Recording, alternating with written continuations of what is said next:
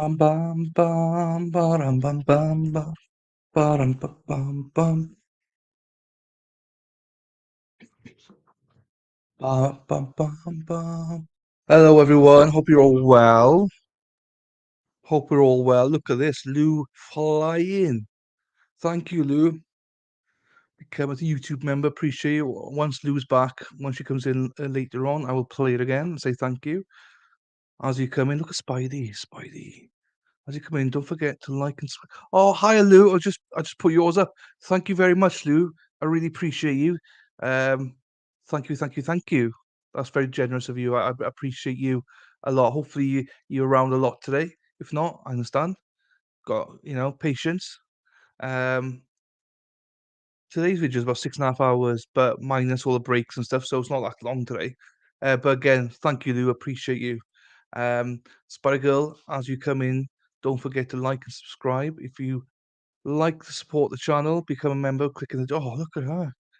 Join button under the video and choose a tier. Each offers different perks. Yeah.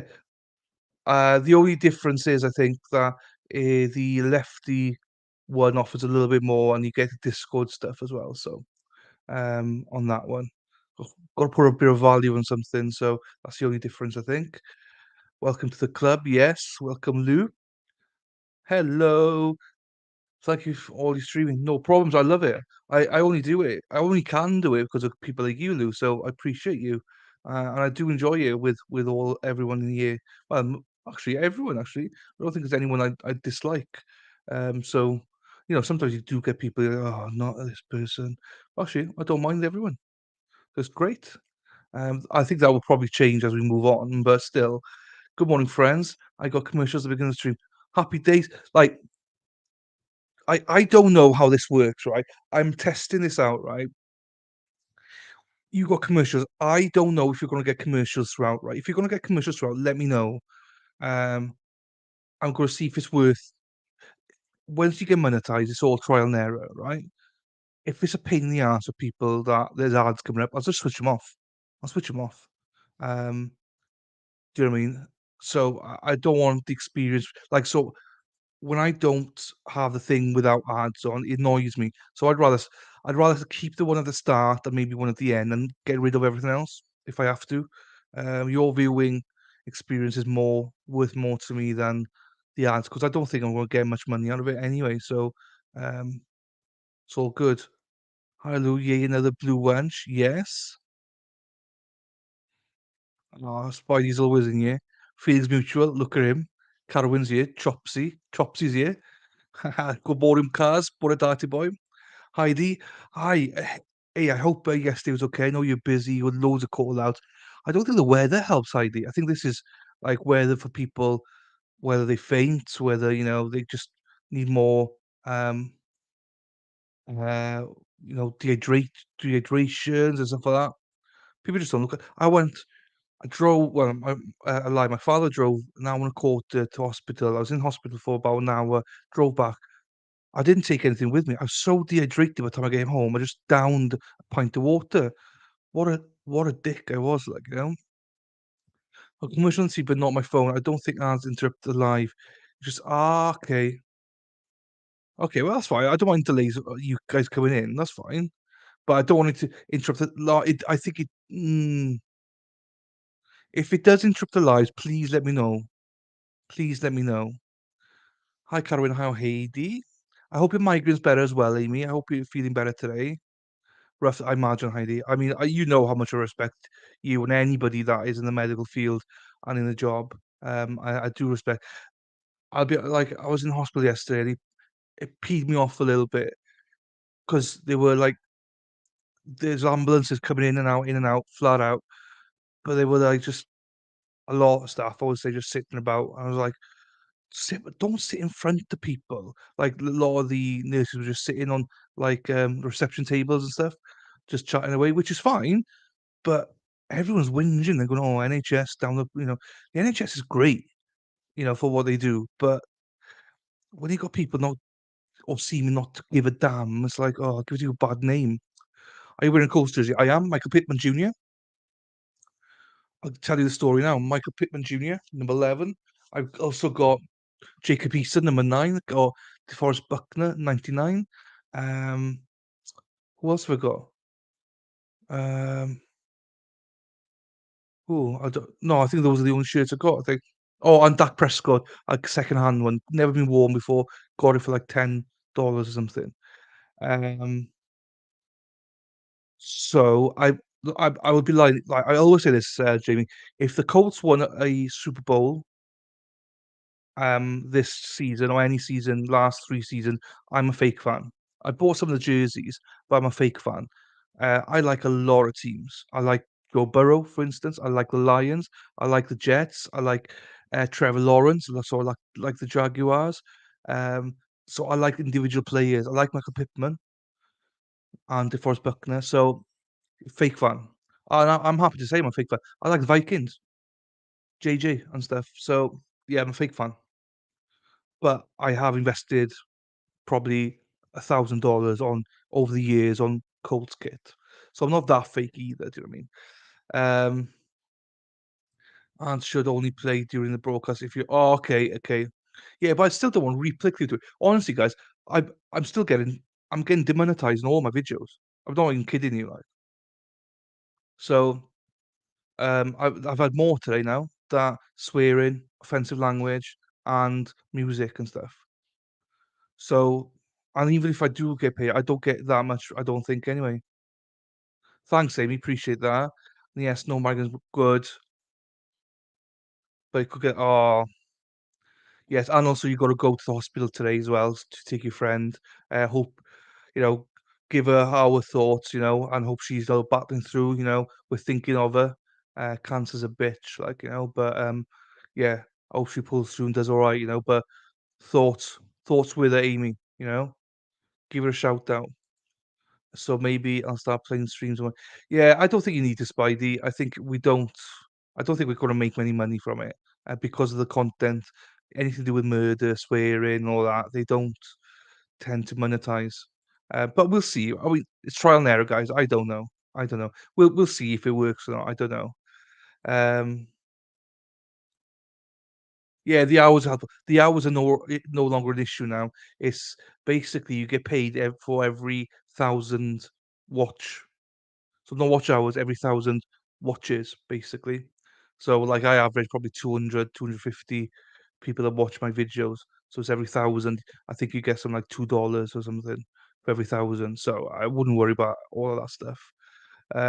That's why Jamie's always saying membership, PayPal's, all them are so important to keep the channel going. Um, Peter Manning fan unknown then. Who do you support now then, Jamie? Is just the Detroit Lions? I watched was showing ads before you joined. Yeah. Yeah, and I don't want that, Lou. I don't mind doing the one coming in and going out, but I don't want your stream experience today to be affected. So if there's any ads during this live, tell me they're going off.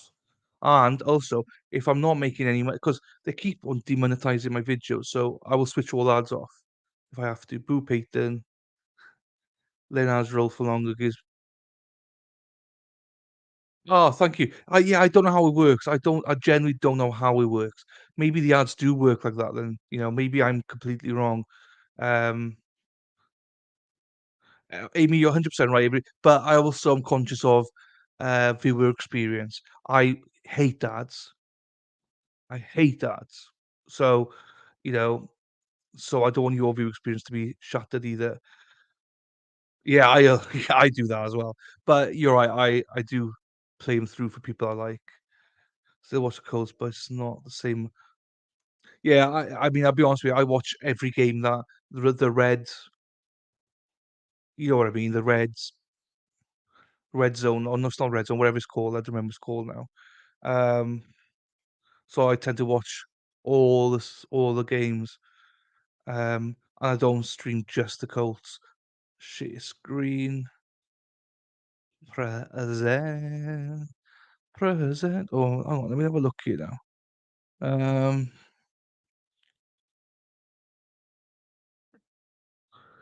they go and break about the Okay. Just checking when they go on break or so. So this one, I think it's gonna be about 5 hours when we skip everything. So, let me play it here now. So about 6 hours. We won't start it yet. We'll start it about 1:30. Let's have a gander on my lovely voice first. Um, I'll just set it up ready.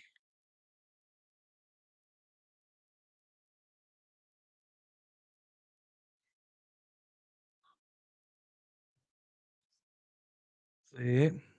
There we are. Skipped 11 minutes already. So it's about 5 hours this will be, and I might play some stuff afterwards. I'm not sure. Where we got here. Let me just get this set up and ready.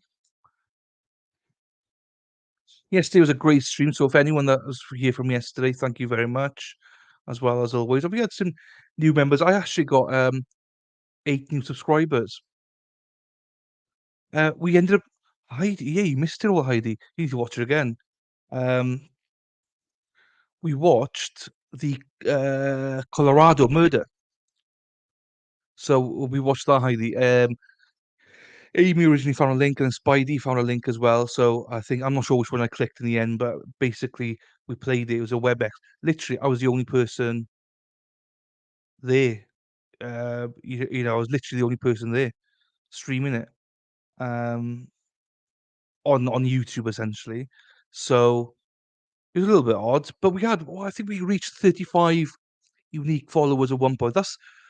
I wouldn't say, I don't think that's the most we've ever had. I think 50 or 55 is the most we've ever had at once, but it lasted like, 10 seconds or something. It was okay, Heidi. The morning one, we missed the father of the victim. Um, so missed that one, missed then the most of the ex-boyfriend's testimony then, but we then got some of the detectives then. It's okay. Shelley gives loads of updates on it, so it's good. It's just it's one of those that we're not into it yet. Do you know what I mean? We need to get a better understanding first of all, I think. We know that it's happened 11 years ago. We know now that he admitted to his ex-wife in 2019, and she told the police in 2022 when they were doing a review of the cold case. That's how he got arrested, and they found the body in the garden of um, his parents' place. So Shelley seemed to think that the reason that he confessed was because to her then, because he felt really guilty that he buried her um, in his parents' garden, and I think his parents might have known, and I carried that guilt as well. So that's what I don't know. We'll see with it. We'll see with it. The Melly trial is nuts. Yeah, apparently it is. But there's so many people streaming it. So if you need want to go, I know some people that normally are here are actually but Caroline, you might be right. Um, yeah, some people normally here are actually watching on another stream, and absolutely, I can't stream everything. So if that's something you really want to watch, I get it, I understand, but I didn't stream it because everyone else is streaming it. Literally, I think I'm the only person streaming this Colorado one. I'm not even joking. So, um, they're using some card that says "Book of Evil Plans" to hide discussion. Yeah, I know. I saw that. That was a bit sick. So far, not much of a defense. The defense seems to be patient. Or sorry, to be paint her as a heroine. That's why I got the impression of Spidey that they were just painting her as a drug addict, basically. Um, So yeah, I mean, we'll see. Also, Heidi, what's good is that they ask questions to the jurors as well. So I like that. They might have burnt the body, Karen. I don't 100% remember. Shelley would know though. I don't know. It's a disgusting defense. Yes, Amy. Yeah, yeah. If I had, as I say, because there's so many other streamers doing it, feel free. Watch it from other streamers. It's like I'm not going to name some people because they told me that they're gonna watch it with other streamers. I was like, It's absolutely fine. Don't worry about it." Um, just want to say in summary, I don't need to see the trial. Yeah, I've heard it's a bit messy. I'm not sure that I'd want to watch it either. This would be But then I suppose Heidi's down your street and it's gruesome and stuff like, you know? We'll give it a little bit longer. Oh, okay, okay.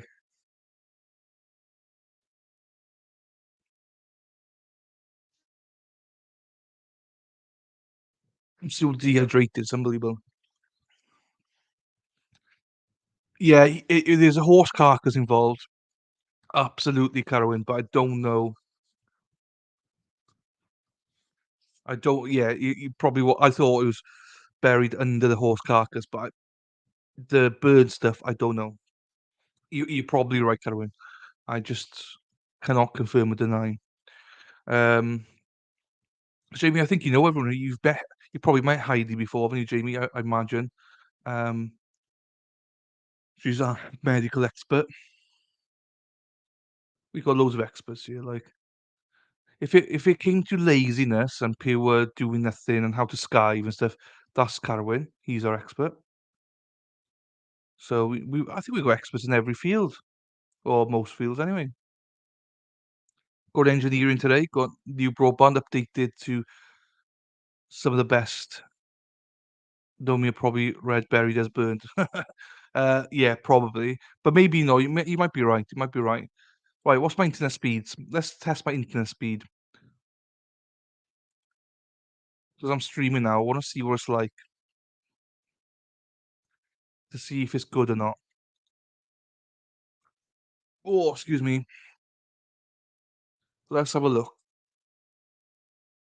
So, oh, my download seems to be lower than what it was earlier on. Let's see. You can tell me if it's good or not.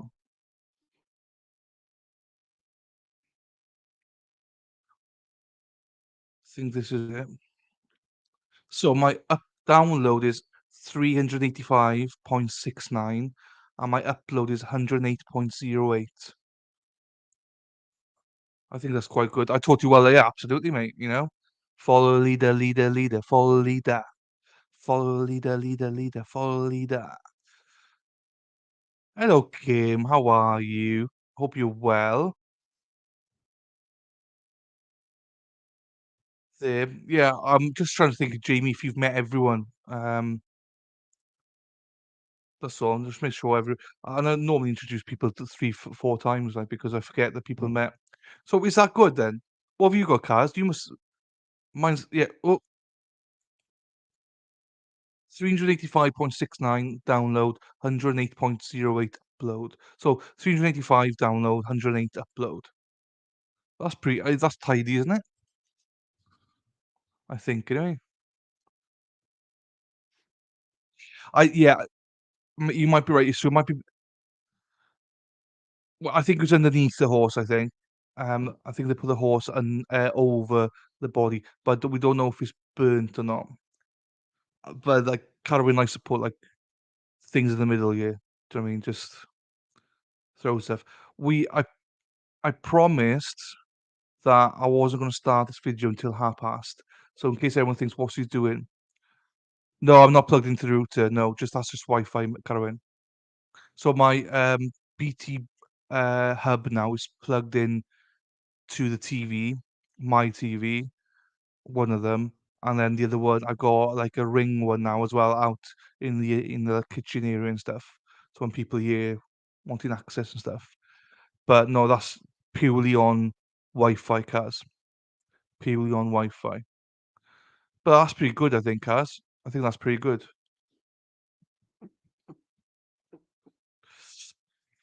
I always wonder what other people have upload and download speeds. So we're giving 10 more minutes, guys. This video literally is going to be 5 hours. And you know what? I'm playing at 1.25 speed, so it's probably going to be 4 hours. And then we'll put some fun stuff on. I'm not sure what the fun stuff is, but we'll put some other stuff on then afterwards. So yeah, where's Spidey, my internet expert? What's your upload and download, Spidey? I'm not trying to do this to brag. I'm trying to do is to understand how how good that is in comparison to everyone else. Um, so yeah, I'm so excited, I just can't hide it. Da-da-da-da-da-da-da-da-da-da.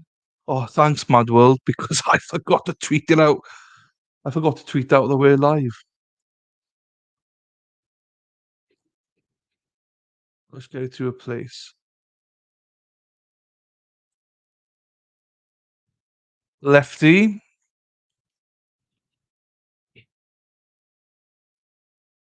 version 6. I just run speed down this. 3 download. Oh my god, 0.46 upload. Oh my god, so my 385 and 180 is fantastic. Lefty, how are you? Lou, my speeds are 385 download, 108 upload. So 385 download, 108 upload.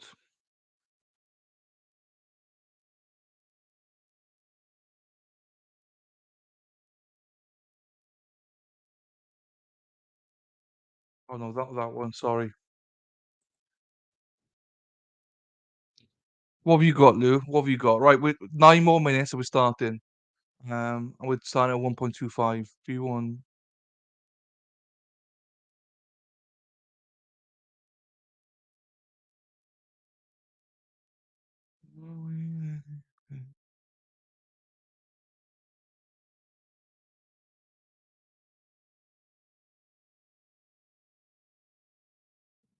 Okay, so it's good.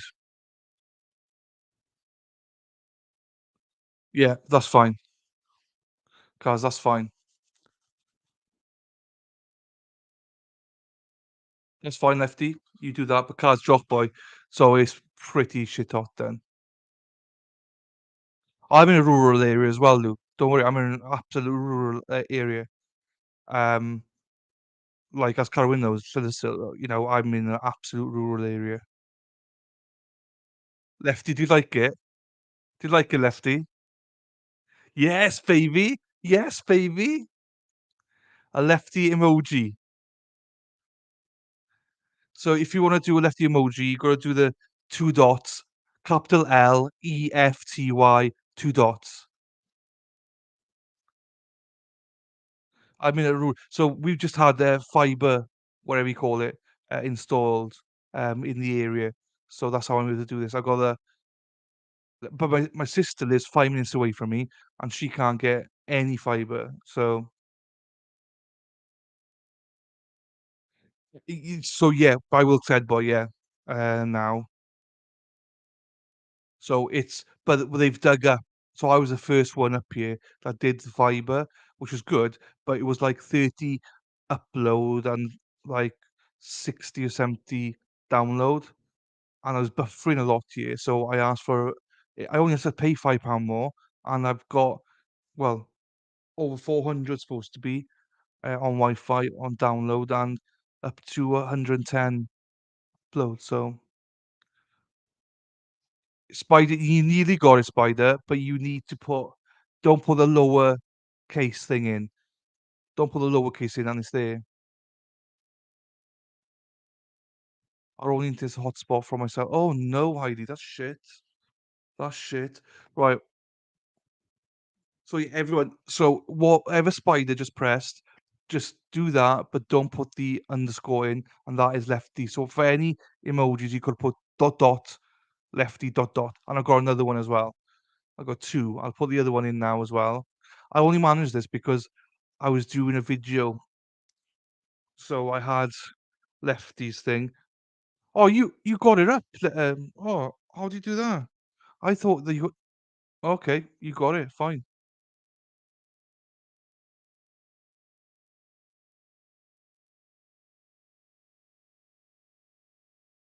It's so it's that, Amy. Then that, and then that. Ah, okay, okay. But it's those dots, Lefty, those dots. Just sort of looking around there. Well, literally those are the only dots, so it's these dots. Yeah, he got it.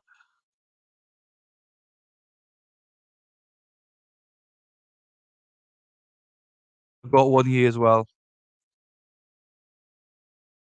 We got 2. I've only made so it was so much issue to do it because it's gotta be 1.1 or whatever, so it's a faff. But anyway, I managed it. Sorry, I'm having coconut.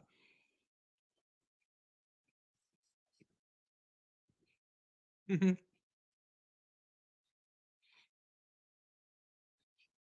Everyone's got it. I will create more. I'll just I have those 2 pictures because of, I had to use it for, a trailer I was doing, so I'll just practice them. No, Madwell, no, it's not Lady Law. Think, what is she? What is she? What do I always call her?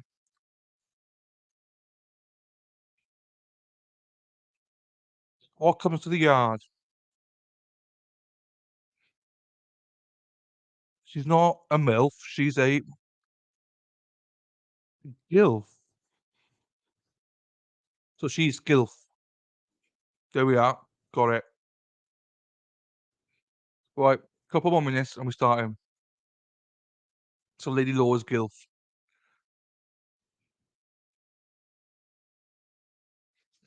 I will add better pictures again. It's more of a test today. Do you know what I mean? It was more of a test.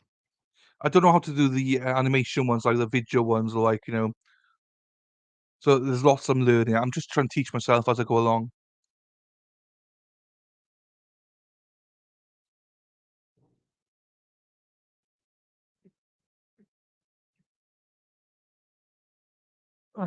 So,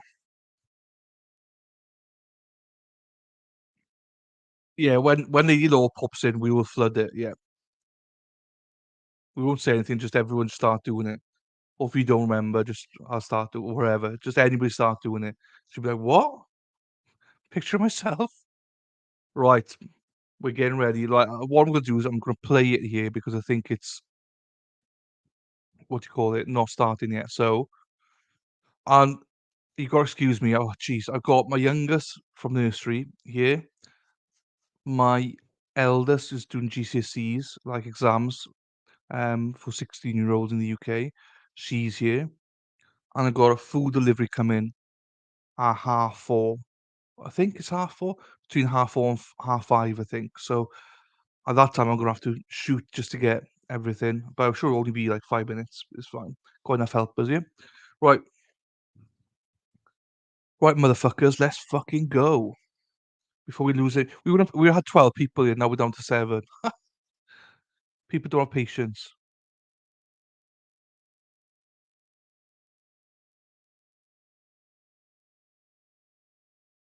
Right, I hope this is working because I can't hear anything yet. Martin, that's fine. Oh, Anxiety, to silence off cell phones and be seated.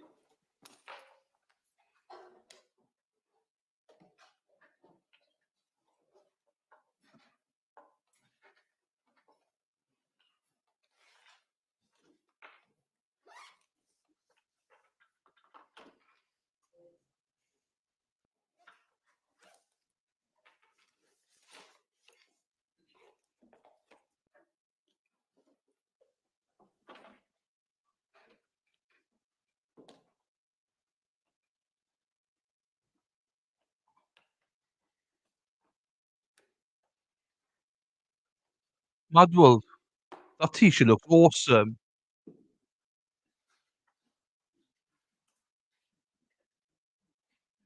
You get out of the sun though. I like that t-shirt a lot because it's the alternate corner t-shirt. Madwell's wearing it, modeling it on Twitter. Because it looks like it's faded, but it's not. But it's supposed to look like subtle, so I like it. Lefty's going straight. use Twitter now to look.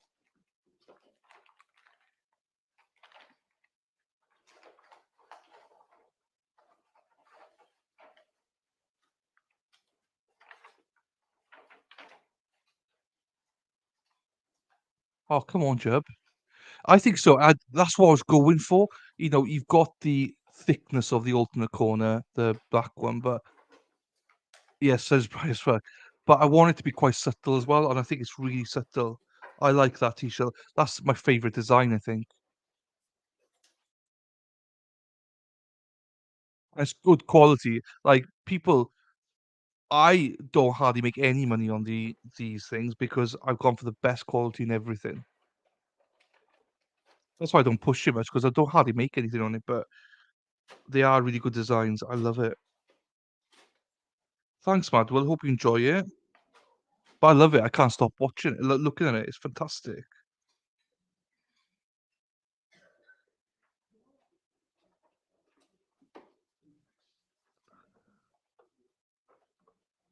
Yeah, I know. That's what I mean. I know it's not faded, but it's subtle. It's not like in your face, like the gore stuff and things, which is what I was going for.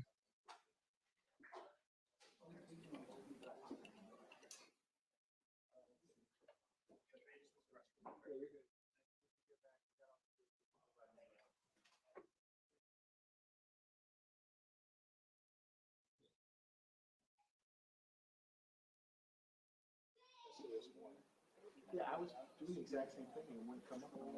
Sometimes what happens, right? You can just hit reset all PC. Yeah, reset all TV. Well, you can just hit reset. You hit reset all TV. And then go now to ping them, which is like that. And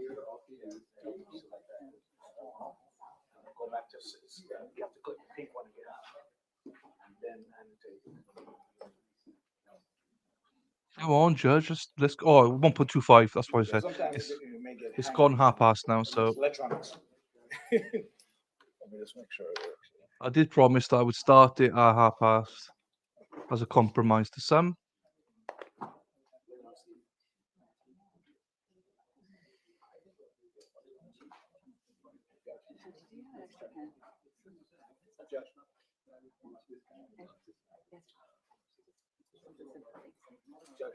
Is he following you?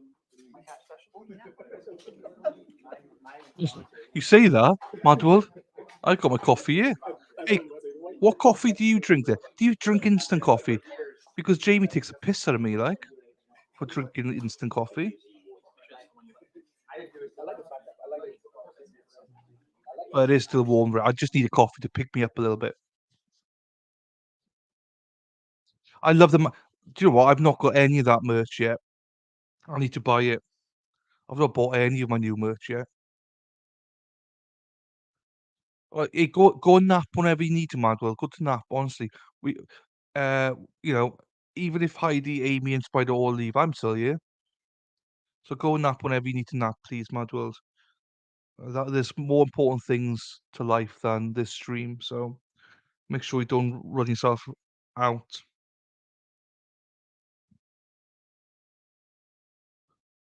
Also, this stream is probably gonna put you to sleep anyway.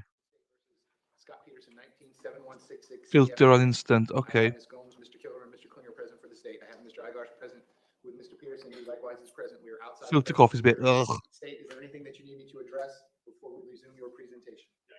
Defense, anything you need me to address? Yes, sir. Go ahead, sir. Judge, throughout the trial, there have been a number of objections to things that I've done in opening and on cross as it relates to bringing out testimony that Scott Israel, former sheriff, conducted a press conference where he announced to the world that my client should have gone in to kill the killer, and he left out a colossal amount of material that would have given the public a different view of it.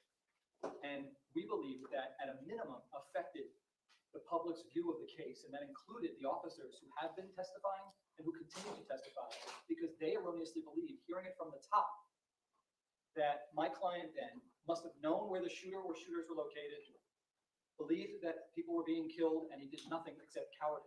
It affected their testimony, we believe so far. We believe that it will continue to do so. That's one reason why we want to get that testimony out. The second reason is that we also believe that it set in motion a political firestorm that included people demanding that my client be charged criminally for acts that were nothing more than innocuous and where my client was being of service.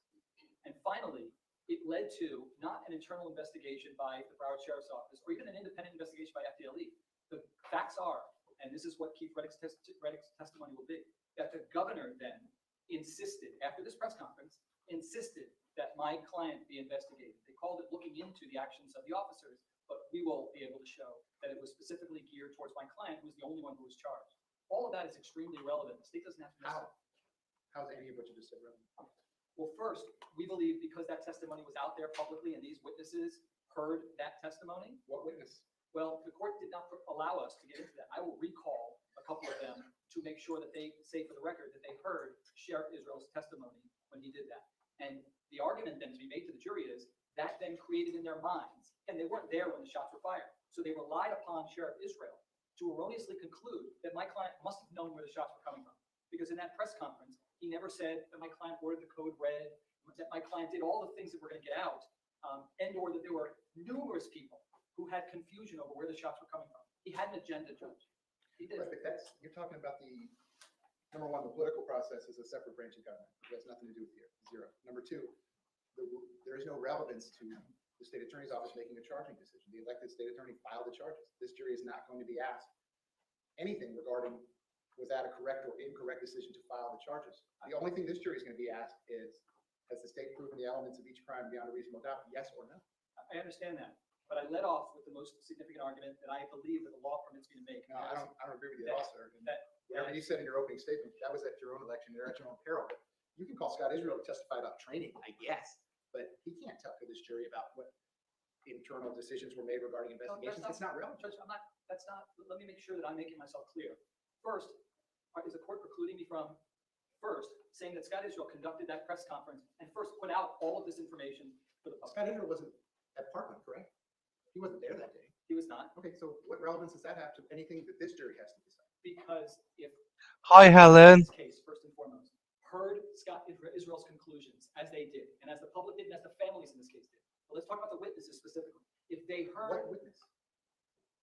we intend to ask that question. I wanted to ask the other witnesses, if I need to recall them as defense witnesses, assuming their testimony is, yes, we heard. Who has said that your client heard shots in the building and didn't respond appropriately? What witnesses testified to that? None of them have. You're right. They've all testified to this is what their training was. And quite candidly, their opinion about the way your client behaved or didn't behave is, again, irrelevant. The jury gets to decide that. I understand that. So that's why I've been sustaining the objections. None of this is relevant. Relevancy is anything that will allow the fact finder to make a decision on any issue that they have to decide. Nothing that you've talked to me about so far today is anything that the jury has to decide. If witnesses hear the press conference that Scott Israel gives, and they then utilize that for their belief as to You what keep occurred- saying that, but what witness? What would you, I think they're talking about witness credibility or bias. I'm not Yes. sure, but so Yes. what witness has been biased? I Or would- what witness's credibility is at issue because they heard a press conference? Specifically, give me a name, sir. I have yet to be able to ask that question of either, I mean, there have been three witnesses that I'd like to ask that question. I would recall Troy, Heinrich, and Burton, and ask them if they heard that press conference Good morning, Gene. prior to ever giving their depositions in this case, which would be the facts. And that does influence their testimony because they're coming in here and concluding that my client must have heard the shots. They didn't, no They one didn't said say- that and you didn't ask them that, sir. Judge, they're not saying it, but our argument is by implication, that's why they feel so strongly against my client. They're willing to say that you got to move towards the sound. And when I say, well, you don't know where the sounds are coming from, you know, what do you Mr. do? Tigers, that's something you can make in a closing argument. No witness has been asked or answered any question regarding their evaluation of your client's training or their evaluation of your client's behavior. They have been asked and they have answered questions and they have testified about their own training and their own behavior. I'm talking about facts, Judge. Sheriff Israel will testify that all he said was he should have gone in to kill the killer. He's not going to testify in front of this jury about that because I'm not going to let him. But if we can prove and thus make the argument that as a result of that, witnesses heard those statements and that they factored that into the analysis of my client prior to testifying. Witnesses aren't, Mr. Tigers, these witnesses aren't giving their analysis about anything. Detective Polo testified to what he did, and then we watched his body camera, and it showed what he did. On that day, February 14, 2018, what media event he viewed or didn't view afterwards couldn't be less relevant to his testimony. By implication, all three, Heinrich, Schroy, Polo, and Burton, all, we believe, gave testimony suggesting erroneously that my client should have continued to move closer to the sound, believing that, they all believed that that could have been possible. And they only believe that because Sheriff Israel gave that press conference. Which is exactly the reason why we don't let witnesses give their opinions about anything. Fact witnesses testify about facts. Expert witnesses can testify about an opinion. If the jury believes them to be an expert, they can listen to their opinion or disregard their opinion. But fact witnesses testify about facts, period. Their I mean, facts. I'll let you proffer whatever you want outside the presence of the jury. I'll send the jury out. You ask the witnesses whatever questions you want on appellate review. If this doesn't go your way. If it turns out that I'm mistaken in that decision, then I guess the District Court of Appeal will let me know that. But no one can talk about a media event or why a charging decision was made or any political motivation for anything. Period. So just so we're clear, we can move on. The court over my objection is precluding me from calling Scott Israel to testify that this is what he said during the press conference, that my client should have gone in and killed the killer. I'm not going to give you a advisory opinion as to anything. You can call whatever witness you want. If it's something that we need to proffer outside of the jury, then I'll send the jury out and you can ask the questions however you see fit. I just wanted to avoid bringing him in if the court's not going to even let me get into these areas. I will let you put it on the record, sir, but not in front of the jury. Look, I'm looking at the preliminary jury instructions. This is 16.5, neglect of a child with great bodily harm, permanent disability, or permanent disfigurement. Number one, the defendant willfully or by culpable negligence failed or omitted to provide said victim with care, supervision, and services, or the defendant failed to make a reasonable effort to protect the victim from abuse, neglect, or exploitation by another. Two, in doing so, the defendant caused great bodily harm, permanent disability, or permanent disfigurement to the victim. Three, the defendant was a caregiver for the victim. Four, the defendant was under the victim, was under the age of 18 years of age.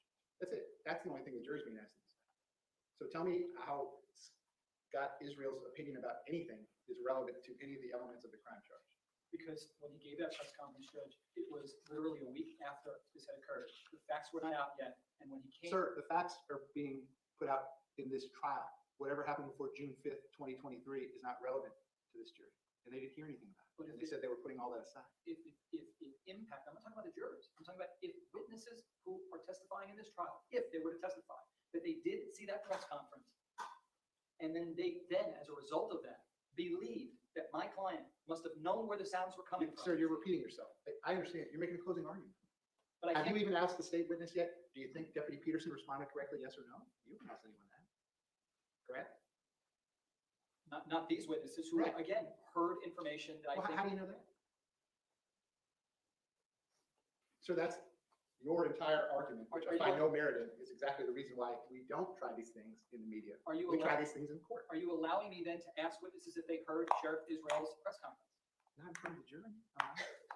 Tell me, when we get done with each witness, if you want me to send the jury out and you want to proffer their testimony, if I hear what the questions and answers are, and I think that it's relevant and it's admissible, then we'll bring the jury back in and then you can ask your questions. Will the court permit me to call Sheriff Israel to say that he never contacted my client to find out what he knew? Tell me why about? that's relevant. Why is that relevant? To this jury. To determine what Sheriff Israel, the leader Who of, cares what Sheriff Israel determined? He didn't file the charges. Do you think the state attorney's office ever files charges that the law enforcement doesn't agree with, or vice versa? Do you think there's times when law enforcement wants charges to be filed and the state attorney's office chooses not to do so? You're talking about different branches of government, sir. there's a This difference. is very basic. There's a difference between what the court may believe either in this case or in other cases. I don't believe anything, sir. I'm the referee. All I do is apply the rules. And or what I'm capable of arguing to this jury, which to my core, it's not just a symbolic defense argument, it's what I believe. And if I can't ask about Sheriff Israel and the fact that he had a plan to throw my client under the bus, okay? In this instance, I could say that he didn't speak with my client even though he had his personal cell phone, that he then held a press conference after initially defending my client and other officers, and that he announced to the world that my client didn't go in to kill the killer, erroneously suggesting that he knew where the killer was exactly when the shooter was there. And then when a parent asked him about it, instead of correcting the record, he then said, yeah, you're right, he's a coward, we don't know why he didn't go in. Making that parent believe erroneously that he was responsible for her daughter's death when my client wasn't even there when her daughter was killed on the first floor. And then from that press conference, which again led to the Oval Office, it got out there, people saw it, the witnesses, if you'll allow me, I'll recall them, they'll say that they saw it. How do you know that they saw? I believe they did, Judge. I think he was out there. And if not, they say no, then okay, I lose on that issue. Why didn't you ask me to proffer that outside the presence of the jury up to this point? Judge, I thought every time I brought up that subject matter while I was up there, Because it's not relevant, sir. Scott Israel didn't make the charging decision in this case, correct? You do understand that? I understand. Okay, so But again, from- who the elected state attorney decides to charge with a crime, and whatever crime the elected state attorney decides to charge is the purview of the elected state attorney. That's the executive branch of government. This is the judicial branch of government. Your client's pled not guilty. We're going to introduce facts in this case, and the jury gets to decide. If Sheriff Whitting's testimony, I proffer to you because I took his deposition, is we only conducted a criminal investigation because the governor No, I'm not going to let you say that. ordered us to, and that came after this famous press conference, which got picked up everywhere. Mr. Agash, you're not listening to me now. We're behind schedule. So what does any of that matter? Not What, only- what question does the jury have to be asked? I'll ask you again. What issue does the jury have to decide that has anything to do with anything that you've just talked to me about for the last 17 minutes? Whether there's bias, motive, interest on the witnesses, in the witnesses' perspective, if they saw that press conference and it impacted them, then it's You relevant. didn't ask them. I plan on, because quite frankly, it shut me down, Judge. I was gonna get No, into that sir. area. No, sir. All you have to do is tell me what you want to do. I'll send the jury out. We can do a proffer outside of the presence of the jury if you Okay. think that I'm ruling incorrectly. And we can go from there. But what one investigator or 100 investigators decided to do or didn't do, and what their motivations for doing that were or were not, is totally irrelevant to what this jury has to decide. Your client is charged with these crimes. This is his trial. And the jury will decide if the state has proven beyond a reasonable doubt whether he's guilty or not of each element of each crime. But they're never going to hear me read, why did Scott Israel do what he did? Why did Investigator Riddick do what he did? Why was the defendant charged with the crimes that he was charged with? That is not the purview of the jury. Therefore, none of it is relevant evidence. If I'm saying he's not guilty, I believe that I have the right to say these charges were politically motivated. Well, you are incorrect, sir, but you're entitled to your own belief. But in this courtroom, my decision on what's relevant or not is. I'm going to certainly respect it and respectfully disagree with what I'm All right, allowed well, to. Mr. Igars, here's what we'll do then. You come back tomorrow or after the lunch break or any day, and please bring me any Florida case, any Florida statute, any rule of criminal procedure that says the motivation for criminal charges is relevant. I invite you to find one Florida case in the history of the criminal courts of Florida where the decision to make a charge or not make a charge is relevant, admissible testimony. Anything else, sir? We're done with this subject. Yes, but on that first issue that I brought out, what a witness saw and where they got their information from prior to testifying would be relevant. No, what a witness saw and where they got their information from about what they're testifying about. Yes. About February 14th, 2018. That is relevant. So I would like to be able to ask witnesses, did they see Sheriff Israel's press conference? And if that influenced them in any way in formulating the facts about which they're testifying? You just said, did someone's press conference influence their version of the facts? Yes, sir. Well, I think you just made my argument for me, sir. Okay, anything else? No. Okay, very good. Please bring the jury. State, you have your next witness ready to go? Bloody hell. It's as if they both got a dick sound got it right. Which one's bigger? And the judge was like, mine's definitely bigger. So shut up. Steve Cottrell, yeah, you're right. Steve Carell, sorry, you're right, Spider. Helen, welcome. I didn't see you yesterday. Chat was going, so welcome. Jean as well, welcome. Glad to have you guys here. Anyone else wants to start saying yo? I've never watched The Office American one, so I don't know what you're on about, Spidey. Ooh, that was, I don't like cringe. I was getting a bit too close. But yeah, welcome everyone. So Helen's got shopping coming. So have I. 4:30. Morrison's delivery, 4:30 to 5:30. I got my nieces shouting in the background. Great. And anyone else that's new, please say hello as well. So obviously, just for people to know, this was from yesterday. We're watching it fresh because there's no court today. Never watched it either, but it's just me. Oh, okay. We've had this discussion. The British Office just pisses all over the American one, in my opinion. So yeah, keep chat going. Elizabeth Diane. Oh my God. Elizabeth, how are you? You were here before. Elizabeth. Do not move, Elizabeth. Do not move. Do not move anywhere. Jurors entering.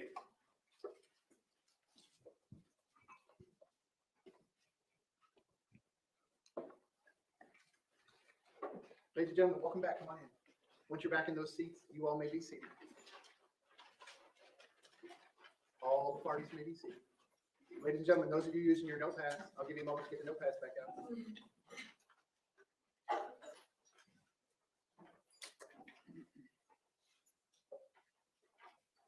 All right, ladies and gentlemen, welcome back. I hope you had a nice night. When we pressed pause on the trial yesterday, we were in the middle of the state's presentation. We're going to resume at that point. State, when you are ready, you may call your next witness. Yes, Your Honor. It's time to state Detective Danny Christian.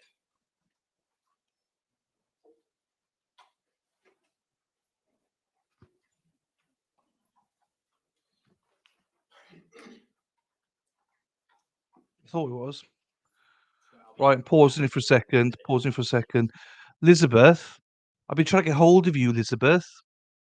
Elizabeth Diane, you won a prize. I'm sure we can see this.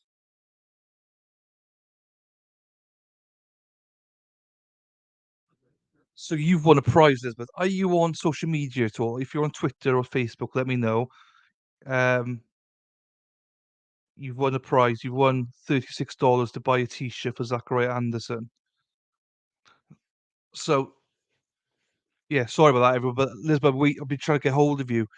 So Elizabeth Diane, please let me know what your social media at is, and then I just need your PayPal, basically.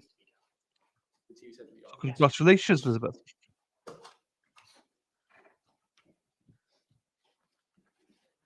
Court Deputy Unit, we're going to need the TVs off, please. Sir, if I can have you come all the way up here to the witness stand, please. Good morning. Once you reach it before you have a seat, you can just stop and look at me, raise your right hand. You swear to tell the truth, whole truth, nothing but the truth. I do. Please be seated. And sir, once you're seated, if I can just scoot that chair all the way up as far as it will go. Can you please state your full name and spell your full name? My name is Detective Danny Christian. The last name is spelled Krystyan. D-A-N-N-Y? Correct. Mr. Gilmore, you may inquire. Thank you. Detective Christian, where do you currently work? I currently work for the Broward County Sheriff's Office. I've been with the Sheriff's Office for approximately 22 years, and I have a total of approximately 27 years of law enforcement experience. I'm currently assigned as a crime scene detective, and I've been with that unit for approximately 9 years. Prior to that, I was a road patrol deputy, and prior to that, I was an officer at Waverly PD in Waverly, Ohio. Now, back on February 14th of 2018, were you assigned to the crime scene unit at that date, at that point in time? Yes, sir. Now, in regards to what occurred at Marjory Stoneman Douglas, were you tasked with doing anything specific? Yes. With the building? I was assigned as the lead forensic detective for the first floor of Building 12 in the Marjory Stoneman Douglas campus. Did all of the work that you conducted take place in regards to the first floor? Yes. Now, as a crime scene detective, what were you tasked with in February 2018 for the 1200 building Marjory Stoneman Douglas? So as a forensic crime scene detective, our job basically is we have three primary goals. Number one is to document the crime scene. So we do that in numerous ways. What we'll do is we'll take photographs, generally first thing that we do. The second thing we're gonna do is we're gonna take some 360 photography, which is kind of like when you're buying real estate and you kind of put you in the middle of the room and you can kind of look around on your computer screen to see everything in perspective. The other things we're gonna do is if it's applicable, we're gonna take aerial photography. We'll do that with either a drone or a helicopter. So those are different ways that we'll document the scene. And we'll also take measurements of the scene if we need to as far as documentation. And we're going to notate where all the evidence is. So that's something that we can recreate a crime scene later on if we need to. In terms of the actual physical evidence, what do you do with, let's say, for instance, shell casings? So normally we would document it photography-wise. Then at some point we would collect it. And then after we collect it, if it needed be, we'd process it. And then we'd have it ready to present to trial. What do you mean by process it? So in some cases, we may be looking for fingerprints or DNA. So if that's the case, we would that's what we consider processing if we're looking for a particular type of substance on the evidence. And in many cases, it'll be either DNA or fingerprints. In this particular case, when you were tasked on the first floor, did you take photographs of the first floor? I did. Your Honor, may I approach the witness? You may.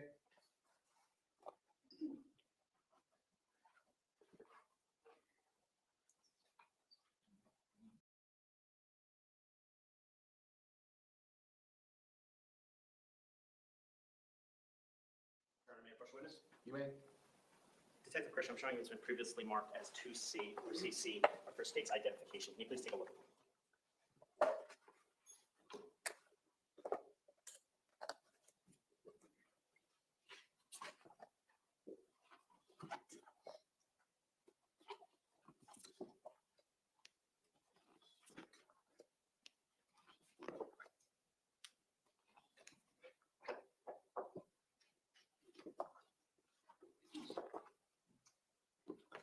Detective Christian, do you recognize these 9 pictures? I do. Are these a true and accurate representation of the photographs taken at 1200 building of Marjory Stoneman Douglas campus on February 2018?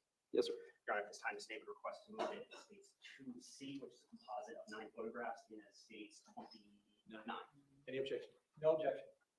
Without objection, states 2C for identification will now be in evidence as States Exhibit 29, a composite exhibit of 9 photos.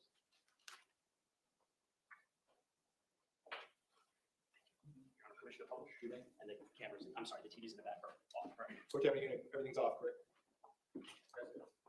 Detective Christian, I'm not showing you. What's now in evidence is states 29. Do you recognize this photograph? I do. And what is it of? This is building number 12, Marjory Stoneman Douglas. This viewpoint is basically east looking west, and that is the east side of the building 12. I'll show you the second picture. Is this a closer up of that, what we were just looking at? Correct. Now, are you familiar with, is the imitator working on it? That's correct. Can you mark the main hallway, the doors to the main hallway? You can actually circle it on your screen. So that's to the main hallway to where the classrooms are. Correct. And the door to the right, tan in color. What does that mean? That's access to the stairwell.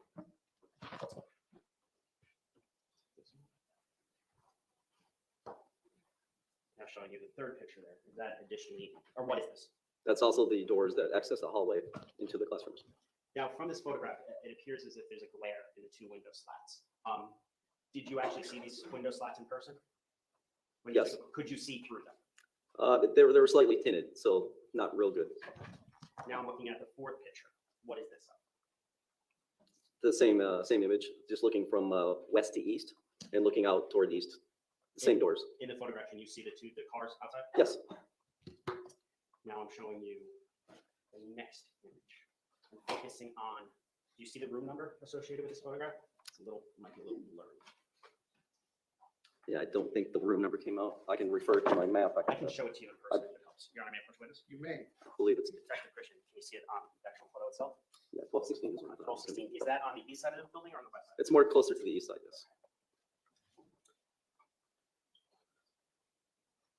In this photograph, do you see shell casings? I do. Where are they located? Can you just circle or highlight the location of? Yeah, so there's quite a few. There's, Oh, I'm sorry, Oh. that's the pencil. I apologize. there we go. There's some here, some here.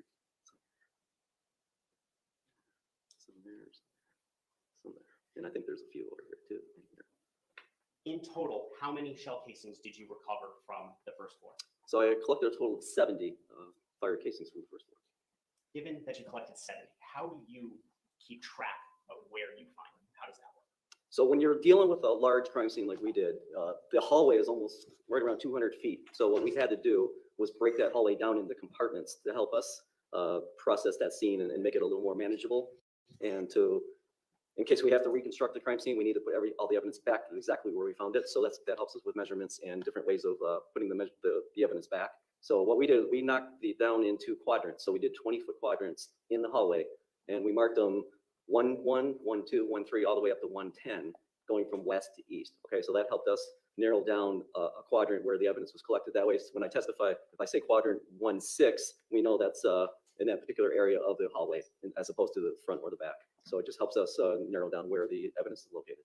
In regards to room 12 or outside room 12, 16, what quadrant is this? Do you recall? That would have been probably quadrant 1, 8. 1, 8. Okay. So 10 is on the east side. Yeah, 10 Quadrant is, on the east 10 side. is east, and then the quadrant 1, 1 is on the west side. Showing you now the next picture. And just to let you know, we also did the same thing on the second floor and the third floor. So if you do hear any testimony about those floors, the quadrants are exactly the same way. Instead of 1, 1, it would be 2 for the second floor, and it'll begin with a 3 on the third floor. Okay, now showing you the next picture. Do you recognize this? Yes, this is a viewpoint west looking east. Do you see any shell casings in this particular photograph? Yeah, there's a couple in Can here. you circle them as well for the jurors? One there, please? one there. I think there was one in the back there too, somewhere. That might be one there too.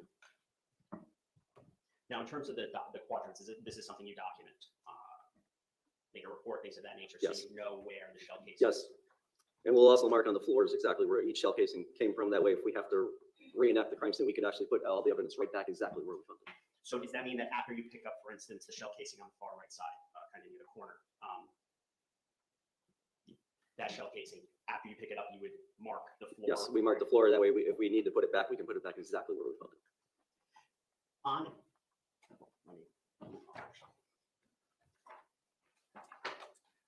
Do you recognize this photograph? Yes, this is the west side double doors of building 12. This is a viewpoint from east looking west. So this would be quadrant 110. 110. Correct. You see the pink rods kind of sticking out? Yes. What are those? Those are ballistic trajectory rods, and we use those as a tool. So whenever there's a projectile sight in what would be easier for you maybe to understand would be a bullet hole. If we find a bullet hole that a bullet penetrated through, we'll put that rod in there, and that rod kind of gives us a general idea of the direction that bullet came from. So the rod kind of points in the direction where the bullet came from. They're showing you the correspondence, that photo with the next one. What are we looking at here? So those are the same west side double doors that lead into the hallway of first floor building 12. And what we have there is we have a couple of trajectory rods. You see penetrated that door on the left. So going back to the photograph before, we see more rods, for instance, in this area over here. Yes. Do you recall if it corresponded to projectiles leaving the building? So there was only a total of 2 that actually penetrated the door. And are those, You can see the 2 where they're sticking, the rods are sticking out, yes. And we did find evidence that the bullets may have most likely traveled to building 13, which is west of that area, because we did find defects on the wall where the bullet most likely struck. and just for clarification purposes,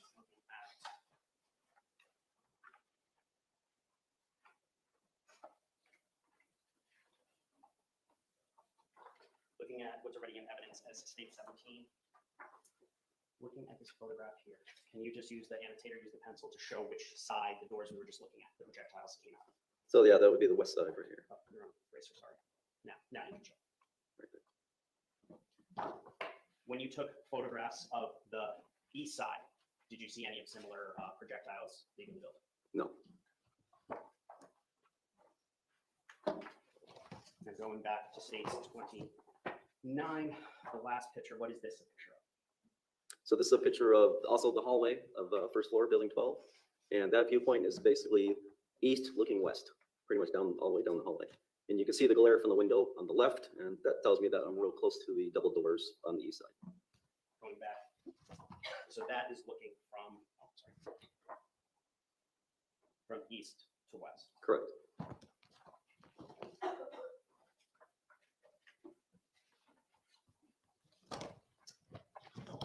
And you stated earlier that you found 70 shells. Where were any of the shells found in classrooms? No, all 70 fired casings were found in the hallway.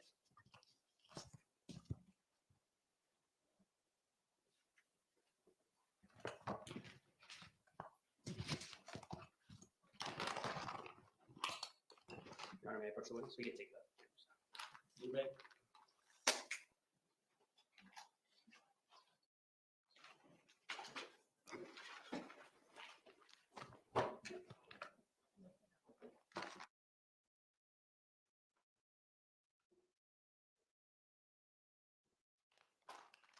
Detective Christian.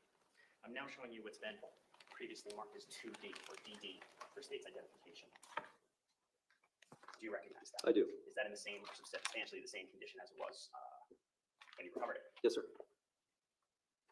Your Honor, at this time, the state would request to move in states 2D as states 30. Any objection? No objection. Without objection, states 2D for identification will now be in evidence that it states exhibit 30.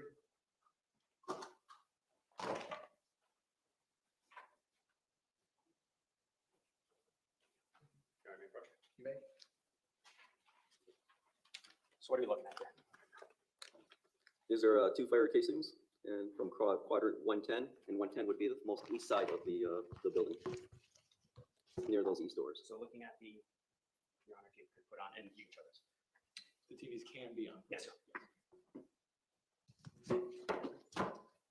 Detective, can you repeat? Oh, wait for them to come on. Using the annotator, using the pencil. Where were those approximately located? So these were right here in quadrant 110, right in this area. And that's 2 shell casings? Correct. Okay. Your Honor, may I approach the witness? You may. I'm now showing you what's been marked previously for identification as states 2E. Do you recognize that? I do. Is that in the same or substantially the same condition as when you recovered it? It is. Okay. And what is it? This is a fired casing recovered from quadrant 19, which would be in this area right here. Your Honor, at this time, the state will request to move in states 2B for identification as states 30. Defense, any objection? No objection. Without objection, states 2E for identification will now be in evidence that is State's Exhibit 31.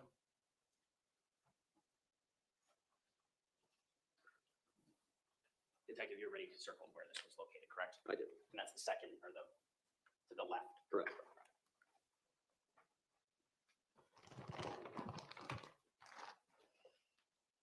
Your Honor, may I proceed? You may. Detective, now showing you has been previously marked as 2F or FF for identification. You recognize this? I do. And is that in the same or substantially the same condition as when you recovered? It is. And what are they? These are 20 fire casings recovered from quadrant 1A. Your Honor, this time the state will request to move in and previously marked as 2 right for identification as 2F and it has states 32. Any objection? No objection. Without objection, Right there. states 2F for identification will now be in evidence that is State's Exhibit 32.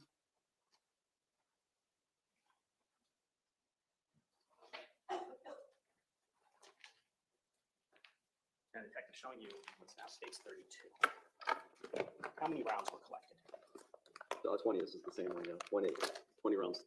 Why are they broken up individually into different vacuum So these are seals? the different manufacturers. So they're all pretty much the same caliber. They're all either .223 or 5.56, which is actually a similar round that can be shot out of an AR-15. Most AR-15s can shoot either round. So most of the ones that I did collect were 223s. There were a couple of 5.56 NATO rounds as well, but this one looks like it's mainly 223s. And these were collected from quadrants 1A. 1A, which is the farthest to the left circle now. Correct.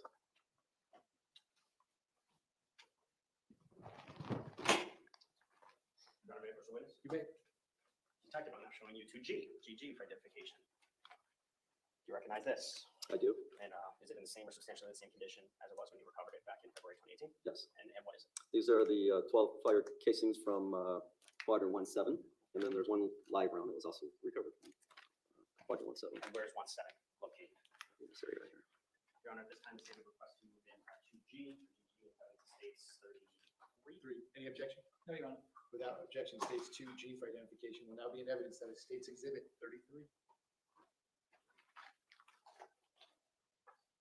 And detective, same question as before. Why are they vacuum sealed in different?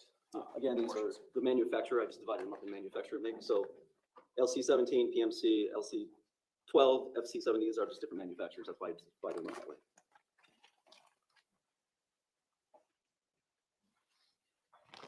Your Honor, may I proceed, witness? You may. Detective, I'm now showing you it's been previously marked as 2H for identification. Do you recognize that? Yes. Is that in the same, substantially the same condition as it was when you recovered it back on February 14th of 2018? Yes, sir. Speak up. Near? Both. Okay. Is that in the same or substantially the same condition as when you recovered it back in February of 2018? Yes, sir.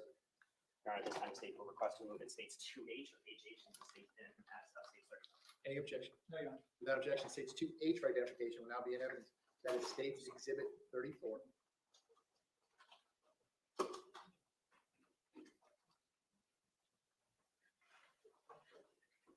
Detective, did you already mark on the screen which quadrant this came from? I did.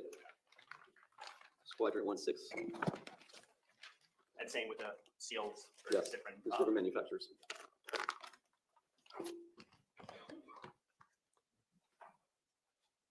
Your Honor, may I address the witness? You may. I'm now showing you it's been previously marked as states 2I or II for identification. Can you take a look at that? Yes. Do you recognize that? Yes, these are the 3 fire casings I collected from quadrant 1-5. Are they in the same or substantially the same condition as when you recovered? Yes, sir. Your Honor, at this time, is a request to move into I or II into evidence as states 35. Any objection? No objection. Without objection, states 2I for identification will now be in evidence that is State's Exhibit 35. And you just circled around the area that Correct. says 0, 1, 2. Is that correct? 1-5 is the, yeah, 1-2 is the number on the, On the map. but quadrant Yeah. 1-5, correct.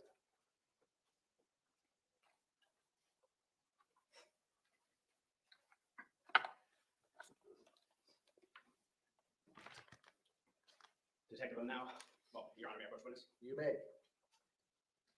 Detective, I'm now showing you it's been previously marked as 2J or JJ for states identification. Do you recognize that? I do. It's in the same or substantially the same condition as it was when you recovered it. It is. What is it? This is a fire casing collected from quadrant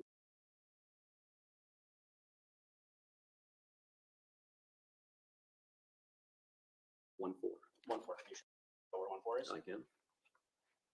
Sorry. Your Honor, at this time, the state would request to move in states 2J or JJ into evidence as states 36. Any objection? No objection.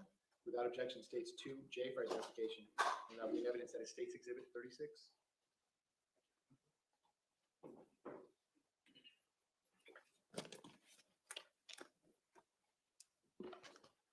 Your Honor, may I approach witness? You may. Detective, I'm now showing you what's been previously marked as, for state's identification purposes as 2K or KK. Do you recognize that? I do. And what is it? This is the fire casing collector for quadrant 1-1. And where's 1-1? That would be right next to the west side doors. Okay, just, Yeah, absolutely. Your Honor, at this time, or is this the same or substantially the same condition as when you recovered it? It is. Your Honor, at this time, the state will request to move in states 2K or KK or states 30. Defense, any objection? No, Your Honor. Without objection, states 2K for identification will now be in evidence. That is State's Exhibit 37. And Detective, you just described this as 1-1, states 37, and states 36 as being in 1-4. Correct. Okay, so there's a gap in between where 1, 2, and 1, 3. So basically the restrooms, the bathrooms, and the, close to where the teacher's lounge. Can you just mark that area where nothing was found? Right in this area right here. And when you were on scene, did you also document the deceased individuals on the first floor? I did. And how many deceased individuals were on the first floor? There was 7 that were present when I was there, and then, but a total of 11 were shot on the first floor. Were shot and killed? Yes.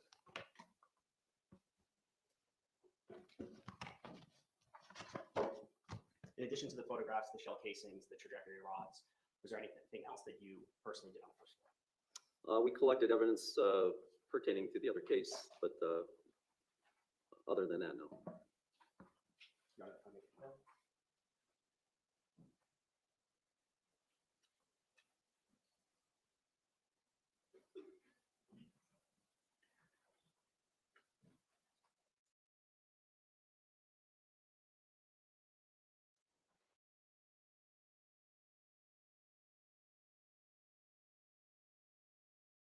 Your Honor, this time the state has no further questions for Detective Grisham. Okay, cross-examination. Go ahead. Defense has no questions. State, is the witness excused? Yes, Your Honor, I would just like to publish these to the jury. Yeah, he may step down. He may step down, publish yes. his exhibits to the jury. Thank you very much, sir. You may step down. Thank you, Your Honor. Again, ladies and gentlemen, if you just want to take a look at it, pass it to your neighbor till they go all the way around. And again, I'll repeat what I told you previously. This is not the only time that you will see these exhibits. All these exhibits will be with you in the jury room while you are deliberating.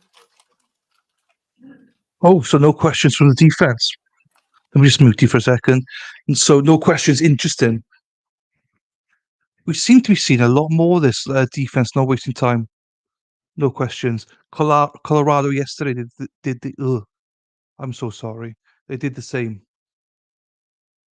But we didn't address this. But wow, did you see the judge and the defense lawyer go at it at the start? That was like.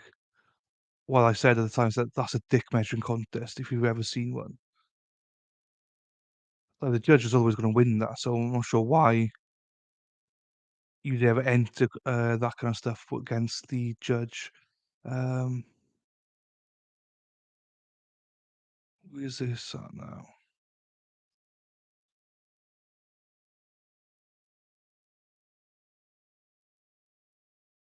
So just a reminder, this is day 5 from yesterday for the Parkland officer.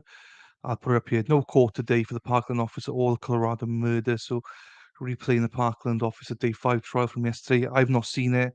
I know many of you haven't seen it either. So that's what we're playing. Sounds on this lefty. Lefty's on his yeah. Lewin won't say nothing. What was it about? What about Carwin? I think he should be prosecuted. It's just cruelty and inhumanity to be one word. So suffering. I don't think. Right. Fine. No, I'm the same. I don't think he should be either. It's not like it's a he's been through enough. He's been ridiculed. He's been called a coward. He probably can't walk the streets anymore where he lives. So, I think he's suffered enough. Enough. Is it only me that thinks that Scot Peterson looks like a poor man's Mark Shiner? Yeah, no, it does a little bit. Does a little bit. The Cumpa at the start. So the Cumpa Mas, Welsh word of the day, Cumpa Mas, falling out. So cum po is falling. Falling is cum po. And out is mas. Out is mas. So cumpo, mas, falling out. But if you just remember the mass, it's out, mass, not mace, mass. It's too early for me, Mod. Well, yeah, it's what 9:15 with you, Lefty. 9:15. Yes, this is an interesting. The problem with this case is it's boring. It's quite repetitive, but we've always said this case is gonna set the precedent for school shootings and what people do in those situations moving forward. So it is super important. I just don't think this is the right case to do it against. Someone said the other day, and I don't remember who, that um, it feels like they're trying this case, or it might be Amy, that they're trying this case because they didn't get to do the Nicholas Cruz case just to prove a point. And it does feel like that a little bit. And everyone knows we're back to the Colorado one tomorrow. So yeah, tomorrow we got the Colorado one, full day, and then we're playing this one afterwards if you've got enough time. And this one's got one witness for the state and the defense start. And Friday's a half day on this court and full day in Colorado. Oh, right, sorry, I didn't see you come in. Right, let me shut up and let's get to it. Broward Sheriff's Office, Now, going back into February 14th of 2018, what unit were you in? crime scene unit. And what was your main responsibility in the crime scene unit? I was a crime scene detective. What do crime scene detectives do in general? We go to scenes and process scenes, And by processing, you mean collecting evidence, photographing, documenting. So those specific tasks that you were assigned, is that something that you did at Marjory Stoneman Douglas in February of 2014? Yes, Were you specifically assigned to a floor in the 1200 building? I was assigned to a floor and I was also assigned to the hallways. Okay, and was that on the third floor? The floor that I was assigned to was the third floor, yes, sir. Thank you. Now, while you were conducting your job on the third floor, did you see remnants of gunshots? Yes, How many gunshot shell casings did you find? I collected 61 on the third floor. Did you collect any other on any other floor? I collected in the stairwell, 2. In the stairwell, on what floor? It was on the first floor. It was a 1200A was a stairwell on the west side. Okay. So while you were assigned to the third floor and predominantly did most of your work on this third floor, you also happened to be the crime scene detective at the time that collected the two shells from the west stairwell. Yes, sir.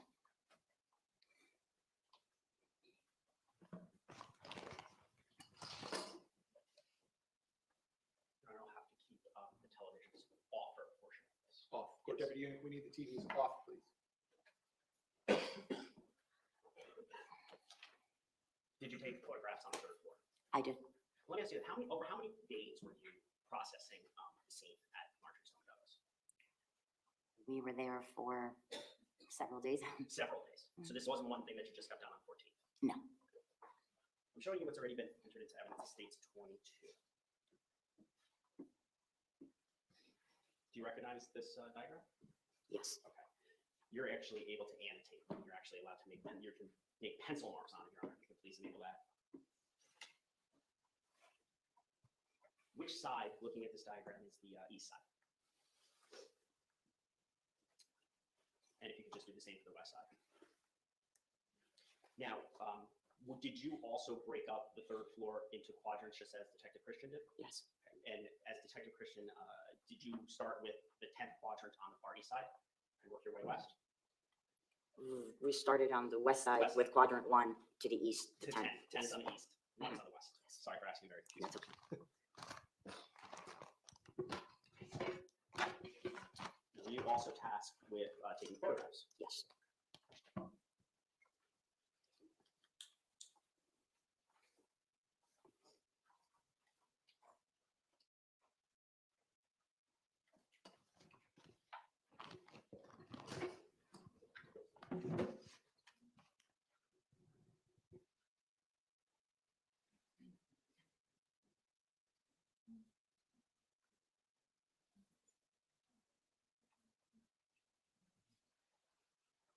You want me to approach witness? You may. Detective, I'm showing you what's already been previously marked as 2M for identification.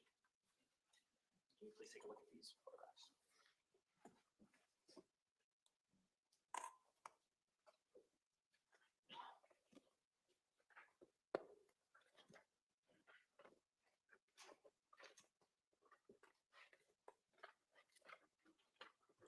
Hi, Shauna. First time viewer, welcome. Ignore the chat. They're just very rude, Shauna. Welcome to, well, this is this is the first time you've ever spoken, so welcome to the channel. Really appreciate you popping in and saying hello. That's the hardest part, is to say hello. So please stay and carry on. Sorry, I'll shut up for a bit. Yes, sir. Your Honor, this time the state would request to Well, remove welcome, the Shaw. already been previously marked as a composite 2M with evidence as states 39, composite 14 pictures. Any objection? No objection. Without objection, states 2M for identification will now be in evidence. That is State's Exhibit 38, a composite exhibit of 14 photos.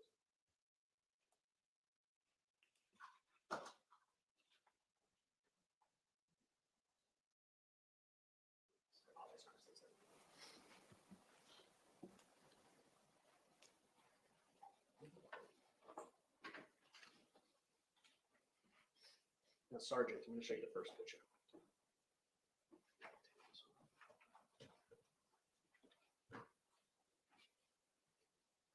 Do you recognize this picture? Yes, What are we looking at here? looking at, well, I'm inside the teacher's lounge. The teacher's lounge, now referring back to what's already in evidence, is space 22. Do you recognize this diagram of the third floor? Yes, the teacher's lounge is right here. Can you please, thank you, mark where it is. Which direction are we facing when we look at this photograph? You're facing west. Now looking at the second picture. What are we looking at there? You're looking at the parking lot, And which way are we facing there? west. Do you see the football field? Yes, Now the third picture. What are we looking at here? it's the area where you walk through to go towards that football field that you saw. Is that facing southbound? This, no, This is still facing west. yes, Okay. And at the bottom of the screen, do you see projectile strikes? What would you call those? yes, Projectile strikes? Mhm. Okay. How many do you see here? How many do you count for? and there could be fragments that could have also struck it, but I would say that's for sure 2, possibly 5. How many shell casings did you recover from the teacher's lounge? The teacher's lounge, I've referred to my notes, because there was one inside of, there's an extra room in that teacher's lounge. So, Looking at the diagram, you Right. marked earlier where the teacher's lounge is. Do you mean the bathrooms or do you mean where it says 1248? well, it says 1240A, there was one, You can do it now. it's right here. So there was one shell in there, Yes, and in the teacher's lounge, the rest of the teacher's lounge, how many shells did you? there was, a total of 9. We're going back to the photographs. Is it still within the teacher's lounge? That one, yes, Facing southbound? no, You see the building to the left side over there? yes, Showing you the next, which is, do you recognize that? yes, How many projectile strikes do you see in that photograph? possibly 4. Can you move the Oh, photograph sorry. up? Yes, I apologize. Thank you, yes, 4. Now, in terms of the projectile strike, let me see if I can get a little bit closer. This one here, does that look different from that one there, for instance? Yes, What could account for that? the distance, the force it hit the window, the fragmentation, I mean, I'm not an expert in this area. Do you see in this photograph, do you see kind of like the football field with the soccer nets in the background? Yes. Facing west. Yes, Looking at the next photograph. Is that similar to the picture we just saw before? yes, it is, Okay, and do you see the football field and soccer nets behind it? yes, Now looking at the next photograph. Is this from the third floor as well? yes, Do you recall which window we're looking at here? it's the hallway window. The hallway, not the teacher's lounge. No, Do you see how many projectile strikes are on the window panes? on the window panes, you Yeah, said? the windows itself. The window itself, Yes. it's 5. Do you, when you see a strike, I'm going to try to zoom in as much as I can here.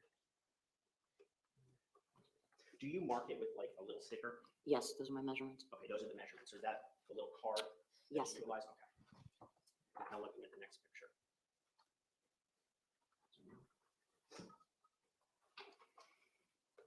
What are we looking at here? Documentation of that window and that whole wall? Is that the same hallway, the west side of the third hall? Yes. Okay. These markings, for instance, up here, or over here, or down here, what are they indicating? They indicate possible strike marks Okay. and measurements. Could you actually see like basically holes in the wall? There's going to be some type of a, yes, of a disturbance. Now looking at the No next more. photograph. Is that a similar picture, just taken at a different angle? Yes, Now to the right, the door that you see to the right, is that the teacher's lounge? yes, Now looking at the next photograph. Do you see what classroom number that is? yes, 1255. And do you see the name on the door that's kind of written down? Over here. Miss LaBelle? Do you see any projection strikes or any bullet holes in this particular picture? Yes, Can you just circle them and highlight them for the jurors?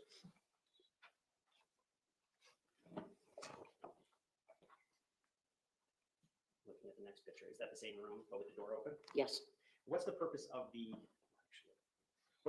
yellow tape kind of behind the door? You see it there. It's measurement. What's the importance of measurements in regards to crime scene investigation? You need to recreate the scene. Now looking at the next photo, do you recognize this? Yes, Is that in Ms. Lapel's room, the same room, the 1256? yes, that's the other side of that wall. Okay. Do you see, I know there's a glare, do you see projectile strikes in this photograph? Yes, Could you please circle them for me? Thank you.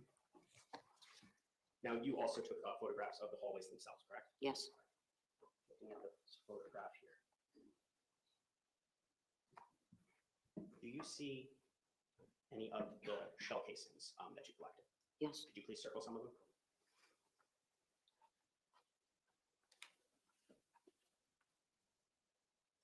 Now, this item right here, what is that?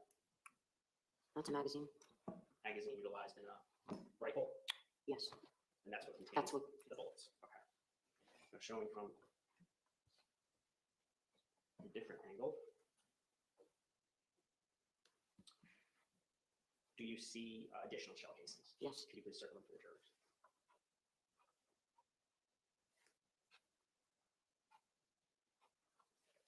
Do you see any on the far right side, bottom right side? Now, just for clarification purposes, looking at what's already been put into evidence as states 17. Which side of the building was that on that we were just looking at? that was the east side of the building. Okay, so could you just mark which side that was on?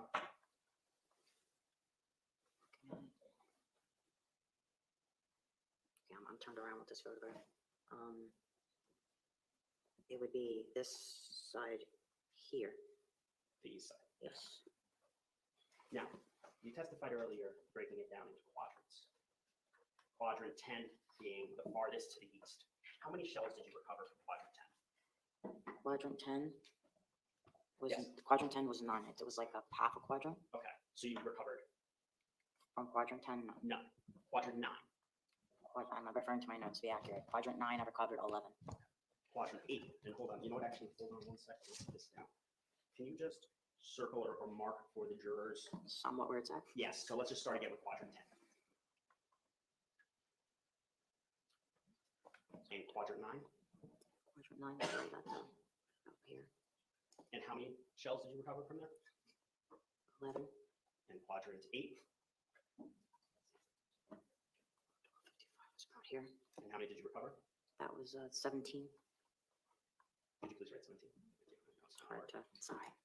Quadrant 7, Quadrant 7 was about there. and how many shells did you recover from there? 1. In quadrant 6.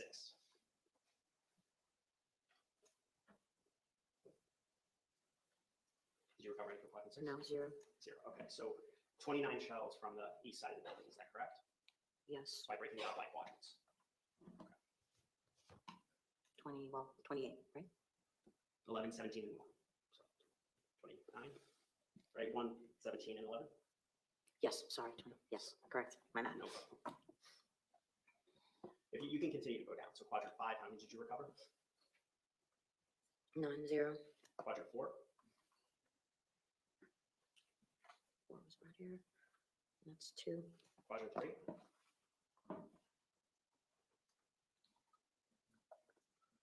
here. I have 6. Quadrant 2,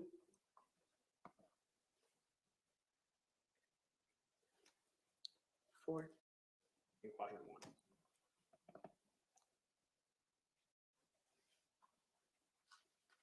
Ten.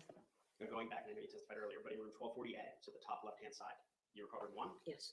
and in the teacher's lounge itself, you recovered 9. 9. Were there any others recovered on the third floor? No. Judge, we can take the screen off. Remember, may I first witness? You may.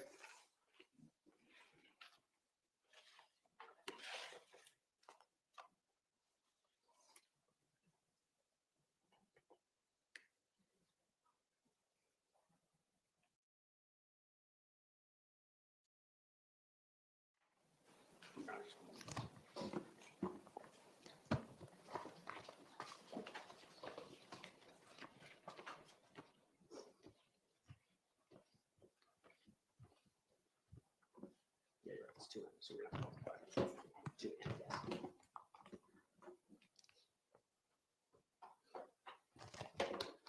For this honor, You may.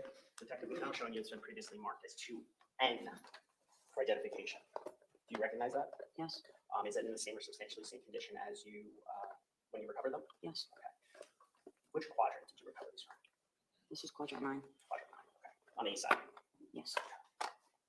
Regardless, I say request to move in states 2N states 39. Any objection? No objection. Without objection, states 2N for identification will now be in evidence at a State's Exhibit 39.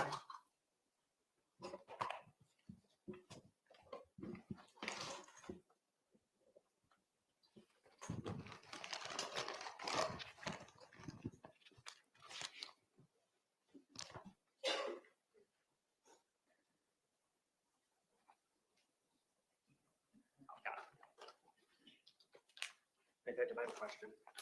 This is vacuum sealed. Yes. Why is it broken up like that? Why differentiate? Differentiated between the brands of the ammunition. So basically, in layman's terms, like you would have sneaker brands, ammunitions have the same type of identifiers, so they have identifiers on different type of ammunition.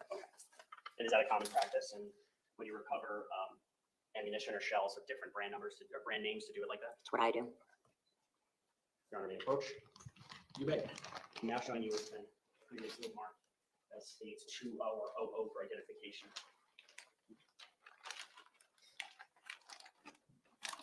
Recognize this.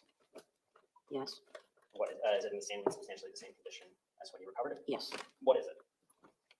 Fire casings. Okay, and this is from which quadrant? This is going to be from quadrant. Label everything. Quadrant 8. Quadrant 8, this is still on the east side. Yes. Your Honor, this time the state will request to move in states 2O or 00. Any objection? No objection. Without objection, states 2O for identification will now be in evidence at a State's Exhibit 40.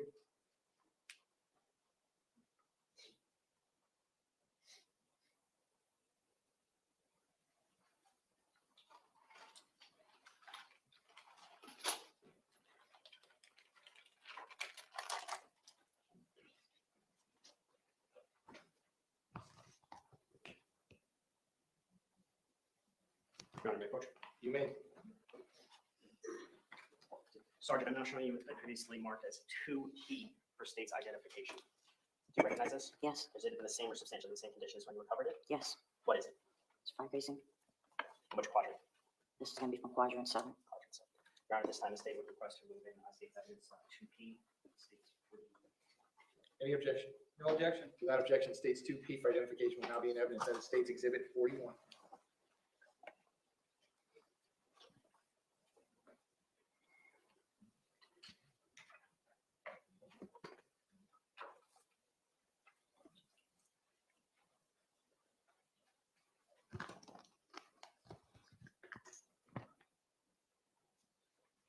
Your Honor, may I first witness? You may.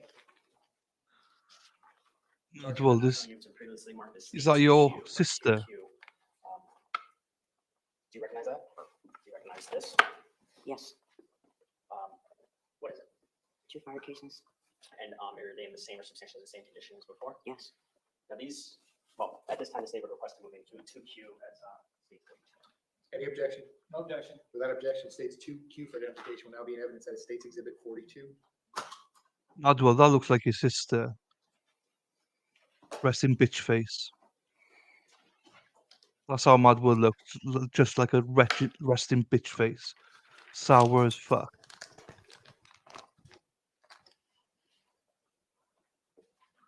My first witness. You may. Sergeant, I'm not showing you it's been previously marked as state's identification to RRR for identification purposes. Do you recognize this? Yes, Is it in the same or substantially the same condition as when you recovered it? yes. What is it? Fire casings, How many fire casings? 6, And from which quadrant? quadrant 3. Your Honor, at this time, the state would request to move in states 2RRR into evidence of states 40. Any objection? No objection. Without objection, states 2R for identification will now be in evidence that is States Exhibit 43.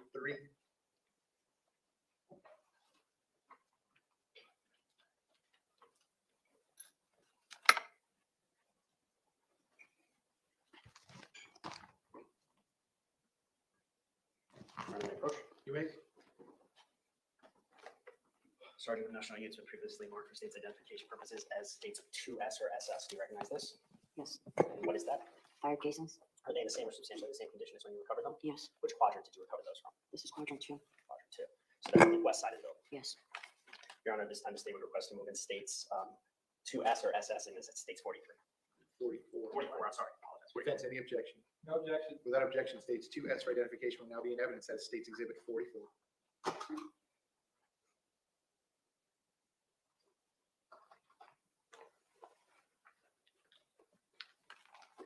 And Detective, looking at what's now in states 44, why is it broken up into 3 on the bottom and 1 up here? What do you mean? The Well, 3 shell 3, casings. right, it's just different, again, we just have different brands. And this is, so this has one, it was 1 PMC, fire casing, and then 2 Lake City. And then we have, one was from the floor hallway, so it was a different area. Got it. Okay. And these were all from, I'm sorry, I know you said a quadrant. It was quadrant 3, 2, so it was all from, obviously from the hallway. Besides the teacher's lounge and the part of the teacher's lounge, were all other shells recovered from the hallway? Yes. And then the ones that recovered from downstairs that we talked about. Yes, downstairs. Your Honor, may I approach the witness? You may. Sergeant, I'm not showing you it's been previously marked for state's identification as 2T or TT. Do you recognize this? Yes. What is it? Fire casings, Is it in the same or substantially the same condition as when you recovered them? yes. Okay, how many casings are we looking at? There's 10. No, which quadrant did you recover these from? This is quadrant 1, I'm sorry, quadrant 1, Quadrant 1, so that's on the west side. yes. Your Honor, at this time, the state would request to move in states 2T. Any objection? No, Your Honor. Without objection, states 2T for identification will now be in evidence as States Exhibit 45.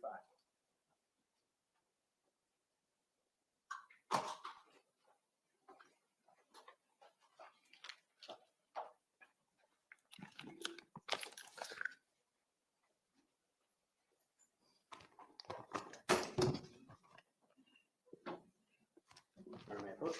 You may. Sergeant, I'm not showing this in previously marked for identification as states 2U or UU. Do you recognize this? Yes, Did you recover those?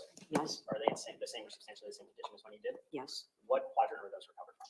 This is, the room 1240. So this is from the inside room. Mhm. And how many shell casings are we looking at there? We're looking at 9, 9 for the teacher's lounge. yes. Your Honor, at this time, is a request to move in states 2U. Any objection? No, Your Honor. Without objection, 2U for identification will now be in evidence as States Exhibit 46.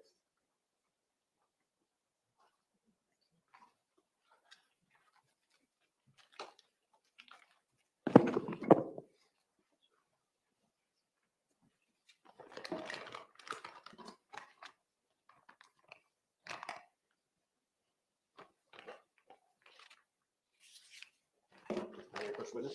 You may. Sergeant, I'm not showing you what's been previously marked as an identification as states 2B or BB. Do you recognize that? Yes. What is it?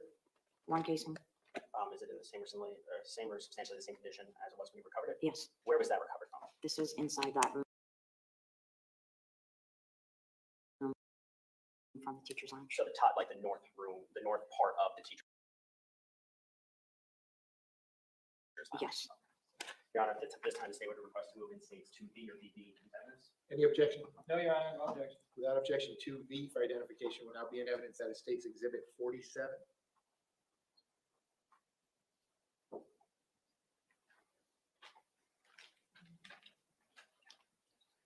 Why does this one have a box, whereas the other ones don't?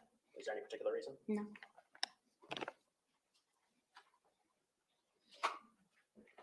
Your Honor, may I approach? You may. Sergeant, I'm now showing you some clearly smart for identification that states 2W or WW. Do you recognize this? Yes. Wow, what is it? 2 casings. Is it the same or substantially the same conditions where you recovered it? Yes. Where did you recover this from? Stairwell. On which floor? First floor. landing. When you say the stairwell, was it on the steps or was it on the bottom? No, it was on the bottom. Your Honor, at this time, the state would request to move in states 2W or WW. Any objection? No objection. States 2W for identification will now be in evidence as State's Exhibit 48.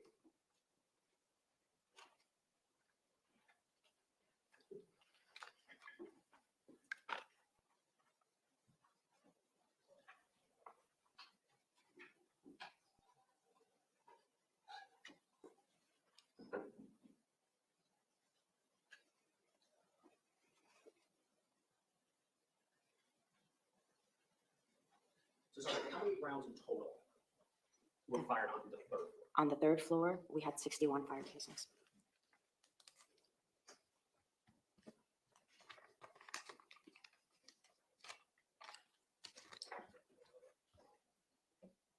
Now, as part of your job in the crime scene, do you also, I'm sorry, back on February 14th, 2018, when you responded to this crime scene, did you see deceased individuals on the 3rd floor?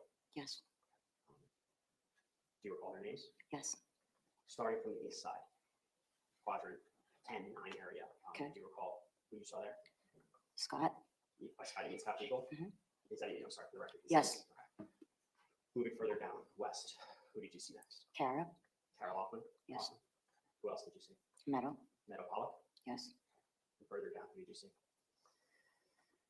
It was Joaquin. Joaquin Oliver? Yes. And moving further down, who did you see? Jamie. Jamie Guttenberg? Yes. And then further down, who did you see? Peter. Is that Peter Wang? Yes. Then you're tasked with taking photographs of them and documenting any evidence in regards to their deaths, correct? Yes. Now, we spoke about what unit you were in February 2018. What unit were you in previous to being in crime scene? I was a road patrol deputy, and I was a school resource officer. School resource officer. What year did you become a school resource officer? 2002, 2002. And you were a school resource officer from 2002 until what year? 2016.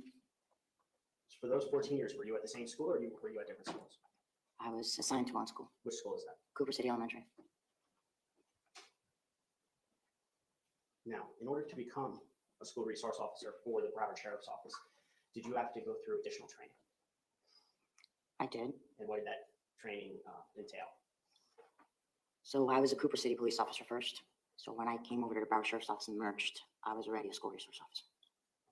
Mr. Kilgore, let me interrupt you. We've been going about 90 minutes, so we're just going to pause on the direct examination. Ladies and gentlemen, I'm going to give you a quick 5-minute restroom break. Please do not discuss the facts of the case, the evidence, the witnesses, and the testimony amongst yourselves or anyone else. If you Thank you, guys. This is quite interesting for me to see all this. You guys have got a lot of information, and I think a lot of the viewers here are UK based. So for us, this is nuts. Why this is, going to trial, and the one person with a pistol is expected to save the whole school. So your perceptions and your comments are really, really valuable. I appreciate them. Just to get another view. So I'm welcome. There's so many new names here. Obviously Shauna, you come in now. Thank you for that. Yeah, Jeff, Suzanne. We appreciate you coming. I presume that you're watching this full time then, this trial, or what? Because obviously there's a day off today for this trial. We usually we're in the middle of what we've watched. This is the 5th day. We watched every day now. We watched the Colorado murders during the day, and then our plan is to watch this in the evenings. Then this trial. So you're more than welcome to watch us for both trials. Um, so yeah, I think most people here have got loads of experience on this trial. So yeah, hi Suzanne. Um,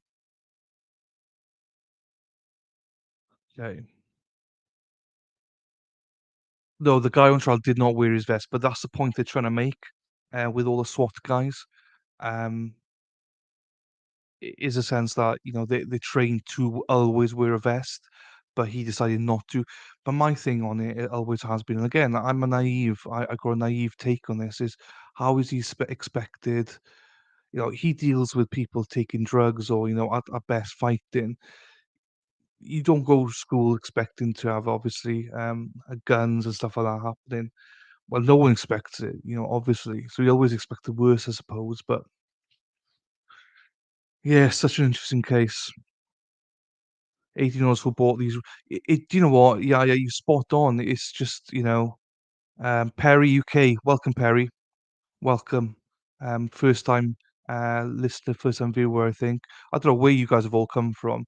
This is the most we've ever had in this channel, so I appreciate all of you stopping by. Hopefully you join us. We got loads of interesting characters here.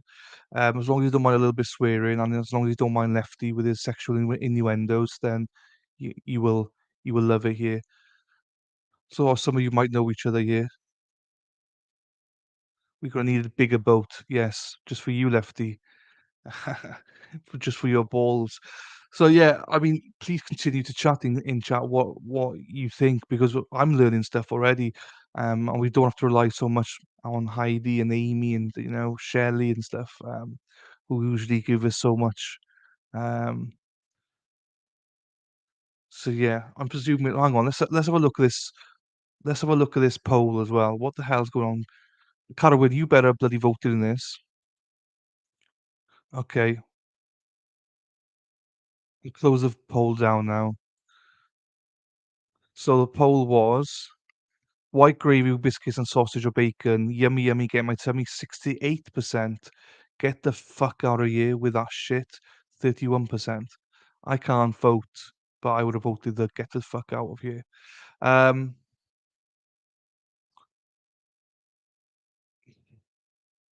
Mad was looking at your poll. I know. Right. Yeah. So the Parkland one was interesting because obviously I think we all not what all watched, but we all were aware of the cruise trial, not trial, but whatever you call it, about whether he was going to get take this off the death penalty or not. That was an interesting one. I didn't watch it all, but obviously the judge has now resigned, so what can you do? Perry, UK, where you from, Perry? Let me know where you're from, because you're from the UK, so where you from, mate? It's been a thing for about 20 years in the US when Parkland happened. Schools enacted a zero tolerance violence threat policy after Columbine. Hmm. We've obviously seen the documentaries. I've watched quite a few of them, but you have to, you know, again, I feel a little bit awkward speaking about it because it's not that I don't want to say the wrong thing, but I have zero experience in guns or school shootings and stuff like that. It doesn't happen for us. Like Perry, London, happy days, mate. I'm from near Swansea, bud. So welcome, my friend. Bec everyone just here, there's loads of people here. We don't get this many often. Make sure you please subscribe and like the video. We got what 60 people here and we got 22 likes. So smash that like button, guys. I appreciate it. And the subscribe button. We do 2 trials a day, by the way, guys. We start around 3 o'clock UK time, 10 o'clock US Eastern time, and we're doing the Colorado murders, and then we're doing in after that finishes, we're doing this trial then every evening as well, straight away, so that because obviously tomorrow, Thursday, there's only one witness for the state in this one, and we've got um, the defense starting tomorrow, so it'll be a long day, and then on Friday's half a day, and it's all defense on Friday.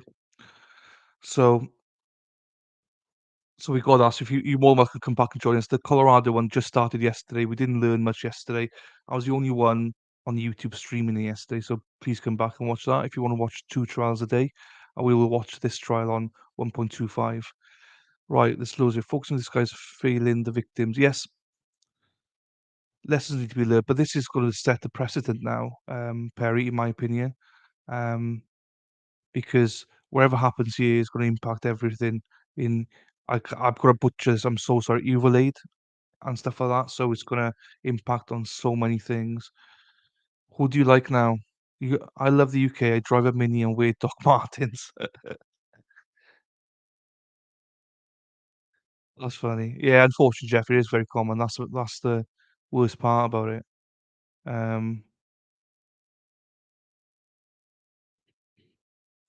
Yeah, the thing is, Lefty, this is a good point, right? School shootings are right, but it's always highlighted. Do you know what I mean? So for us in the UK, for instance, like it seems every other week we hear of a school shooting, but when you count it up, it is very rare. You're right, but it's just because it's a shock factor for us. We're just not used to it. Other chat on this. Where have you been watching it then? Why is it brutal? Oh, you've been just watching a Law Network or something, Law and Crime. I'll say this is our secondary one. This is the one we watch basically around 6 o'clock Eastern. And we fast because it's so repetitive. Do you know what I mean? We like to fast forward a little. Eyewash has lined up a witness for himself over Zoom, and we agree that that's fine. We have more witnesses after that here. Okay, you want to do the Zoom witness next out of order. Okay, so we'll just have to set it the same as before. So the only people that are going to be on Zoom is Mr. Peterson, Yeah. the witness, the attorney. Is this a witness that requires exhibits? No. So Lou's from the UK, myself, Lou, and Your Zoom Mad World is the one that you from the We're UK. going to do exactly as we did with the previous state witness. And again, No, witness of state, you have no. we understand that. Okay, defense, anything else you need me to address? And defense, I did want to let you know, I did do with the first witness, which was purely the crime scene, but based on the questions that may come See you, Lefty. when each side is done with their direct examination, cross-examination, I'll ask you for a quick sidebar. And on the headphones defense, I'll ask you if there's any questions that you want to ask this witness outside the presence of the jury or anything that they don't allow you to ask. Heidi I spinning, don't know what the testimony is going to be. spitting But that facts will now, be Heidi. offer us to any subsequent witness before the witness leaves. And if I have to send the jury out, which I'm going to send this jury out. Okay, Judge, we get it. Anyway, Heidi is our resident medical expert, so anything to do with gore or medical, Heidi sorts out.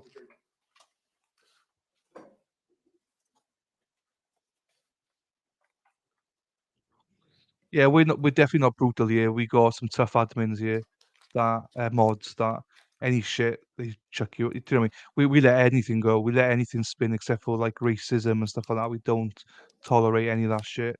Other than that, you can swear, you can do whatever, have an opinion, as long as you are respectful to everyone else's opinion. Like I'm learning loads already, guys. So appreciate you and everybody else here. Just say hello and chat. Put your points across. My opinion is this should never be a trial, but then other people are saying it should be. So who the fuck am I to say it shouldn't be a trial? Do you know what I mean?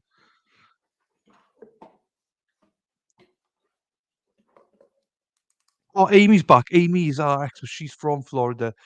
So any questions about this trial as well? Amy knows everything about this trial, and Amy was part of the impact team that went in to try to resolve this issue afterwards. I'm sure Amy, if you can take some time to explain to people what you did in the school afterwards, after the shooting, it's very interesting to me. So Amy's got a lot of experience about this case and this shooting. She was involved, as I say, in the whatever it's called impact group. I'm not sure what it's called. The days after the shooting, she was in that group.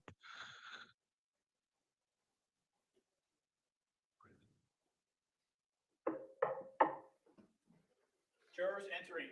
Hey, very good. This is Amy's case, yeah. Kohlberger, yes, I've been doing a series on it. So next Sunday we're doing a live stream about it as well. Welcome back, You ladies know, and gentlemen. Come on. Once you're we're back, witnesses may hoping be that we're seated. going to All see it. parties may be seated. Ladies and gentlemen, those of you using the notepads, I'll give you a moment to get the notepads back out. Any medical expert, any medical aspect. All right, ladies and gentlemen, when we took our quick restroom break, we were in the middle of the direct examination of the witness. The witness remained on the witness stand under oath. We're going to pick it up right at that point. Mr. Coburn, when you're ready, you may proceed. Sergeant, going back to right before the break, You were an SRO 2002 to 2016 at Cooper City Elementary. Is Yes. that correct? You explained something about merging. Is that when Cooper City, who had their own police department, merged with Broward Sheriff's Office? Yes, Okay. So you were a Cooper City officer. When they merged, you then became a Broward Sheriff's officer, deputy, who was assigned as a school resource officer at Cooper City yes. Elementary. As an SRO, as a school resource officer at Cooper City Elementary, what were your responsibilities? My responsibilities were to the staff, to the students, to the police department, to the parents, to the community, but primarily, obviously, the school. That was my zone. So school, And what were you tasked with doing there in that zone at the school? I was tasked with with any police reports that came out of the school. I was tasked with any child abuse cases that came out of the school. I was tasked with teaching. I was tasked with teaching preventative programs, with participating in safety drills. The teaching of preventative programs, what does that mean? They were different, depending on where you were at, different levels. Part of the program is to obviously teach prevention. I taught the DARE curriculum at one point. I taught the STAR curriculum, and I taught the GREAT curriculum. So DARE is drug abuse resistance education? Yes, Okay. And you taught that to the students? You recall what grade yes, level? 5th grade. And what were the other two programs? I'm sorry. GREAT program, And what is that? gang resistance education and training. You have to say that. Gang resistance education and training. Okay. And what grade did you teach that? That's 4th grade. And I would also go to the middle school sometimes and teach it to the 7th grade. Now, these programs that you taught, were you trained by Broward Sheriff's Office what to teach? The program's GREAT is a national program, and you actually go to a training to teach that program. Now, that training, is that just for school resource officers? To the best of your knowledge? I honestly don't know if it, you have to be a school resource officer to take that. While you were at Cooper City, and I understand it's an elementary school, were you permitted to do administrative searches? That law did not come till later. Okay, so let's talk about later then. So you're at Cooper City Elementary till 2016, then what unit did you go to? Excuse me, then what? You're at Cooper City Elementary till 2016. Yes. Then what unit did you go to at BSO? I went to crime scene. And how long were you in crime scene? Approximately 5 years, 6. 5 years, so that brings us to about 2021. Yes, What unit did you go to after crime scene? I went back to road patrol Back to road patrol for how long? for about a year and a half. After that year and a half, where did you go? I became a supervisor. A supervisor of Well, I mean, what? I've been a supervisor, but I became a supervisor over the school resource officers and the community outreach resource and education unit. So you are you're currently a supervisor of school resource officers. I am In what district? Deerfield. Deerfield. How many schools do you have in Deerfield? We have 5 elementary, 1 alternative, 1 high school, and 1 middle school. So you have 8 schools that you're the supervisor of the school as a school resource officer sergeant. Yes. In that capacity as a sergeant, what additional training have you had in regards to being a school resource officer? Excuse me, can you repeat the question? What additional training have you had as a school resource officer as opposed to just a regular road patrol deputy? I've attended multiple annual conferences. We did specialty, usually, I mean, we did a 1 week extensive usually training before you went back into the school every year. And what is that 1 week training? Is it every summer? They do it every summer before they go back to the fall. And what does that 1 week training encompass? It depends on what is going on, and they bring in different speakers. The SIU is part of it, so And the what's school SIU? investigative unit, our school board police. Okay. If there's any, state attorneys sometimes come in and speak to us. Truancy laws are, come in and are spoken about. Just different things of the matter. They speak about child abuse and, being able to know that, what that looks like. And is that training focused towards school resource officers? That training, yes. Now that you're the sergeant for school resource officers, administrative searches, are those permitted to be done by school resource officers? Yes. What is an administrative search? That they're able to check their backpacks. They're able to check, them. Because they're assigned to the school, they are allowed to act as like an administrator of the school if they're assigned to that school. So if an SRO is assigned to a school, they can act similar to like a vice principal or something Yes. like that.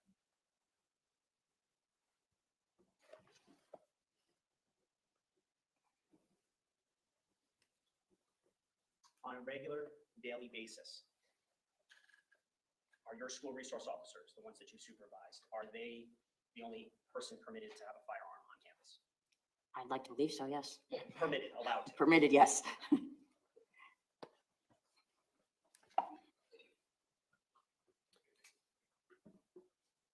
School resource officers, are they given long guns?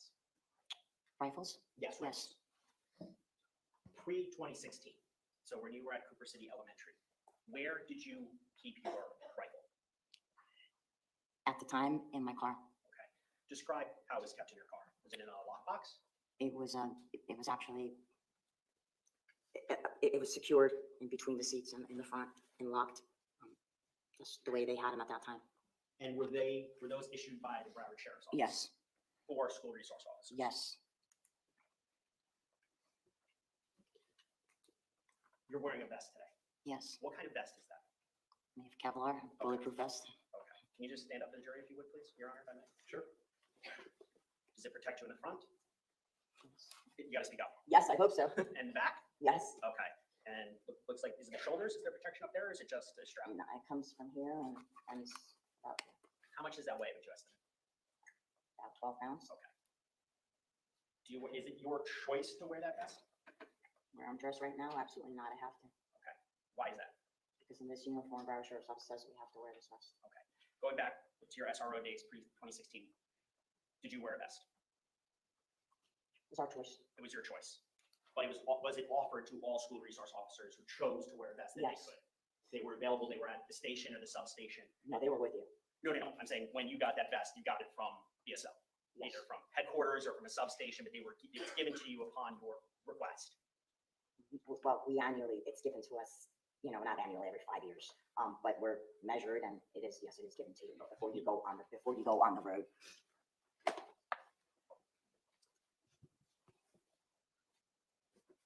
And you also spoke about SRO conferences. Is that an annual thing? They do have annual conferences, yes. How many would you say you've been to? You can ballpark this. I've been to 9, 10. What are taught at those conferences? All sorts of new programs that help the school resource officer and being able to bridge that gap between the community and the students and them seeing, us as us being able to do our job more effectively as mentors. You have different preventative programs so you could possibly keep them, away from drugs. MAD is an organization that one of the ones that was out there that we brought back, to the high school, and they showed us the presentations that they were doing at other schools. So at a national level, you'd see different programs that were offered by different states for students that you could bring back here to Florida or to your school. Also safety, everything that had to do with the school, counseling, safety, educate, lessons, gun safety, all sorts of stuff. Is it just in regards to law enforcement component of your responsibilities as a school resource officer? Or is it also the other component, the mentorship, the teaching, things of that nature? It all encompasses in one, and it's all one. Okay.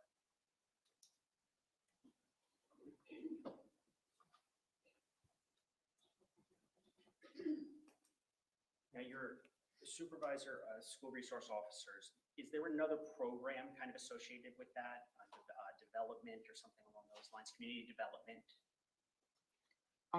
Not associated, but Work in conjunction? we work close, we work together with it, yes, we work And with what is- with the community, because it also involves youth, And what exactly is that? the community outreach resource and education program, And what's that primary focus? to reach out to the community. Okay. And does that work hand in hand? I understand it's a separate unit, but does that work hand in hand with school resource officers in They, terms of that outreach? they can, yes.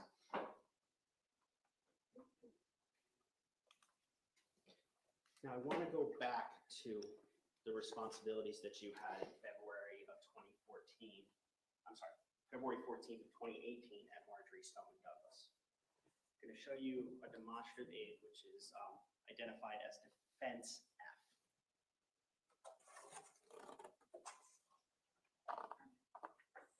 Are you familiar with the layout of this? Yes, Okay. Now, looking at building 12, this is where you did the third story crime scene yes. work. On the third floor, going south towards, let's say, building 7, were any of the windows shot out on the third floor facing south? No. You got to speak up louder. No, Did you see any shot marks or any projectile marks coming out of any of the windows on the south side of building 12? no, You saw a projectile, you saw them coming west, correct? Yes.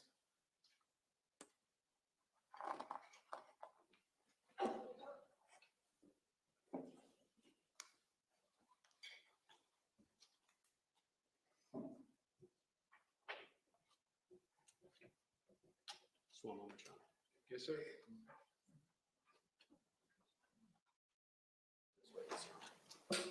Okay, cross-examination, No questions. real quick sidebar.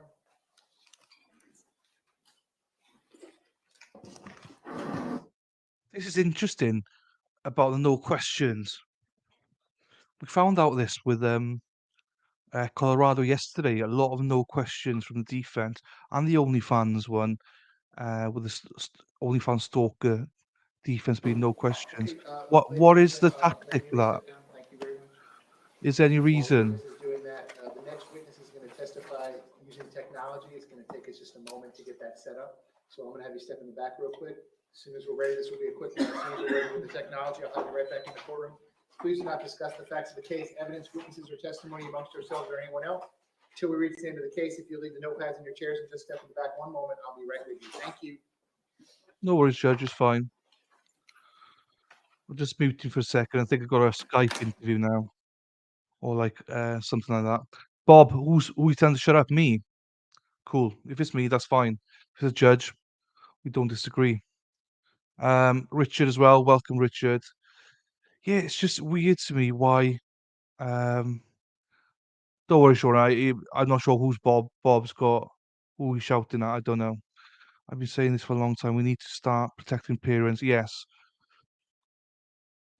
I mean, yeah, everyone that I know has a gun in the UK. They're all locked. You wouldn't know where they even are, to be honest with you. Um, I've not heard about the Crumley case, so I can't comment on that one. Shauna, don't worry about it. It's Bob. Come on, man. What's wrong with you? What's wrong with you, Bobby? Bob Jones is a proper Welsh name, that is. Bob Jones, boy. From Wales, boy. From Cymru. Carwyd dal ma, boy. Ti dal ma, neu ti 'di mynd, boy? Yeah, so I love it. The other thing I love that we see in the Colorado one is the jury getting to ask questions there and then, so they don't go into deliberations with any questions in the air. It's just like it's all answered. Happy days, do you know what I mean? Dalma, good boy, Chan. Uh, if you're here, you get to practice some Welsh as well. Me and Karen speak Welsh, so siarad Cymraeg. If anyone wants to learn Welsh, Carwyn's your man. So yeah, next one is going to be like from away. It's going to be on Skype. So we'll just see. I don't like the ones on Skype, but oh no, Shauna. Well, that's half the issue, isn't it?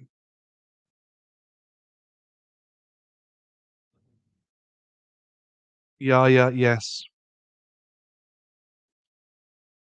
I get it. Well, I don't get it, but I understand. I don't envy you one bit. Do you know what I mean? So yeah, please like. Thanks, Kim. Please like the video. Please subscribe and all that. And if you want to become a member, please become a member. If you want to be part of our Discord community, then please sign up to the Lefty Expo. Um, hit the like button like it's your ex. Happy days, Kim. Happy days. So this is a defense witness now. They're doing all sorts. Well done, Kim. Keep the cheerleading going. Thank you. I think Bob Jones is gone now. He's not responded. So yeah.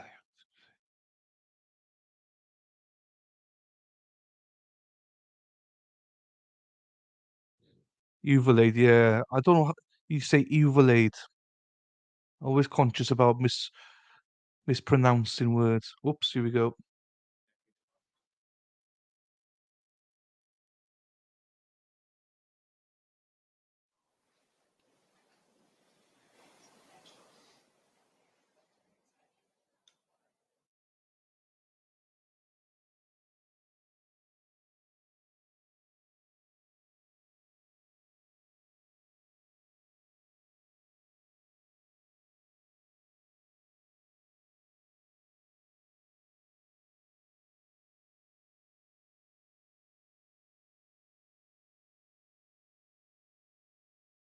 Uvaldi. Fine, thank you. I won't remember it, but thank you. Uvaldi. I want to make it justice, do you know what I mean? So thank you.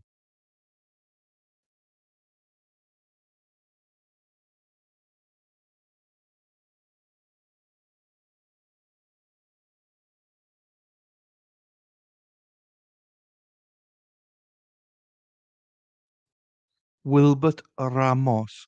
Wilbert Ramos seems to be the witness here.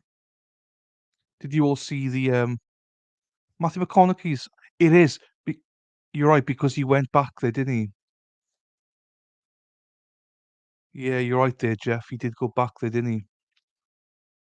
Big Texan Longhorns fan as well, isn't he? Matthew.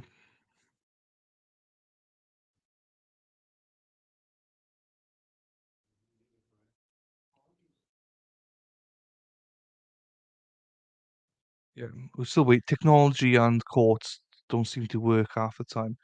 Once we get there now, we'll mute it. But hey, I've got a soothing voice, so why wouldn't you want to hear it?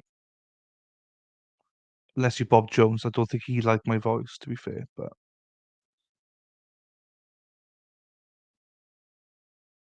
um,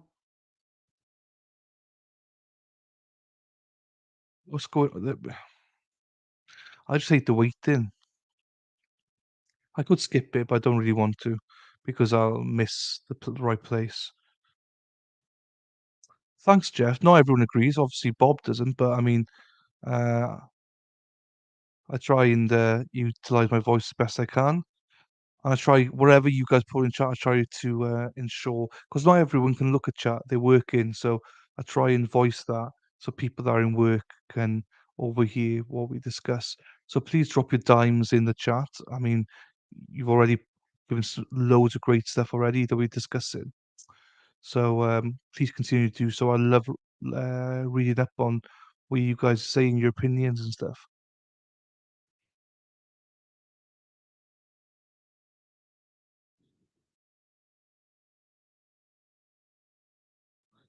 Uh, yeah, Amy, you're very close to this, so it's not far from where you live. So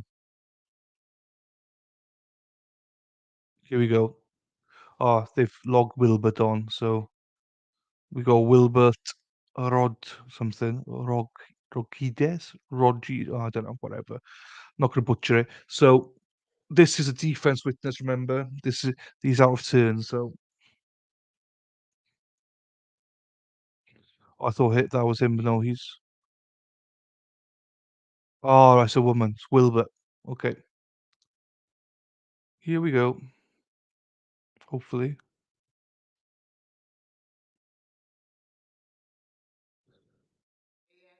Okay, A and A. raise your right hand for me, please. You swear to tell the truth, whole truth, nothing but the truth? Yes. Okay, you can put your hand down. Please spell your name for me, first and last name, please. Yes, my name is Ana Ramos, Anaramos.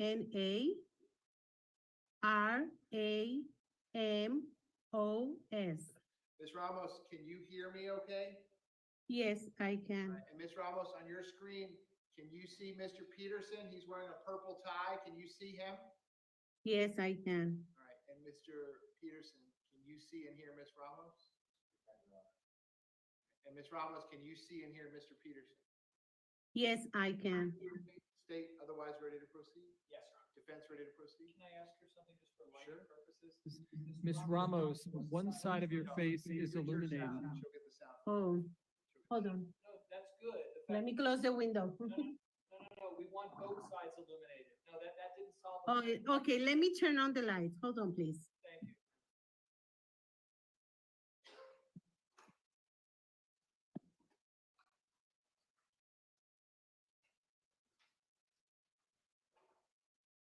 Maybe now? That is perfect. Thank you, Anna.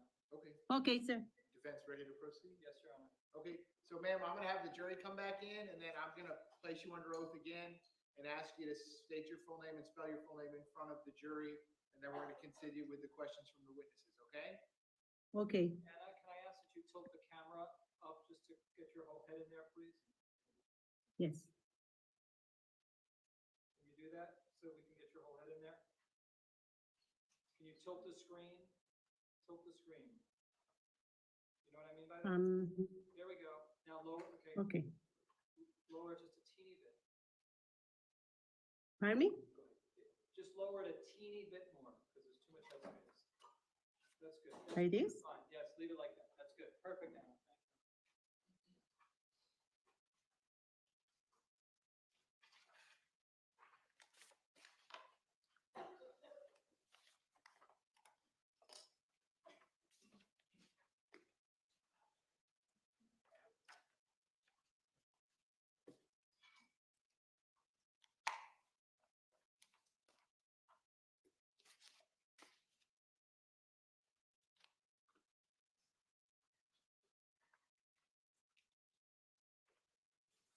Trying to remind the jurors that what we're doing It's out of order if I agree with the part. I'll just bring this down then, unless I can play the screen Yeah, those are otherwise preserved.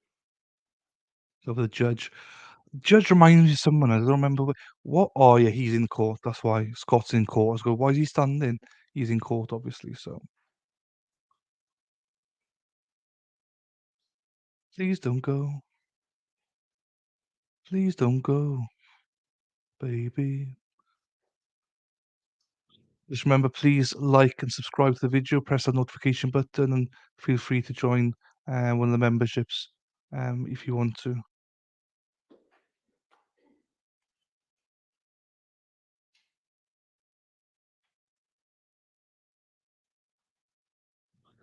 We'll hear a big bang now.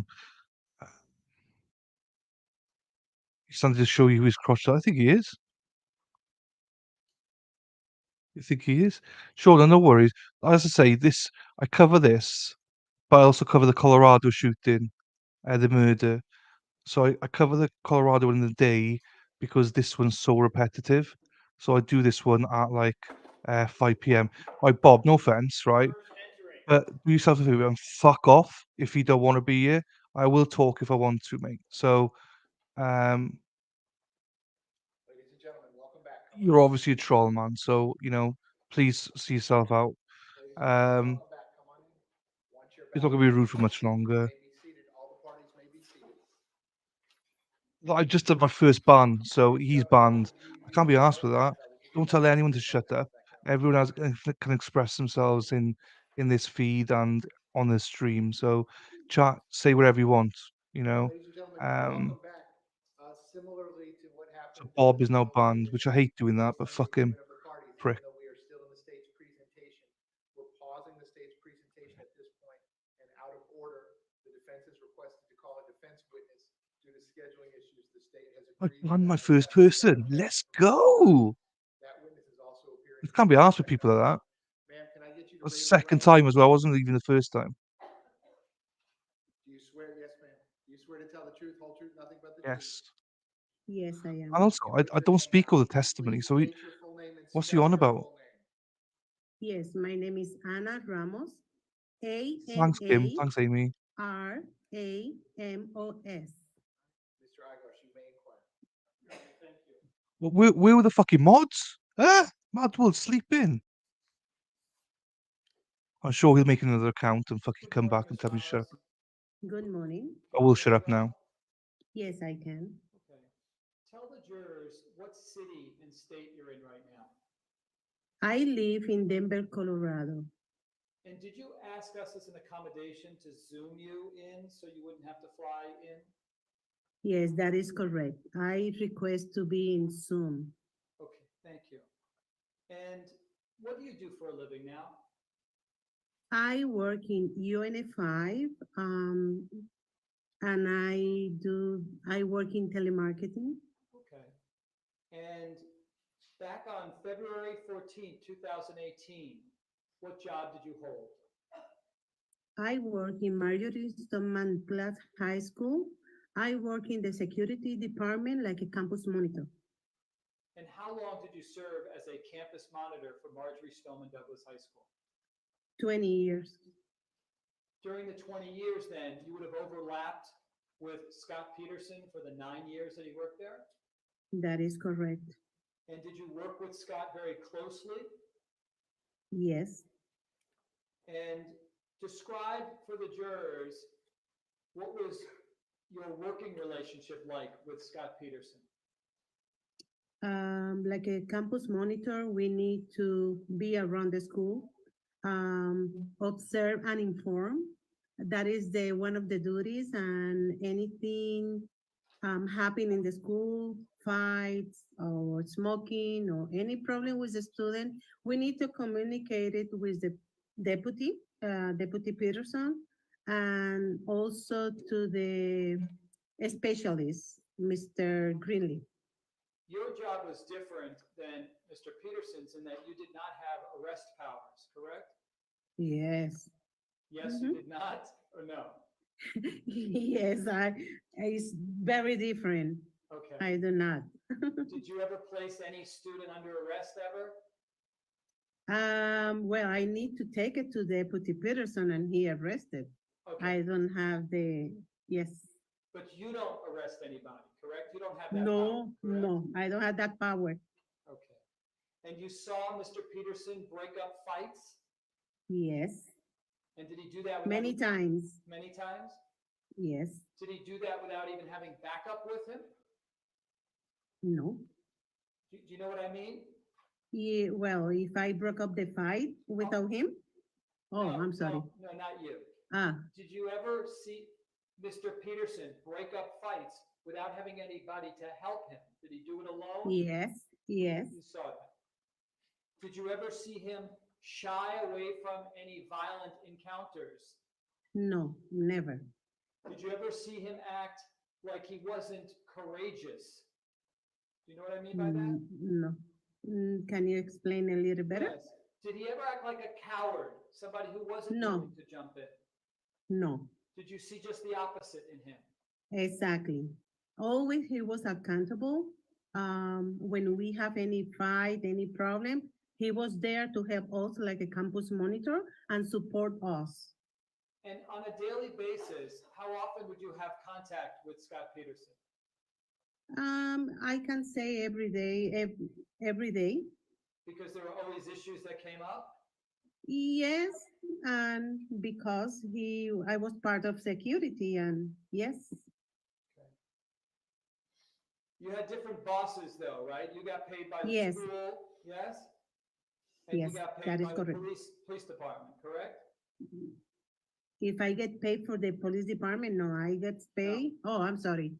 You got paid by the school, correct? Exactly. That's who your employer was, correct? Yes, yes, You do know Scot Peterson's voice, correct? yes. How is it that you know Scott's voice? Well, working with him daily, I recognize his voice anywhere, in the phone, in the radio. Even if he's behind me talking, I know it's Deputy Peterson. It's coming behind me. How often would you hear him talk on the school radio, for example? Every time when we need him, he was in the radio. Okay. So back to February 14th, 2018, where were you when the alarm went off? I was in the second floor above front office is 100 building, 200 building in the hallway. All right, and I failed to specify, there was an alarm earlier that day, correct? Yes, that day in the morning, we have a fire drill, and we did all the procedure when we have a fire drill. We went out, we wait for everybody go out and clear the hallways and rooms and come back again. Mhm. So I was referring to the second fire alarm that went off that day, Yes. okay? Did you think that there was anything really serious when the fire alarm went off?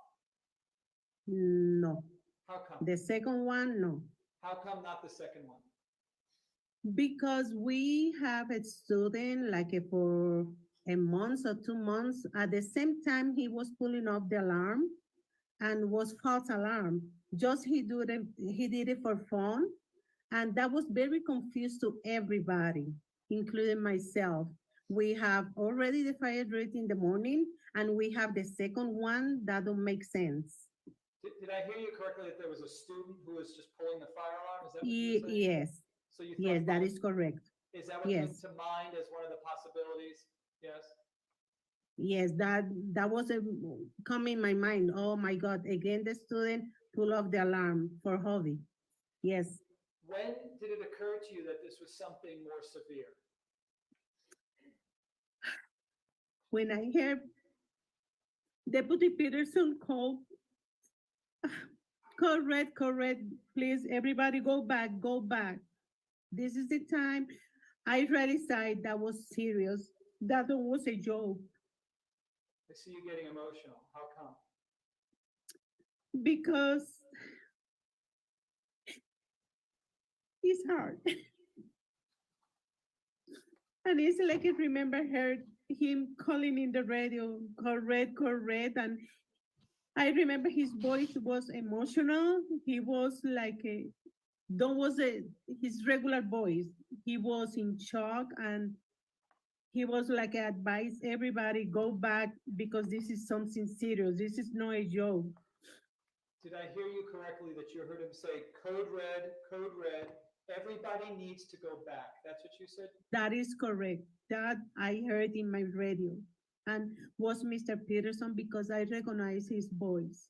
And the way that, And go ahead. yes, I'm sorry. No, I cut you off. Go ahead now. When I saw him the next week in Chris Hickson funeral service, I approached him and I say thank you because he, Yeah, that's sustained. Go ahead, Ms. Dragash, ask your next question. So I'm sorry. the way that he said, code red, everybody go back, describe how did his voice sound to you? He sounds like a he was worried, that was real. He was like a worry to everybody go back because that was serious and we need to be covered because that was we get training in correct. We need to be inside in the building, in the room.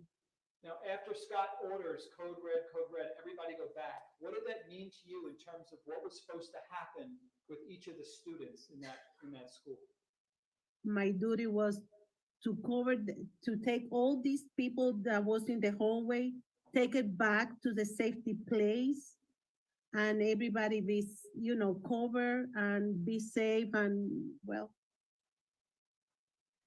And did there come a time that you were ever spoken to by any investigators about what you had heard and what Scot Peterson had said over the school radio? Yes. That's overruled, and the witnesses answered the question. Go ahead, sir.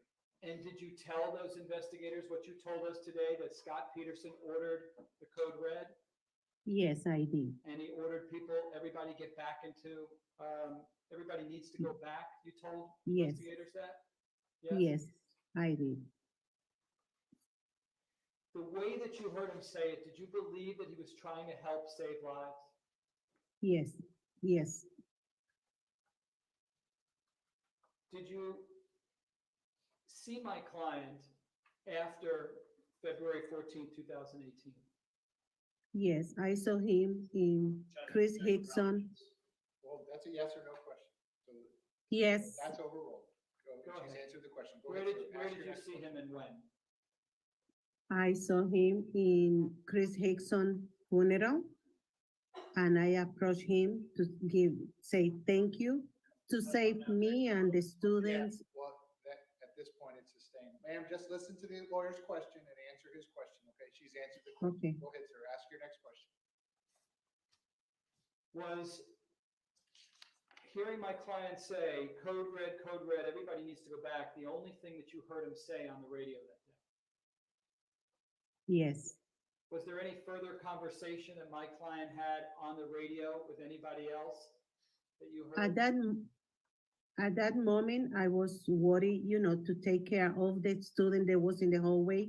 Yes. Maybe he says something, but really I don't hear anything because everybody was screaming and yelling in the hallway and was hard to hear. So I'm fast forwarding a while later, were you still monitoring your school radio? Yes or no? Were you still monitoring? Yes, everything? yes, Okay. yes, Did you ever hear him have any discussions with Assistant Principal Morford? yes. He requests to Mr. Morford go to the camera Hold on, rooms. no, you're asking her what Mr. Peterson said. Yes. All right, no, that's not hearsay. That's overruled. Go ahead, man. You can say it again? Objection is self-serving. No, that's overruled. Go ahead, man. You can answer the question. Yes, he requests to Mr. Morford to go to the camera rooms to see what he can see in the cameras When you in the say he- building. When you say he, you're saying Scot Peterson. Yeah, Deputy Peterson requesting the radio to Mr. Morford, go to the camera rooms. Okay. And that was your understanding to watch surveillance to try to find out where the shooter or shooters were located, correct? Exactly, exactly. And you're certain, of course, that was what my client said to Mr. Morford, correct? Exactly. Yes. And the final area I want to cover with you is even before February 14, 2018, you know the layout of the school because you've been there for 20 years, correct? That is correct, yes. Have there ever been times where you've heard sounds, loud sounds, and not been able to discern where they're coming from? Yes. Explain to the jurors those circumstances and what happened. This is a big school, and it's very hard when we have especially when we have a fight or something, to locate it. Where is that screaming coming from? Because is the echo is so, how to say, um, it's too much echo, and it's very hard to find the point where this coming that sounds, the original place. The echo that you speak of, would that be including the area between the 7 and 800 building? Yes, yes. Would it include that hallway right there? Yeah, that hallway is a lot echo, yes. Would it also include the area around the 1200 and 700 building? Yes. Are there times? More in 7 and 8 than 12 and 13, Jim. Mhm. Okay. And there are times, though, that you've heard loud noises, and have there been times where you don't even know whether it's coming from the left or from the right? Yes? Yes, that is correct, yes. And so that if you just went to the right, you'd literally be guessing, correct? Yes, Okay. Nothing further. Anna, thank you so much. Thank you, Ms. Ramos. you're welcome. All right, state cross-examination, go ahead. Yes, thank you.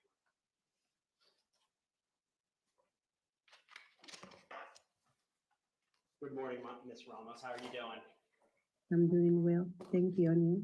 I tend to speak pretty quickly. If you need me to slow down, just please let me know. Thank you. Now, when you were working at Marjory Stoneman Douglas back in 2018, you knew that Scot Peterson was the assigned Broward Sheriff's Office School Resource Officer for your school, right? Yes, And as a security monitor, you didn't carry a firearm, right? no, In fact, only Mr. Peterson had a firearm on campus, correct? that is, yes.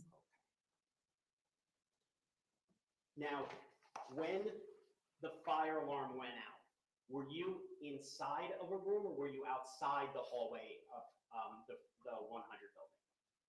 I was outside in front of Media Center, outside in the hallway. Okay. Was the fire alarm was loud though, correct? Kind of like an 8 out of 10? Yes, 8. 8 out of 10, right? Mm-hmm. You'll have to say yes or no for the record, I'm sorry. Yes, yes, Okay, yes. Okay.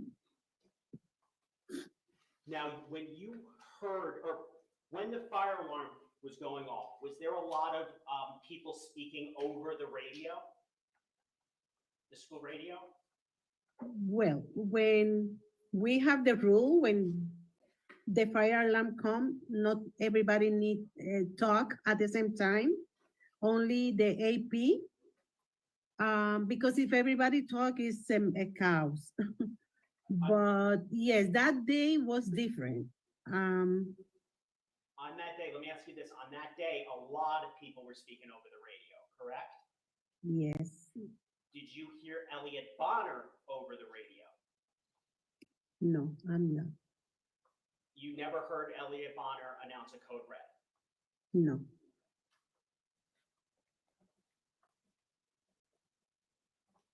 Did you hear Assistant Principal Porter call a code red over the PA system?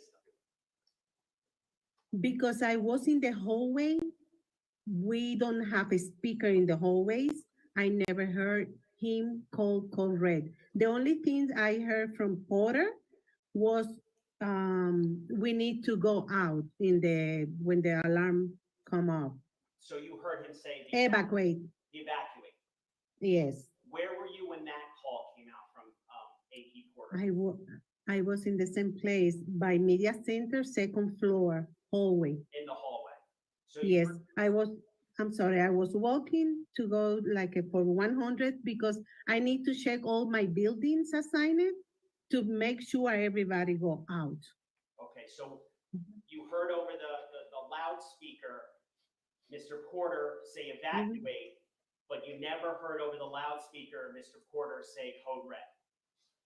Is that correct? I heard Mr. Porter say in the radio, but not in the speaker because we don't have speakers in the hallways, Understood.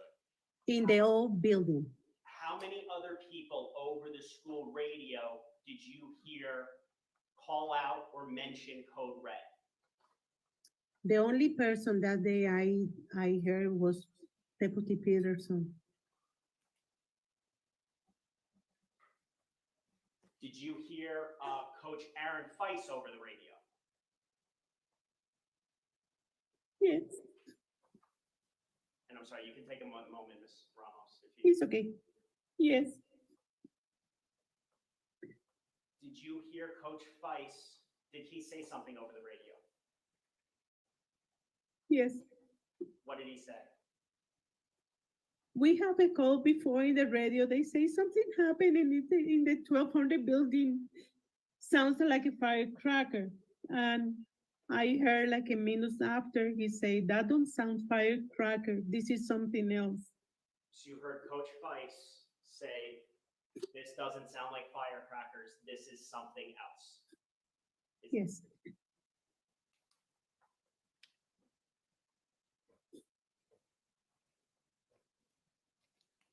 Now, you testified when Mr. Eiglarsh was asking you questions that your duty was to get the students out of the hallway.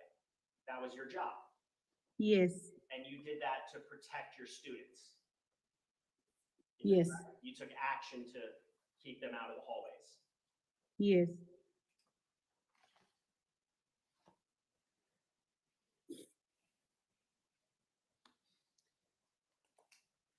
Now, you testified earlier that AP Morford, Jeff Morford, was told to go to the camera room by Mr. Peterson.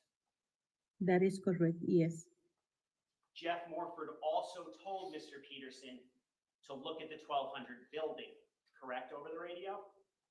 Do you recall yes, that? yes, So Mr. Peterson told Morford 1200 building. yes.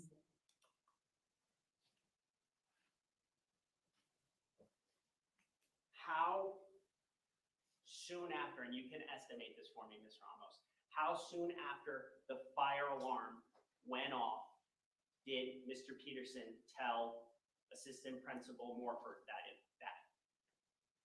you can estimate for me?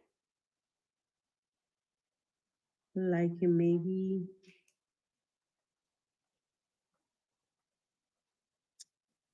5 minutes. I really, That's okay. I don't remember. I'm not going to hold it to you. I'm not going to hold it to you. Hold it against you. Just ask you. 5 minutes. Okay.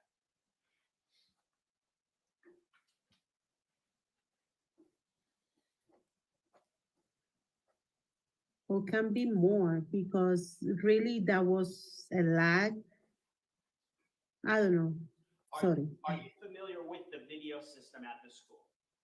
No, You're not. Okay. I never use it. No. Okay. No. Now, the school radio that you used, was it the type that you have to charge? Yes. Okay. When did you charge it? When you, every night. so you did it at night, not while you were at work? No, because I charge it at my house. Well, at that point, I think I need to leave it in the office. No, I bring the radio home and I charge it at home. Is that so that when you're at school and if something comes over the radio, you're gonna have the radio right near your ear? Exactly. Yes,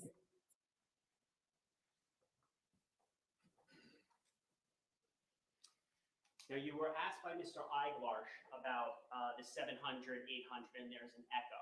And you were explaining a previous situation where you heard that echo. yes, All that? In that previous situation, or in any situation when you were a security monitor, if there was the echo, did you move towards the sound of whatever was going on to figure out what was going on? yes, Was it common sense to move when you can't hear something? yes, to look from where is that sounds coming from. And why is that important? Because I need to identify from where is that sounds coming and the problem, and is it fight or anything else? Yes, Has there ever been a situation where you heard an echo, or you heard a noise, and you just stayed put for 48 minutes? can you repeat? Was there ever a 45 minutes? situation? I'm sorry, can you hear me? You got it. Yes. The microphone's on. the podium. Sorry, my fault. Was there ever a situation when you were a security monitor during a fight or any other incident on campus where the echo was affecting you being able to hear, but you stood in the same spot for 48 minutes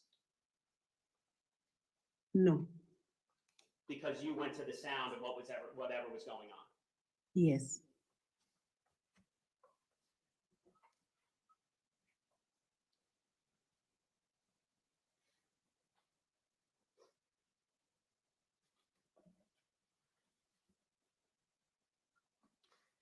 The school radio dispatch, that is not recorded, correct? yes, it's not recorded.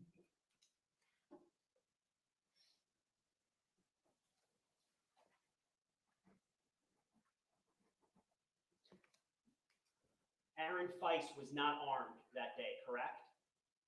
No, Was- he don't was, Was Chris Hickson armed that day with a firearm? no, Was Brian Stobley armed with a firearm? no,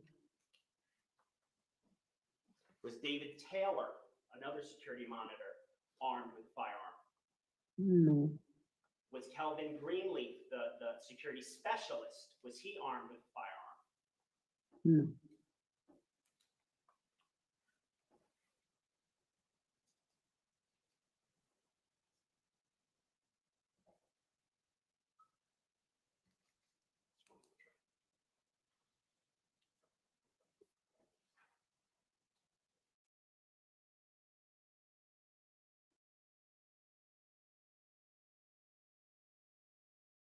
I have nothing further, Your Honor. Thank you. Thank you, Ms. Ramos.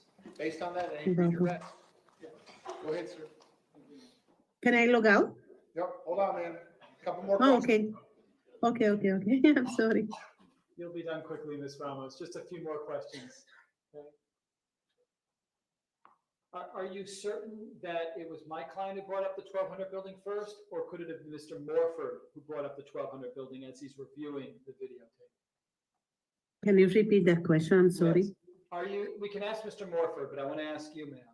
Are you certain that it was my client who brought up the 1200 building first to Mr. Morford, or could it have been Yes. Mr. Morford? You're certain it was that, okay?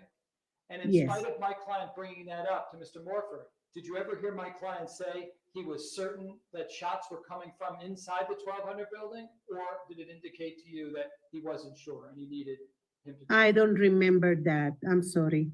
Okay. And when the prosecutor brought up a scenario about an echo, there was never a situation, was there, where for 48 minutes, you couldn't tell precisely where the sound was coming from, right? Yes, that is correct. There were You can. times where you were limited in time, but you had to stand still until you had more stimulus, more something to let you know whether to turn left or right or go straight or go backwards, correct? Yes, And that's because of the unique echo that exists in that area, correct? yes, And finally, while the prosecutor did say there were a number of people talking over the school radio that day, you remember when he asked you about that? yes, And you did hear other people's voices, correct? yes, Are you 100% certain that you heard my client order the code red and order everybody to get back? yes. I heard Deputy Peterson call red, everybody go back. Thank you. I am 100% sure. Thank you, Ms. Ramos. All the best to you. Thank you. Say, based on that, any recross? Nothing, Your Honor. All right, defense is the witness excused. Yes, Your Honor. All right, and you're all set. Thank you very much. I appreciate your Okay, patience. thank you. Okay, I'm Okay, gonna thank end you. the video call at this point. Bye. Well, yeah, Morrison's delivery, thank God. Okay, State, you ready to call your next witness? Go ahead. Yeah, he did die, Shelley. Yes, Judge. Go ahead, let's start with the next witness. Yeah, we're gonna call a shorter witness. Go ahead. The state would call Captain DeRosa. Oh, I missed a bit of that. That was quite emotional at times because she was reminiscing, obviously, the stuff that she went through. Jesus.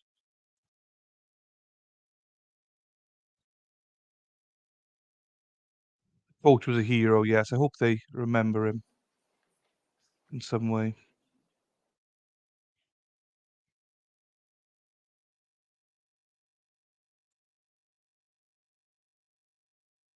So it's been quite an interesting trial today because a lot more people here watching. I've just banned my first person from our channel. We found out all the mods are sleeping when they're supposed to be working. What else have we found out? Met Madwell's sister, the resting bitch face woman.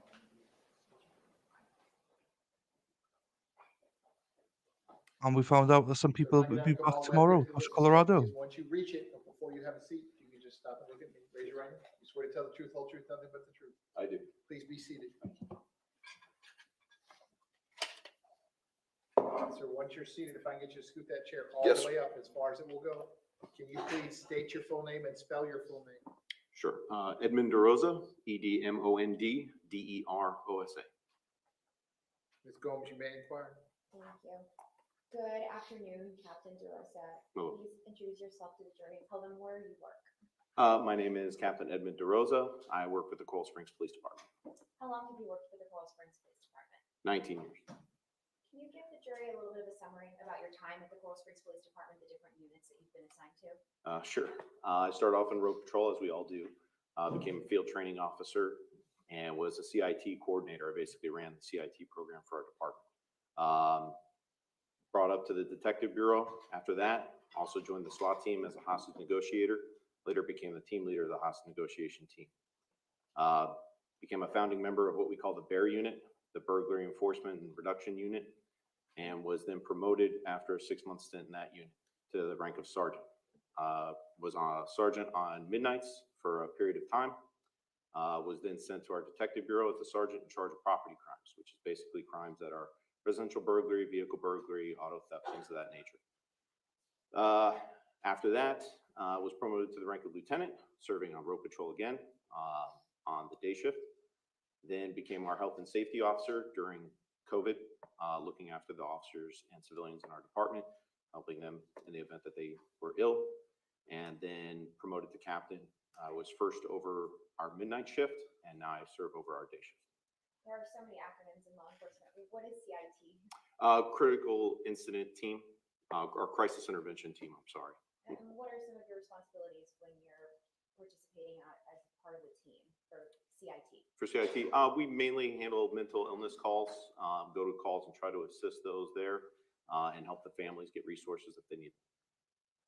Now, back in February of 2018, what was your role at the department? I was the supervisor in charge of our property crimes unit.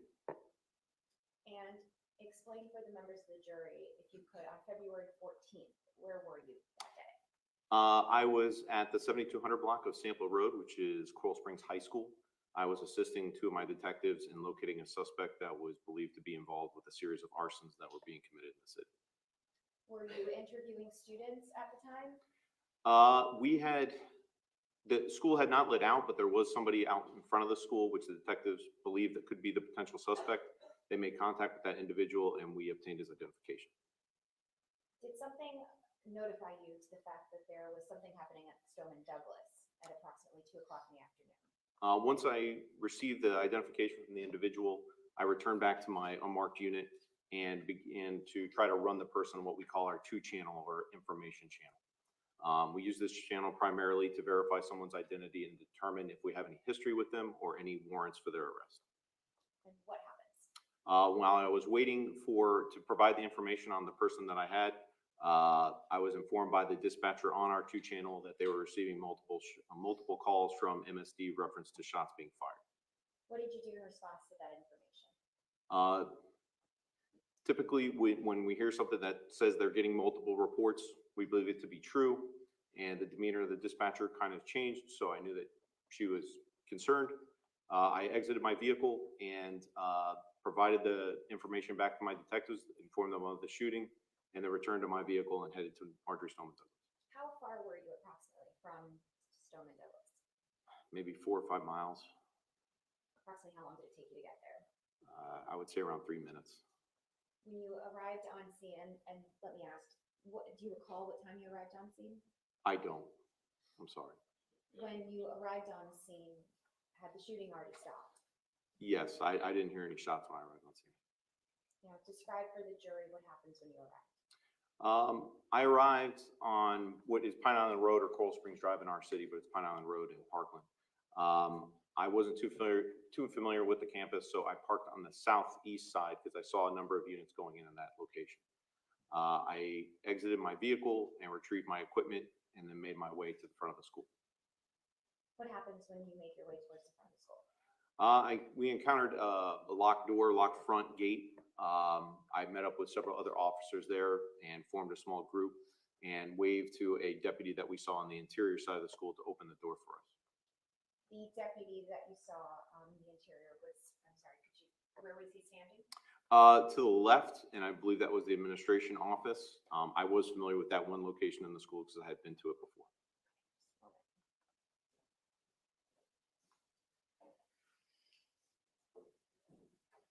I'm showing you what's already in evidence as defense F. It's a map of the school, and Judge, I apologize for blocking you. No, that's fine. Go ahead. Give you a moment to orient yourself with this map. Okay, so there's okay. I'm good. Okay, so when you arrived, you said that you pulled up. Could you please show the members of the jury where it was on this map? Oh, sure. So I believe I parked right around here. And at the time that you parked, did you know which direction you were headed? Most of the activity and most of the officers were going to the north, so that's where I went.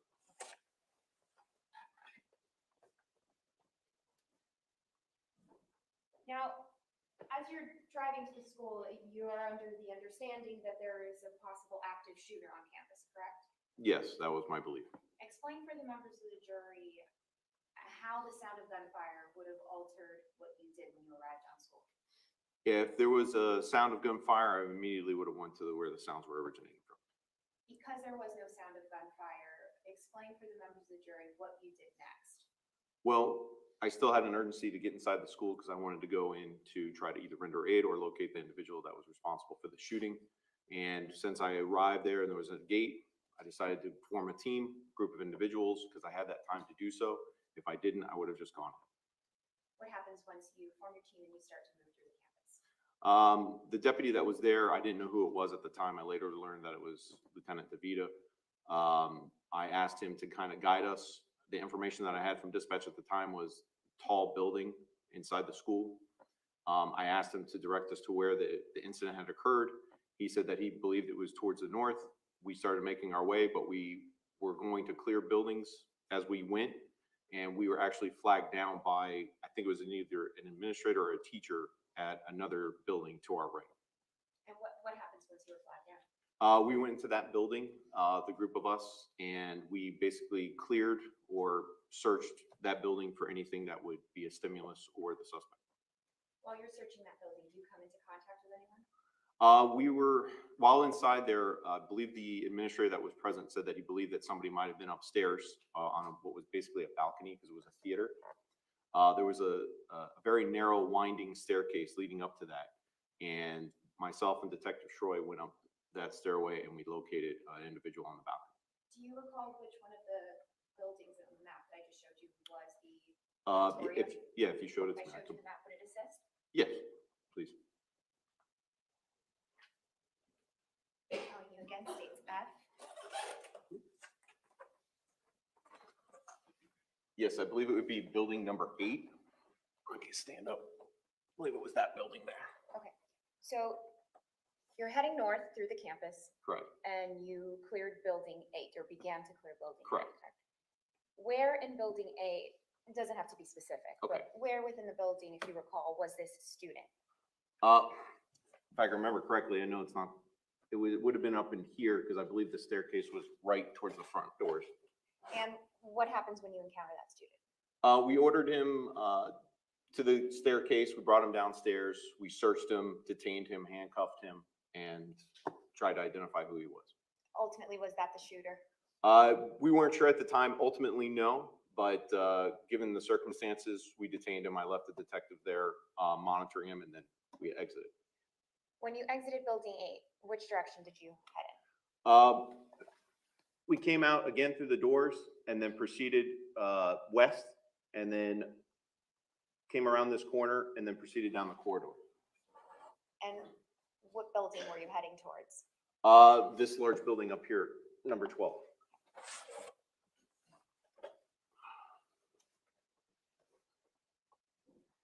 What happens as you are approaching building 12? We are going down what is basically a large corridor, a breezeway, and we could see, individuals, officers, and people going back and forth.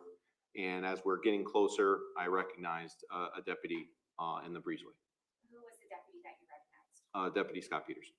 How did you know who Scot Peterson was? When I was a detective in the property crime unit, not as a supervisor, I was assigned cases in the north end of the city, and our north end of the city borders Parkland. A lot of times my cases either had witnesses or suspects that were Marjory Stoneman Douglas students, unfortunately. And I would contact him to get information on those students or to arrange interviews with those students.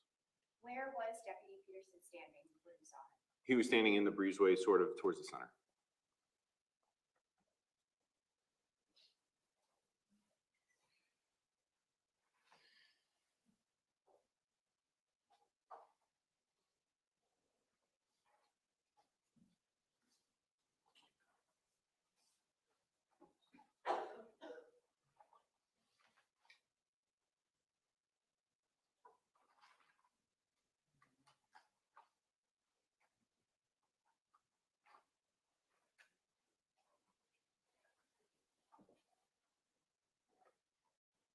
May I use the overhead? Yeah, give me one second.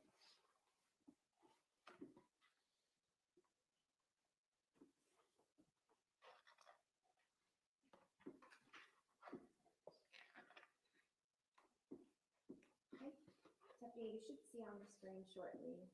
I'm showing you what is already in evidence as state 16, composite 1 of 3.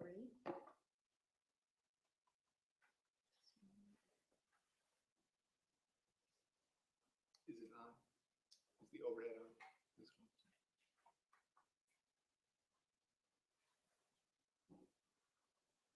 Yes. All right.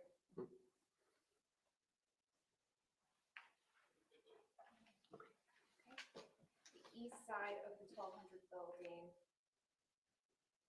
facing the breezeway. Just a moment.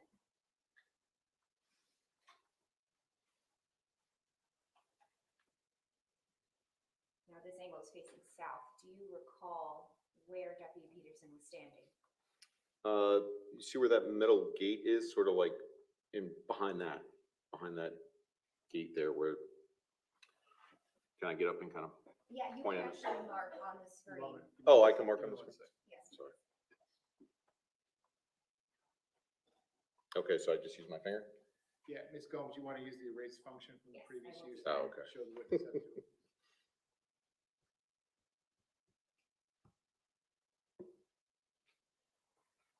Okay, you can go ahead and mark. Okay. So, oh, I'll select the pen feature for you. Go ahead. so right around there. Okay, thank you. And I am now showing you what is in evidence as state 17, composite 2 of 2.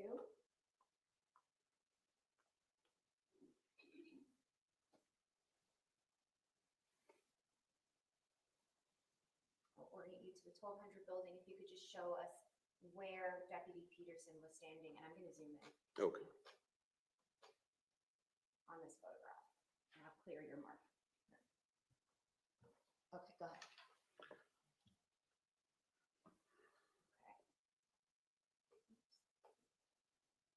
And if you could point for the members of the jury where the 1200 building is, just again for clarification. And looking at this photograph, where would the football field be? Oh, I believe it's to the west. Okay, let me show you this photograph here. Showing you defense F.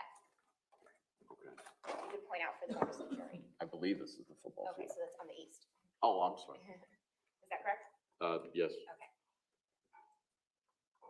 So when you arrived, Deputy Peterson was standing in that location outside of the 1200 building. Approximately how many feet would you say that location where he was standing is from the 1200 building? 60, 70 feet. Now you see him standing approximately 60 to 70 feet from the 1200 building. What is he doing? When I came in touch with him? Yes. Okay, he was on his radio trying to relay message or something. I couldn't make out what. But he was standing there and he was looking in the direction of the 1200 building. And did you say anything to him? I did. I said, Scott, I said, what's going on? Where do we need to go? Why were you asking him? He was the school SRO, or at least he was when I was a detective, so I believed he was still the school SRO at the time. So I was asking him information because I felt if he knew, if anybody would know, he would know. And what did he say? He said it was somewhere, he pointed in the direction of the 1200 building, said somewhere over here or in that general area. Based on him pointing you in the direction of the 1200 building, what did you do next? Myself and Detective Schroy, seeing all the activity around the 1200 building, there's a stairway to the left, probably like right around there. And we went up the stairway, cleared the landing, and then looked across to see if we could have a better vantage point, to see if we could see movement in the windows or anything that could be of use. And during this, have you heard any gunshots? No. What happens next? Seeing no real vantage from that area because the blinds were drawn in many of the classrooms, and honestly, I couldn't even see in the ones that the blinds were sort of open. We decided to go back down the stairs. I had another officer with me, Jeff Danak. I told him to stay at that location, and then myself and Detective Troy moved up to the 1200 building on the east side. So we went from there to there. Why did you guys make the decision to change your approach or to stop what you were doing and do something else? Well, we could see the activity at the 1200 building. We really weren't going to serve much of a purpose where we were at. We felt that could be more useful there. What happens when you go towards the 1200 building? There was a group of officers inside the stairwell already, mixed of Coral Springs and I believe some BSO. And I saw my captain at the time was Captain Gallagher, who's now Deputy Chief Gallagher. But I saw him there and I asked him if there's anything I should be doing or anything that he needed. He said no, we were to stand where we were because there was already officers inside the building. Was Deputy Peterson still standing in his same location when you went back to the 1200 building after leaving the 700 building? When I came back the stairs was the last time I saw him and he was still there, and then I went across to 1200. Okay. So he did not enter the 1200 building with you? Not that I'm aware of, no. When you were in, tell me what happened next. We were told not to move because the officers already being in the building. We were huddled in this stairwell, and I don't know who, but somebody had a radio on and it was giving us updated information because they were looking at some sort of video saying that the shooter was inside the stairwell, was changing clothes and was going to be coming down. At that point, we were preparing for an engagement with that individual. So we were all kind of pointing our guns up the stairs, waiting for him to come down. Did the shooter ever come down the stairs? No, it was kind of, it was strange because we were standing there and we're getting these updates and we're thinking, okay, it's coming, it's coming, it's coming. And then all of a sudden it was, he's westbound through the courtyard and mixed in with students. And we all just kind of looked at each other like, what is going on? And then, no, he didn't come back. He didn't come So back. did you later learn that the shooter had actually managed to leave the 1200 building? Yes. And nobody had reported that he left the 1200 building? Nobody within our group saw anyone leaving that matched that description. Did you later find out that the video that was being watched was actually delayed? Yes, we did. Okay, can you explain that? So once we realized he wasn't any longer in the building, somebody had to advise that there was a significant time delay in what they were viewing and what was going on real time. At that point, I took another small group of individuals and we tried to follow the path that the shooter would have taken, leading us all the way out to the canal, which ran parallel with the Sawgrass Expressway on the south side of the school. So to be clear, once you realized that the shooter had left the building, you attempted to run in that direction? Correct. Which direction did you run in?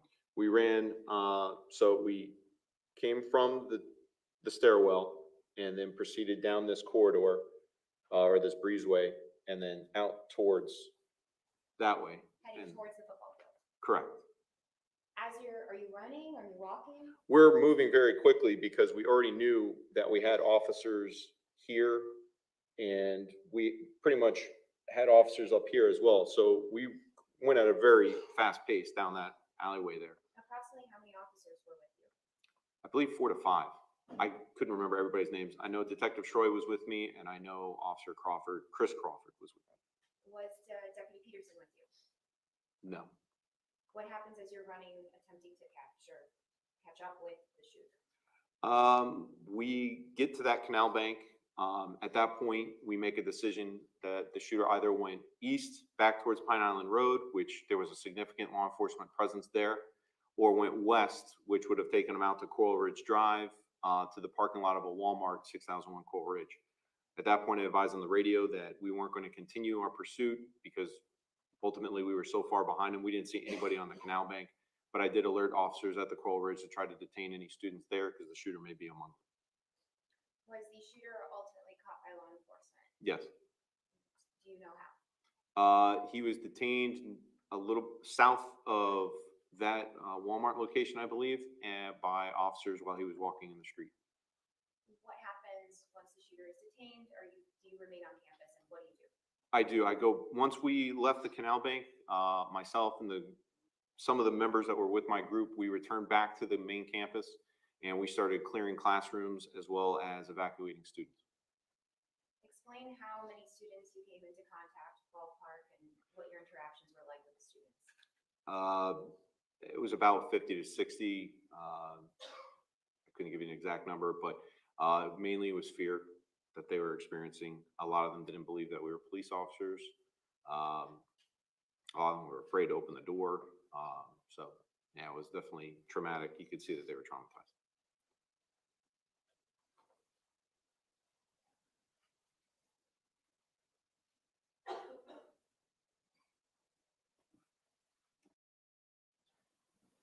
Judge, permission to publish what's already in evidence as states 6F9.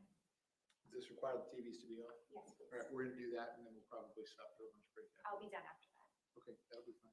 Court Deputy, if we need all the TVs off, please.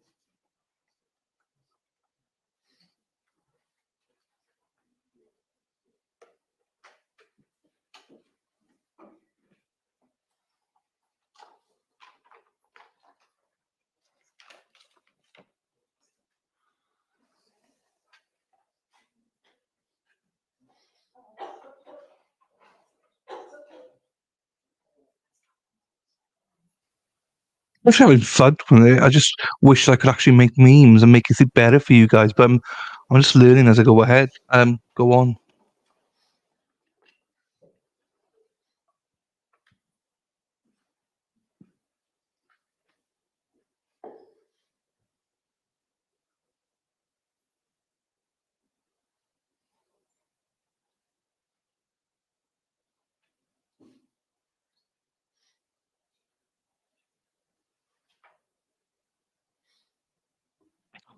Like you were talking about doing the eggplant for Lefty and stuff, which I'd love to do, but I don't know how to do it. That's the frustrating part. Sausage gravy, white gravy. The group of law enforcement officers that you were with? When I first entered, yes.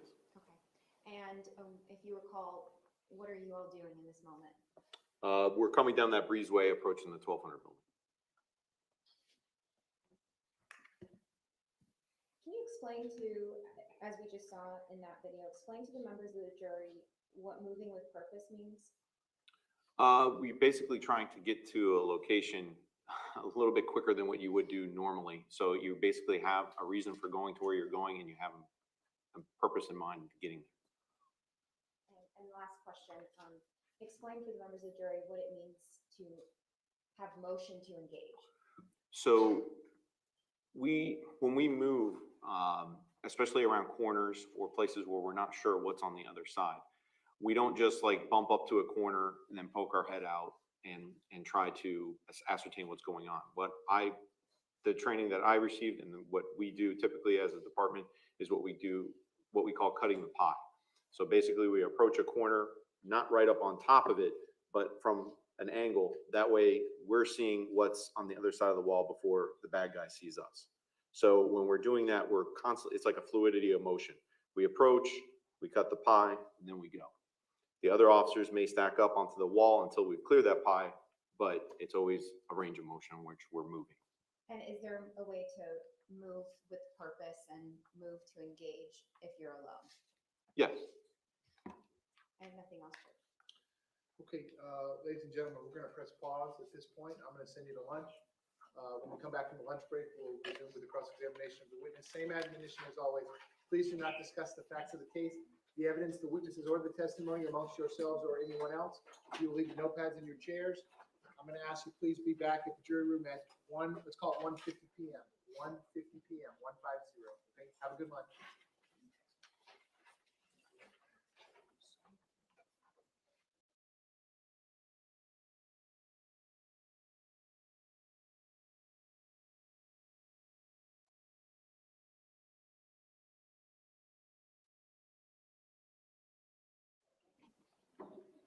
We'll just see Okay, what Rods, by the else is presence of here. the jury, everyone can be seated. State anything you need me to address before we recess for the lunch break. Defense, anything you need me to address? No, Your Honor, thank you. Sir, you can talk to anyone you want about anything you want, just not your testimony in this Yes, sir. case. It's just like your.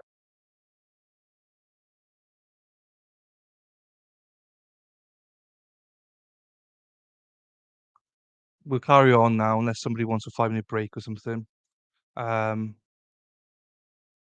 4:35 there.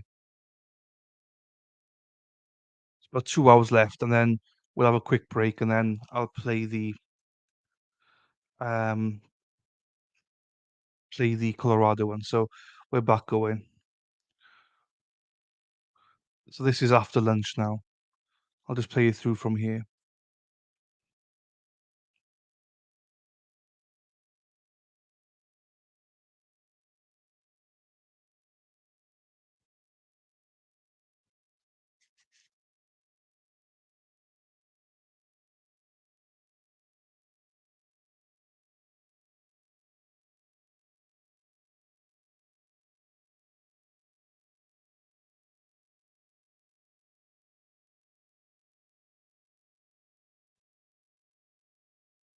Oh, damn.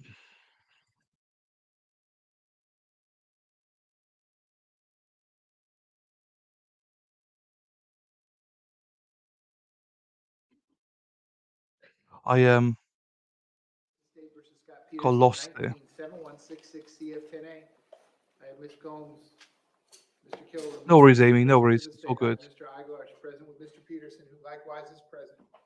The witness is back on the witness stand. We are outside the presence of the jury. State, anything you need me to address before we resume?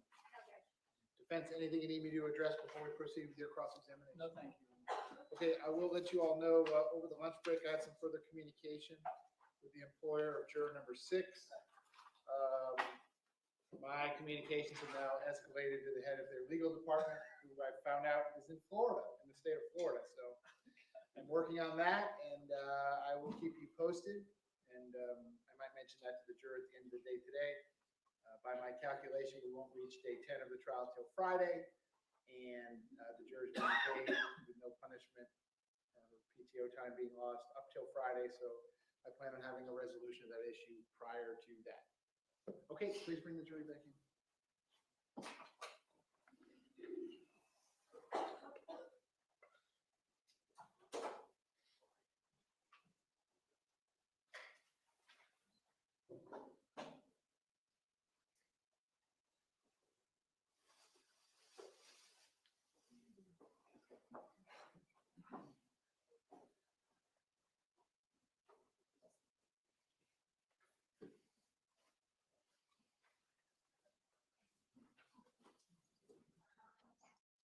I don't think we're missing anything, Amy, so hopefully she's gone quite quickly. And we're not missing anything. Shelly, how was that? Are you on your phone or something, Shell?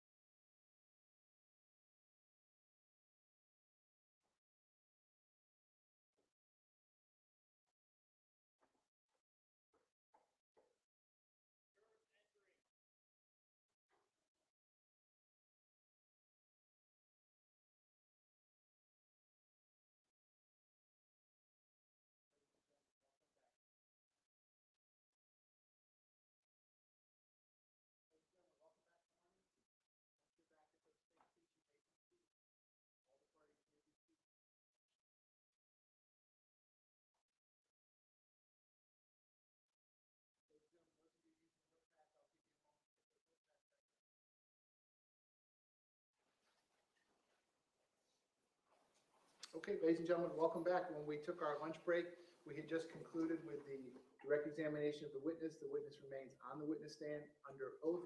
We'll now pick it up with the cross-examination of the witness. Mr. Igars, when you are ready, you may proceed. Thank you, Your Honor.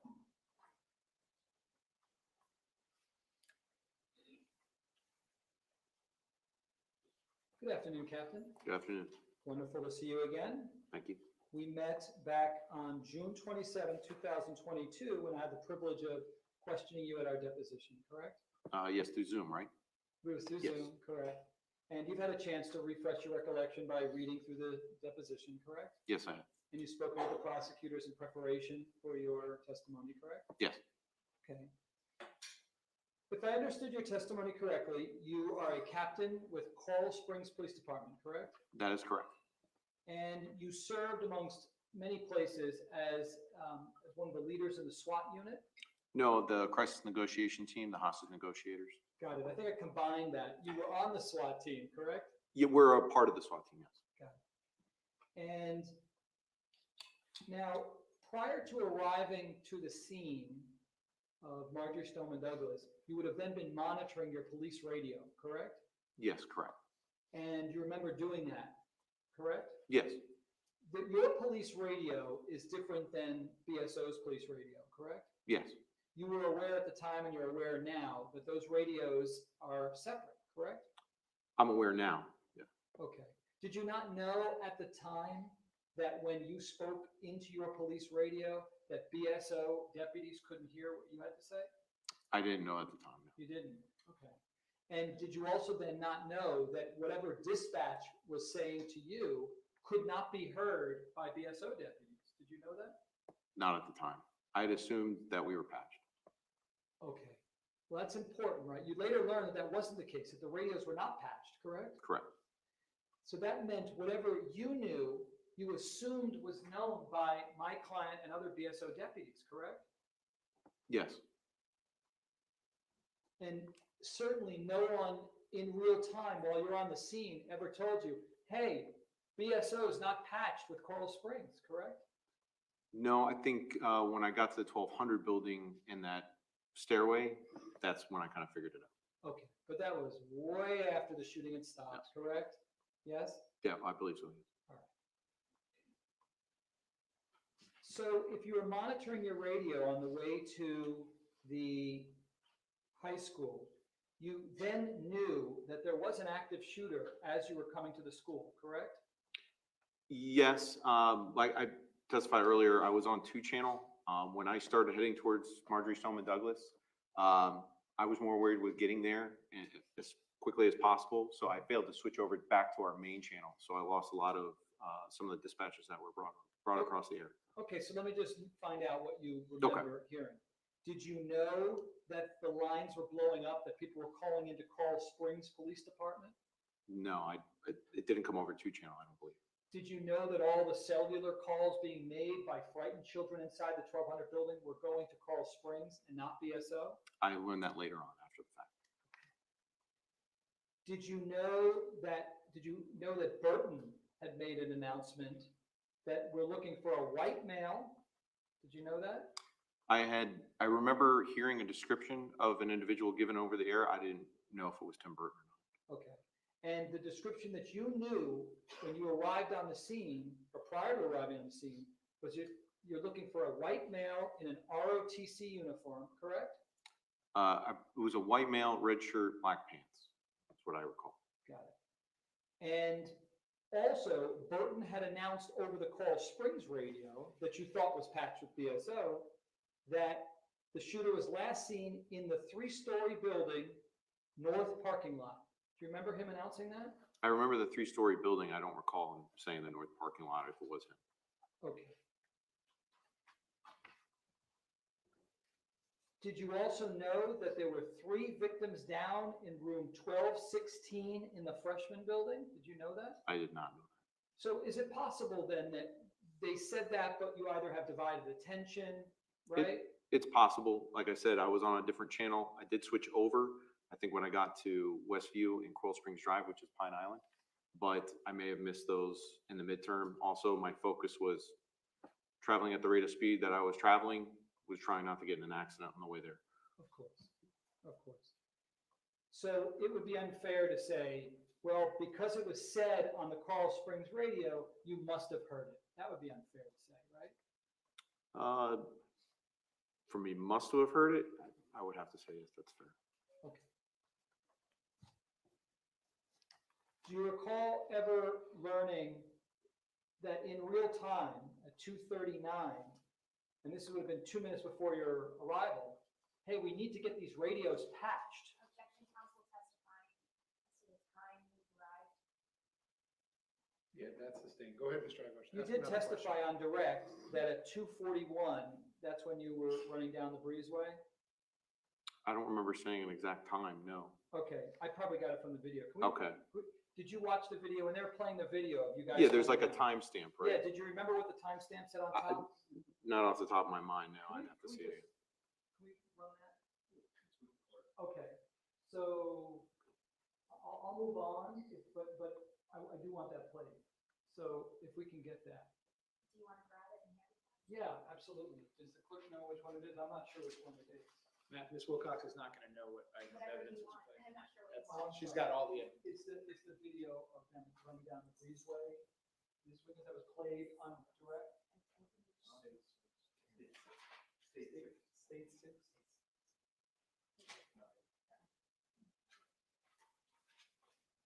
Is it one of these? Do I just search? In the envelope. This one? Yes. Okay, can I bring that to you? And you'll report? All right, we'll get it, Okay. the time will be on top, Right. right? Okay, because you don't know what it is offhand. No, right? not off the top of my head. You do know that the last shots were fired some 14 minutes before you even got there, correct? I didn't know that at the time, no. But you had a sense, did you not, of the shots having been fired? Yeah, there was no shots that I heard when I was on scene, so I assumed that they had come prior to my arrival. Got it. So even though there had been a description of a white male wearing a, I think you said red shirt, could they have said burgundy shirt or was it? It's a red? possibility. Okay. and black pants, you didn't ever think for a second, okay, so we're dealing with just one shooter on this campus, correct? No, typically we use the +1 rule. Explain to the jurors who may not have heard, but what is the +1 rule? Typically, when going into a incident like this, we like to believe that there's always potential likelihood of another individual or suspect. That way, we keep alert and we stay aware, even if we've detained somebody, because we don't want to be caught with our back to someone that may have a potential weapon. So even when you have hypothetically real-time intelligence, I think there may be a shooter in that building, you're still thinking, hey, there could be multiple shooters as well, correct? Yes, at least one more. Okay. And if you think there might be 2 or 3, then you add 1 to that, correct? Yes, you could. And when you're arriving on the scene, no one had told you it's limited to just 1, correct? No, when I got to the scene, like I said, I met up with a group of officers that were there. We kind of compared information at that point, Right. but as far as we knew, there was 1. So you parked on the southeast side of the school, correct? Correct. And then you saw some police officers from Coral Springs, correct? Yes. And you joined Coral Springs police officers to get into the school, is that correct? Yes. And the additional officers that you joined included Detective Schroy, correct? Yes. Officer Dejnak, whose name I'm sure I'm not pronouncing properly. How do you say it? I say it Danak, but I'm sure I'm wrong too. Okay. And Detective Danielle Crawford, Correct. correct? Yes. All right. And so do you all then immediately join forces when you get on campus and storm into the 1200 building? Well, at that point, we had to be let in by who was, I later found out was Lieutenant DeVita. He let us in. He joined our group. Since there was no active stimulus for us to engage, we went to where we believed that everybody was going, and we were kind of led in that direction to the north side. We ended up getting flagged down, or we believe we were going to start clearing buildings, but we got flagged down by a school administrator or a teacher at the drama center, and that's when we went into that building. So let's start the process of clearing buildings, right? The idea is because you don't know where the shooter or shooters may be located, they could be located anywhere, correct? At that point, we didn't have enough intelligence to say that the shooter was still at the 1200 building. So every single building could be a possibility, correct? At that stage, yes. Okay, we'll move forward, right? And the situation is fluid. Correct. Right? Meaning it changes when you get additional real-time intelligence, correct? Yes.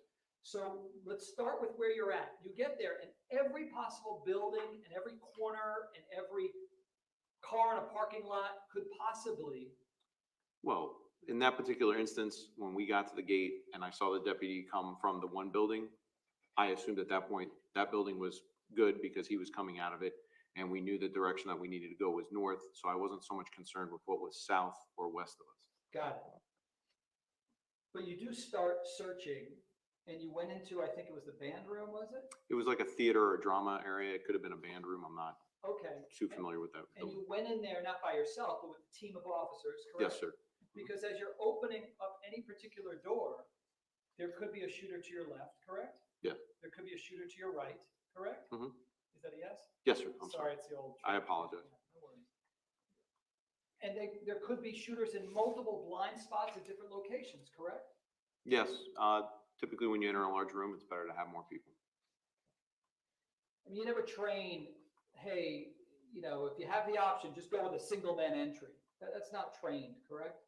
It is in an active shooter scenario, yes. I got you. But typically that's not your choice because you're more vulnerable that way, correct? Yes. And you then move towards closer to the 1200 building, correct? Yes. And my client was not the only officer there, correct? No, when I got closer, I could see some individuals off to the right. I don't know if they were police officers or school security, but there were some individuals off to the right. Well, do you remember seeing Coral Springs Officer Best, who was standing right by my client's side? I don't recall seeing him, no. Okay. You're not saying that he wasn't there. You're saying you just don't recall seeing him, correct? Correct. And what about Officer Burton, who would have been in the parking lot about 40 yards away? I don't remember seeing him, no. Okay, that doesn't mean he wasn't there, Correct. correct? fact, this was a very stressful scene, correct? Yes. You never thought you'd be sitting in a witness chair, having to recount, let's see, who was present during the shooting, correct? It did come to my attention afterwards, yes. But during the scene, I was more focused on solving the problem. Got it. So the first thing that you do when you get to the area near my client is you take a tactical position of cover, do you not?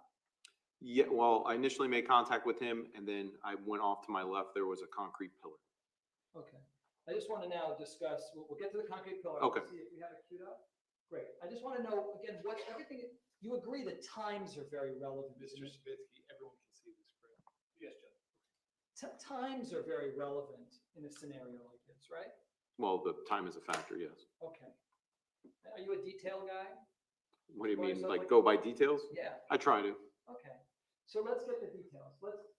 I'm gonna have you look at the video again and tell us when the time approximately when you approach my client. So right around here is where I can Pause it see. for a second. Pause it, please. Mhm. Who do you see? Peterson would be directly in front of me at the bottom of the screen. He's out of the camera view. Okay. So look at the top right. You see the number 9 there? Do you see 9 It's on the pillar? Here. oh, yes. Yeah. Would he be, in relation to that, where did you see Peterson? Just out in front of it. Like I said, he's off camera. Okay. And you guys are approaching where Peterson is, correct? Correct. And so does that 2:41, 2:42-ish represent the approximate time? Yes, sir. Can I just say ish because I see 2:41:54. Right, so we're coming up on 2:42. Would So, that be a fair estimate? I'll use your words. yes, 2:42? 2:42 is probably when I make Okay, contact. that's good. So 2:42, if the last shot happened at 2:27:35, you're talking about some Yeah, that's sustained. are you good at math? Yes, sir. Okay. If the last shot, Yeah, that's sustained. okay. So at 2:42, you approach my client and you said that when you mentioned there was a pillar there. Yeah, it was like a concrete wall pillar, yeah. Okay. And what did you do at that concrete wall? I took a position behind it while I was communicating with him. Now, why did you do that? Obviously, if there's any type of shooting scenario, it's always best to find hard cover as opposed to what we call concealment. The difference being is hard cover can stop a projectile, bullet, or something from hurting you, where concealment can just mask where you were at, but projectiles can still come through it. If you believed that all the shots were contained within the 1200 building, you wouldn't have had a need to take a position of cover and find a concrete pillar, correct? Since I didn't know where the shooter was, I wasn't aware of where the shots may come from, so that's why I took my position. And so one of the scenarios as you get to the scene is you could possibly be subjected to sniper fire at any point, correct? Yes, I'm not really sure about sniper, but I thought I could potentially be shot at. Well, yeah, until you eliminate that as a possibility, it has to be plausibly on your list, correct? Okay. I wasn't thinking that day, no, but Okay. But just months before that was the Las Vegas shooting, correct? I'm not 100% sure on the date of that, but I am aware of the incident. And that involved a sniper, correct? Yes, it did. Yeah, that's sustained. Go ahead, sir. Another possibility, though, I think you said more plausibly, was that there was shooter or shooters wandering around that area that had guns, correct? Yes, sir. And you were worried at any point you could be shot, correct? Yeah, it didn't enter my mind. If I can have you take a look at what is Defense Exhibit F.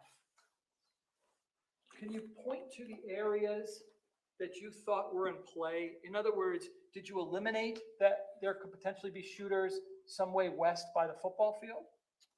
At the point where I made contact with Deputy Yes, Peterson? yes.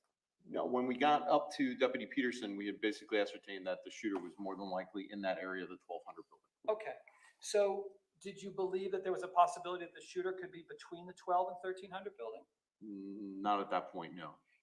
What did you learn in real time that eliminated that as a possibility at 2:42?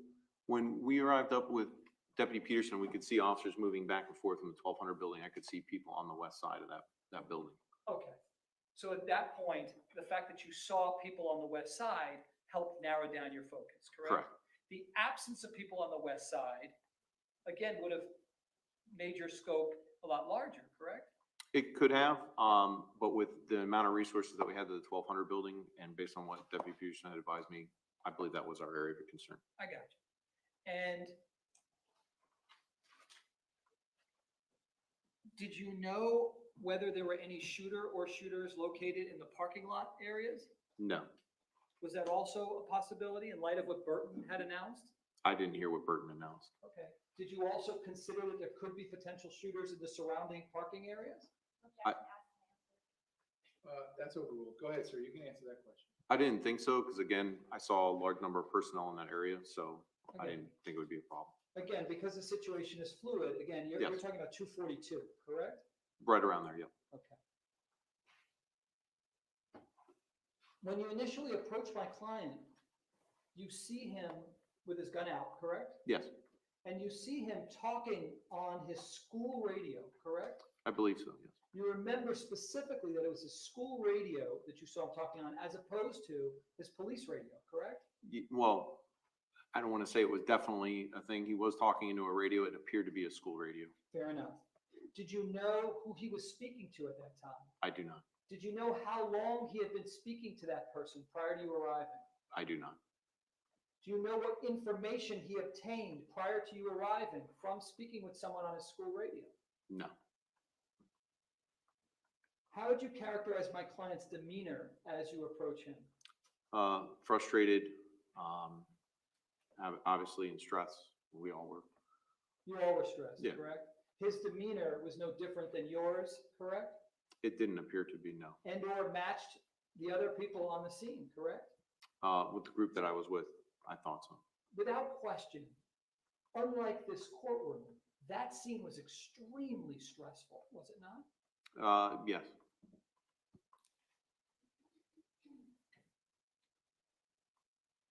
Now, after arriving by the 700 building near my client, you couldn't see any gunshot victims at all from where you were standing, correct? No, not at the time. I was talking with Deputy Peterson. I could see movement, but I wasn't like looking right then and there. I did see them later on. Okay. But again, from where you're standing and you're just looking, you don't see Aaron Feist's body on the west side, No. correct? No. You don't see any other indicators that would suggest that anybody's injured at that point, correct? I could see people being carried out. I would assume that they were injured, but I didn't see any direct injuries. If you looked in through the window, did you look into the windows of the 1200 building? When we went up to the second floor, yes. Okay, but did you ever look while you were standing there next to my client? I don't recall, no.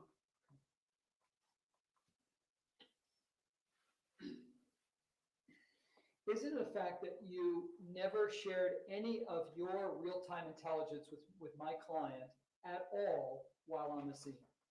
No, I felt that if I had the information, he would have had the information, so I didn't feel it pertinent. Okay. You're familiar with auditory exclusions, correct? Yes. Explain for the jurors what auditory exclusions are. Sometimes when dealing with a stressful situation, you sometimes block out certain noises or sounds or conversations in order, because your focus is set. So you're kind of blocking out. Like my wife was talking to me the other day as I was reading over my depositions and I didn't hear what she said and I had to turn to her and say, "What did you say?" Something like that. Does that mean I can tell my wife I have auditory exclusion?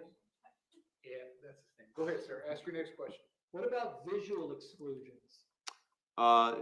It does happen, yes. What's that? Yes, it does happen. Explain, it happens under stressful or calm situations? Mostly under stress. Okay. Similar to a scenario like you experienced? I don't recall having any visual exclusions. I have had them in the past in different incidents. Explain for the jurors, when you do have visual exclusions, what occurs? Your focus is narrowed, so you may lose your peripheral. So it just comes with the territory of trying to focus in on what you're dealing with. Some of the benefits sometimes could be that you're laser focused on what's in front of you, correct? Yes, sir. But then you don't necessarily see what's in your periphery, correct? Yes, So it's possible to miss things in your periphery, but it be unintentional, correct? that is correct. And when asked about it later, it could be because of visual exclusion, correct? It is a possibility. So you've been trained in active shooting, correct? Yes. And when your officers are trained, do you go to a particular location? We vary the location over the years. Sometimes it's at a school, sometimes it's at our training facility.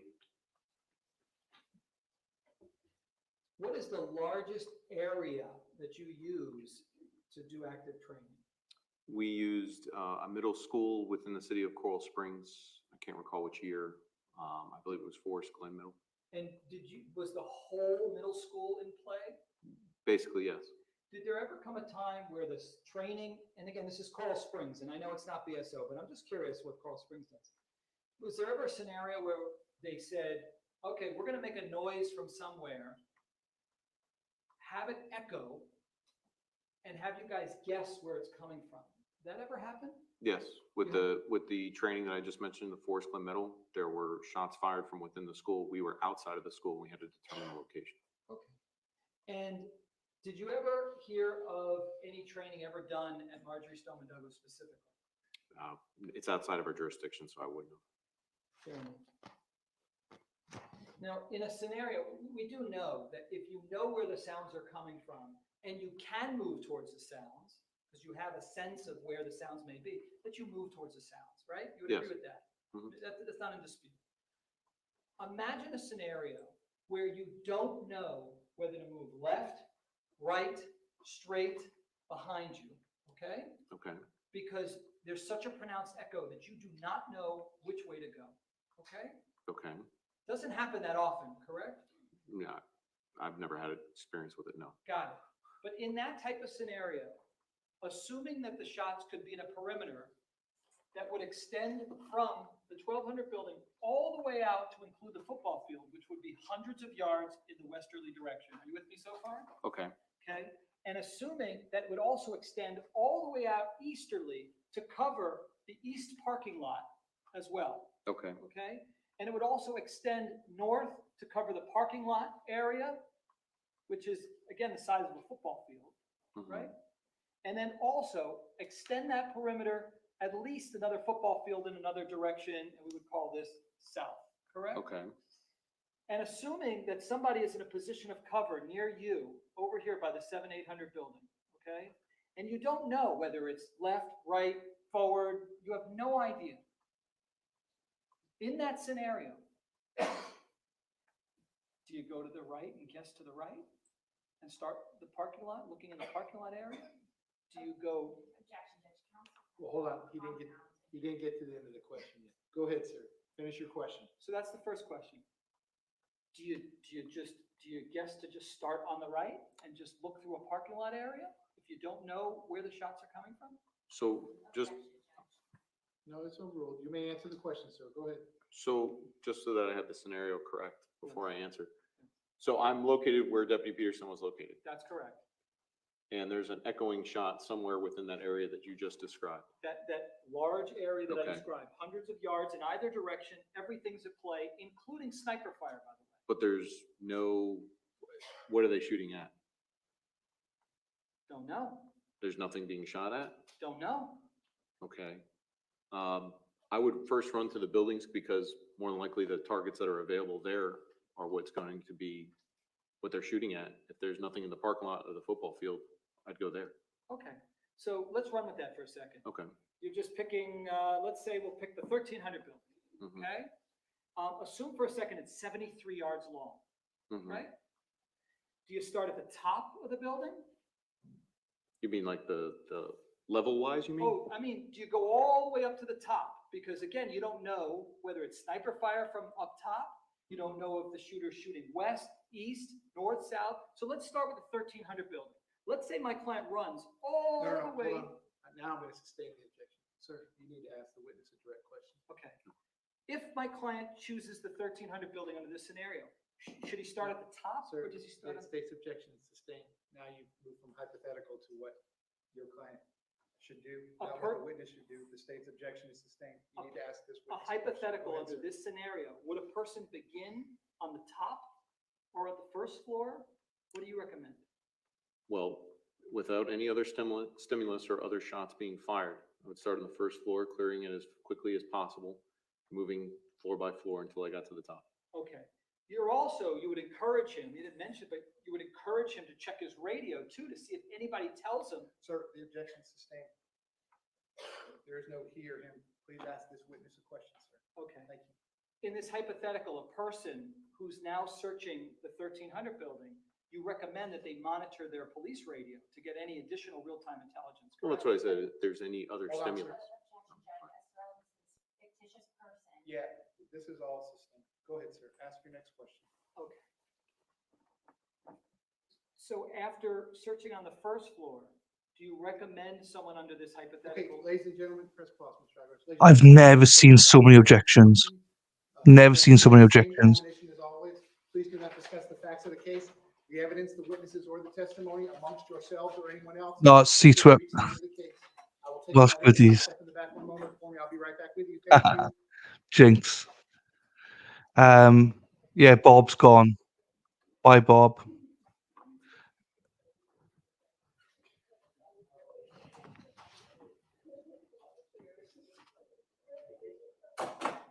Okay, we're outside the presence of the jury. Everyone can be seated, sir. I'm going to ask you to step out into the vestibule All right. momentarily. Not a problem. Okay, I will be right back with you. Again, please don't discuss your testimony with anyone, and I will be right back with you. Thank you. Yes, sir.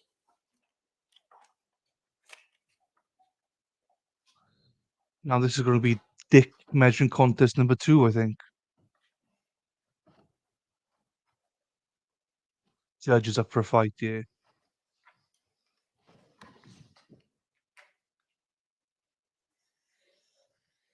Okay, we're outside the presence of the witness. So, Mr. Agars, I want to have this discussion outside the presence. 19, of the jury. I don't yes. want it to impact Oh, your client's right to a fair trial in any way, shape, or form. Thank you. This witness is not an expert witness. Okay, he is not an expert witness. He's not here to give his opinion on anything. He's a fact witness. Okay, and this is going so far afield of what is proper. Can I respond? Go ahead, sir. The state used Polo, Heinrich, Burton, almost every single witness to give their opinion about what my client or a person under that scenario should have done. They all said he should have moved towards the I center. don't agree with you, sir. The state asked those witnesses what they would have done. If they would have asked them to hypothetically analyze what someone else would have done and you objected, I would have sustained that too. But that's not my job to object. That's the lawyer's job. So if Okay? I I rule on objections. Lawyers make objections, okay? So at this point, again, this is a fact witness. If you would like to ask the witness what he would do, but going down this hypothetical road, well, let me ask you this, Mr. Igos.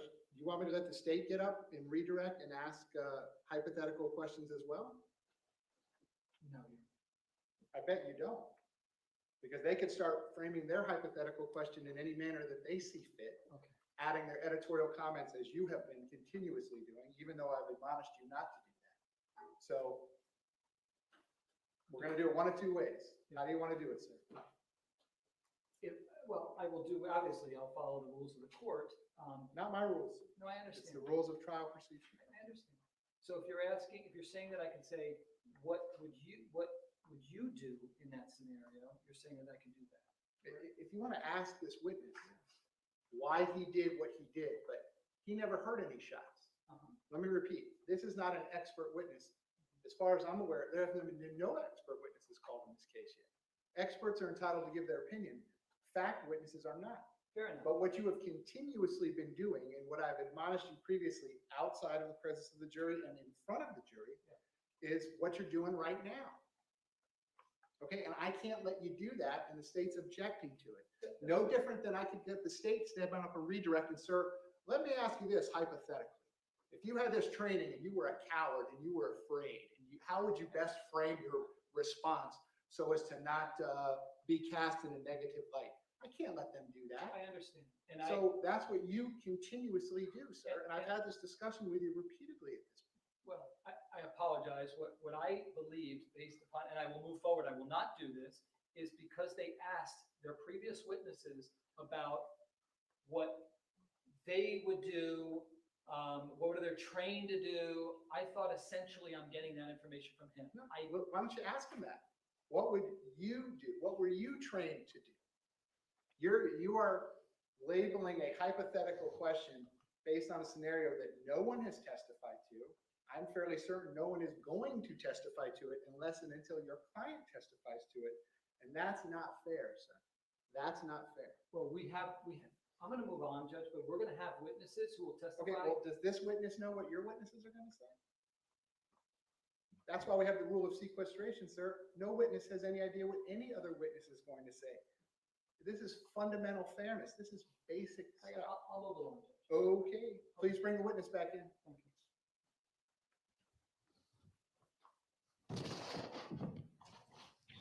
Huh, did we Lefty? I didn't see a triple digit. I saw 97 Lefty, but didn't see triple digits. Did not see triple digits Lefty, but I'll take your word for 95 now. Happy days. Wow. Wow. And you must be brave. This defense lawyer doesn't give a shit. He knows what he's doing. 100%. Please be seated again. Just Ah, hold yeah, it. Lefty, you're right. Scoot that chair all the way Be up. nice. Please We got close to your- 97. We're on 92 now. It would be nice to get triple just once. But whatever happens, we've broken the record for today anyway. So thank you, everybody. And after this one, we're playing the Colorado murder. So if you didn't see day one, that's where we're playing.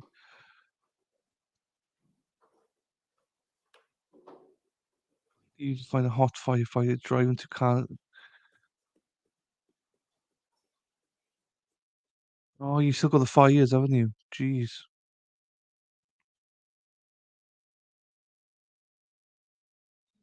Yeah, it's happy. We've gone back down to 87 now, and we probably won't reach triple figures, but we can dream. We're hoping to reach triple figures today. We'd love you to hit 100 today.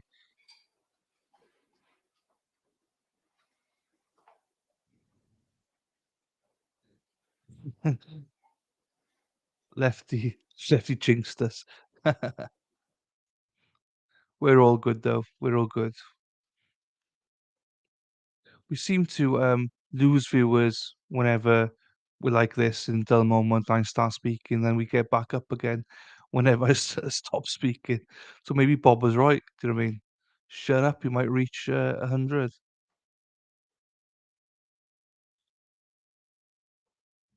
Heidi. Oh, you're a firefighter. I didn't know you're a firefighter, Heidi. Very cocky, does that on TV shows. Okay. Oh, is he on TV, is he? Maybe that's why I will recognize him. What's Jamie? What's that so sweet? What did Jamie do? Oh, I missed what Jamie. Jurors entering.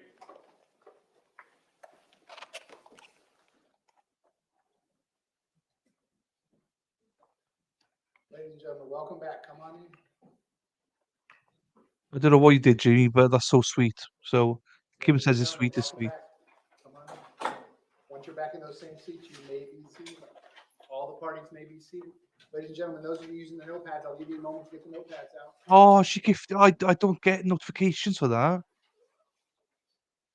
Oh, thanks.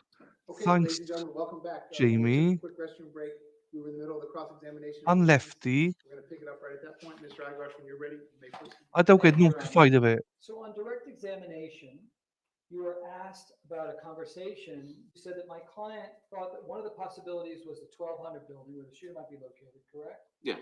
But he also said to you, and I think your testimony was somewhere in that general area, correct? Yeah. But isn't it a fact that he didn't say general area, he said somewhere on campus? Remember that? It was something on the campus or the grounds, something to that. effect. Okay. So you remember him saying campus, which, again, this campus has 45 acres. You're aware of that or not? I was not. No. When my client told you that he didn't know where the shooter or shooters were located precisely, did you think that there was a chance that he was just faking it? No. It didn't look like that, correct? Felicia, welcome. First time viewer, welcome to the channel. Felicia, I honest to you, right? This is, I'll play it to you.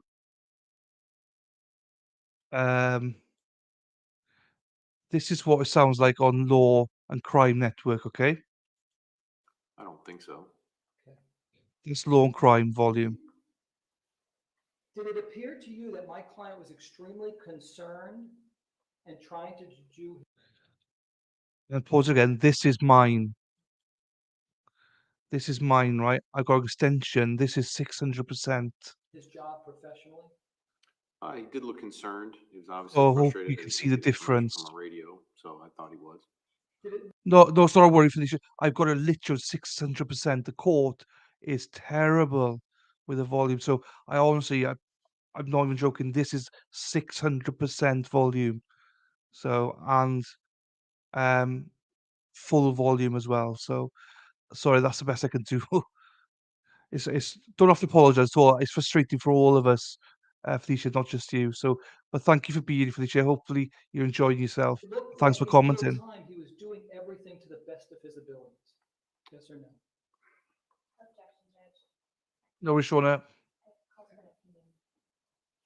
Yeah, that's sustained. Go ahead, sir. Ask your next question. You knew my client from working with him while you were a detective, correct? Yes. And how would you characterize him professionally? Whenever I called him for information about a student at the school, he knew and was able to give me information about that student. He was helpful and professional to you, sir? Yes, sir. I have nothing further. Thank you. Thank you. Any redirect? Go ahead.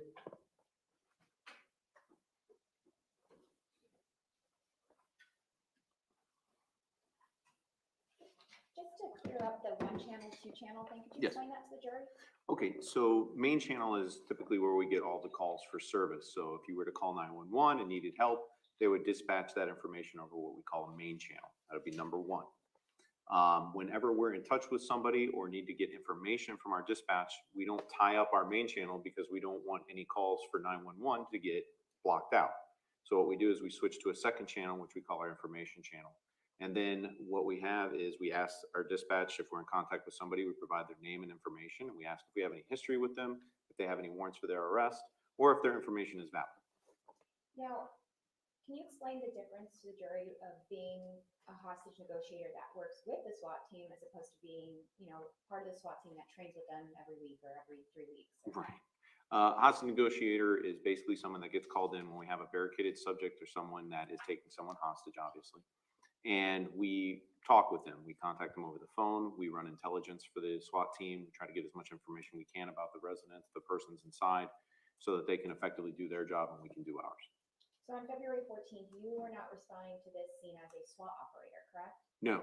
You were responding as a regular, and I use air quotes because as an officer, Right. whatever rank that may be, a non-SWAT officer. Correct. And as an officer who's not on SWAT, you still had training on how to provide emergency medical Yes. and explain to the jury as a non-SWAT officer, as just an officer of the law, what is that training that you had? We go through stop the bleed training, which includes tourniquets, chest seals. And what we do is we learn how to apply those to individuals who suffer wounds that could be life-threatening, such as, cuts to arteries or gunshot wounds. And why is stop the bleed so important? It's important because every minute counts. Someone can bleed out relatively shortly if a main artery is cut. And the quicker that you apply a tourniquet, the better likelihood you are to save someone's life, especially on a chest seal as well. If you don't manage to apply a chest seal, someone could die relatively quickly. Based on your training and experience, is single man entry taught in an active shooter situation? Yes. Explain what that is for the jury. So at the Coral Springs Police Department, we train the single man entry because, again, time is a factor. So if I were to arrive on an incident such as this and I could hear active shots, I would respond to that location as soon as possible, even if I was the only person there. Now, you took a position of cover next to Peterson, Deputy Peterson. How long were you in that position of cover for? Not very long, just enough to get the information from him that he provided. And then we proceeded up the staircase to the second floor to check for the windows to see how, if we could get a vantage point from there. Why did you choose not to remain in that position of cover for a longer period of time? There was no advantage to me being there. I didn't see any activity to which I can contribute. So that's when we bumped up to the 1200 building. Why is it that when you arrived on scene, you personally were not aware of where the shots were coming from? I was not familiar with the campus and I didn't know where the tallest building on the campus was. So I didn't know where I was going. Did you have any audible gunshots while you were on campus? No, I did not.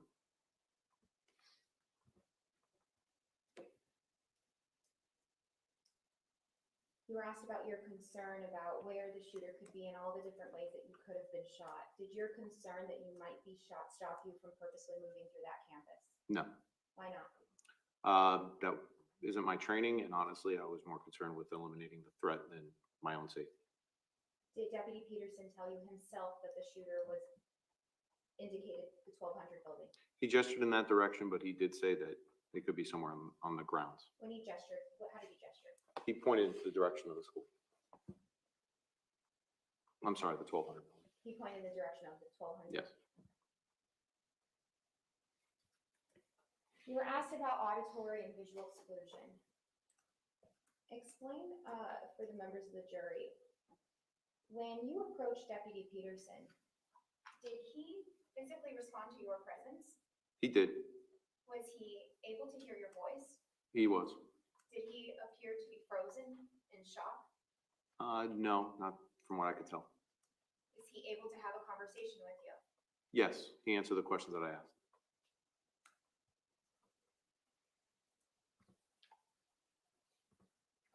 And after you had that interaction with Deputy Peterson, either before or after, you did see him also actively using his radio, correct?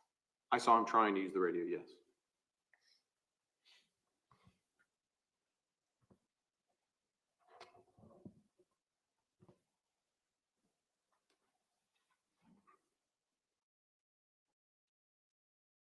You indicated that everybody was under stress, correct? I believe so, yes. Well, you were. Yes. Okay. And you indicated your words were, he was like everyone else. Is that correct? I would assume, yeah. Meaning his level of stress. Right. Judge, I'm not Judge, that calls for speculation. Yeah, that's his name. I have nothing else. Thank you, Judge. Based on that, you recross. No, Your Honor. Okay, state, is the witness excused? Yes, Judge. All right, sir, you may step down. Thank you very much. Thank you. While he's doing that, state, you may call your next witness.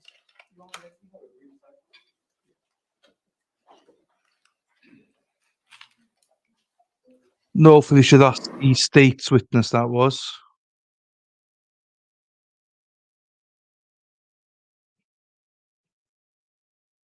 I'm not sure if you can see it, but I got a bit of cooked ham, rice with sweet corn, and pineapples with pasta.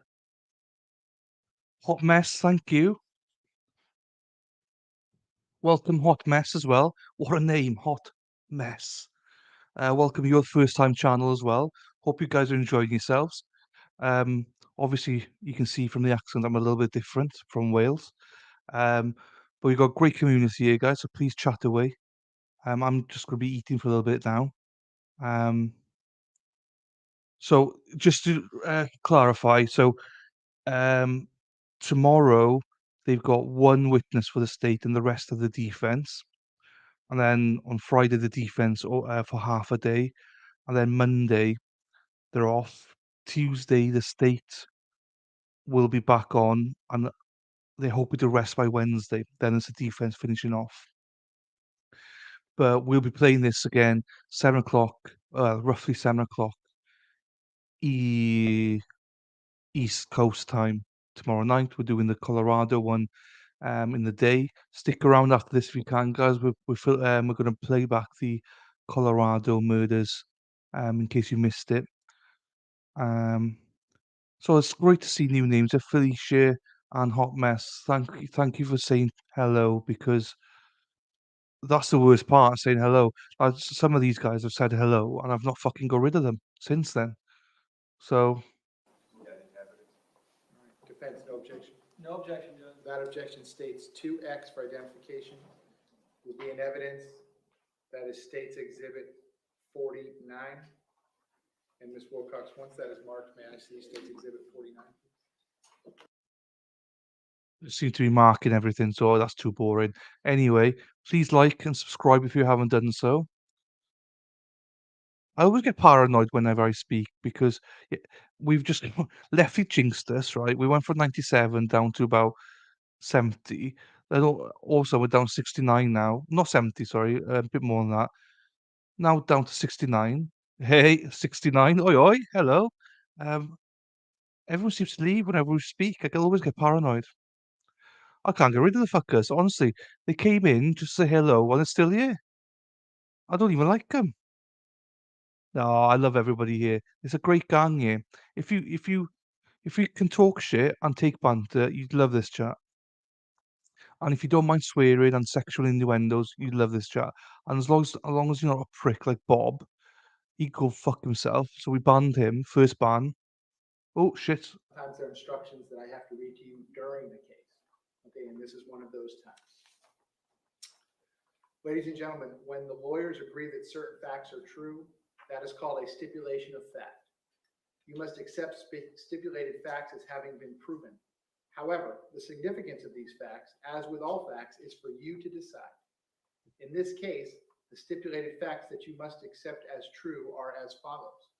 Ladies and gentlemen, I'm going to read to you what is now in evidence as State's Exhibit 49. Again, this will be available to you along with all of the other exhibits when you are deliberating the case. It reads as follows. Joint stipulation. Counsel for the state of Florida and defendant Scot Peterson stipulate to the following facts, which are admitted and will require no proof at trial. Count 2. The deceased person named in the information is, in fact, Kara Loughran, a minor child. She died on February 14th, 2018. And the Broward Medical Examiner's Office conducted an autopsy, case number 18-0535, to determine the cause and manner of her death. Count 3. The deceased person named in the information is, in fact, Joaquin Oliver, a minor child. He died on February 14th, 2018. And the Broward Medical Examiner's Office conducted an autopsy, case number 18-0536, to determine the cause and manner of death. Count 5. The deceased person named in the information is, in fact, Jamie Guttenberg, a minor child. She died on February 14th, 2018, and the Broward Medical Examiner's Office conducted an autopsy, case number 18-0521, to determine the cause and manner of her death. Count 6. The deceased person named in the information is, in fact, Peter Wang, a minor child. He died on February 14th, 2018, and the Broward Medical Examiner's Office conducted an autopsy, case number 18-0537, to determine the cause and manner of death. Count 8. The deceased person named in the information is, in fact, Scott Beagle. He died on February 14th, 2018, and the Broward Medical Examiner's Office conducted an autopsy, case number 18-0533, to determine the cause and manner of death. Count 10. The deceased person named in the information is, in fact, Meadow Pollock. She died on February 14th, 2018, and the Broward Medical Examiner's Office conducted an autopsy, case number 18-0534, to determine the cause and manner of her death. State, when you are ready, you may call your next witness. Thank you, Your Honor. State called Dr. Marlon Osborne to the stand.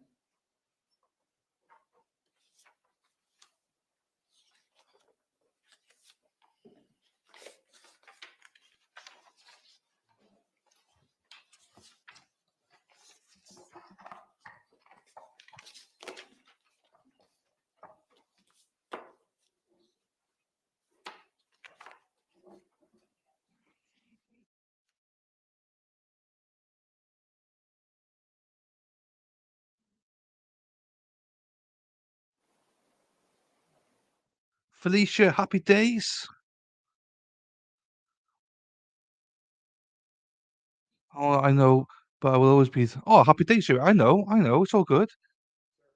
Come all the way up here to the witness. Yeah, Madwell, do yourself a favor and fuck off again then. Reach it We get more new before people, you have a innit? seat. If you could just stop and look at me, please. At one point, we had 97 people in here. Can you imagine? Swear to tell the truth, whole truth, nothing but the truth. I do. Please be seated.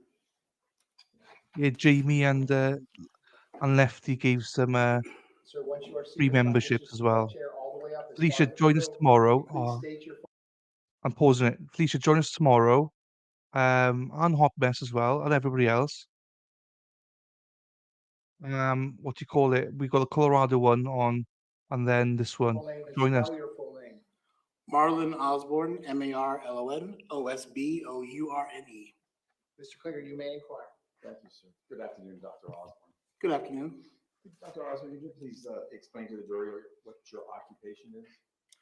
I'm an associate medical examiner for the Palm Beach County Medical Examiner's Office. And could you please give us your educational background?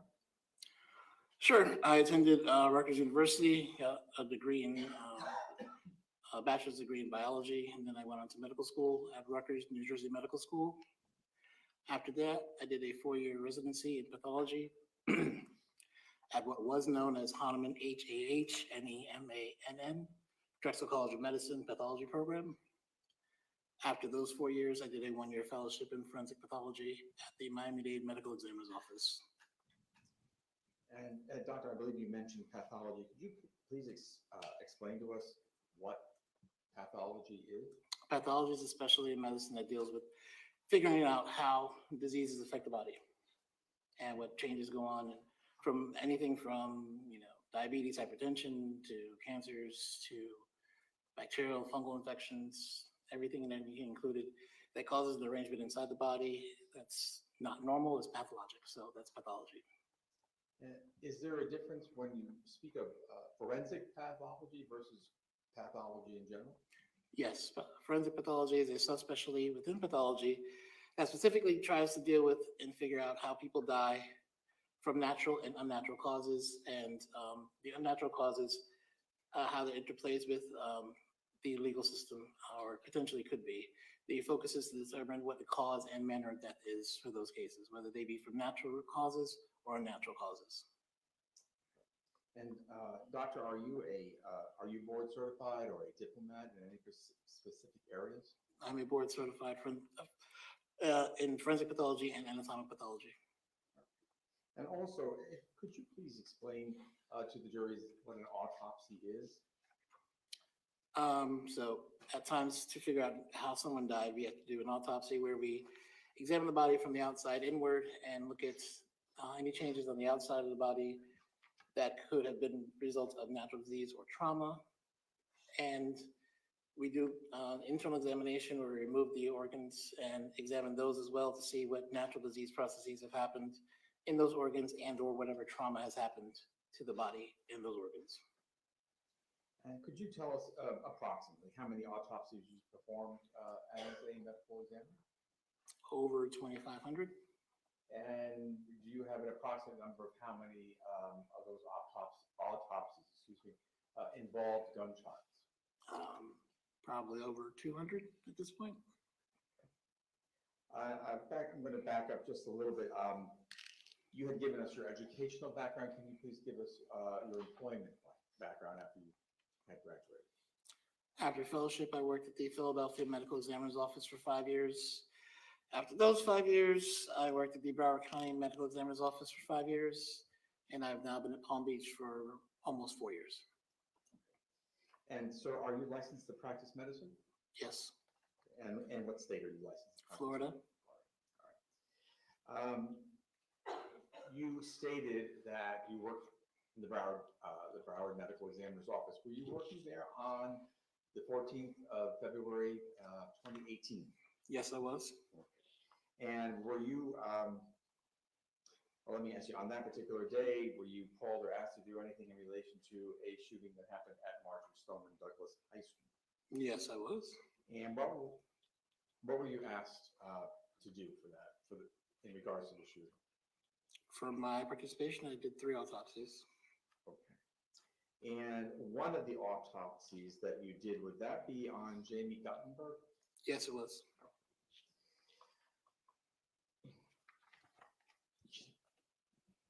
Can you explain for the jury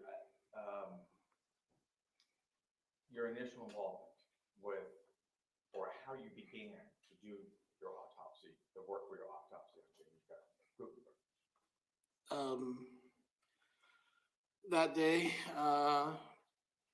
the incident had been reported to the investigator that was on call the evening before. We did the autopsies, and the chief deputy and a few investigators had gone to the scene, conducted the scene investigation. When the bodies came in, the work was divided amongst the physicians that worked there. I ended up getting 3 autopsies and proceeded to do each one individually, as I would the normal process for each autopsy, whereby there's initial photograph taken of the body as it's received. Once the body, each individual is brought in a sealed body bag. Once the seal is broken, photographs taken of the body as it is. The clothing was documented and photographed, removed and photographed, and any personal effects as well. And then the external examination was performed. Standard photographs were taken, evidence was collected. At the time during the external examination, if there was external evidence, and the wounds were described, documented, and then proceeded with the internal examination. And doctor, was that given a case number by the medical examiner's office? Yes, it was. And what was that case number? So I may refer. You are referring to your report? Yes. 18-0521. And doctor, I'm going to show you what's been marked as what's in evidence. It's a composite of 6 photographs. And it is stage 23. I'm going to show you one of those photographs and to see if you recognize the photograph. They'll recognize who's in the photograph.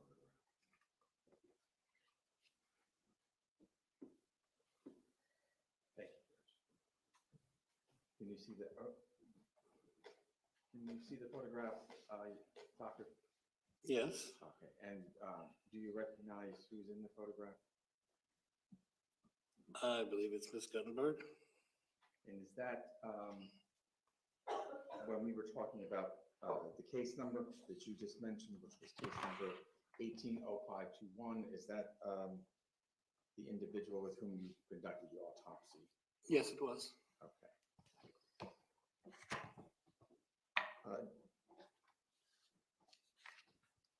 Does your report reflect the age, the height, and the weight of Jamie?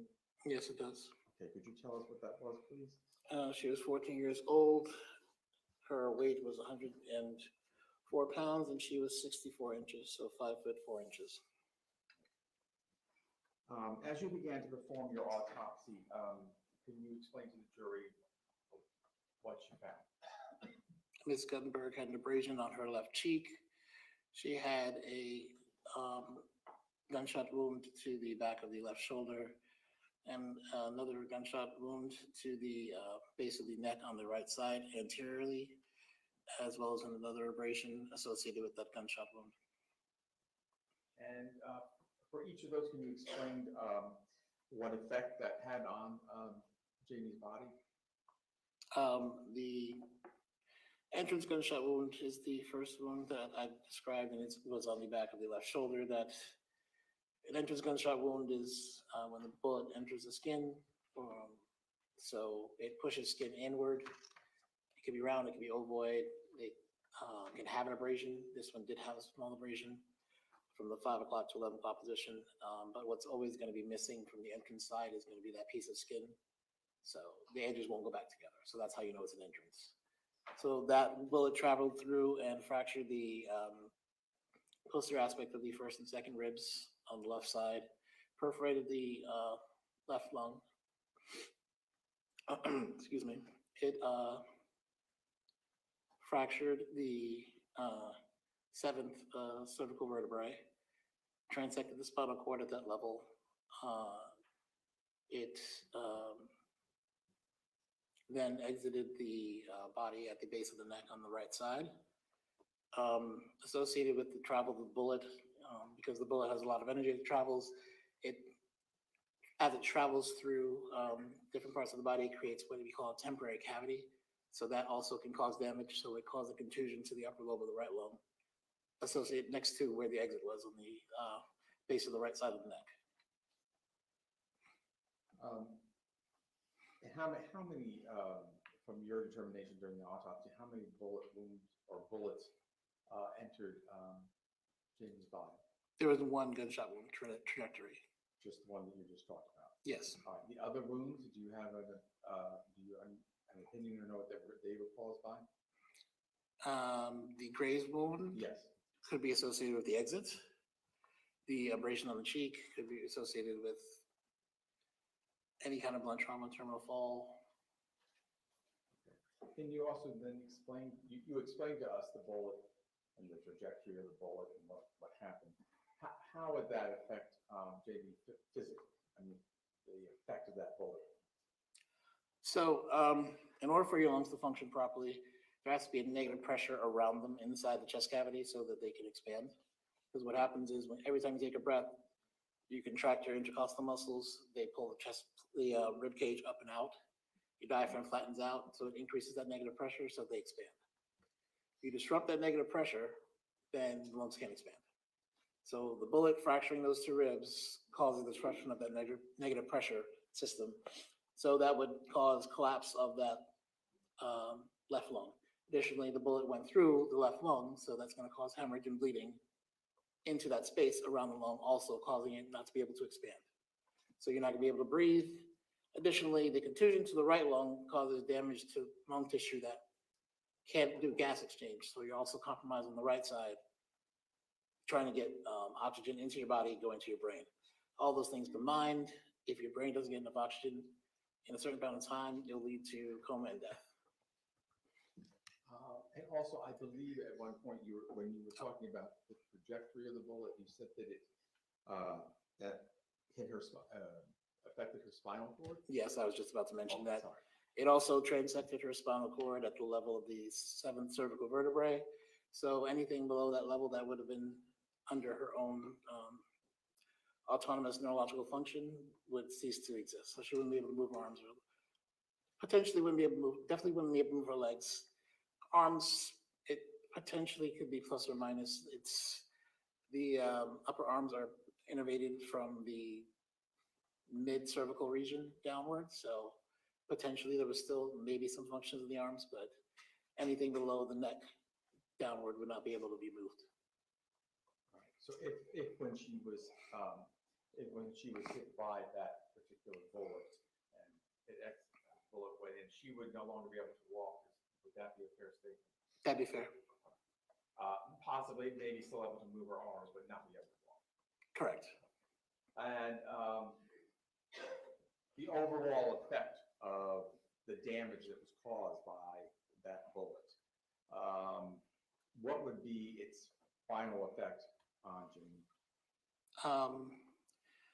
It could be combined things, because having central nervous trauma can cause anything from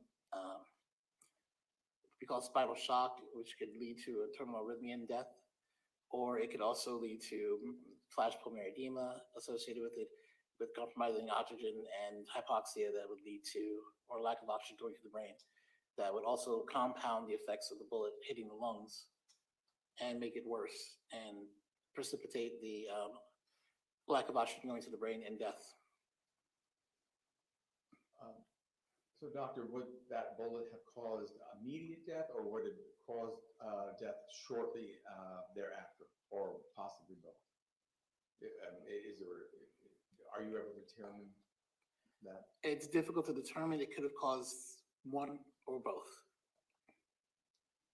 Is it possible to determine how long Jamie could have lived after being hit by that bullet? Without medical attention, I would not say it would be very long.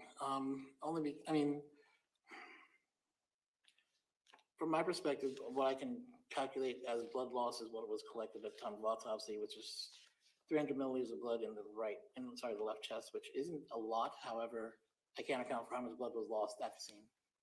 I can't account for how much her body suffered a lack of oxygen because of the injuries, which it's not necessarily just tied to the amount of blood loss.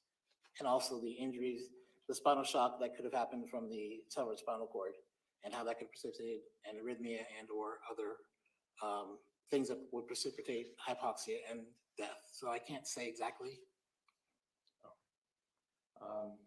Can you tell us though what the cause of death was? Yes, it was a gunshot wound of neck and torso. And what was the manner of death? Homicide. No further questions, Your Honor. Cross-examination, go ahead. No questions. State, is the witness excused? Yes. So you may sit down. Thank you very much. While he is doing that, Thank you. the court personnel is restroom break. So we're gonna take a real quick restroom break, ladies and gentlemen. Same admonition as always. Please don't discuss the facts of the case, evidence, witnesses, or testimony. If you'll leave the notepads in your chairs, they'll be waiting for you when you come back. If you step in the back for me one moment, I will be right back with you. Thank you. Okay, I missed most of that. Why are they doing autopsies? Was there any point to that? I missed it. So was there any point to it?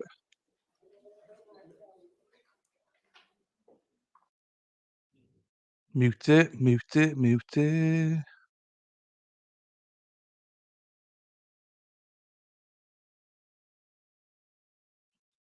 Sure.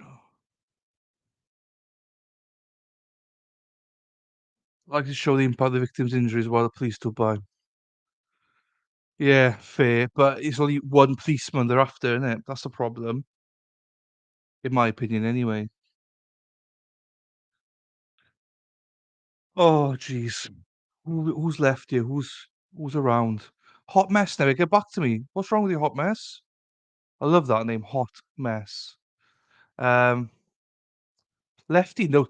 Look, everyone's talking about Lefty going, "Oh, do you offended?" But Lefty does not get offended. Lefty loves this chat because it's full of women.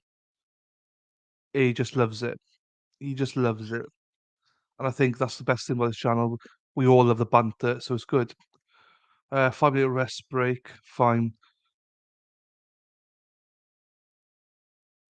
Oh, someone's mowing the lawn. So what the hell's that noise? This day one report of the idea in jurors' heads. The Thursday quickly might save their lives. Yeah, maybe. I was wondering if they go to say if he's did his job, those specifics could have been saved or something. I mean, no offense, guys, but him going to that building, in my opinion, and it's just my opinion, eh, he's he's dead before he gets in. Do you know what I mean? It's like he's not gonna be able to save anybody. I suppose he will distract the shooter crews for a little bit, but maybe. But yeah, it is to make him feel sad. Yes, lefty, lefty, lefty. Everyone loves lefty. It's fine. It is now 2, 3, 4, 5, 6. 1, 2, 3, 4, 5, 6. It's probably lunchtime for some of you guys out there anyway, so that's why. We've had a good stream today. We've had a good numbers because no one else is streaming this trial, so people probably came because of that. Just just like bringing the kids in. Yeah. I still stand by it, like, even if you had a vest on, one small pistol, everyone from SWAT was saying, "Yeah, yeah, we'd be in, we'd be in." Yeah, I'm sure you would, guys. That's you're trained for it. This guy's trained to fucking stop a fight. That's it. Have a seat.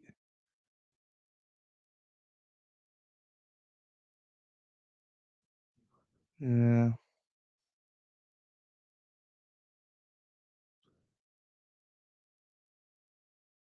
I don't know.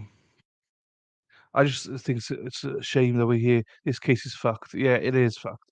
I just think it's a shame we're here now. I do think that he's been absolutely, or as many I go to listen to his call. Peterson took control of the scene, meaning anyone coming into the firefight or as a medic firefight, I go to listen to his calls. Yeah, they're gonna listen, yeah. The problem is most of them have said though that he said stuff and then that he was in the 12th building, 1200 building, so they just went in then without him, which, you'd want them to do. Um, as a layperson that doesn't get it, I just don't get it.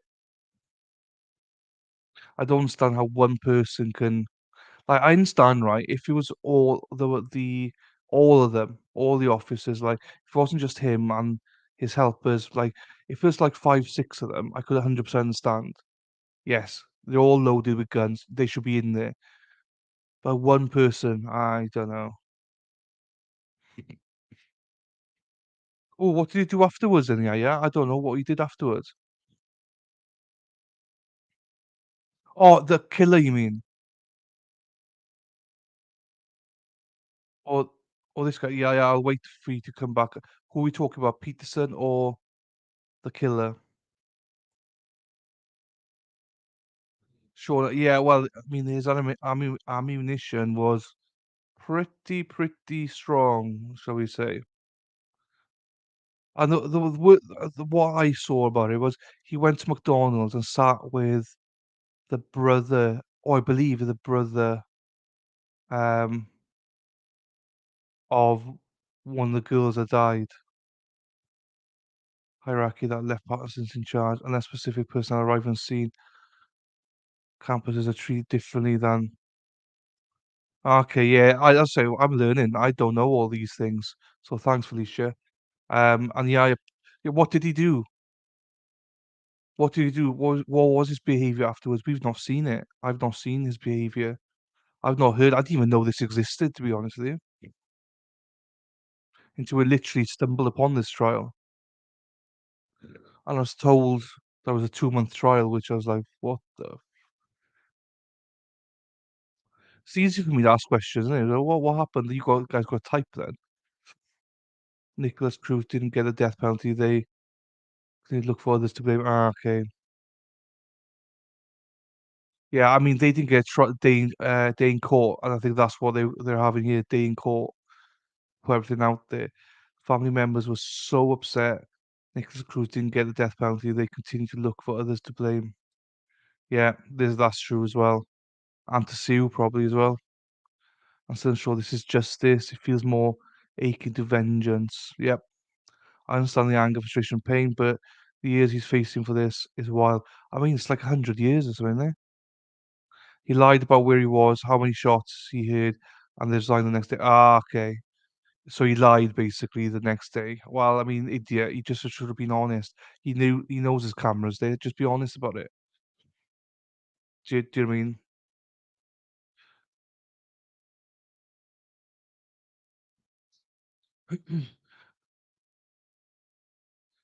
Y'all. I love that. Y'all.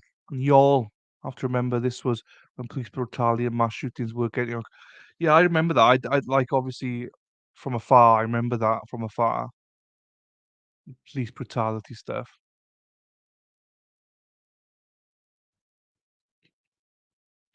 Yeah, which we get, but I don't. Is it like again? Who am I to say? But I just don't know if this is justice. Well, I think it's more than just one person involved here. Do you know what I mean? If he's been punished, then as Felicia said, like the higher ups should be. You know, was he trained well enough? Was he well enough equipped? Having a pistol is not a well enough equipped. Why was it only him? Why is only one officer? The monitors, could they not be trained as well?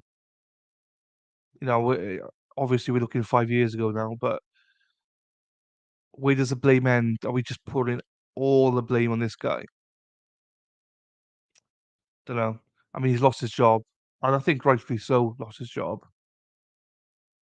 We average 3 mass shootings a day now. Yeah.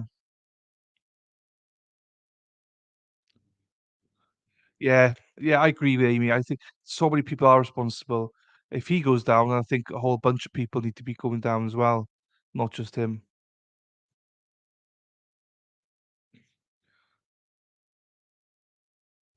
I'm very careful about what I say, obviously, because um, you guys are living it. Myself, Madwell, Lou, we've never lived it, but so in a way, we see things a little bit different to you guys. You guys definitely, well, he's a main scapegoat, I think, in this, but there should be other people there. If he's made a scapegoat, other people should be there, whether there's politics involved or not. Do you know what I mean? And fine, he gets sacked from his job. Fine, agree with it. Absolutely agree because he was able to. Oh well, no, that's wrong. yeah, I don't agree they should have been able to retire with full benefits. Do you know what I mean? He didn't do the job he was supposed to that day, but at the same time, that's, let him go, fire him, but don't, bring him on criminal charges. Blamed him and the media ran with it. Well, this is where surprising. Why isn't the sheriff here then, sat next to him? I've always been taught that as a line manager or as a director, you are responsible for your whole department. Whatever happens, you are responsible. You're the head of that department. So why is he not sat there? 110,000 a year now. Jesus. Is that after tax then? Does he have to pay tax on that, or does that mean not tax?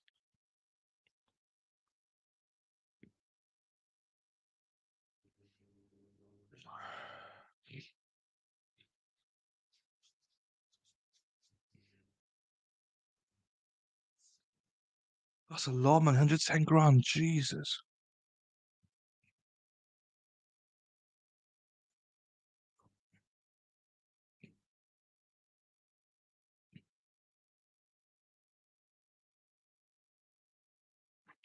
Yeah, that's what I was asking. What I was wondering if his pension. That's well, I mean, what was that? 90, 99, 108. Basically 9 grand a month. Just over 9 grand a month. Must be nice. I know things are expensive in America, but not 9 grand a month expensive. I hope he's been saving for the last 5 years. Yeah.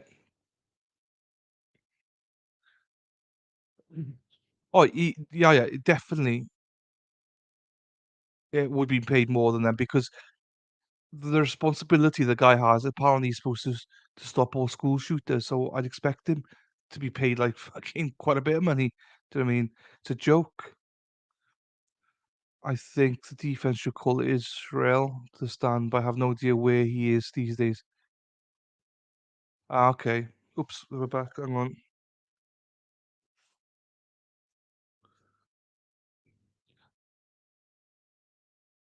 Mixed world, I love that. It's mad world, but she'll answer to anything. Presence No, of the jury. if you want. State, anything you need me to address before we resume your presentation? No, sorry, just wanted to remind the court, this is our last witness for the Yeah, day. Harry. Yeah. Another medical examiner, Dr. Boyko, and then. I was gonna say, yeah. I think you can, yeah. And I'll remind the jury that we're not here tomorrow. And then, let me check my docket for Thursday. While I'm doing that, defense, is there anything that you need me to address before we resume with the state's presentation? No, thank you, Your Honor. Yeah, I think that is he should be stripped of everything, and then that's it. No criminal stuff here. I'm not sure about the medical bit, because I don't know how it works for you guys. Matters Thursday morning, but it would be a problem to keep to the same schedule, so I'll ask the jurors to be back here Thursday at 9:15 with hopes of starting by 9:30. State, any problem with that? No. Defense, any problem with that? No, Your Honor. All right, and you all have talked about maybe some witnesses are going to be called out of order Thursday and Friday. Yes, also. Your Honor. Yes, sir, we'll talk some more. We'll talk some more, but as it stands now Thursday, the state's not one witness, and I believe Ms. Marjory has at We least. may have we'll try to fill Thursday and then try not to come in Friday if at all. If you, I know, it depends on how long. It's up to you all. No, we're way ahead of schedule, but I would rather, once the jurors are here, I'd rather work as long as we can, get as much material for them as we can, but I'll leave that up to you all because I appreciate you all, again, cooperating with each other to make this run as efficiently as we can. Ms. Gomes? I just, if it realistically looks like we're not gonna call witnesses on Friday, I'd rather let the court and the jurors know because we're all off on Monday. That way they have Friday, Saturday, Sunday, and Monday, they can plan accordingly. So we'll find out for your honor more definitively if we are gonna call witnesses on Friday. All right, well, I don't need to know until we're done working on Thursday Okay. and then let them, Okay. but if you're telling me that you're gonna be on the same schedule and there's no out-of-town witnesses or anyone that's gonna be impacted, and you're asking me for the trial not to be in session on Friday, which is the 16th, and then 19th is the court holiday, and then resume on the 20th. Does that still keep you all on track to rest your case on the 20th or the 21st? 20th or 21st, yes, that's true. Yes. Okay. All right, no problem. Okay, please bring the jury back in. So we're still on schedule. Tomorrow might be a fairly long day, but Friday's gonna be a half day. And then Monday, you guys have got your Juneteenth holiday or whatever shit it is. Then the state should rest on Tuesday or maybe Wednesday. Well ahead of schedule. Good. We like that. And defense of just over a week of witnesses, they said. So I agree. It shouldn't be just this guy. Yeah. Yeah, he should be in jail for the rest of his life. I agree.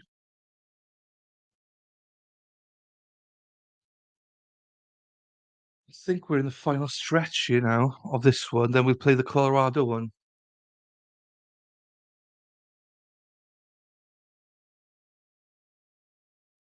Hang on. Yeah, I think it's like half an hour left on this one.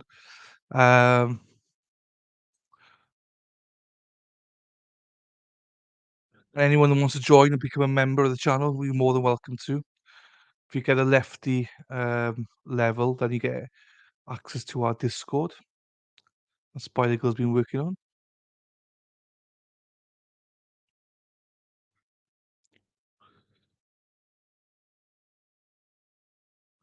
Or I should put our this up, shouldn't I? Or PayPal. And my store is in the description box. Take a look if you want to. Just make sure you choose the right country to look at. Ladies and gentlemen, welcome back. Come on in. Oh, nice. We got coffee. Ladies And gentlemen, Shelly's back. welcome back. Come on in. Guess who's Once back? you're back in the same Shelly's seats, you may back. be seated. All the parties may be seated. Ladies and gentlemen, those of you using the notepads, I'll give you a moment. And yeah, just a heads up for you, right? We never agree with Mad World, all right? Never, ever agree with her.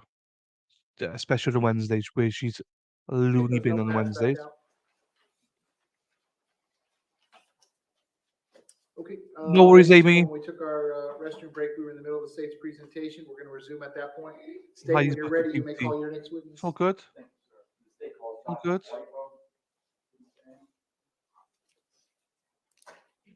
You guys can't be here. That's fine. You know what I mean? It's all good. Come in and out when you can.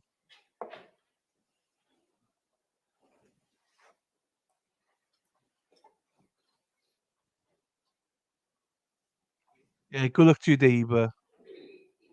Good luck to your neighbour, Amy. Hope she's okay for the chemo. Yeah, I am teasing Madwell. Madwell's a good one. She's a bit of a bitch, mine, but she's a good one. She just everyone telling me to shut up and stuff, but that's fine. Sir, if I could have you come all the way up here to the witness stand, please. Once you reach it, but before you have a seat, you can just stop and look at me, please.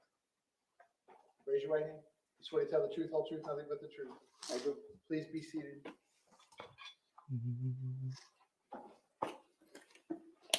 85 are awesome.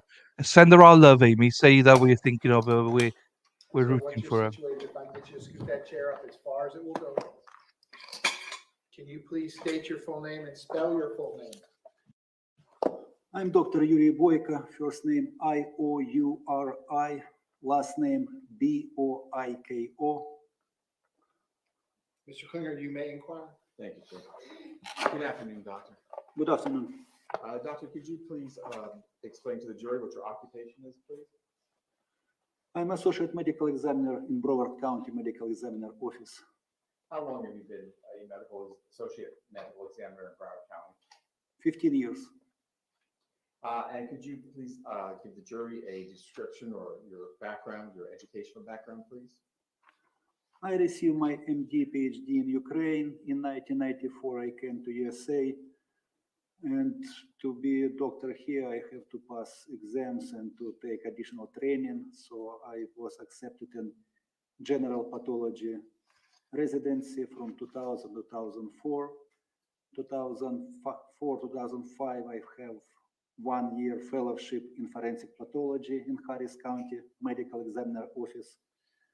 After that, I was working 2 years in Charleston, West Virginia as associate medical examiner.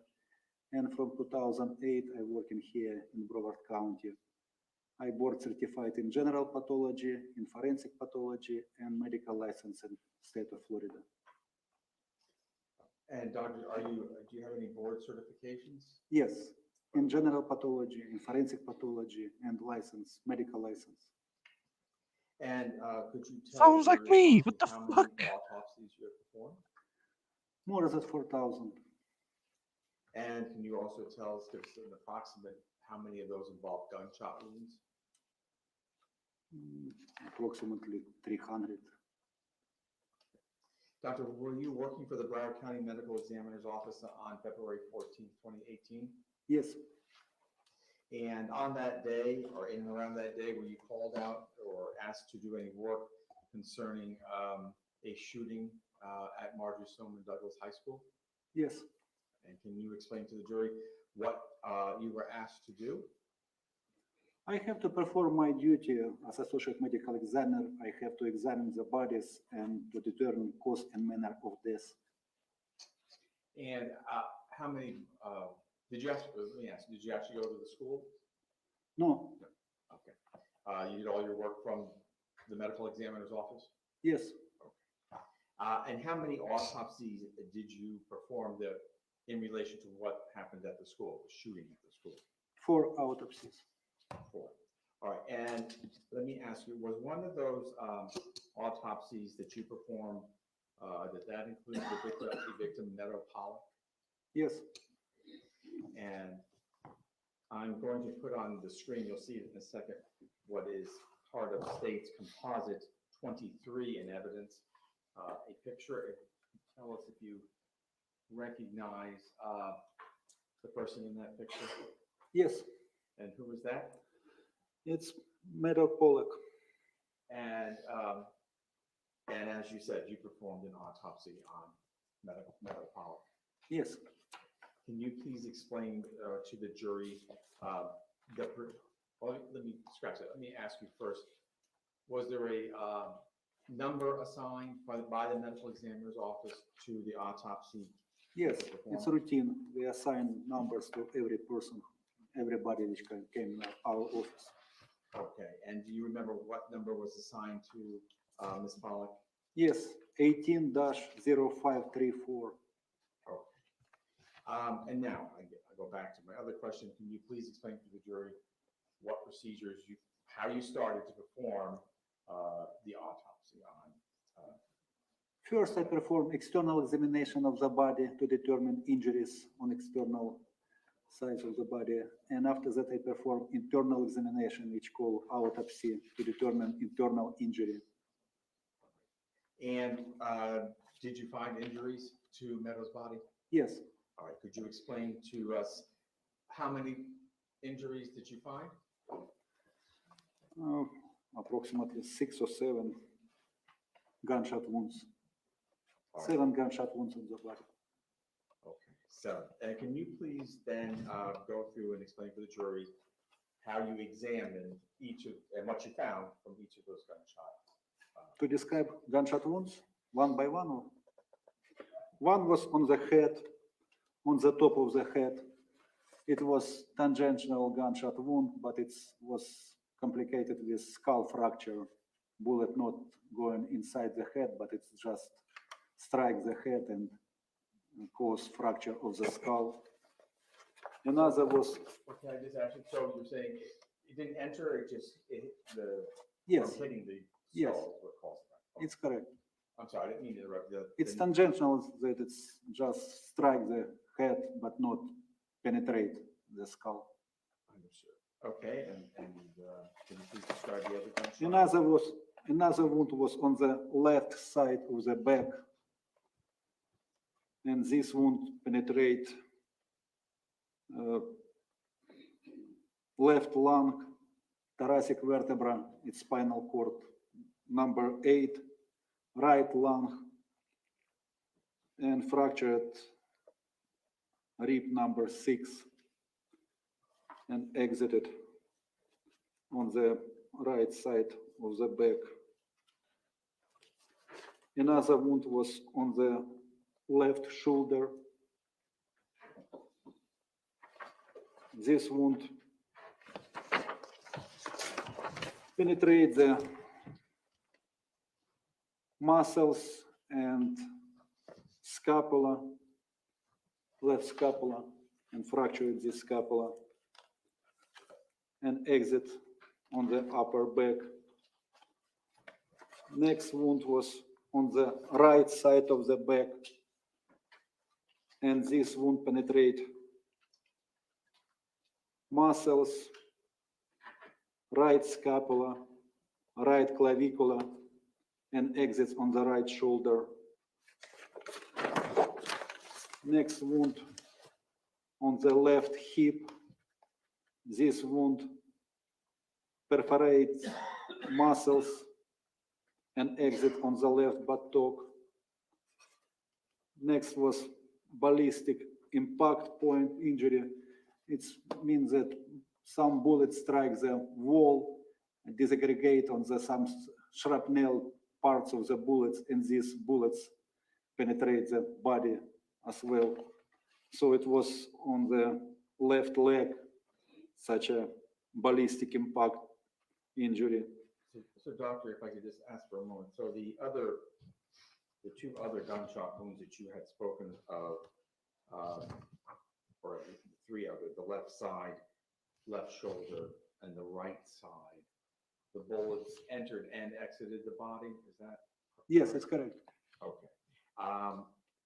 The same for the gunshot wound to the left hip, it entered and exited the body?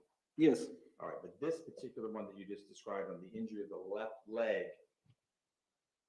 either the bullet or the shrapnel from the bullet went into the body but did not exit. Is that? No, but it's small one. It's shrapnel. Next one is penetrating gunshot wound. Penetrating means that that bullet penetrates the body and not exit. Perforating is when you have entrance and exit of the projectile, and penetration just penetrated, and I remove this projectile during the autopsy. So it's gunshot wound marked with G, and it's gunshot wound of the right buttock. And was there another gunshot wound or an impact wound? Yes, some impact wound on the right leg as well. That's it. I'm sorry, go ahead. But that's it. It's all injuries. But as I said, these bullets perforate the lungs, vertebra, fractured ribs, scapula, clavicular. So due to perforation of lungs, she lost a lot of blood in pleural cavities. So vital organs were injured that caused death of this person. And that was the cause of death, was the injury to the vital organs? Yes, multiple gunshot wounds. It's cause of death. And with those type of wounds, if the bullets were all fired within a short period of time, how long, if you can estimate how long before death would occur?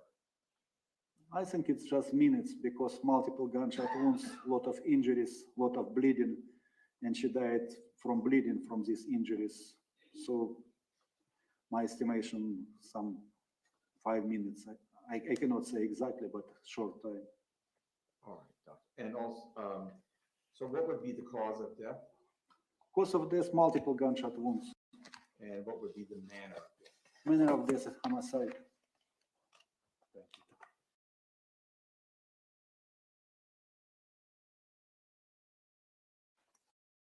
You're welcome.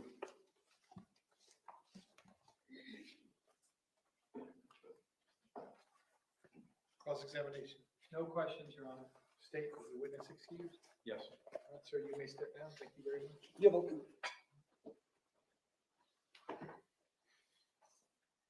While he's doing that, State, that concludes the presentation for today? Yes. Okay. Okay, so ladies and gentlemen, I'm gonna get you out of here a few minutes early today. Again, remember back to the first day that I met you, some days. CC swept. Full days. But I do want to take a moment and go over the schedule as it appears right now. Again, this is fluid. Things can change in a trial. But at this point, it appears we are substantially ahead of the original schedule that I gave you, okay? Again, things can change, but at this point going forward, remember the original calendar that I gave you. The trial is not in session tomorrow. That's Wednesday, June 14th. You can go back to your own lives on that day. I'm going to ask you to be back here on Thursday, June 15th at 9:15 a.m. at the jury room. Thursday at 9:15 a.m. Depending on the witnesses that we can get through that day, we may not be in session at all on Friday, June 16th. Okay, I may send you back to your normal lives on Friday, June 16th. Remember again, looking at that calendar, that Monday, June 19th is a holiday. This courthouse is closed. So we're not going to be here on Monday, June 19th. And again, based on my discussions with the lawyers, and again, that can change, but based on the pace that we're going, it appears the next day when I have you back here, which would be Tuesday, June the 20th, the state may in fact conclude their presentation on that day or sometime that week, but it could even be that day. When the state does that, we will then move to the defense presentation. But again, substantially ahead of the schedule that I originally gave you. So I'm going to give you the same admonition as always when we part company. Please do not discuss the facts of the case, the evidence, the witnesses, or the testimony amongst yourselves or anyone else. Please do not do any research regarding this case from any source, directly or indirectly, nothing having to do with the persons, places, parties, anything having to do with the case on the internet, on social media, from any source whatsoever. I'm going to ask you to continue to not watch the news, continue to not read the newspaper. Okay? I'm going to wish you a good rest of your day today. Enjoy your day off back at your normal lives tomorrow, which is Wednesday the 14th. And I will see all of you on Thursday, June 15th at 9:15 a.m. in the jury room. And lastly, for the juror that had the one issue with work, I have not forgotten about you. My discussion with your employer has now escalated to the head of your legal department, so I'm working on it. I know we're still within the 10-day window. I'm going to make sure that you don't suffer any consequences. No one's going to lose any PTO time because they're serving on a jury. So I'm still working on that. Hopefully when I see you on Thursday, I'll have better news on that front. Okay, but I am working on it. Ladies and gentlemen, have a good rest of your night. I'll see you Thursday morning. Thank you.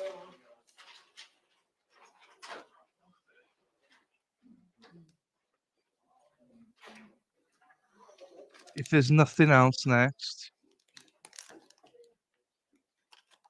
then we'll be watching the Colorado one.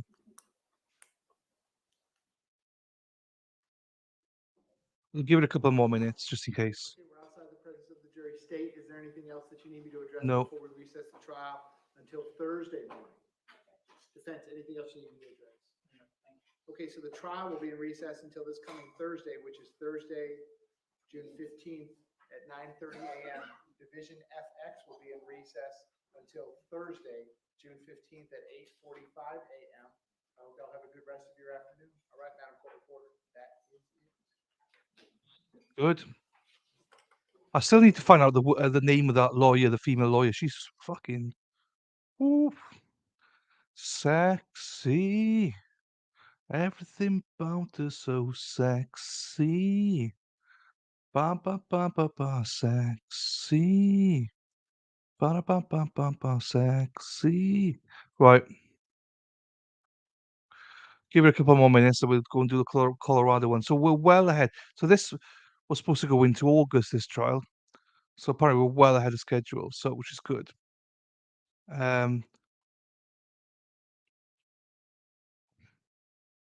Is it for the government? Yeah. I know they said that the organization he works for has a turnover of 7.5 billion. So yeah.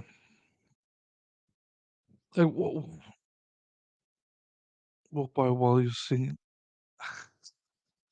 Sorry, but I'll also make sure that I sing out too, because I don't want to be copyrighted. So I mean, most of these guys have heard that joke before, but the same thing.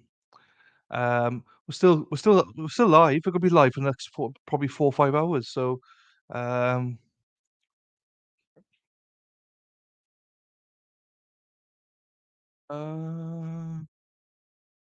nah, she's not here. Right, Colorado, go Colorado. So Colorado murder. Shall we give a bit of a background? Shelley's here as well, which is fucking amazing. Shelley is. Shelley's our number one researcher. Jamie's our 2.0 Shelley. So yeah. So, Shelley Carwin had a question, right? Did they burn her body or not? I don't think they did, but he read that they did, so you will know. So Joel and he was married with 2 kids. I'm not reading it for anything. I'm just looking up now. So Joel was married with 2 kids and he was divorced. Then he met this escort in 2012. She was reported missing after 5 days. The last contact she had was with Joel on his phone. Back then, it was a 3G phone they had, so they couldn't pinpoint where she was or where he was because they could pinpoint the area, but they couldn't pinpoint the actual. Like now, they can say which room you're in. Do you know what I mean? They could probably tell you if someone's having a shit or not. Do you know what I mean? So they couldn't be so accurate as that. That guy's testified, which we'll watch now anyway. Then no one was convicted on it, no one was charged, and basically it went as a cold case. 2019 rolls up, and his father dies. Joel's father dies, and Shelley seems to think that might be guilt-ridden. That he confessed to his ex-wife that he got drunk one night and um, strangled and killed an escort, which fits in with her. And then he buried the body in the back garden of his parents' house and put a dead horse remains over that body. So that's 2019. So in February, I believe, 2022, the police reopened the case, this Colorado case, and in essence brought new people into to interview, see if they remembered anything new, and that's when the ex-wife told him everything. So she told him everything, and essentially, case was then blown open. They found the remains, found found him, arrested him. He was put on $50,000 bond. I'm not sure if he was still in jail or not. Yeah, 3G is absolutely unreliable. I agree. I agree. Um, oh, what Sean? What Peterson did? If he did that, Jesus. Um, Sorry, my head's gone to Colorado now. And he turned down. He said, I'm not requesting a speedy trial." So, since February 2022, I believe he's probably been in jail since then till now, and the trial is now underway. Just had the first day. I was the only person I believe on YouTube that streamed it. So yeah, you're in for a treat, guys. Well, I mean, it's not really. It's not that exciting, but hopefully this has got potential. As I say, we're streaming 2 streams a day. This one during the day and then in the evening, because the Parkland shooting at school office is a bit boring, bit repetitive. So doesn't mention burning. Okay, Carwin got it wrong. As always, Carwin. He's not here now, but always Carwin. Bloody useless, you are, boy. So right, let me find the video. We're gonna have to see. You see, Shelly's off already. She's like, bum bum bum bum bum bum. You keep us updated, right? I'll find it. So video is of unfortunately for you guys is of me streaming it because no one else streamed it. Sexy, everything about me so sexy. But oh shit, I thought I was on mute. Sorry guys. Back to normal. Let me find this video. YouTube.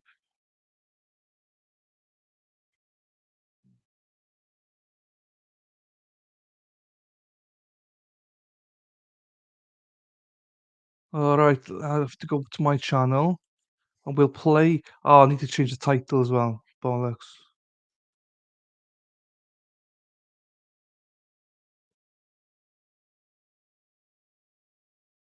ba ba ba da ba ba ba da ba ba ba ba ba ba ba ba ba ba. It might be, yeah, we're not missing any of it though, Amy. I mean, we're watching it all. We're watching every second of it, so we're not gonna miss any of it. It's just, you know,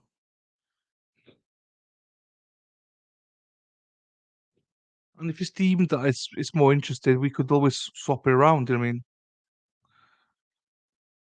for me, it's better if we swap it around because I can finish earlier. But I go where the crowd is.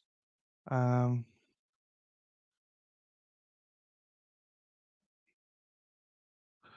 let me get to my channel. All right, let me get here then. Also, there's not much left of it, Ames. Do you know what I mean? It's about a week and a half left of it.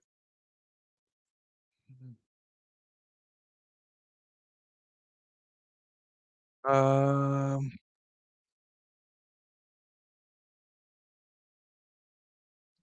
yeah, but I'll say it's only a week of defense anyway, so we're watching every second of it. We're watching everything.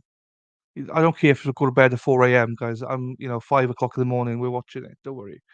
Right, I've got this live. Oh, yeah. No, that's fine. Need to go live.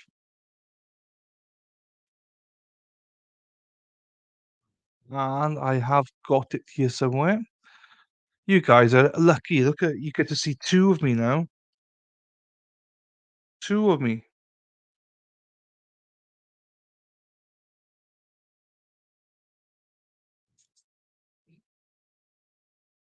Right. Here we go. Where's this trial here? Fucking hell. Right, I need to turn my volume down. Oh, it's on 600. That's why. Oh, my days. I gotta turn it down. Hope you guys didn't catch that. Oh, my days.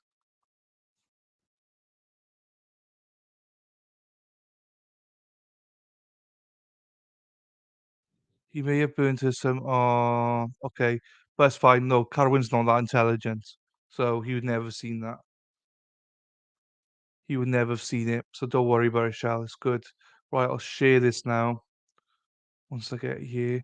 Hey, also, Hot Mess. If you're here, Hot Mess, I want to know where you're from.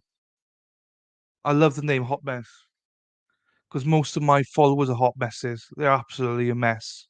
They're not hot, but they're just a mess. Do you know what I mean? Madwell's a mess. So if you're a hot mess, please say hello or where you're from. Love it. Love to hear all the stories where people are from. Well, you've done the hard part. You just bloody you did put some emojis in already. So yeah, hot messes. Yeah. Share screen. What's it called then?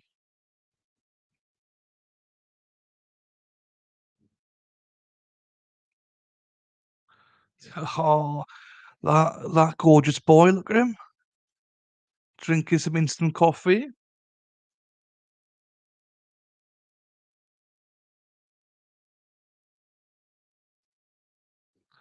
By the way, I am only joking, Hot Mess. You don't have to say where you're from and stuff like that. We're just trying to engage with the chat, and you did, obviously engage. So I just want to make sure that you feel free to chat anytime.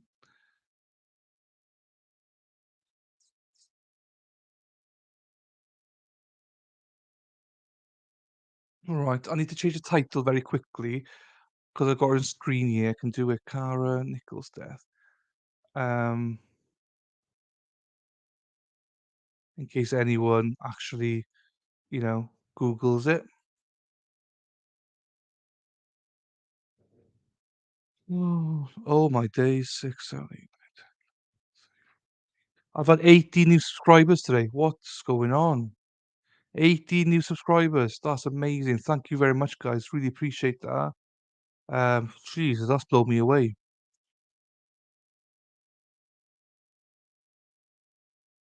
Blown me away.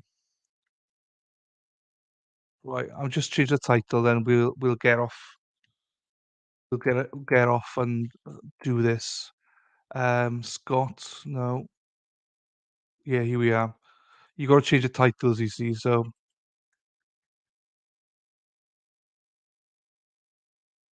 right.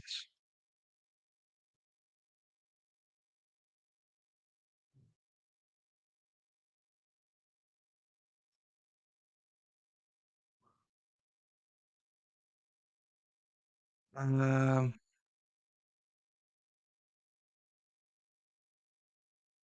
some hashtags in here, and then we're ready to go, guys. Sorry about this. I'm a pro. Do you know what I mean? I have to do pro things, and because my bloody admins, I can't trust them. Do you know what I mean? Can't trust them. I'm joking. I'm joking.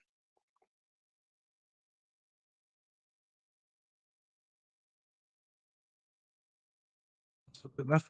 Obviously, Mad World and Spider Girl know I'm taking the piss all the time, but Amy and oh shit, what was that? Whoops. I nearly deleted the whole thing. Amy and Helen, they don't know. Well, I think you guys know I'm joking all the time, but in case. Joel. Oh, motherfucker. It's a simple thing, right? Just put hashtags in, but I can't even do that. Peterson, yes. Joel.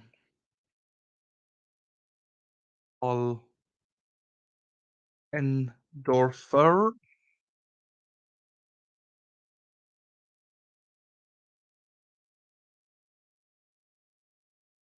Colorado.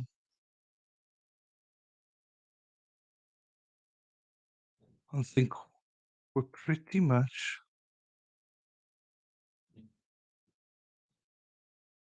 Trial day one and okay, that was done. Also cold case, isn't it, this one? Sorry guys, you get inside my head. Cold. I talk, I speak, otherwise I don't know what I'm saying, but I like to speak. Right, that's saved. Now we're going. We're going. Right, here we go.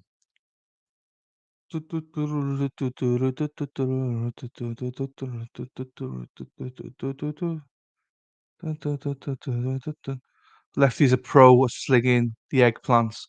Right, how am I going to do this now then? You ladies are in for a treat. Look at us, two of us. Me yesterday and me today. Woof.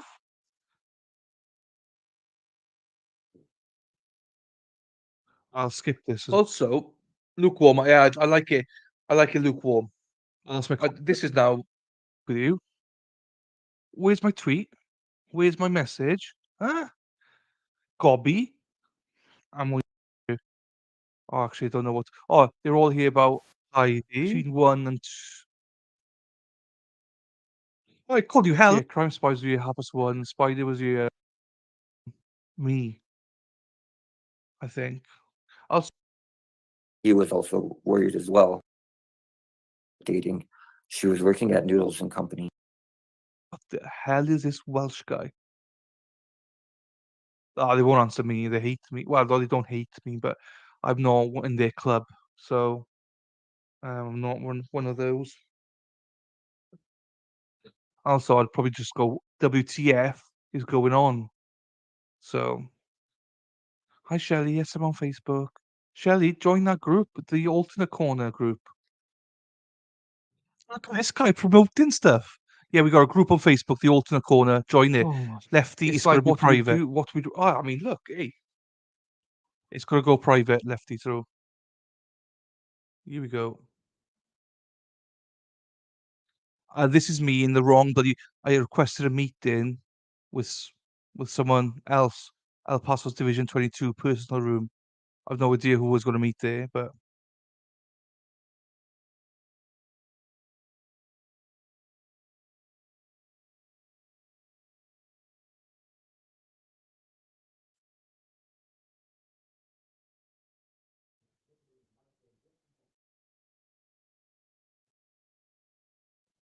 Oh, come on, don't play up now.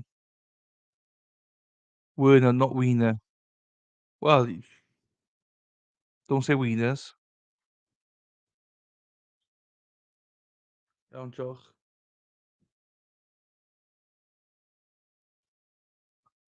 Um,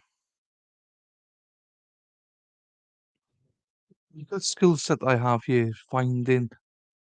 Oh, what am I doing there? I don't want to go too far forward, otherwise I miss the start. dating. She was working at Noodles and Company when we had first met.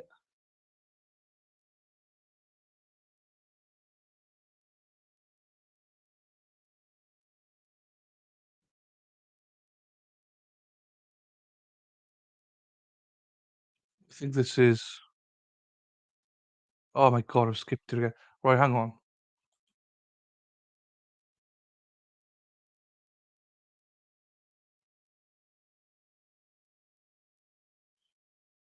You know, further into more drug use, it did start to like slip in other aspects of our lives. So Here yeah, we it was go. harder to maintain a job when you're not feeling well all the time from your drug use. And Oh, you kind good of spoke about this positioning. earlier when you talked about when you guys broke up. Do Mars ice cream again today, sorry. you think that it was going to be easier to get sober separately rather than together? At the time, I did, because I did remember her parents moving, and I thought it would definitely be in her best interest to stay with the family and with her parents, because she was always very family oriented. Her mom and her brother had meant so much to her, and just being around her family in general. I definitely thought that was the best decision for her, was to stay with her support system. We had always wanted to get sober. As the drug use progressed, we knew it was going in a bad way, and you know, always getting sober was the goal to be better. Were you eventually able to get sober, Mr. Rodriguez? Yes, Okay, and when was that? I will be 9 years clean and sober in September. Well, congratulations. While you were with Miss Nichols, you talked about her working at Noodles and Company. Did you know her to do any other type of kind of like side jobs? After Noodles and Company, she did have goals to be, you know, a model. And she did very well at that. She would have a lot of, you know, side jobs of modeling. Yes. And did you ever go with her to any of those modeling jobs? No, those were very they were kind of like private things where, like, you know, the photographers or people didn't really like other people to be there. But there was always like, she'd always have pictures or, like, you know, evidence of her doing her modeling career. Would she come back with a check for getting paid to do the modeling? Yes, yeah. She had actually, you know, was working with professional photographers in studios and things like that. So yes, she would have actual like professional checks and things like that. When you were with Miss Nichols, I want to talk about some of just the habits that you saw about her. Did you know her to have a phone? Yes, yeah. She always had her phone with her. And even back then, was it kind of the same as now where everybody kind of has their phone with them at all times? Yes, yeah. I mean, yeah, what girl her age doesn't always have her phone with her? But especially for, like, you know, the modeling stuff, and she would always kind of have it for whenever she would have, you know, bookings that would come up, or trying to find new photographers and things like that. And was she the type of person back then to take the phone with her if she like moved rooms, for instance? Like went into a different part of the house? I would say so, yeah. But how about leaving the house? Like if you were going to pick her up at her parents' house, would she have her phone with her? Oh, absolutely, yeah. Did you know her to be someone that would bring a purse with her places? Yes.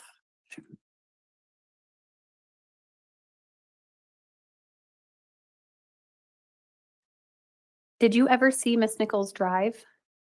No, she was since she was younger and stuff, she was always kind of the person that would need the ride or have somebody come and pick her up to hang out with, especially her not having a car. So yeah, she would rarely ever drive. I want to talk back. We spoke about your breakup and why that was and kind of when that was. I'm going to talk about what your relationship was like with Miss Nichols after you guys broke up. Were you friendly to each other? Yes, we were still, friends after the breakup, and it wasn't a bad breakup or anything at all. Like, her family situation was changing.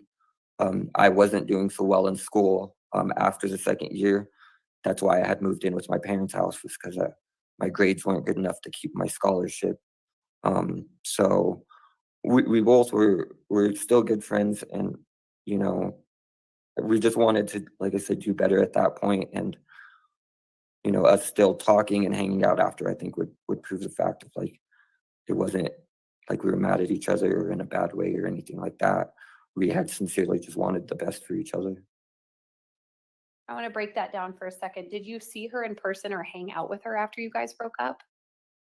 Yes, but it was few and far between. We weren't hanging out nearly as often as we were when we were dating. How about phone contact? Were you guys talking on the phone ever? Yes, we were still contacting, not nearly as frequently, but at least a few times a week. And then text messages as well? Yes. How often would you say would you talk to her either on the phone or by text message every day? Not every day after the breakup. It would be, I'd say 3 to 4 day periods in between.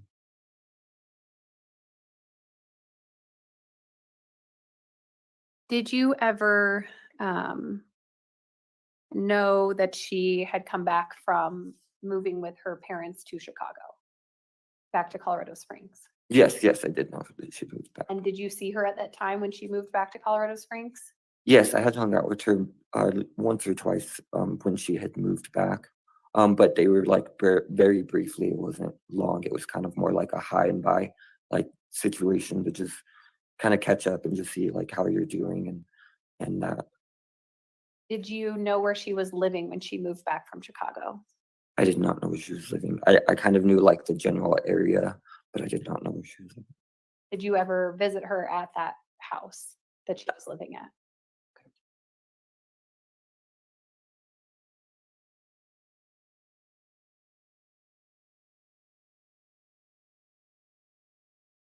I want to talk about the last time that you saw Cara. Do you recall when that was? I do not recall the exact last time I seen her. Do you recall when the last time is that you had like phone contact with her, a phone call or a text message? I remembered I had talked to her, and then after that, she normally was very good at responding to messages because that's a lot of what she did too, was having her phone for jobs and things. So it was very rare for her to not message you back within a day or 2 days. She was very good about messaging people back. So that's when I thought it was very suspicious if something had happened when she wasn't contacting for a few days. When you were kind of suspicious of that, did you reach out to anyone? I had reached out to her brother at that time. Yes. And did he have those same suspicions? Yes. Because me and him weren't very, very close. As it was her older brother. He was quite a bit older than us. But for the whole time we were dating, me and him were just really, really close. Like, she was very, very close with her brother. So whenever she would need rides or anything like that, we would be the people she would contact most often. So when I started having, a worry about why she wasn't responding, he was also worried as well. So I had contacted him, and that's when we kind of knew something was wrong. And did you try to look for her? Yes, me and him were extremely concerned. He had known a little bit more about where she was living, or since she moved back and everything. So I had actually met up with him when we were trying to figure out what had happened. I want to talk about your involvement in the investigation. were you contacted by law enforcement?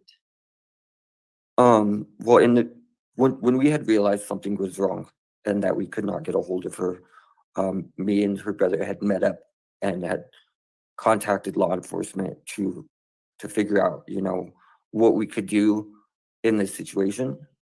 He knew where she was living at the time, and I didn't know what house it was or anything. So we had met in the area around where she was living, to just kind of see, what we can do to fix this situation. Were you with Terry Nichols, her brother, when he met with law enforcement to make a missing persons report? Yes, Okay. And were you at the address for that, or were you at a different location?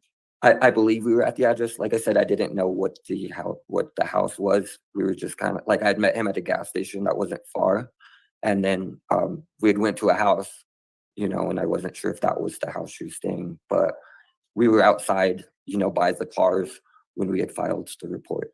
Okay. And then you allowed a search and download of your phone by law enforcement. Yes.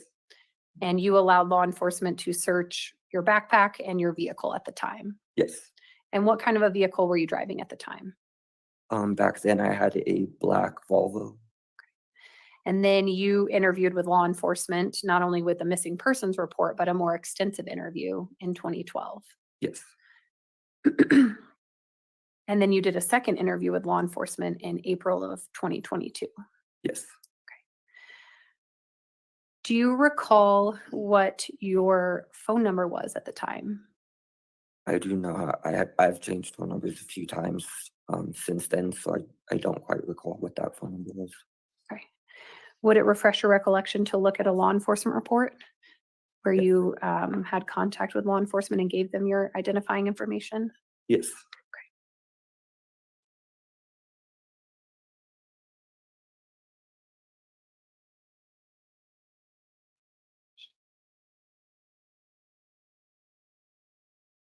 May I approach the witness, Your Honor? Yes.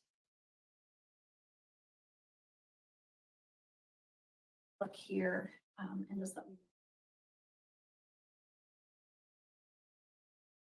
Yes, that does look familiar. Recall off the top of your head what that number is now that you've seen the report? The 291-531-5319. So if it reads 719-291-5213, does that sound right? Yes. Okay. And how long did you have that phone number? I don't recall. I mean, for it being 10 years ago, I don't recall. I know back then I was on my parents' phone plan when I had gotten onto my own phone plan, and the number had changed, and then it's changed a few times since. But at that time, when I was in college, I was still on my parents' phone plan.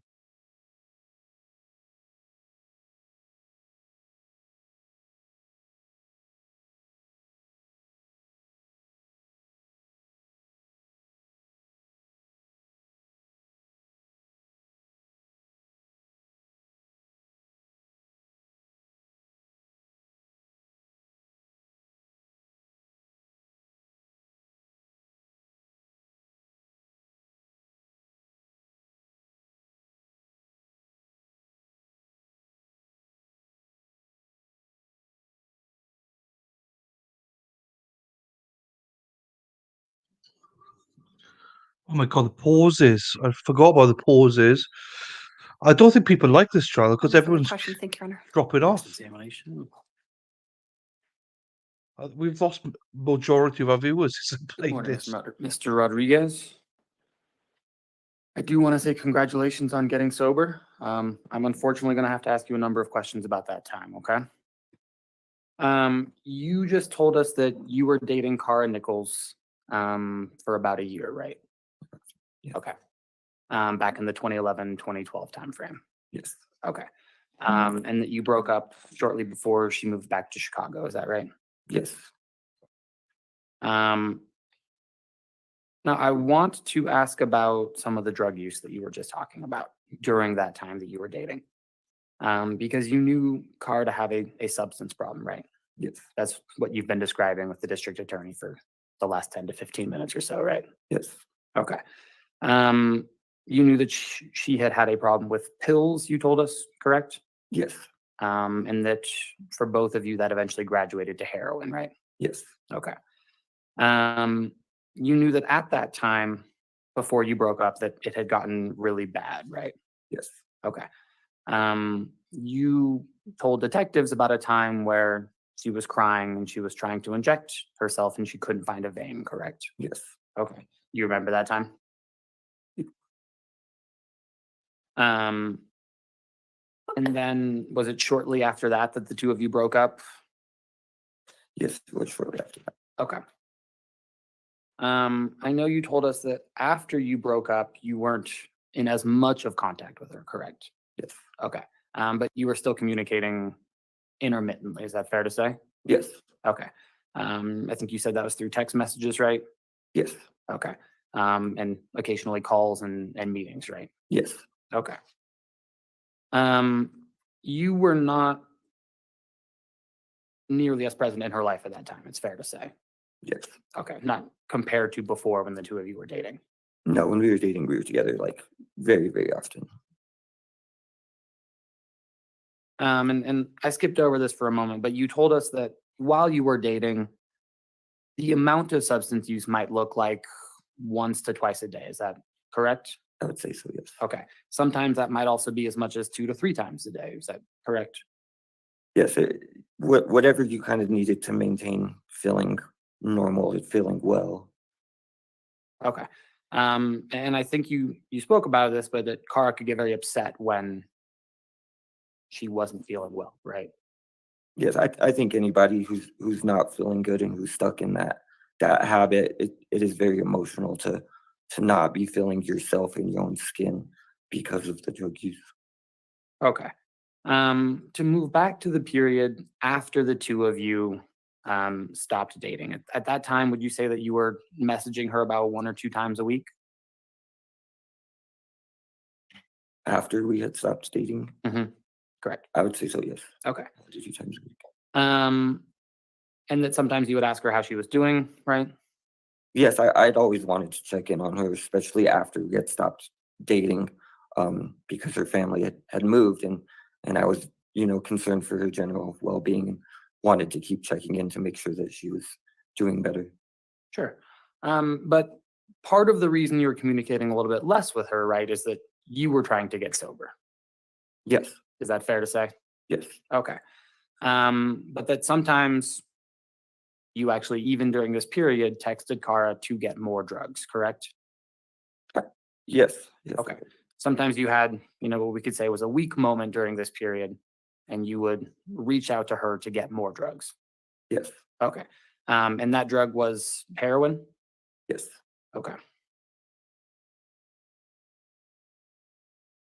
Just a moment.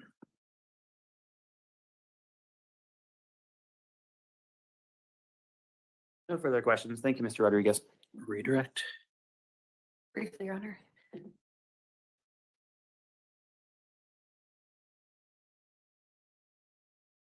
You spoke about how during the time that you guys were together, even when you were using substances, that you both wanted to get sober. Yes.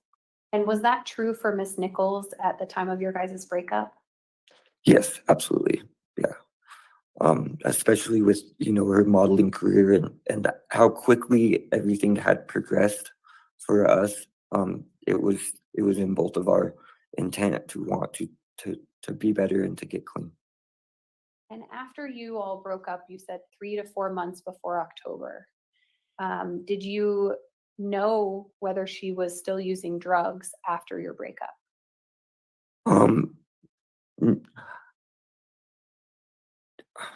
Can you rephrase the question? You know if her drug use after you guys broke up remained the same, increased, or decreased in those months after you were broken up? I don't know. I don't. You only saw her twice in person, is that what you said? Yes. I have no further questions. Do any jurors have any questions for this witness? Thank you for being here. You may step down.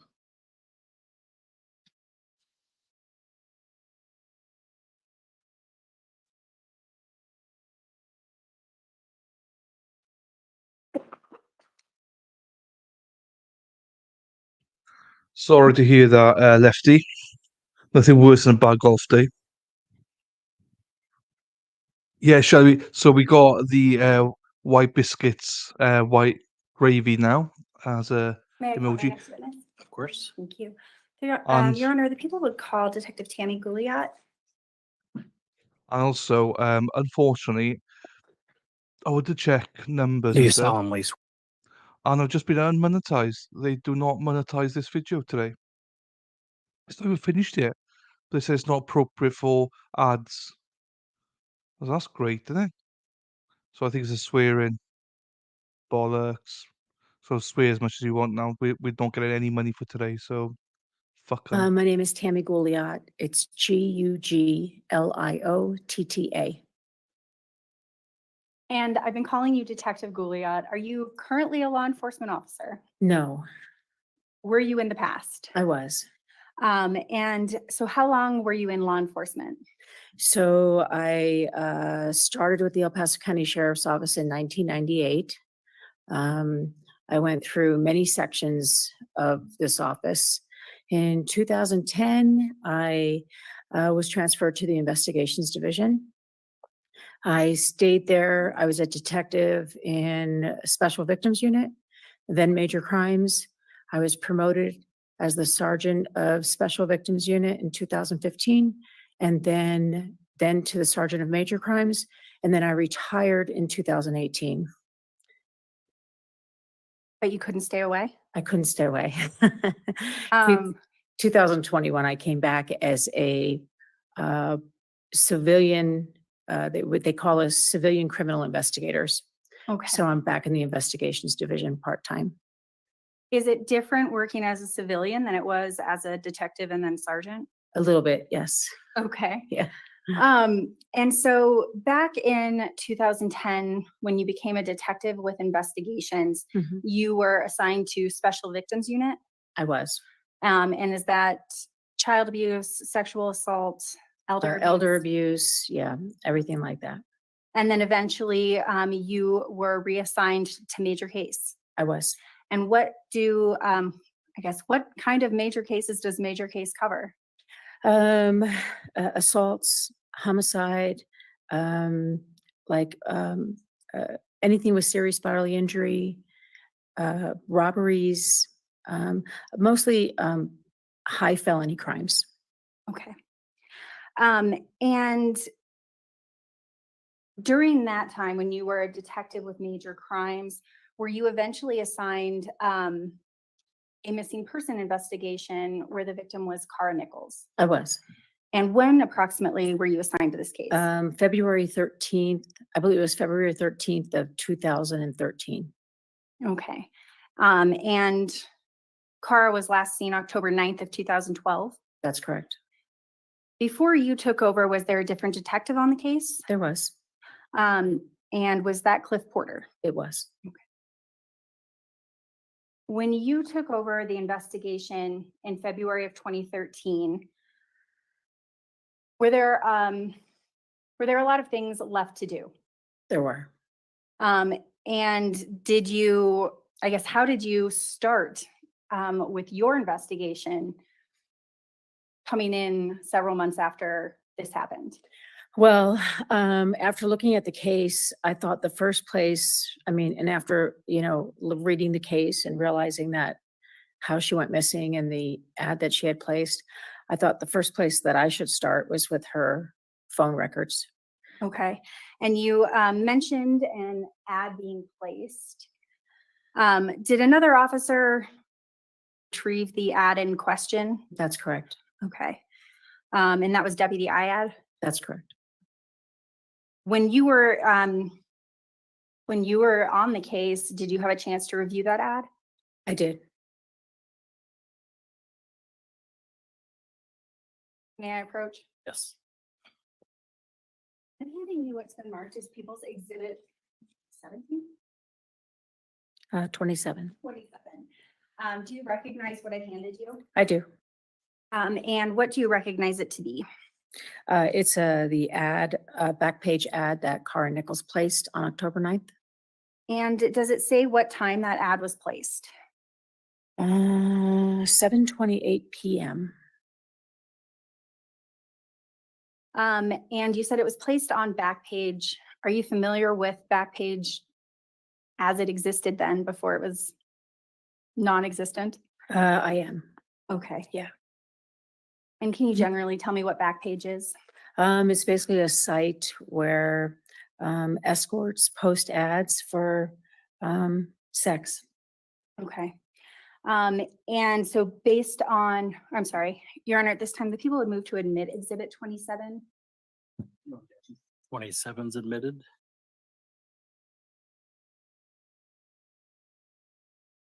And Your Honor, we would ask permission to publish briefly.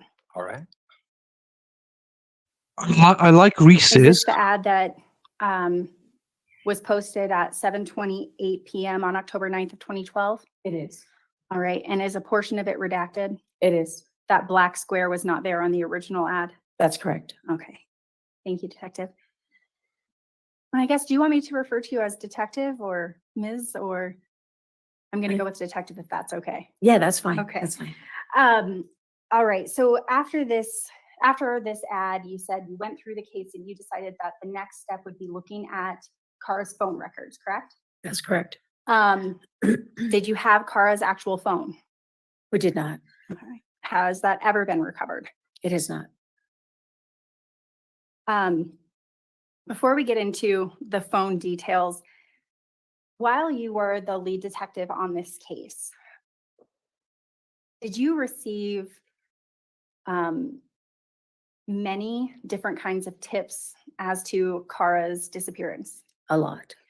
And were some of those female using Kara's pictures in Las Vegas? That's correct.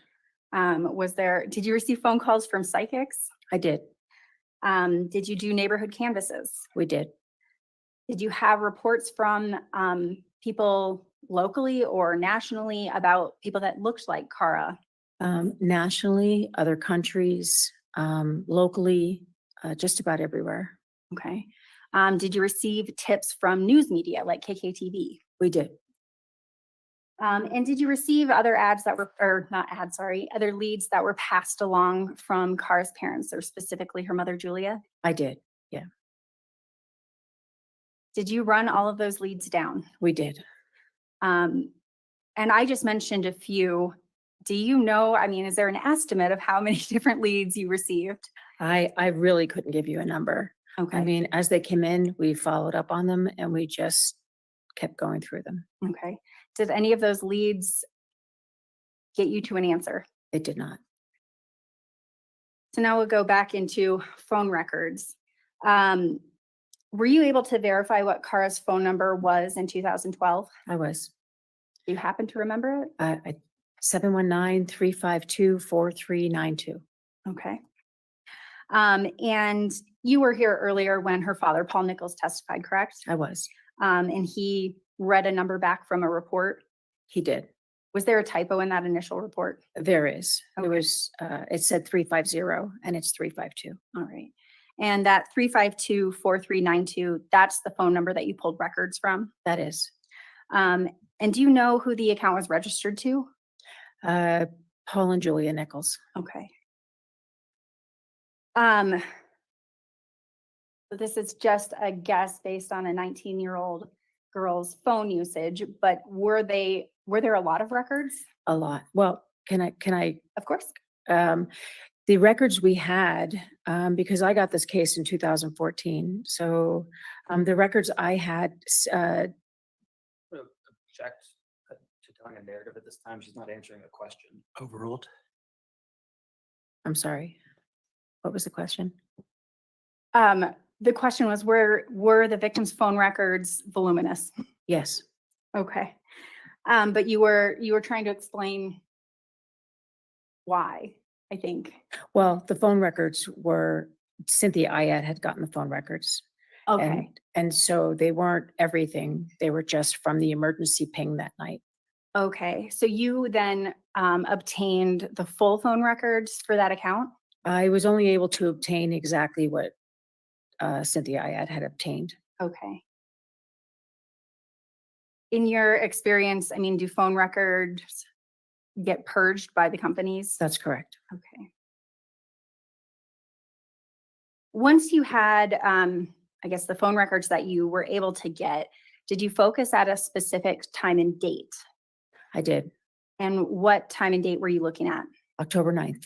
Okay. And did you look at a specific time range on October 9th? Yes, 7:30, after the ad was placed, 7:28. Okay. And when you were looking through those, what were you looking for? I was looking to identify every person's number. That showed up in the record? That showed up in her records after 7:30 that night. Okay. And did you attempt to call, or another person in your office attempt to call all of those numbers? We did. And I guess, do you know how many calls there were, or how many different numbers there were after 7:30 p.m. on October 9th? Approximately 26. Okay. Give or take a few. And so, of those 26, and were you able to contact every single one of them? No. Of the people that you were able to contact, I guess, did everybody have the same phone number when you contacted them that they had back in October? No. Does that mean, I'm sorry. Okay, so some of the people you contacted were not the owners of that phone number back in October of 2012? That's correct. Of the 26, about how many were you able to speak to? I want to say approximately 60%. Okay. And so I got, how exactly did you do that? Did you just call them and see if they answered? So we took every phone number and we ran a law enforcement record. It's called Accurant. It's a law enforcement database.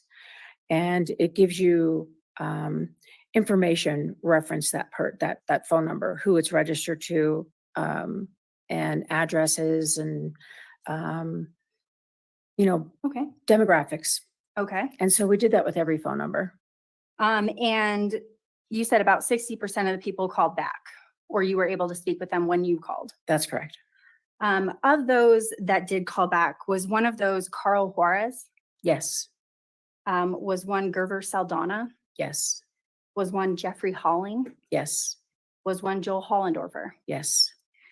And do you remember when, and I don't believe it was you, but someone in your agency reached out to Mr. Hollendorfer? I do. When was that? May 7th of 2013. And did he call you back? He did. On When May did he call you 8th. back? I'm sorry? May 8th. He called you back the next day? That's correct. All right. And do you remember what his phone number was at that time? I know it was 719-33322. I don't recall the last four. I'm sorry. That's okay. Would it refresh your memory to take a look at one of your reports? Yes, please.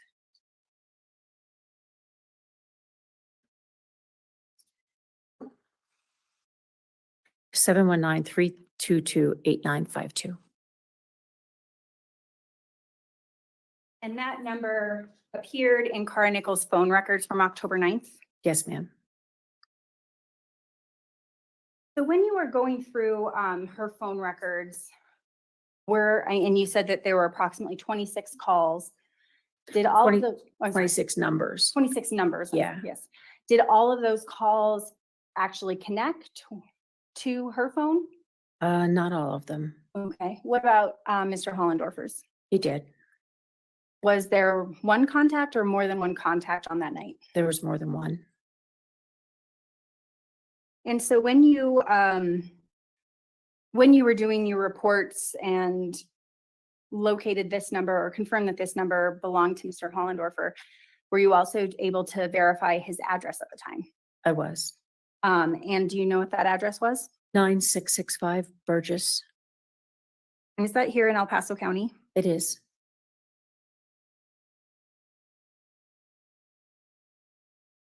So at this time in May of 2013, you had received a call back from Mr. Hollendorfer. Did you have any reason at that time to look harder at him than anyone else that was on that phone record? No.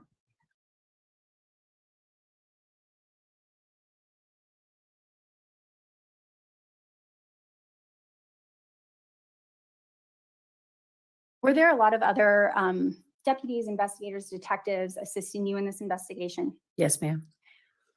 Was one of those deputy, I'm going to mispronounce this, Kleindienst? Kleindienst, yep, And is that Kleinedinst? that's correct. Okay. And he was another deputy that worked with you? He was on light duty in the investigations division at the time. Okay. And did you ask him to do an initial review of Carr's phone records? I did. And specifically, any kind of location data that was attached? That's correct.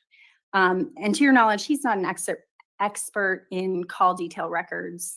Not at all. Okay.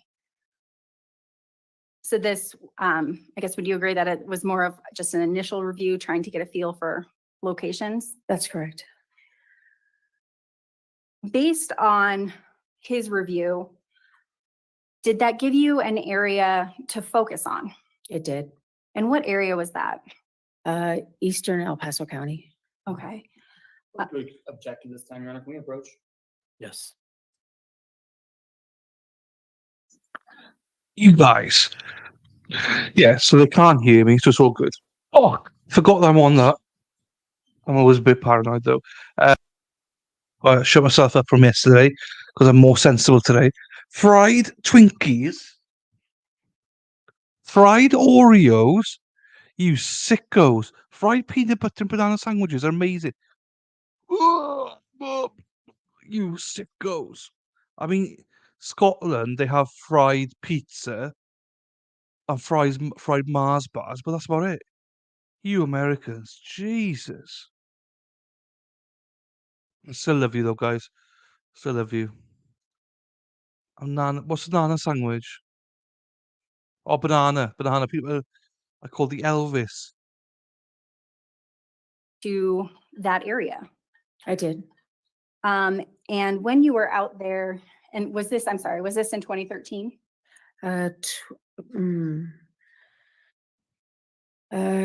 Probably, I don't recall. I want to say 2014.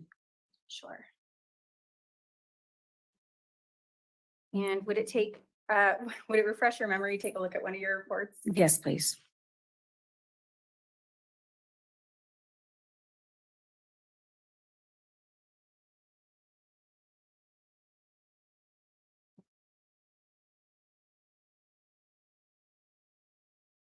Shelley, we can't. I tried. What's this button do? If you just want to turn them over when your memory is refreshed. All right. So was this in 2013 or 2014, your initial, I guess, visit to that area? 2013. Okay. And at that time, when you went out in the area, was there a location that you thought would be worth searching? There was. And was that Sanctuary of the Pines? It's called Sanctuary of the Pines, correct. And was anything built there, or? It was a neighborhood that was started, so the infrastructure was in the ground. So it was established, but the Black Forest fire kind of ruined all the underground infrastructure, so it was never built. Okay. And was this out near the intersection of Volmer and Shoup in Black Forest? It was. Okay. And so based on, just looking at the location, did you actually conduct a search of that area? We did. And who was with you? Myself, I had a couple other detectives with me, and we had the dog search team. We had some cadaver dogs out there. Okay. And during your search at that area, was that one day or multiple days? Well, the initial going out and looking at the property was one day, and then the dogs were scheduled for a different day. Okay, so you were out there several times? That's correct. Well, the dogs and the dog handlers went out by themselves, and eventually we wound up out there with them at a later time. So you kind of talked a little bit about what this area was. I'm pausing for a second. Thank you, Gigi. You just explained something to me that nobody else has. That makes perfect sense. Banana sandwiches, that makes sense. Fried in butter makes sense. pan toasted, but makes sense. I thought you meant deep fried. Like you put it in a sandwich, put it in the thing, like when you make fries. That's what I thought. The only one sensible to explain it to me was Gigi. So thank you, Gigi. And also, I don't think you've ever been here before, so welcome, Gigi. I'll put the trial back on. Guys, you've got to be explaining stuff. Jesus. Crisp sandwiches, awesome. Mad World, Um, awesome. And this was after the Black Forest fire. That makes sense. And I Grilled cheese, don't, what was it like at that time? Was it residential? Was it rural? makes Were there? sense. It was a flat land. It looked like maybe some streets were It's nice as well. prepared. Chip sandwich, Like nice you as could see well. the streets in a cul-de-sac and some infrastructure, like maybe some piping coming up at some spots, and that's it. There was no dwellings, no houses, nothing. Okay, and you said you could see some streets in a cul-de-sac. I mean, were they paved or were they outlines or? Some of them dirt? were paved, some of them were not. Like I said, it was the beginning stages of a neighborhood. Okay. Hello. We're talking about fried food here. These Americans. Like I may have to see. PB&J All right. fried in a frying pan, get it. It's like cheese on toast. I get it. That's gone for me as well. Yeah. Shelley's explained it quite well up the top. So this is a trial from Colorado with a guy called Joel. It was happening. It happened 2012. He murdered an escort. She'd been missing for 5 days or something. Her family were. She wanted to be a model. She moved to Colorado. Um, he's accused of killing her. So it was a cold case. Nothing was done at all for many years. But in 2019, um, he admitted to his ex-wife that he killed her, basically, and that he buried her in his parents' back garden under a horse. And so in 2022, in February, February 2022, the police opened the cold case again, asked everyone again, what do they think of the trial? The case, anything they'd forgotten about. And his ex-wife said, well, my ex-husband admitted to the murder. So that's when they dug up the body, found the body, with a few parts missing and stuff like that. And now he was arrested in February 2022, got a $50,000 bond, but stayed in jail, and now he's in. He waived his rights for a quick trial, speedy trial, and we're here now for it. He On the day he was one of the 5 phone calls that everyone's talking as well. Um, yeah, that's all we basically know. Shelley updates, Heidi's updated a little bit here as well. We're learning as we go along with it, essentially, GG. But that's it in a nutshell. It's a 11-year. So she was 19 when she was murdered. It's an 11-year-old case that is only now getting to court, essentially. And this is the first day played yesterday, and we've got today court was off, and then we got tomorrow starting back. It's on a WebEx thing. I'm not surprised we haven't heard about it because literally I'm the only one on YouTube playing it. So this is what we're watching. This is my video from Monday because literally no one else played it. So you sometimes have to listen to my voice twice. Hopefully that is in a nutshell that's a brief synopsis, but people in the chat will update even more. So, and just to clarify something here, chip sandwich, as in either fries in the sandwich is lovely, or a chip, as in crisps, as in chip, is also lovely as well. Smoky bacon crisps is gorgeous. It's absolutely gorgeous. So, and when we're talking about deep frying, it's pan fried. Fine, okay. Anyway, Gigi, hopefully that's okay for you. We'll get on with it. Yeah, seen that, Kim. Oh, fuck me, that's me again. Lefties Expo, should have done it. Didn't think. I don't So think I can that, change it. I'm going to talk a little bit more about that area because I think this, I'd like to ask you some questions about it. So you said there were no homes. Were there neighborhoods that were remotely close Generally to am, this Gigi, area? so thank you very There were much. houses that were remotely close to the area. It was pretty, out in Black Forest, it's pretty sparse out there. Hope So we there's see like you a tomorrow, house and Felicia. some land and a house and some land. There were no like Thank you, popping in. typical what we would call neighborhoods, but absolutely there were houses around that area. Have you been out to Black Forest recently or since 2015? It's been a few years. Is it different now? It is different now. Are there more roads? It's a lot more populated than it was back then. Okay, so more houses, more neighborhoods. That's correct. I usually don't ask questions I don't know the answer to, but when you were out at the Sanctuary of the Pines, do you remember what your cell service was like? It was sporadic, patchy. Okay. I do remember that because we actually brought some walkie-talkies with us to communicate with the dog handlers and stuff like that. Okay.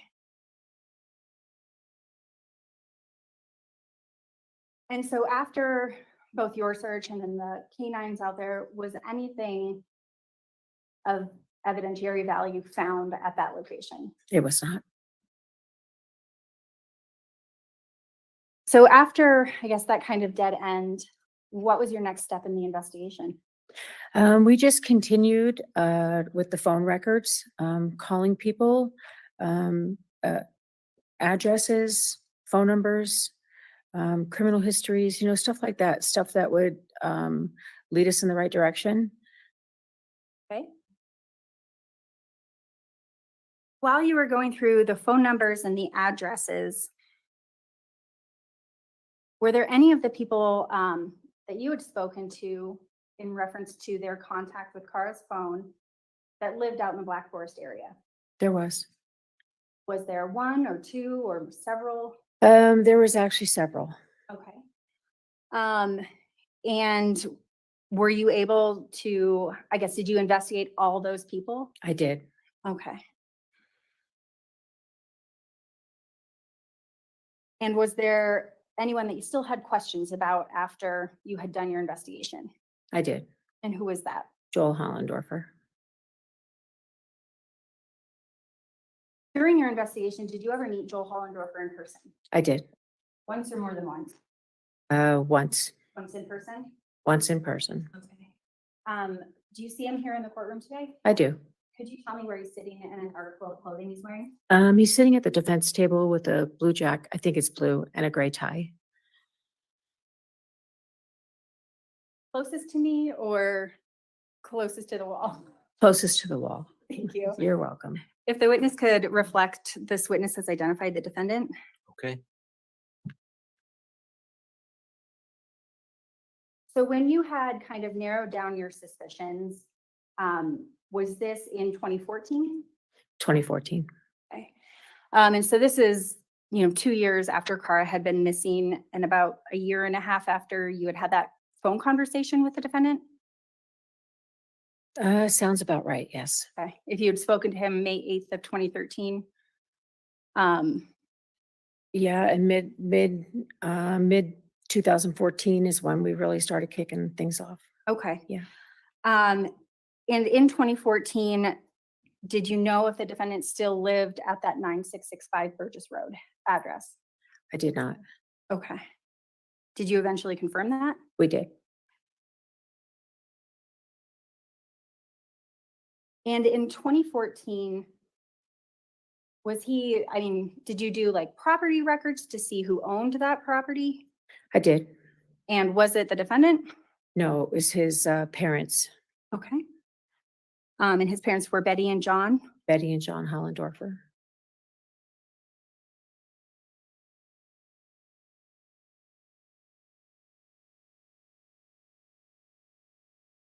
Based off of your investigation and the leads from phone records and things like that,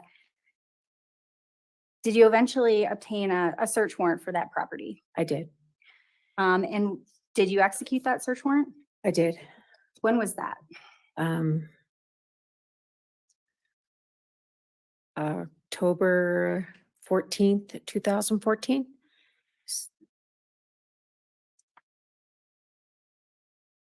Okay. Did you do that all by yourself? I did not. Okay. And when you were there, were the defendant's parents, Betty and John, there as well? They were.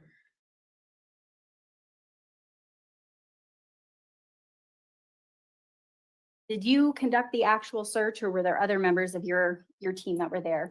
I was assigned a different task. Okay. And so I had many members of my team there on the property. Okay. After the search warrant was done at the property on October 21st, did you have an in-person interview with the defendant? I did. And where did that take place? At the office of the sheriff, 27 East Bermejo. Were you the only one in the room with him? I was. I was in the beginning. Okay. I have just a moment.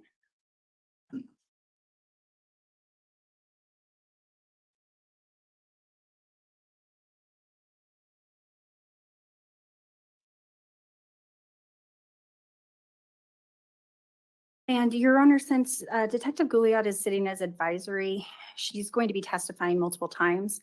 So at this point, I would like to end my questions for this particular subject area. Okay. Cross-examination. Very briefly, it's Miss Goliad, correct? That's correct. Okay, so I don't pronounce the A on the end. No. Okay, I will do my best. That advertisement on backpage.com. You Yes, sir. know the one that I'm talking about. I do. There is a black box on that advertisement. That's correct. That was not there when the advertisement was actually placed, correct? No. Okay. It was showing a somewhat revealing position, you could say. It was showing her rear end. Okay. And it was pretty clear that advertisement was advertising sex, like you said, is advertised on backpage.com, right? That's correct. Okay. No further questions. Redirect. Not at this time, Your Honor. Any questions from the jury up to this point? Okay. Okay, thank you. Do you want me to leave these up here? Why don't you give it to court reporter if you could?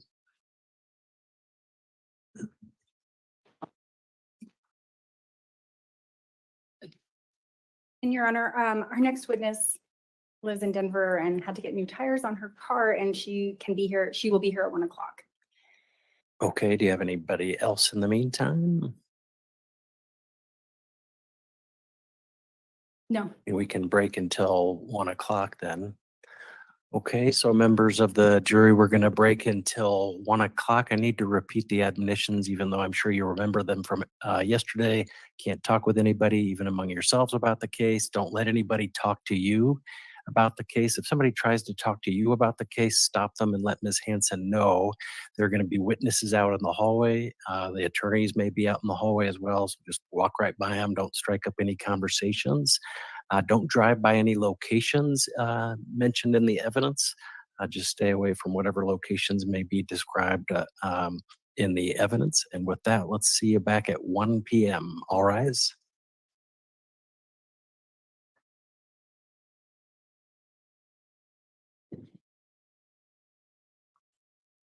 At least now we can skip. So there was nothing discussed there, so I'll just skip now until we come back after lunch. If I remember rightly. It's about here. If it's just me talking, I'll mute it.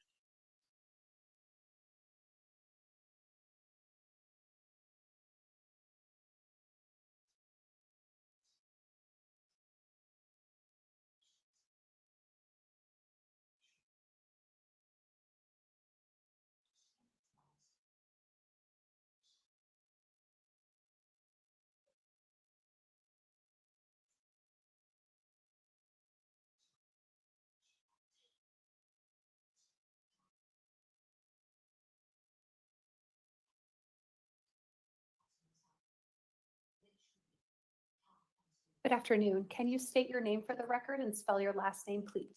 The name is Cynthia Ayad, excuse me, Cynthia Ayad, what do you do for a living? I am retired sergeant from the El Paso County Sheriff's Office, And how long were you with El Paso County Sheriff's Office? approximately 25 years.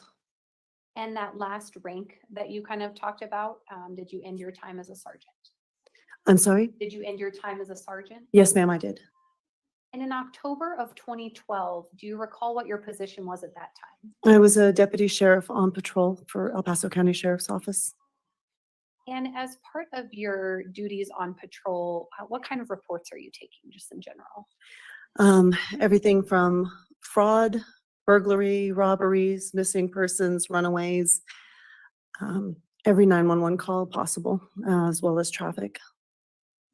And were you notified of a missing person on October 14th, 2012? Yes, And who did you speak with regarding that missing person? I spoke with a Mr. Paul Nichols out of Chicago, Illinois. So did you speak with him on the phone then? It was on the phone first, yes. And did he tell you what relationship he had to the missing person? He identified himself as, excuse me, as the father of Miss Kara Nichols. And when you get a missing persons report like that, are there kind of steps that you go through to try and locate this person? Yes, there are. And can you tell me what generally those steps are? 1 second. Excuse me, please. When you take a call for a missing person, you identify the person who is calling you, what the relationship is to the individual. The last time the missing person being reported was seen, you gather information such as phone contact information, social media information.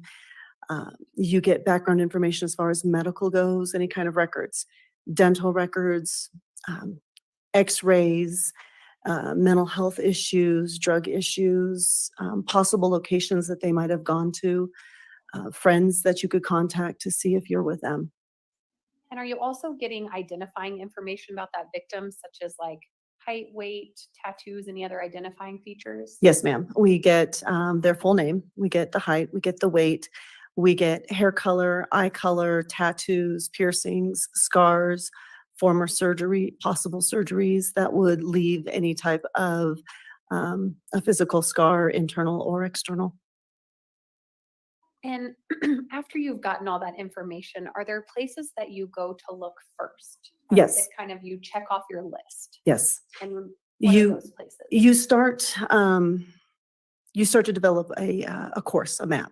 You start with where they live, if they live with anybody, who they live with. You talk to those roommates or whatever the relationship happens to be. If they have places of employment, you go there. You check the social media to see if they have been active and who they've been talking to. You start to follow this pathway where you try and follow their tracks. In addition to that, you gather personal objects that would reveal DNA in the future if the individual does not or is not located alive. And in that case, I did manage to obtain a toothbrush that would possess DNA evidence. From the missing person? Yes, from her place of residence. And I don't think I had you say, but who was that missing person that was reported to you? Kara Nichols. And are you also looking at hospitals in the area to see if someone is present there? Yes, we checked with all of the local hospitals in the area. According to Mr. Nichols, the last individual to have contact with his daughter was her brother, and she had left him a message stating that she was going up to Denver to take a modeling job. And I had the hospitals checked not just in the Colorado Springs, El Paso County area, but also Castle Rock, Douglas County, as well as the hospitals up in the area of the Denver Metro. And I also had other law enforcement agencies contacted from El Paso County all the way up the I-24 corridor into the Denver metro area in the event that anyone possibly had contact with her, and it was documented in the dispatch records. In addition to checking the hospitals, are you also checking with the coroner's offices in those areas? Yes, ma'am. That as well, we give them the information of the individual who is missing, physical features, identifying features, and their name as such. Because if it's a body that is found without identification, it's important for them to know what some of those physical features are if they have a Jane Doe or an unknown person in their custody. And were any of those checks successful? No, ma'am. We received no information in regards to contacts with other law enforcement agencies, hospitals, or coroner's offices from here throughout on north through the Denver metro area. And you spoke about knowing kind of where their last location was and whether they have a cell phone and that kind of a thing. Did you pull any cell phone records? I did. I requested from our dispatchers to what we call pinging the phone. When you ping a cell phone, what happens is the cell phone will go off of the most current or nearby cell phone tower. And so I did make a request that they try to ping her phone, that the phone service would attempt to locate where her last known location was via her phone. In addition, I made a request, I put in a warrant to request phone records from her cell phone service to determine the phone calls that she had received, made, and text messages received and made. And that emergency ping that you're talking about, that location information, is that kind of a thing that you're using as you develop information? It's not where you're sitting down and writing the warrant, which takes time to do. Are Right. you able to do that immediately when you have a missing person or maybe somebody that you're looking at? Sometimes there are certain criterias when it comes to trying to ping that phone. When we're talking about juveniles or people who have special needs or are considered endangered, it might be someone who has Alzheimer's or someone who is special needs. And we can generally get an emergency ping off of that from the phone services, AT&T and Verizon and such. If it does not appear that we have an emergent issue at the time, i.e. Alzheimer's or special needs, it takes a little extra time to get that phone ping requested and returned back to us. So when you made that initial request, you didn't get that ping back from the phone company immediately? Not immediately, no. And even once you got that phone ping back from the phone company, is it fairly limited, the ping information versus writing a warrant for phone records? It is. In addition to looking at the last location and some records for Miss Nichols' phone, did you also determine that she was posting on Backpage? That is correct. I had spoken again with Mr. Nichols, her father, and he informed me that he obtained new information as he was able to get phone records from AT&T. I believe he was he was paying the bills on that, the account holder, and he was able to get certain phone records. He started making some phone calls himself to see if he could find his daughter, and he had received information from one of those calls that she had posted an advertisement on the back pages, or what's called the back pages of a small local print media. And were you able to find that ad that was posted? Yes, ma'am, I was. Can you approach the witness, Your Honor? Yes. Show you what has previously been entered as People's Exhibit 27.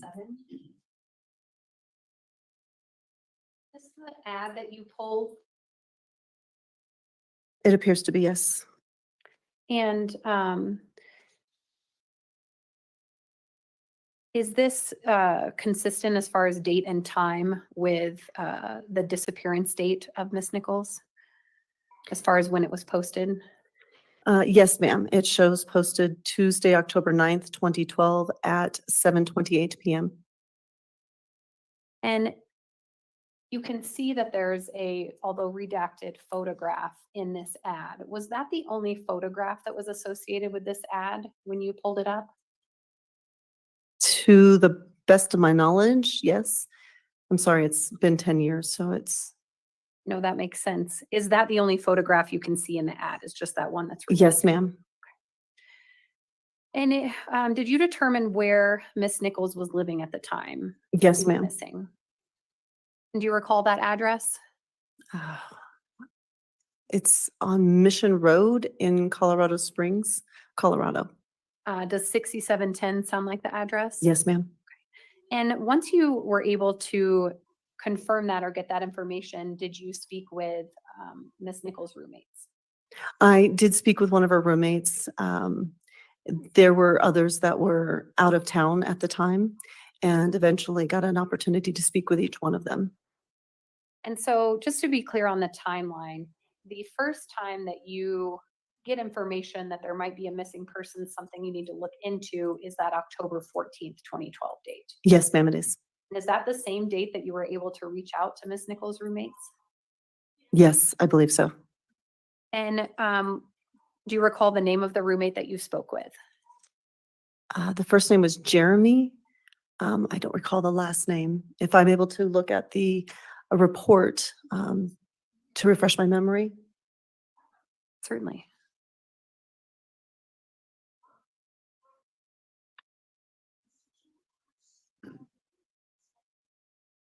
The second to last paragraph and just let me know.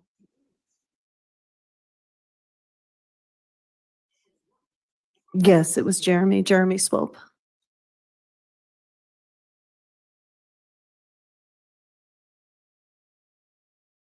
During your conversation with him, were you able to determine that he was the last person to see Miss Nichols? before Yes, she ma'am. disappeared? And did he give you any information about her being with another individual? What he informed me was that he had been spending some time that evening with another female at the house. He described her as white, blonde hair, roots were showing. He did not know who she was and did not get a name. Did he see Miss Nichols get into this other female's vehicle? He told me that Miss Nichols and that unknown female did leave. He said that they returned approximately 30 to 45 minutes later, and then Miss Nichols left in another vehicle. He did not have a description of the vehicle or the person that she left with the second time. So the first time around, was he able to describe that female's vehicle at all? When I Miss Nichols- don't recall. And then you were talking about that second time when Miss Nichols left on her own, he was not able to describe a vehicle or a person. That's correct.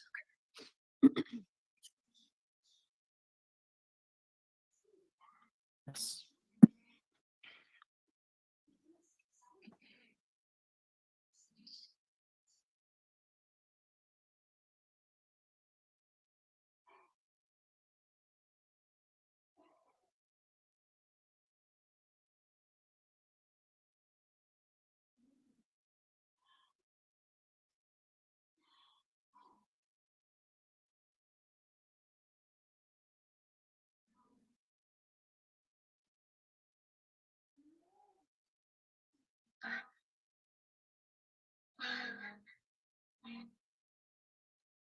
Bill, tell me why you introduced me as your ex-girlfriend at Walmart. You are my ex-girlfriend. No, I'm not. Shelby, yes, you are. You know how relationships work. Dylan, I'm your wife. You used to be my girlfriend, now you're not. You're my ex-girlfriend. You don't introduce me that way, though. Shelby. In addition to receiving quite a bit of information, including the identifying information from Mr. Nichols, did he also provide you with some items? Yes, he did. He came to Colorado Springs and had access to his daughter's space at the home on Mission Road. He collected items and notified me that he was in town, and I met with him, and he turned those items over to me.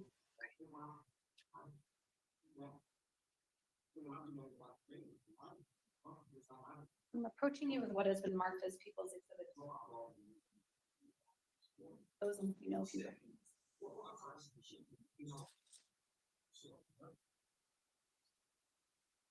Yes, I do. And what are they of generally? I'm sorry. What are they of generally? Let's start with People's Exhibit 1.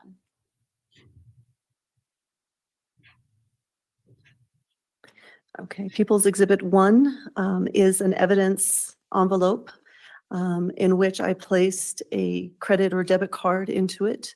I can tell that this was done by me as my initials are on the tape on the front as well as the back, my employee ID number and the date that they were placed into evidence. And then what are the contents of People's Exhibit 2? The contents of People's Exhibit number 2 is a key or keys. And again, it was placed into evidence by me. And again, that is identified by my initials on the front as well as the back with my employee ID and the date in which I turned it in. Are they in the same or substantially the same condition as when you collected them? Yes, ma'am. Round of the people would move to admit People's Exhibits 1 and 2 into evidence. 1 and 2 are admitted. And I won't have you open them up because you already described what you have there, but were those debit card and keys that Mr. Nichols collected from Cara's room? Yes, And did he collect any other items from her room that He he did. provided to you? yes, he did. And what were those? Some of those items were drug paraphernalia. And he brought to me a small trash bag that had some other remains in it that he didn't know if whether or not they would be useful in our investigation. If I could refer back to my report, I don't recall everything that he returned over to me.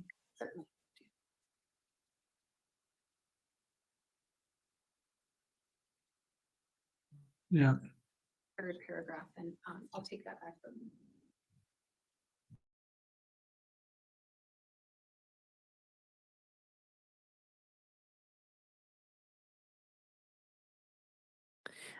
In the, okay. Thing with the ex is she knew Laptop since and a charger that he provided to you, Yes, ma'am. 2019, so she waited 2 And- years to say. a cosmetic bag, Yes, a couple of journals that belonged to Miss Nichols, yes, and then a couple of hats or baseball caps that belonged Yes. to Miss Nichols. What's the purpose of those baseball caps? The baseball caps were not recognized by her roommates as belonging to her. They did not belong to anyone in the home, and they did not believe that they belonged to Miss Nichols. So when we're thinking in terms of perhaps foul play in a missing person case, objects that are out of place are important. Is it fair to say that at the beginning of an investigation like this, especially a missing person, you're casting a wide net? I am, yes.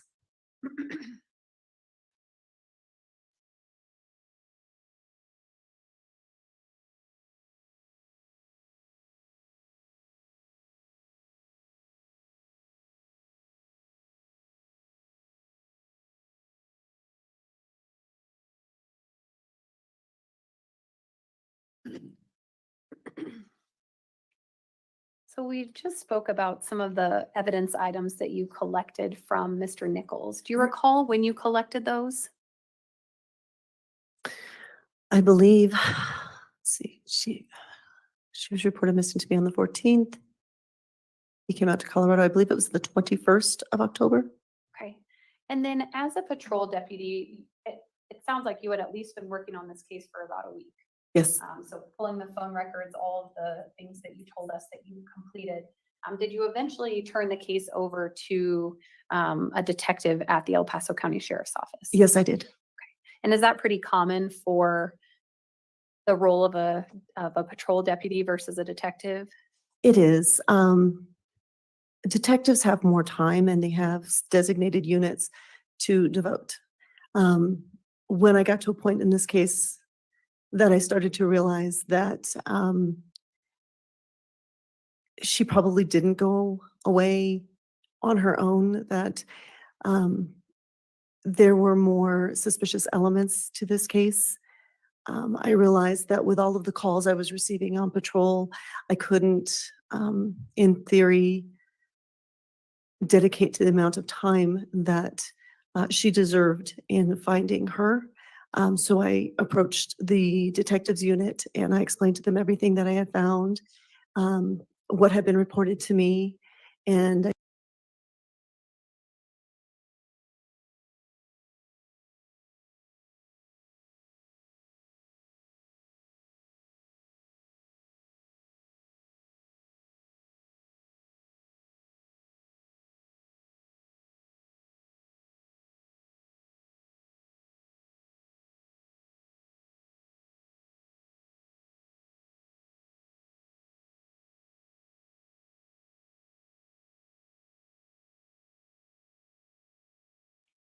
That's our motto.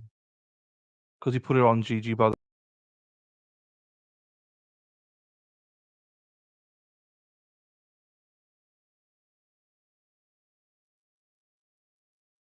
I shared with them my reports, and I shared with them that I was afraid that something bad had occurred, and asked if they would be willing to look over the case and take it on so that they can give more time to it. I have no further questions. Thank you, Your Honor. Cross-examination. Any questions from the jury? Thank you for being here. You may step down. Thank you. Well, that's nice and quick. I just want to show you our Thank you, Your Honor. motto. The people would next Basically, call Kevin Clark. that's our motto. Because you typed it in, you know, innocent unless proven guilty. That's why I always say. There's two of us as well. Me yesterday, me today.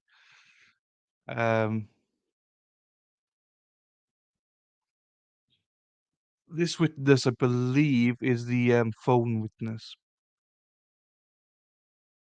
that did all the phone stuff.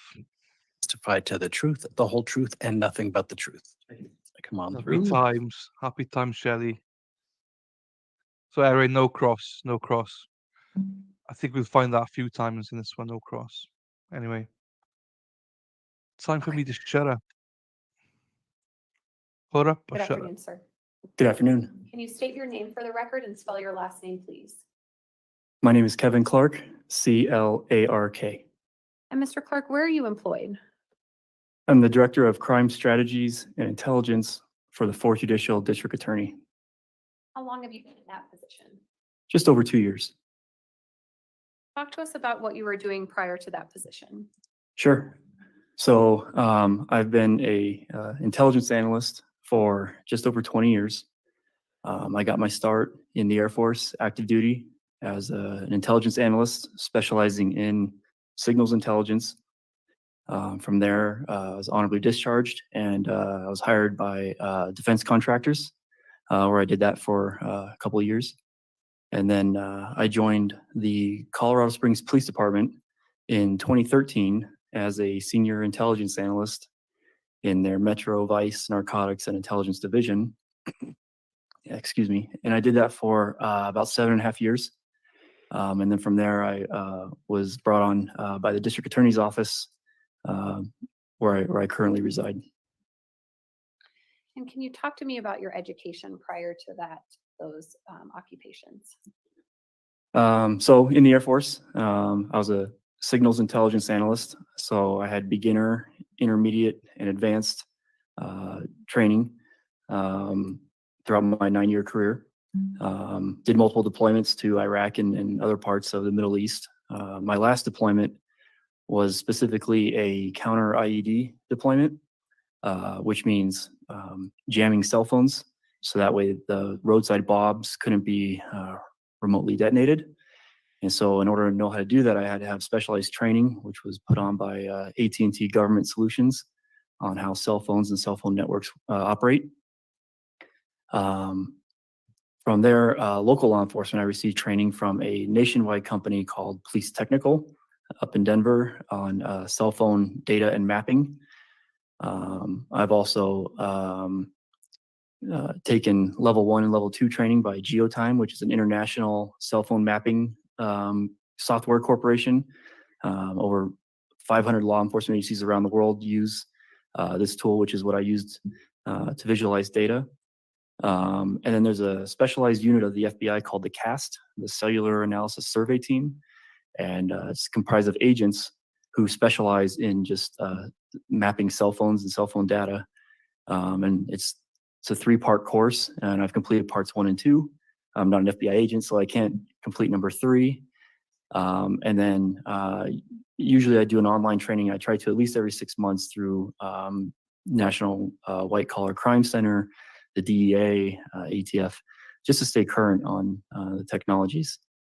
As far as formal education, I've earned a Associates of Applied Science degree in Communication Applications Technology, a bachelor's degree in Homeland Security. I went on to earn a master's degree. And then since I'm a veteran, I've got the GI Bill, I've gone back to earn certificates.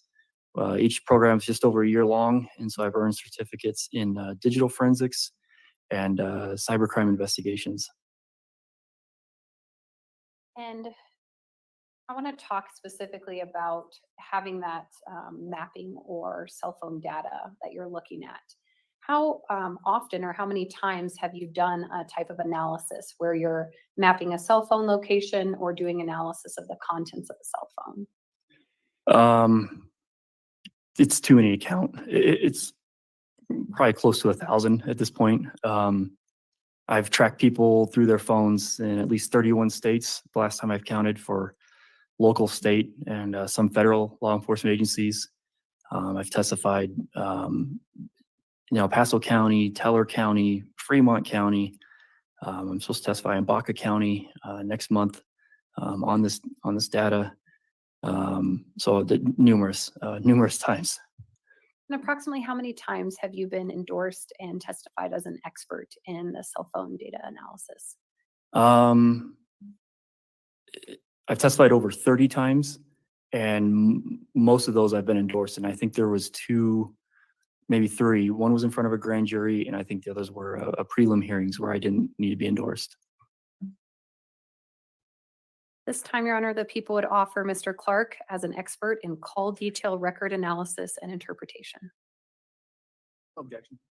All right, so this witness's testimony will be admitted as an expert, which allows him to express an opinion based on his area of expertise. Mr. Clark, were you asked to review 2 sets of phone records for this case? I was. And let's talk about the first set of phone records. I'm gonna direct your attention to the defendant's phone records. Okay. Do you recall what brand or type of company that he was getting his cell phone service from? They were Verizon records. And do you recall the phone number associated with those records? I remember the first 6 digits. It was a 719322. And then I'd have to refer to my report for the last 4. Sorry. And actually, if I may approach, Your Honor. Yes. And you, what has been marked as people's exhibits 24, 25, and 26. And actually, I'm going to start with 26 with you.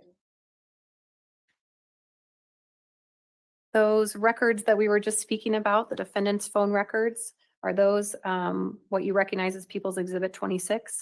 I do. And are they a fair and accurate printout of the records that you've reviewed? They are.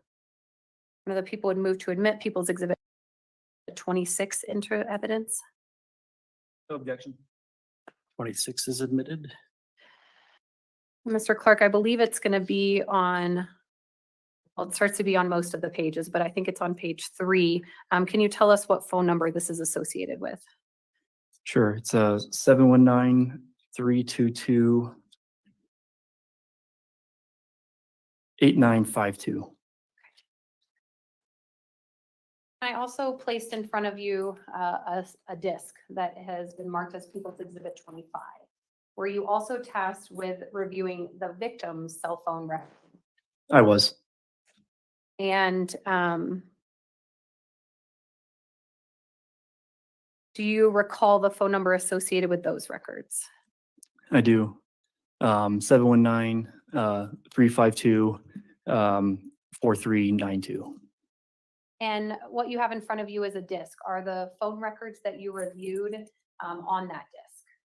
They are. And are they a fair and accurate copy of the phone records that you've reviewed? They are. These are the AT&T records. One of the people would move to admit People's Exhibit 25 into evidence. No objection. 25 is admitted. And actually, we're going to switch it around and go reverse order for going through the records. I want to start with your review of the victim's phone records. When you reviewed those records, was there any location information associated with those records? There was. And were you able to do an analysis that included mapping those locations? I did. And when you did that analysis, did you prepare a report? I did. And is that report in front of you marked as People's Exhibit 24? Yes. And is that a fair and accurate representation of the report you prepared? Yes. Your Honor, the people would move to admit People's Exhibit 24 into evidence.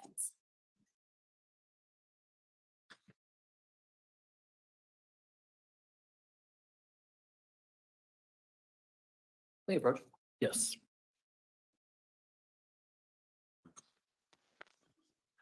Okay.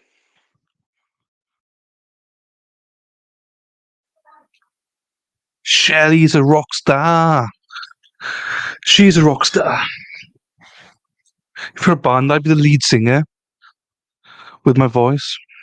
Shelley, Shelley, Shelley. Shelley, Shelley. Hey, Heidi, I didn't know you were a firefighter as well, mind. I didn't know that.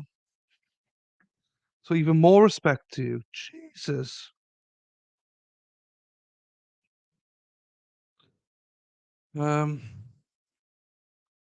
It's hard not to zone out with this one because what do people think about this trial? What are we thinking about it? We're down to 13 without your usual viewers now. It's probably the same people here. We've done well today, guys. We hit 97 viewers. So well done, everyone, for playing your part. And we banned someone today. Happy days. Banned him for life. Oh, excuse me. Dual trained. Oh, okay. That's cool, though.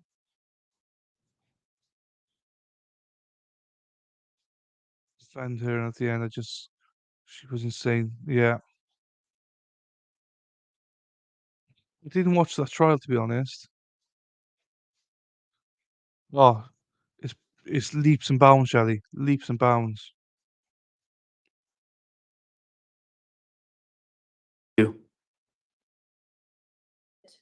On the screen behind you, if that's helpful. I'm not sure which one's better for you to view. So we're just going to go kind of page by page so that you can explain your process for reviewing the call detail records. I'm going to start with page 2. Just tell us generally, what is a call detail records analysis? We've used that. I've used that term. You've used that term. What does that mean? So call detail records are the activity that the cell phone had through the carrier. So in the victim's instance, they're AT&T records, which is what we're about to look at. And it's anything that the phone did using the AT&T network. So incoming or outgoing calls, incoming or outgoing text messages, data sessions. It's a date and a time of when the activity occurred, and then which tower, and more specifically, which side of the tower serviced that activity in order for the phone to have connectivity. And using that data, you can map the general location of where a cell phone is. Now, this data is from 2012, so it's 3G data. And so it's a little more broad than today's data. Today's data is more GPS-like accuracy. And so what you're about to see is general locations. I can't specifically say exactly where the phone's going to be at, but in the general area. So like a neighborhood versus inside of a house. And you use the word activity a couple of times. Can you talk to us about what type of activity you see? And especially since it is 2012, what activity you're not quite seeing yet? Sure. So the activity you can see is whenever there's an incoming call or an outgoing call, the party that made the call to our target phone number or the number that our target phone number was making the call to, how long it took for from the time the send button, the call button was pushed for it to connect to the AT&T network and then connect to their phone. For voice calls, how long those calls lasted for, if they actually spoke or if they went to voicemail. For text messages, it's just which numbers texting the other phone number. There's no words associated with it. You just see that on a certain date and a time, phone number 1 sent a message to phone number 2. And then for data sessions, it's basically a date and a time, the data session started, and the cell phone tower and location that used to service that data connection. And so in 2012, we're not looking at the same type of app activity that you would maybe be able to see today. Correct. The 3G network was essentially the first cellular data connection you could have on a mobile phone. And so there weren't apps like there are today where they run lightning fast. And so the data sessions aren't as frequent as we see today. And moving on to page 3, you kind of have some pictures here to show us how the device itself is working with the carrier network. And can you talk to us about that? Sure. So your phone has activity with a cell phone. They're called cell sites, cell towers, interchangeable. Just not all antennas are on a tower. Some are on the sides of buildings, things like that. So the phone has an interaction with the cell site, and that's logged by the carrier. And so what you'll have is you'll have a business record of date and time, the phone number, that your target number, the other phone number that it interacted with, whether it was a call or a text. And then the other half of that is the AT&T network of they know where their towers are and they know which side of the tower the phone was on when it had that activity. And so it's logging not only the activity, but the location of the activity as well. For these records, yes. And when you're talking about that activity and what that looks like, what form are the records coming in versus what you're producing as far as your analysis? So the records come in a PDF form or like a notepad, Word document form. Now they come in an Excel form. And then I'm using a program called GeoTime that takes those records and visualizes all the data. So instead of me telling the detective, hey, at 9 p.m., tower number 3192 off of a 60-degree sector, the phone was there. That's not meaningful. That's not actionable to the detective. Mapping it so you can visualize where the phone was at and then how the phone moved around town is meaningful to the detective. And this next page kind of shows it, but talk to us about what GeoTime does with that information so that it is a helpful visual. So there's two parts to the records. You have the phone activity part, and then you have the cell phone tower part. And so GeoTime marries those up and shows you time and space. So when and where the phone was having activity. And then tell us what it looks like once those two are married up. So this is what it looks like. This is what you'll see in my work product or in my report. Each tower generally has 3 sides.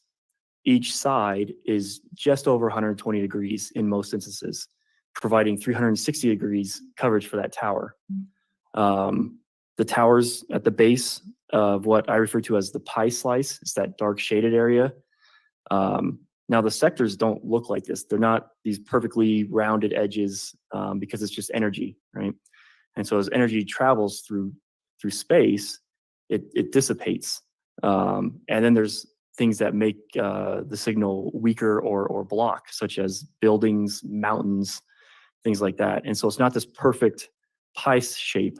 It's more of like a splat, But for purposes of what this is used for, just knowing the general area of the phone, it works just fine.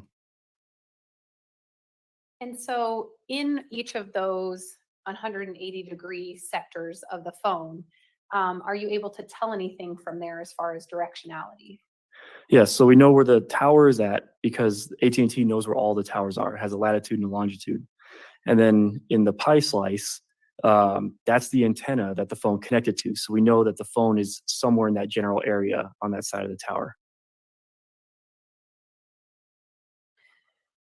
And getting back to specifically your review in this case, you referenced earlier that you reviewed what has been marked and entered as People's Exhibits 25, which is the AT&T records.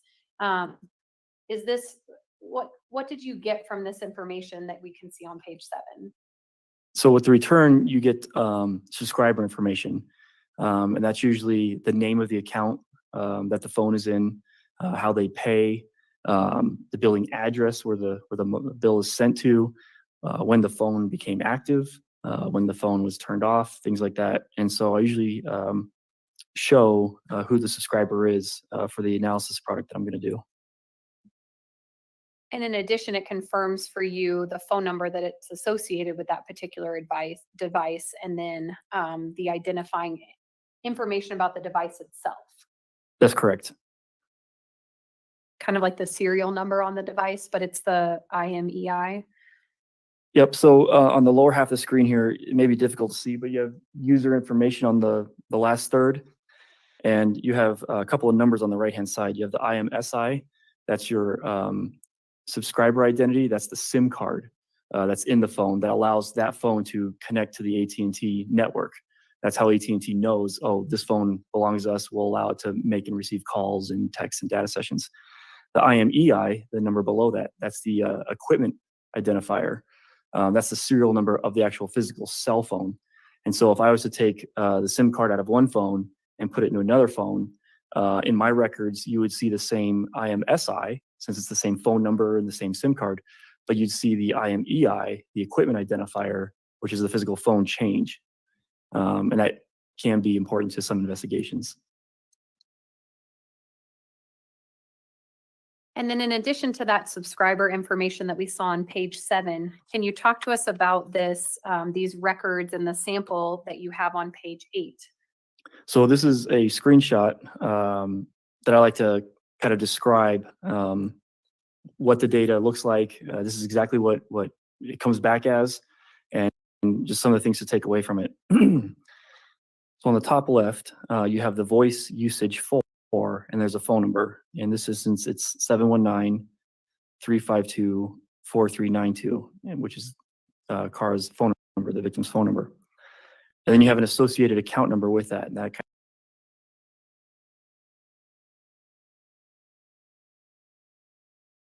kind of goes back to the subscriber and the billing information, but it's a way of AT&T to keep track of all their subscribers. And then you have just rows of data. And so for this, it's essentially rows 1 through 6. And so on row 1 at the top left, you see connection date. And that's the date that this phone had activity. And so in this instance, it's October 1st of 2012. And then connection time, it was 12:34 a.m. And then this is a voice call. And we know that because it says voice usage for. Once we get into the text messages, it'll say text message, and then data, it'll say data. And so the seizure time, that's how long it took for the originating number, the person who started the phone call, to hit send, and it took 21 seconds for the phone to connect to the network to make that phone call. In this case, the originating number is our victim, and so this is an outgoing call.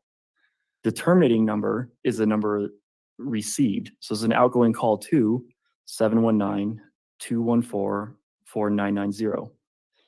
And then the next column is the elapsed time. That's 14 seconds.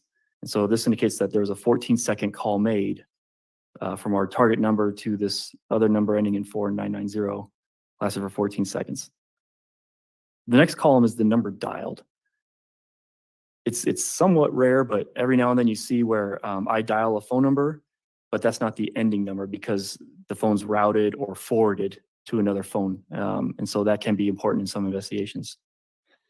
And then the next two columns are the equipment identifier and the SIM card number for our target phone.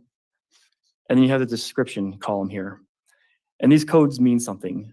And so in this one, you see a capital M, the number 2, and a lowercase m underscore dir. That means that this was a direct call. So phone number 1 was calling phone number 2, but our phone number is a capital M, which means it's an AT&T phone number. And it's a mobile. So cell phone number, mobile 1 is calling, so 2, the other mobile phone number, which is the lowercase m.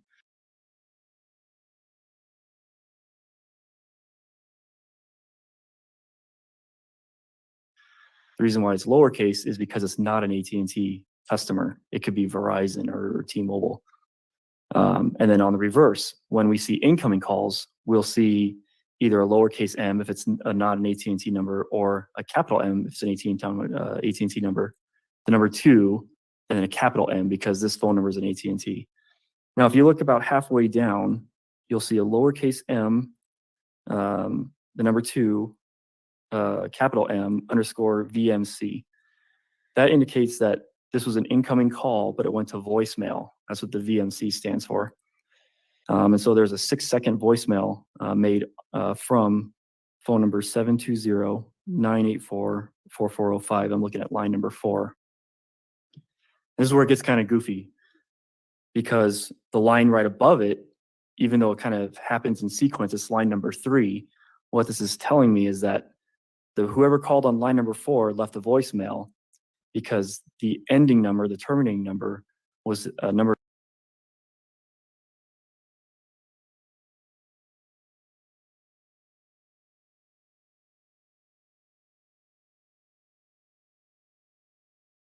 We're starting with 970. That's the AT&T voicemail inbox system. So whenever you see phone number 970-371-9275, that's how you can call and get your voicemails after that.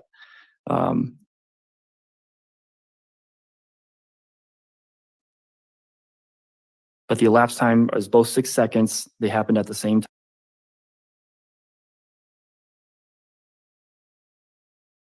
time. And so this is how I know that at 7:56 a.m. This phone number tried calling our target number.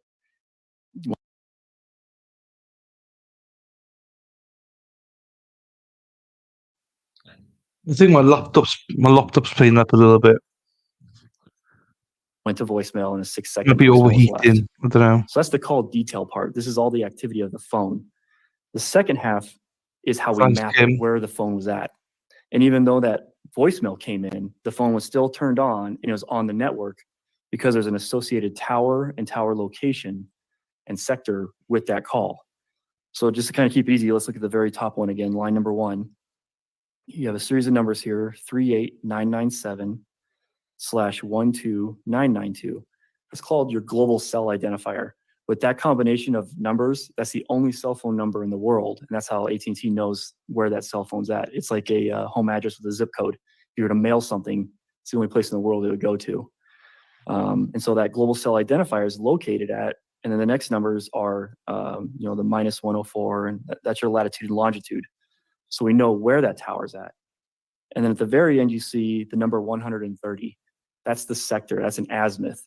So think of a clock, and the number 12 is 0 degrees. The number 6 is 180 degrees. 3 is 90 degrees, right? And so looking at this at 130 degrees, I know that the phone was somewhere, if 0 degrees is due north, it's going to be somewhere southeast of where that tower's at. And this is the part where this program, GeoTime, takes all of these rows and rows and rows of data and maps them and visualizes the data, because what I just read to you is, not very helpful. But when you map it, it becomes actionable and meaningful to the detectives. So let's get to some of those things where we can see the actual map of the data. We're gonna move to page 9, where we can see a particular date and time reference. Can you talk to us about that date and time and what we can see on the map? So what we're looking at now is October 9th of 2012 from 3 a.m. until 8 p.m. So this is a fairly large chunk of time, right? It's most of the day. On the top half here in the gray shaded area, that's your time component. So every dot is representative of either a call, a text, or a data session. On the bottom half, you have your space part, so where that activity occurred. And as you can see, there's a house on the map, 6710 Mission Road. That was the victim's address. The phone's using multiple towers that kind of overlap and provide coverage to the general area of where the victim was at. And so from 3 a.m. to 8 p.m., the phone had activity in the area of the victim's residence. And when you say in the area of, are you able to say that Ms. Nichols was at her address for that entire period of time? No, this is the device. So I'm not saying, a person. This is the phone. And then it's in the general area. Again, this is much older technology. And so it's just in the general area. And so when you say the general area, it's in those kind of shaded diagonals that we can see on the map. So it's the shaded diagonals represent the 120-degree sector off the tower. And the reason why the lines are dashed is because they don't look like that. There's no leash at the end of the signal saying, oh, you've gone far enough, stop right there. It just kind of dissipates out into space. Think of like a flashlight, right? If I hold a flashlight out, it fans out a little bit and it gets weaker as it travels away from the tower. But I'm pointing in that direction. And so the phone's somewhere in that direction. And so there is designed to be overlap to where two towers will provide coverage over each other. Think of when you're watering your lawn through the sprinklers, you want to have a little bit of overlap, otherwise you'll have this dead space in between where the sprinklers cover. Same idea here. You don't want to have dead space to where if you're driving and you're on your phone, you don't want the call to drop. And so there's a little bit of overlap in the coverage areas. And so these sectors here aren't exact. I didn't go out with AT&T equipment and do power measurements. This is just geotime visualizing where the tower's at, that's a known, which sector it used, that's a known, and about what area that sector should cover. And then moving on to page 10, what time period and date are we looking at on this page and map? So we're starting to get into the evening of October 9th of 2012. This looks for the 1 hour time period of 8 p.m. to 9 p.m. And we see the phone travel. And how I know it's traveling is you take all those rows of records that we looked at earlier, and you have the date and the time and the tower that services the activity. And when those towers are elsewhere, we know that the phone can only be where that tower and sector provides coverage to. And so we see the phone take this loop where it travels kind of northeast and then northwest and then south and then back towards the residence. And just, we can see that circle very well visually with the arrows that you've drawn, but talk to us about the timing of when that path of travel began and when it ended. So the red house is the victim's residence. And so we see 8:10 p.m. and 8:13 p.m. Those two sectors likely overlap. And so it's not necessarily that the phone left the residence, but if the phone was at the residence, this would support that. The phone began to travel at 8:24 p.m. because then it switches sectors. It switches to the northern bound sector near the house. And then at 8:25, it hits off the sector that's over near Mark Shuffle and Carefree.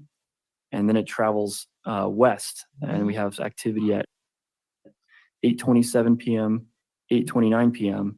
And then it loiters in that area because the next activity is 8:55 p.m. So approximately 26 minutes. It's somewhere in that area. And then it travels south at 8:59 p.m., continues traveling and ends at 9 p.m. on the tower and sector southwest of the victim's residence. And then moving on to page 11, does this pick up from that 9 p.m. cutoff that we had on the prior page to the 10 p.m. of that same day? It does. You see that on the bottom left of the screen. and the phone travels back towards the victim's residence, but then continues to loiter essentially west of the victim's residence, and then it returns back to the area of the residence sometime after 9:30.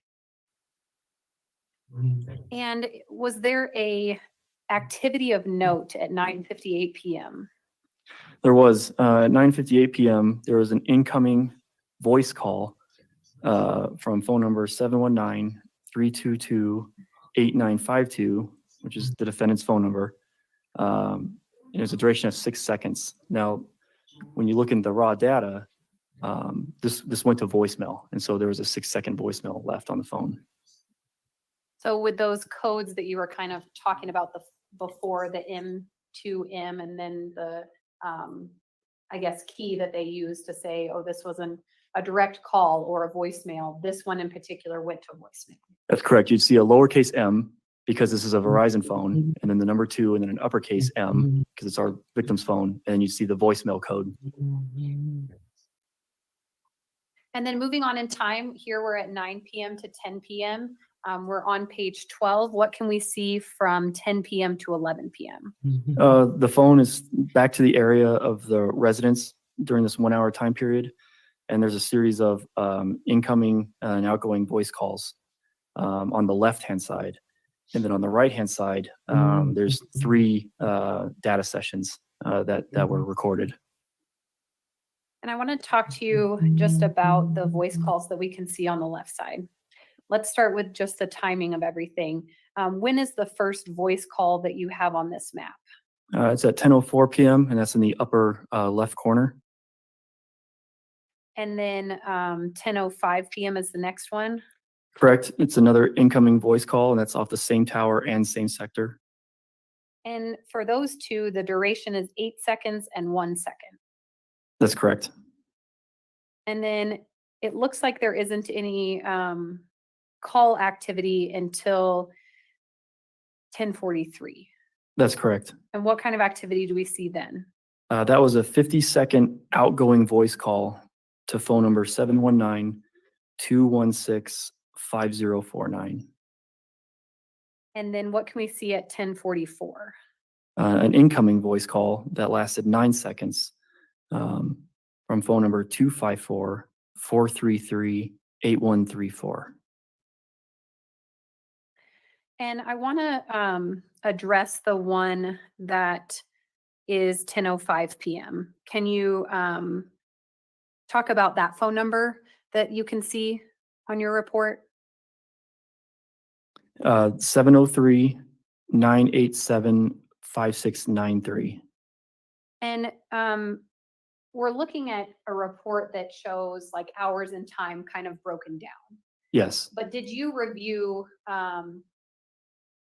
to an extent, all of the phone records? Yes. And then did you see any outgoing calls from the victim to that phone number when you reviewed the records? No. So this was the only call from that number incoming. At 10:05, yes. And then moving to the bottom of the map here, there looks like there's a phone call at 10:45 p.m. Can you talk about that one? So at 10:45 p.m., there's an outgoing voice call from our victim's phone number. It lasted 1 minute and 11 seconds to phone number 719-322-8952, which is the defendant's phone number. And then how about at 10:58 p.m.? At 10:58 p.m., there was an incoming call to the victim's phone that lasted 33 seconds. And that was from, again, the defendant's phone number.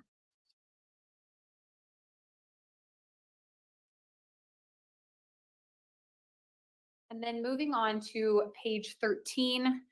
On page 12, we were looking at the call activity from 10 to 11 p.m. What type of activity can we see on page 13? So this is the same window of time, but it's just the text activity.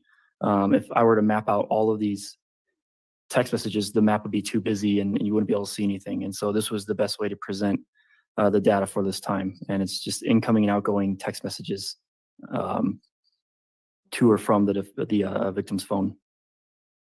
And as far as you didn't map each and every one of those text messages, but is the map on the left show where the phone is based on that text activity between 10 p.m. and 11 p.m.? That's correct. And again, see how the sectors don't touch, where Highway 24 is like a dead space.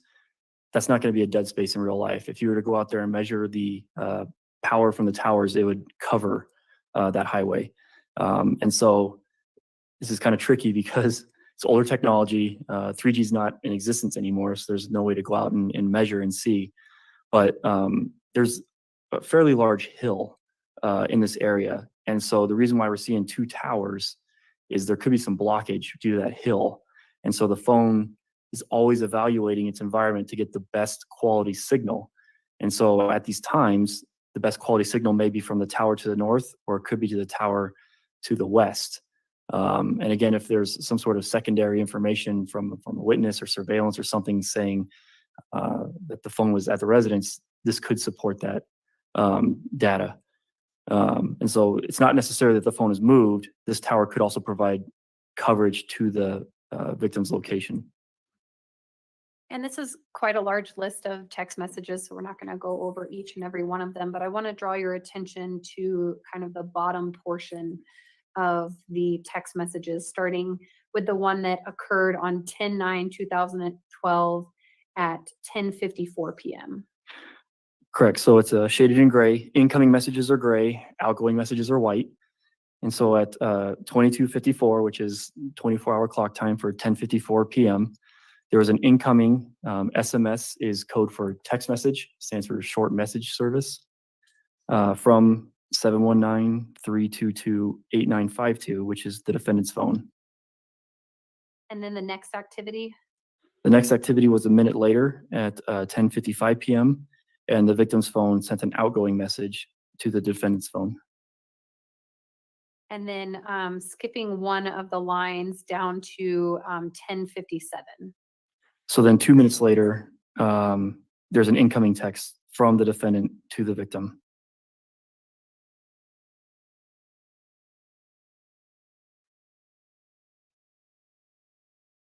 So I know I had you pointed out in that very small text on that last page, but what does page 14 show for us? What kind of activity are you summarizing here?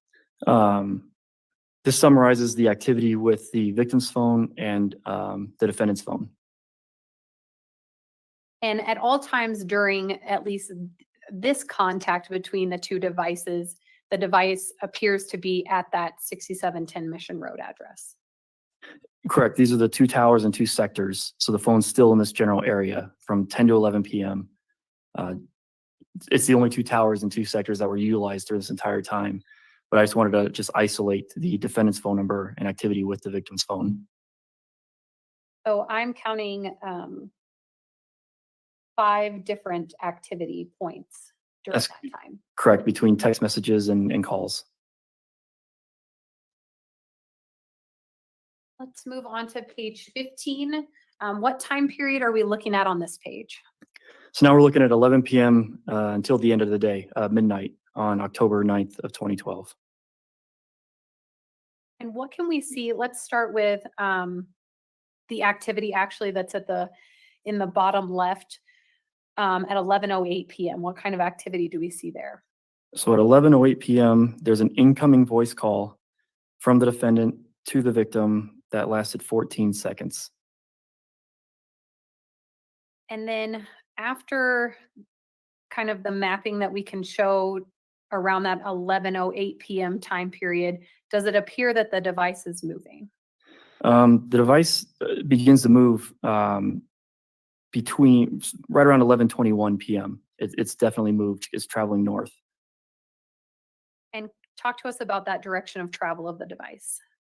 Sure. So at 11:21 p.m., we see the phone use a new tower and a new sector north of the victim's residence.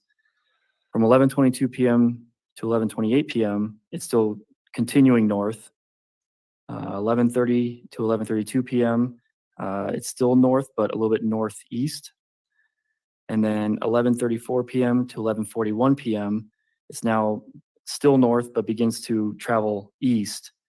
An important event is at 11:41 p.m. There was an outgoing text message, and this was the last mappable outgoing activity from this phone. And then it continues east, and it's utilizing a tower and sector that is essentially out in Falcon, Colorado. And it has activity from 11:42 p.m. until 11:59 p.m. And at 11:59 p.m. was an incoming voice call that went to voicemail, but the phone was still on and on the network because we can map the location. It was a 9-second voicemail. And then 17 minutes later into the next day, so at 12:16 a.m. on the 10th, the phone's off the network because the calls are just going straight to voicemail. There's no towers servicing those incoming calls to go to voicemail. The phone is off the network, and it never comes back on. And so going back to that last outgoing activity that you talked about at 11:41 p.m., is that the last time that the activity was initiated by the device, by the victim's device? Yes, that one that we can map because there is a picture message, but the way the coding is, you can't see if it was actually sent or if it was transmitted and delivered. But when that picture message was logged as trying to go out, the phone was off.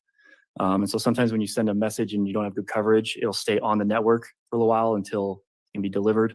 But in this case, that did not happen. We don't have any towers and sectors that provide that. So this 11:41 p.m. is the last mappable outgoing activity from this phone. And when you talked about the last mappable activity, you talked about it being at 11:59 p.m. and then you talked about it, the phone being off network at 12:16. That's correct. So is there anything, any activity that you're able to look at, mappable or otherwise, between 11:59 and 12:16? Nothing. No. That's it. And then when you say that the phone is off the network, can you talk to us practically about how that can occur? Sure. So in order to be able to map these sectors, let's take calls, for example. A call has to be made or received in order to be able to create this visualization. In order for that to happen, the phone has to be turned on and connected to the network. Well, there's no more outgoing calls. All the activity was now incoming, and there was no tower to service that because the phone wasn't on. There was no more data sessions. And so independent of voice calls, usually data sessions will be present still because the phone will still connect to the towers. Those were off. No outgoing text messages. Everything that was inbound was going for calls was going straight to voicemail. All the incoming text messages were not responded to. And how that happens is either the phone is turned off, the phone's battery dies, or you're in an area that doesn't have any type of cellular coverage.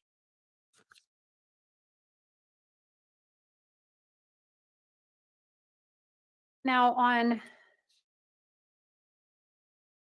I'll move on to page 16, where the activity on page 15 was from 11 p.m. to midnight. What activity are we looking at on page 16? We're still looking at that same time frame, the 11 p.m. to midnight, but on the slide before, we were showing the where, and this is the what. Who was calling, who was texting, who was the victim calling or texting with at the time. It's just showing whether it was a call or a text message and what the other phone number was, and then when that occurred. And so this particular slide includes both text messages as well as voice calls. That's correct. Okay. So going back to 15, right here, you have just a couple activities that you have highlighted. Yes. One is an incoming call from the defendant's phone to the victim's phone. Then you have on there the last outgoing activity and the last mappable activity. That's correct. But during, oh, go ahead. And all these other dots and pie slices that you see is comprised of what's on page 16. That's all the activity that made those pie slices happen. And And that's what I was gonna ask you. So you didn't have just specific dots for each one of them, or that kind of informational box that you've put on there for each one of them. But the activity on page 16 is what you use to map what we have on page 15. That's correct. If I was to label each one of those dots, the map would be, you wouldn't be able to see anything. The map would be so cluttered. So this was the cleanest way to do it, to where if you wanted to see, for example, the incoming voice call at 11:08. Let's do the outgoing text at 11:14 p.m. You flip back to that page and you see where the phone was at 11:14, if it was important to the investigation. And then I'm going to move back to page 16 to go over a couple of details. I'm looking at 5 boxes down at 11:02 p.m. There's a voice call to that 970 number. Can you remind me what you told us about that number? Let's see, there's an outgoing voice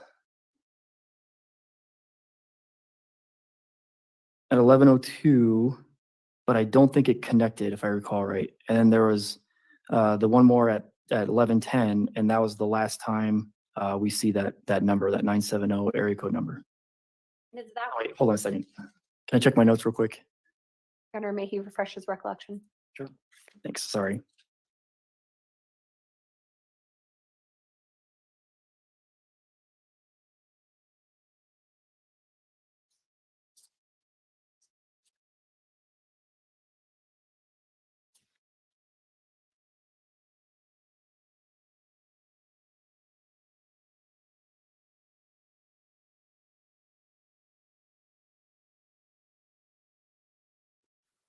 Spidey.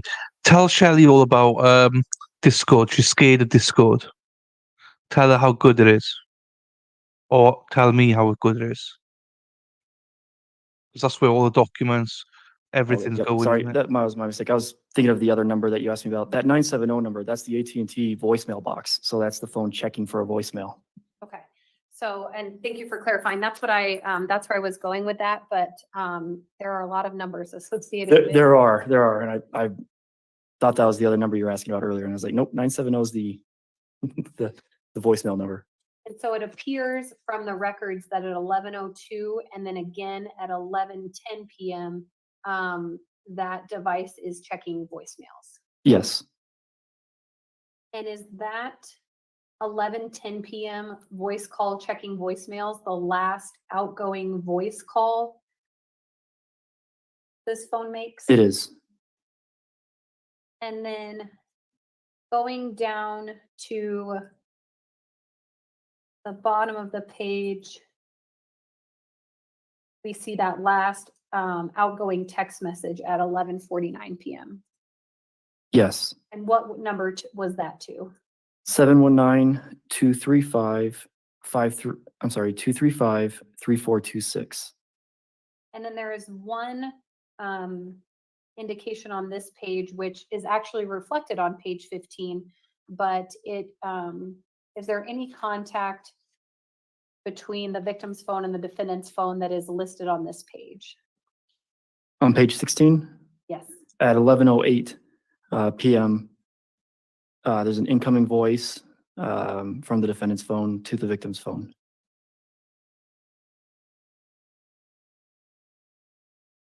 Now, on page 16, along with the voice calls, there's a number of SMSs that you were talking about, or the text messages. I think you talked about this earlier, but I just wanted to clarify. Did you receive the content, like the words of those text messages, along with the date, time, and location that you've talked to us about? No, I couldn't. You don't get the actual words that were transmitted. You just get the date and the time and the two numbers that are texting each other. And is that because of the age of these records from being in 2012? Why is that? It is. There are ways to preserve that data to where if you don't have the physical phone, the messages stay on the network for about a week. And so there's ways to get those messages from the carrier. But after that 5 to 7 days, they're gone. And so the records are too old to get those messages back. So you could either have the phone and get the messages from there, or if you know within a week that you want the content, you can get it from the carrier. That's correct. And is that the case now? Yes. And is that common throughout different cell phone companies as well? Yes. I want to switch gears a little bit with you and talk to you about People's Exhibit 26, which is the defendant's phone records. And you have a paper copy in front of you, correct? I do. Okay. I want to draw your attention to page 10 of those records. And it's also behind you on the screen. I'm actually not, they're both tiny, so I'm not sure which one would be easier to read. But tell us what, especially on page 10, what date and time range are we looking at for these records in particular?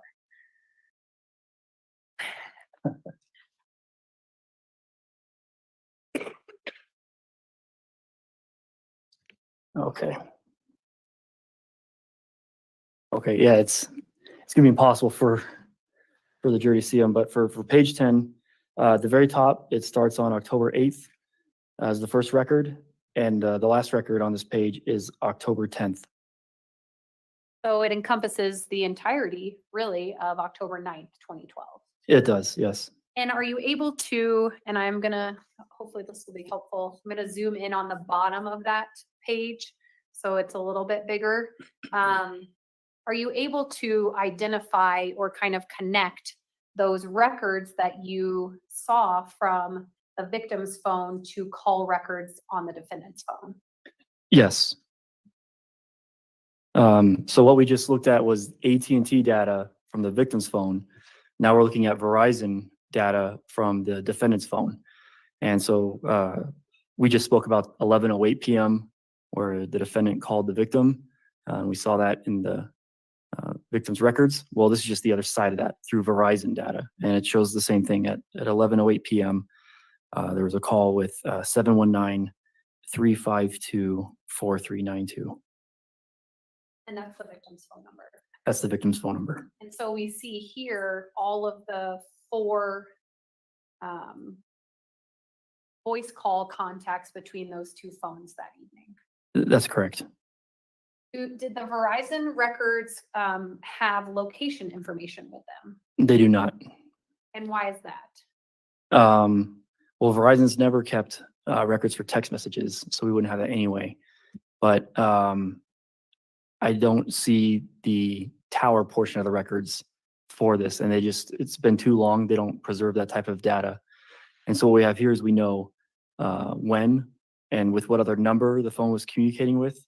But unlike the victims, we can't show where the defendant's phone was during these times. And it's cut off on this particular zoom in, but are you able to tell when these records were produced? It's kind of like a bait stamp on the top of the page. I see Wednesday, 8 October of 2014. So if there were location, if there was location data that Verizon was keeping at that time, would they still have it in 2014 if the calls are happening in 2012? The best answer is it depends. It depends on definitely not for text messages because that never would have been a thing anyway. But it depends on what records were available at the time. It depends on what the search warrant requested, depending on a couple of things. And going back, actually, I still have it up here. Looking at the ending activity on October 9th, that 11:08 phone call to the victim's phone number, is that the last call activity on October 9th? It is. And when is the next call activity? The next day on October 10th at 8:47 a.m. And obviously you talked about we don't have the text messages on these records, it's just call records. But is that showing that there are no phone calls from 11:08 p.m. until 8:47 that next morning? That's correct. Just one moment, Your Honor.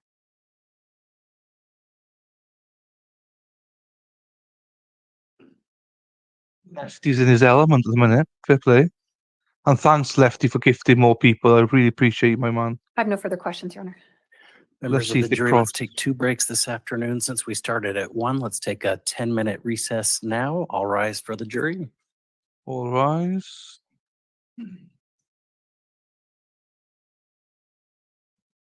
I can't see how many gifts Lefty's got left, so has he got any gifts left?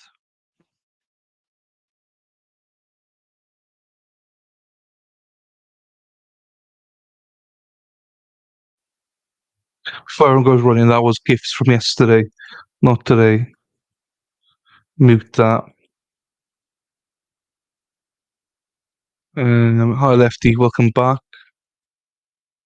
I'm not sure who's here. Say hello in chat. So I'm trying to set up other videos I am as well for the rest of the week.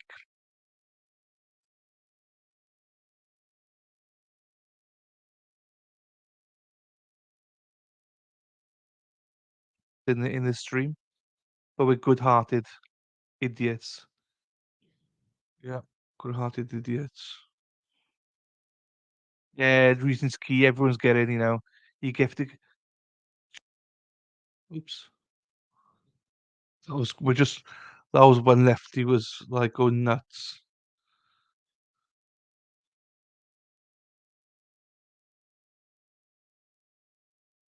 Testified days. in a detailed.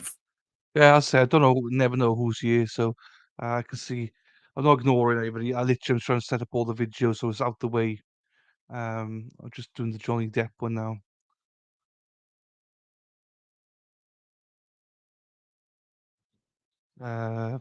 No Shelley's here. Oh shit. Shauna's here. And yeah, thanks, Lou. Heidi's here. Lefty's here. I know I said it a couple of times, but it's so disheartening. I've not even finished this video and I've been demonetized on this video. It's why? Because of swearing. Jesus. Fashion to everything that was in the appraisal reports, but then the proponent for those reports moved to admit the reports as well, and the trial court said no, based on 403 cumulative ruling and on appeal that was upheld by the Court of Appeals, finding it's not an abuse of discretion to not admit reports when detailed testimony has already been given. The court further went on to note that in general, such expert reports are hearsay under 801C and generally are not admissible except as provided under specific rules or statutes. Here, I find this is an exceptional circumstance. This is not like the appraisers who presumably wrote a 10-page report with 1,000 words in it. This is a report, all of whose information has already been admitted, namely in the nature of the 2 phone records for each of the 2 phones. And these are a number of diagrams plotting the physical locations. And I find that the presentation, at least on direct examination, has been very helpful to the jury. And it just makes sense for them to be able to have access to the diagrams that have been presented. So I am going to admit 24. Otherwise, we're ready to resume with the next witness. With the cross, but yes, you're Yeah. Okay, let's bring the jury in. So quickly, reasoning is key. This is about this was a cold case in Colorado.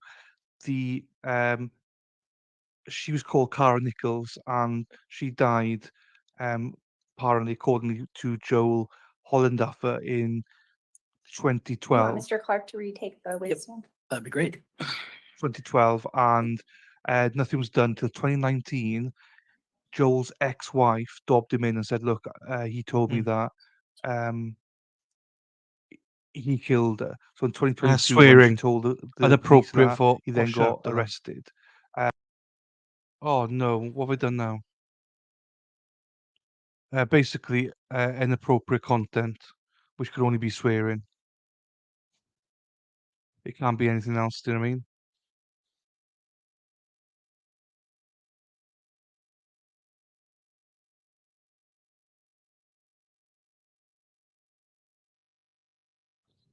You pressed the wrong button there.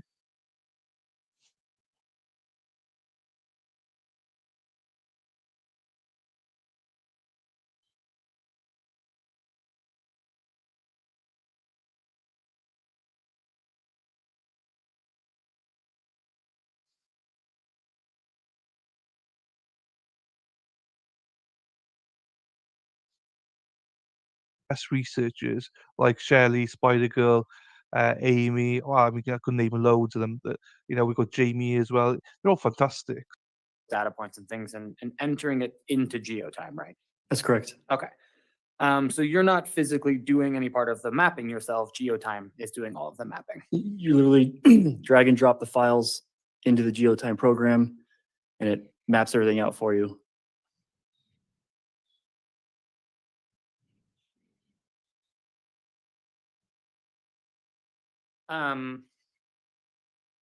Okay, and so they are the ones who have imported the locations of all the cell towers, correct? That comes with the records. Like for instance, the AT&T records, they're all on the same line. So on the left-hand side, you have the call detail part, the phone activity part, and on the right-hand side, you have the cell tower that serviced that activity. And so it's not like geotime stores this data; it comes back with the return. Just trying to turn that off behind you. And so just to clarify my question a little, so you aren't physically going and saying, okay, on Google Maps, this is where this tower is, and then putting that tower into geotime. No. You're just taking the data and putting it into geotime, and it's automatically doing all of those things. That's correct. Okay. And geotime is determining that based on the data that you're putting in, right? That's correct. Okay. You don't actually go out and physically confirm any of those details, right? Like if the tower's there or something like that? Right, exactly. So we see all of these maps and it says there's a tower here. You don't actually go out there and check, right? No. Okay. Now, something that the district attorney talked to you about is that, and I think you said something that to the effect of, and I tried to write it down earlier, that it was if it pings a tower, and I think the quote was, it can only ever be near that tower. You said something to that effect. The device can only be where that tower and sector provides coverage to. Okay. Now are we working for once? Looks like we are. So for example, on this screen, which I know is just kind of the generic screen explaining how some of it works. Yeah. But by only ever near, it doesn't actually mean it has to be in that pie section that has been indicated, right? No, and that's I covered that a little bit about where the dashes mean there's not a leash at the end of the energy saying, okay, you're at this, this is the end of the coverage here, so stop. There's overlap. It's gonna be a little bit outside of that, so there's no dead space, dead zones, drop calls, things like that. Right, exactly. And so that's why we get that small issue, you could say, when it appears the phone is at the residence, that it's pinging two towers, right? Right. Even though one of those towers doesn't even seem to encompass where that residence is, it's going to be looking for the tower. Yeah, I knew that anyway. The best signal, and that other tower where, in the sense if of it's the perfectly shaped pie slice that doesn't cover Highway 24 there. Right. It's all good, guys. I mean, I knew that I wasn't getting monetized as, yeah, I could do that shit, but I'm not going to get monetized for it. As Spadigal says, yeah, Rakit Tug always says, live money comes from so basically lives are really monetized. Live money comes from memberships and chats and stuff. I knew that. So yeah, most people don't make any money off the lives, so it's all good. That's not the actual shape of the sector. That's just how geotime presents it. And then those pie slices, those are just the default settings for this area. You can go in and you can change them to be, a mile and a half mile, things like that. But for the most part, in the Colorado Springs area, these towers go about a mile to a mile and a half in coverage. And so the default setting is right at about a mile.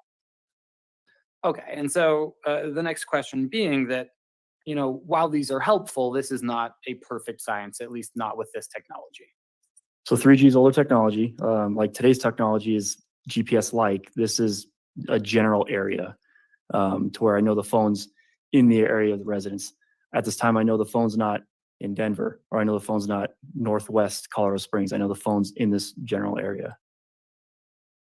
And so if we turn to this map that you created. So when you are making these, and I hesitate to call them guesses, I know that they're based off information, but when you're doing something like this, you're making estimates about the direction that the phone is traveling in based on which towers it's hitting, right? So how it works is AT&T knows which tower and which sector the phone used at that moment in time. And when you sequence it out, so this is looking at a 1 hour time period, you know that the phone moved because it's no longer hitting off the tower over here. It's hitting off the tower in a different direction over here. And so that's how I know that the phone did that loop. Right, and I'll use the little laser here, but when it hits this one, we don't actually know exactly where in here, correct? No, it's in that general area. Right, and then when it moves up here, we know it's probably in this general area. That's correct. Okay, although technically it could actually possibly be over here, like we see with the house where it's pinging one that it doesn't seem to touch, right? If you're It wouldn't be this one because that would be this high, but it could be up here potentially, say. Correct, yeah. Okay. The overall point being, it's not an exact science. It's not GPS, no, it's a general area.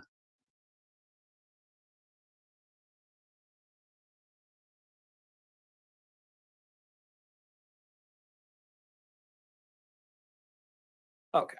I know I have already kind of asked you about this, but when we are getting this one, this is kind of exactly what we've been talking about. The phone is going to the strongest signal. It's not necessarily connecting to the closest tower every single time. That's correct. Okay. Now, when it pings a number of times like this, without jumping to, say, a different section of that imaginary circle, you can make some sort of an estimation that the phone is staying in the same place, right? In that general area. Sure. And it's not pinging other towers. It's not going up south. It's not, or sorry, down south or up north. Correct. Okay.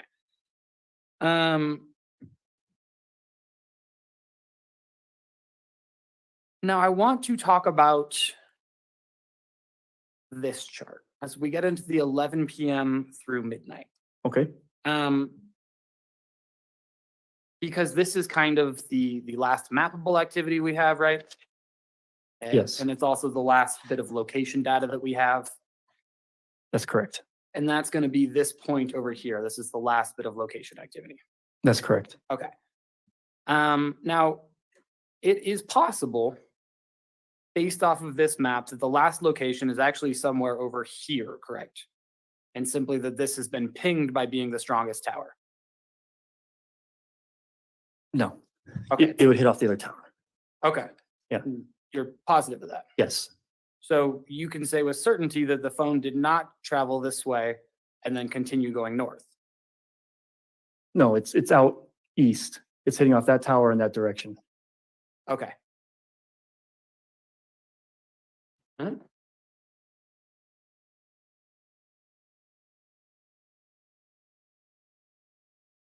Okay. Now let's say I was to tell you that I have taken all of these data points. Okay. And I have mapped them myself. I've gone and looked at, I think, the towers here. And so I can say with certainty that they take this street, and then they turn here, and then they take this street, and then they turn here, and then they take this street. To be perfectly clear, that would be junk science, right? You can't do that with this data. Okay. Yeah. With that 2012 data, that would be impossible. Correct. Okay. So somebody doing that is either doing it incorrectly or they're using something that you just have no idea how they're doing it. Possibly. I would not say that. I didn't say that. So if this person has some sort of corroborating, surveillance or some other method, but with this data, it's just a general area.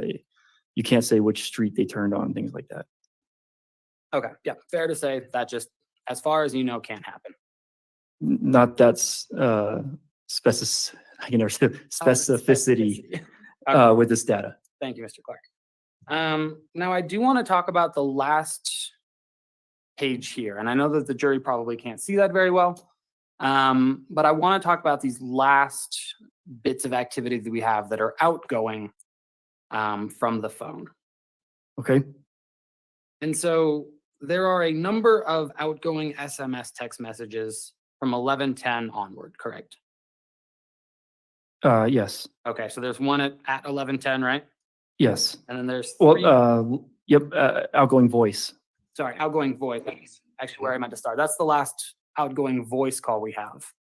That's correct. And that's the call that you were talking about earlier that appears to be calling the voicemail, correct? That's correct. Okay, so what that would be is that somebody is using that phone to call that phone's voicemail, correct? That's correct. All right, this was back in the time when you would call your own voicemail, possibly enter a code, and listen to your own voicemails, right? That's correct. Okay. And then after that, we see a series of text messages that are outgoing from this phone, beginning with 3 text messages at 11:14, right? That's correct. Okay, and then after that, we have an outgoing text message at 11:21, Yes, and then a message at 11:22, yes, and then an outgoing message at 11:24, yes, 11:25, yes, 11:28, yes, 11:34, yes, 11:37, yes. and then we have the last one that is an outgoing text message at 11:41, correct? There's one at 11:41 and there's one at 11:49. I was going to ask about the 11:49 one. You mentioned earlier that there are some messages that might be up in the system, or that there was a picture message that was trying to send, and I was not positive if you were talking about the 11:41 or the 11:49 message. Gotcha. If I recall right, the 11:49 did not retain the tower for that, if I recall right. But we know through the call at 11:59, the phone was still on network, and that's why I said less mappable activity there. Okay. To refer back to this 11:41 message, Okay, that is being sent to 719-291-5213, correct? that's correct. Okay. In the course of materials that have been given to you, were you ever asked to evaluate any data related to that number? No, Okay, so you don't have any information about what that number is, who possesses that phone, anything like that? no, sir. Okay. Now, all of these messages that we were just talking about, and I won't read through all of them again, but these are happening basically during this travel, correct? And I moved the screen behind you, but happening while the phone at least appears to be going up this direction Yes, and turning east here. that's correct. Okay. Just a minute. Throwing spies, I don't know. Hot as fuck, mate. I am boiling. So we were talking a little bit before about the last mappable activity over here. Yeah. That 11:41 message happens here, Yes, that's correct. and then the information you have indicates that the phone continues to move after that over this direction. Yes. Okay, no further questions. Thank you. Redirect.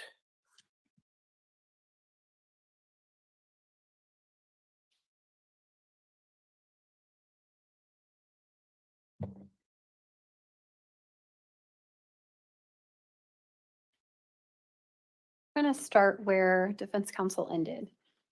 Those text messages that you were talking about, the outgoing ones, there's a number of them on page 16. You can't tell us who sent those text messages, can you? No, Just that the device sent those text messages. that's correct.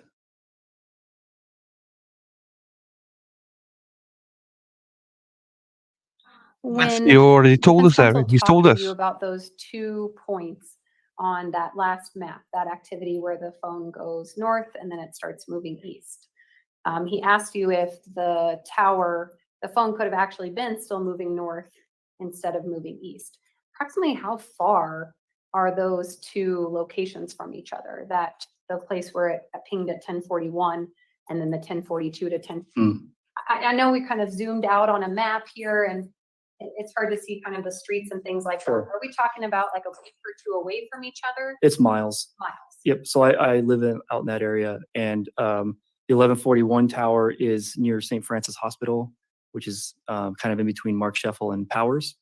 And then the Falcon Tower is out in Falcon. South of Meridian, there's a Walmart out there. So it's in that general area. So it's several miles. And I think what he was asking you was if the service would have traveled that far because that one out in Falcon, that tower out in Falcon was the strongest tower. Is that something that's a possibility where a device isn't even close to the tower, but because it's stronger, kind of like where we talked about with the victim's residence, where there were the two towers that it was pinging off of? So where I saw the laser pointer was in the Wolf Ranch area, and that's where it would have stayed with that tower at 1141. Further north, I would expect there to be more towers further north here that would likely service that activity if it continued to travel north. But again, I don't have the equipment to go out and actually do the power measurements. And the other problem is 3G is non-existent anymore, so it's not a possibility to go out and do the power measurements. But if the phone had stayed in the area to continue to travel north from the 1141 tower, I would expect it to stay with that tower, not continue east where the sector is pointing in a northeastern direction. So, and that's something to look at as well, is that tower that's in that Falcon area to the far right of that particular map, the sector is also to the east of that tower. It's not pinging off a western sector, it's an eastern sector. That's correct. If it was using the sector that was facing west, that might muddy the waters a little bit, but it's saying that the phone was in that northeastern area. And you shared with us kindly that you live in that area.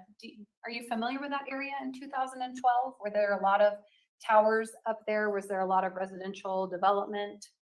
I wouldn't be able to answer definitively. You spoke with defense counsel about the coverage being between 1 mile and 1.5 miles. Yes. And are you talking about that being the width of the sectors? The distance that the tower transmits its power is about 1 mile to 1.5 miles in the city, in the metropolitan residential areas of Colorado Springs. Once you start traveling out towards, like if you're on 24 heading towards Kansas, those towers can go miles away because there's less population out there. And when you were mapping the areas that you're talking about, the ones that we can see in your report, are you using that mile or that 1.5 miles? So that's set at 1 mile is the default. That's why all the sectors are the same size. So you're using the most conservative distance that you possibly can. Yes.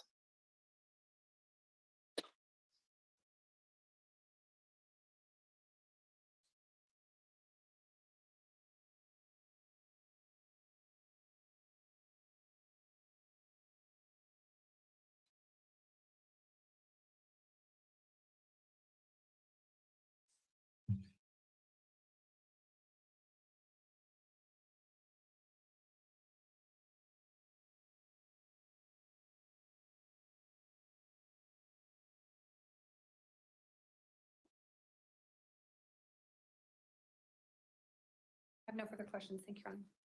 Does the jury have any questions for this witness? Looks like we've got one. We'll wait for you. You know how much I love the jury asking questions.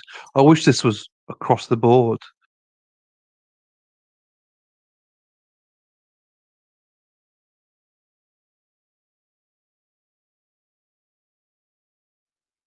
Jury asked one question here, which I love. I just don't like listening to my own voice. So when we get to it, I'll unmute.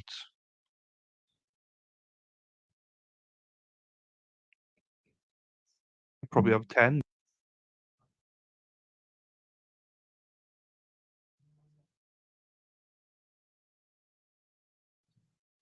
There's a lots of reasons. They don't give a reason, Mad World. That's the frustrating thing.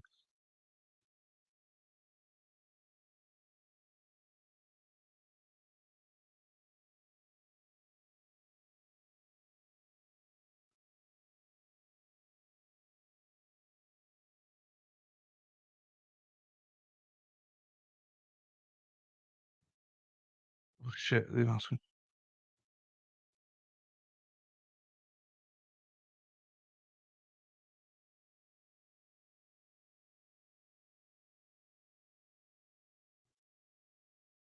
Yeah, I believe so. Oh, yeah, Shelley said yes. Madwell, yes.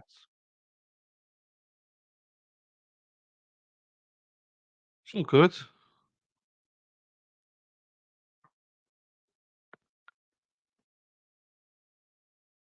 Could you please explain the significance, if there is one, of the exact placement and direction of the blue arrows on the maps? There's no, sorry. There's no, I place them to kind of stay out of the way of the main sector, but show just a general direction of where the towers indicate that the phone is traveling north, south, east, west in an area. That's a great point. Thank you for bringing it up. The arrows aren't supposed to point to where the phone's right here at the end of the arrow. It's just saying that this is the sector that the phone used. So this area is where the phone would be. Any follow-up, Ms. Powell? Mr. Escher? All right, thank you for being here. You may step down. That was a good juror, good witness. And that was a good question by the jurors. That was. That is a great insight. Look at that guy. Great insight there, guys. Lucky to have him. Right, they not sure how many witnesses left because they're going to cut it short today. Right, that's it. They're done. Let's finish that stop screen.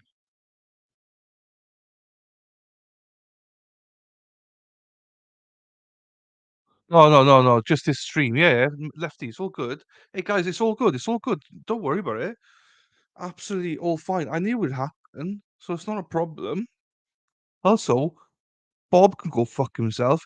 He disliked the video. Look, we banned him now. One person banned it, like disliked it. Must have been Bob. Don't like Bob. Don't like Bob anymore. Oh, let me get this banner down. So remember, tomorrow, 3:15 Eastern. It's all good though. It's all good, guys.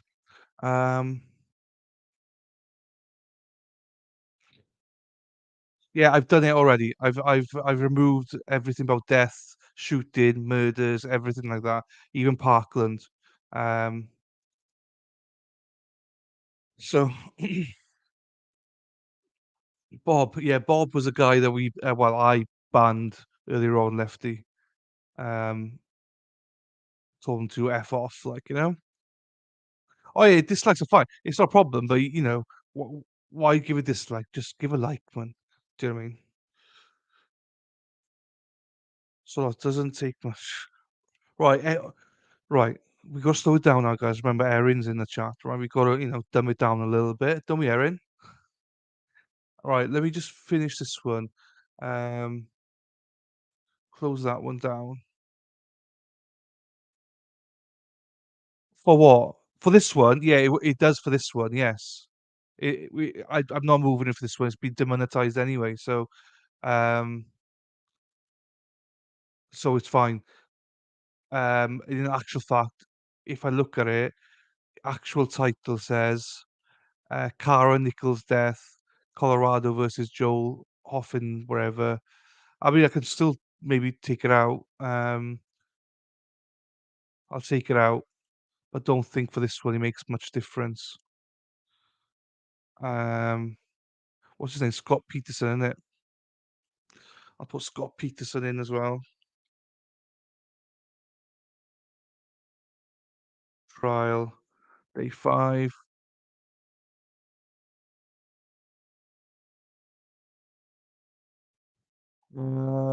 Just taking some things here.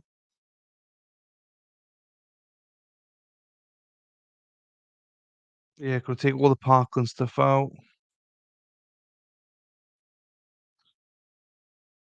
Okay,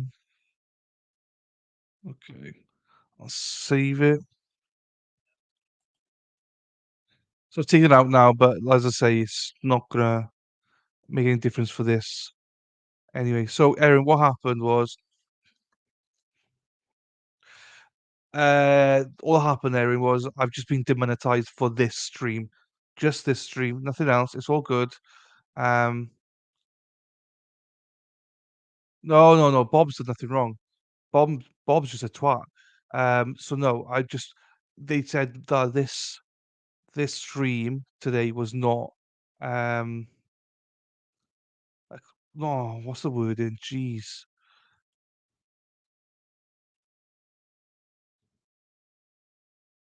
Was not suitable, was ad suitability. This video may earn limited or no ad revenue due to content identified as not suitable for most advertisers. It remains fully playable and is eligible to earn subscription revenue from YouTube Premium. So because of YouTube Premium, I can earn subscriptions and memberships and chats, money, whatever, but I cannot earn um, anything from ads.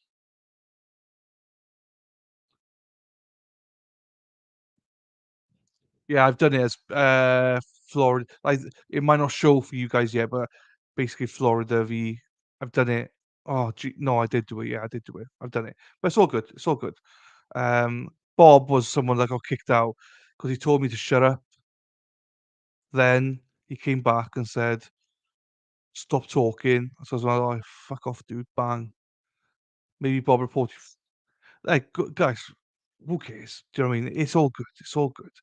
It's really hard in this genre to make money anyway.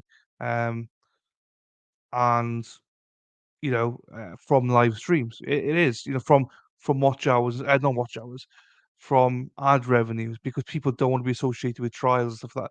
So I knew that anyway. So it's all good. This channel is based on what it's based on. Basically, if you want to see what this channel's based on, it's based on Lefty. Do you know what I mean? Am I gonna say to Lefty, "Oh, look, listen, Lefty," do you know what I mean? You gotta leave out the sexual innuendos. You gotta, no swearing, no, because he wouldn't be here, and I want Lefty here. I want all you guys here. So, it's all good. It's all good. Obviously, support through memberships and stuff like that. If you like the channel, please support it through memberships and stuff. That's all I ask. So it's all good. Don't worry about the demonetization. So it's good. No, well, I've got no other example to say, Lefty, because you're the worst. Um, no, it was never demonetized because of Lefty, never. But maybe I say stuff leading from that. Do you know what I mean? So it's all good. Just carry on. Well, I was looking for all the admins. Where's the admins gone?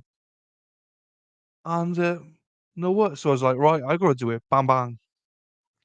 Um, So one thing I always promise was so I've watched other streams, right? People saying, "Oh, we're the best, we're the best," and as soon as they get monetized, they get so strict with chat and stuff. They're like, "Oh, you can't say this in chat," and they get banning people in chat for saying stuff. Okay, I've just banned someone tonight, but um, no, I mean, I got here because of you guys. I got here because of Potty Mouth, like myself and everyone.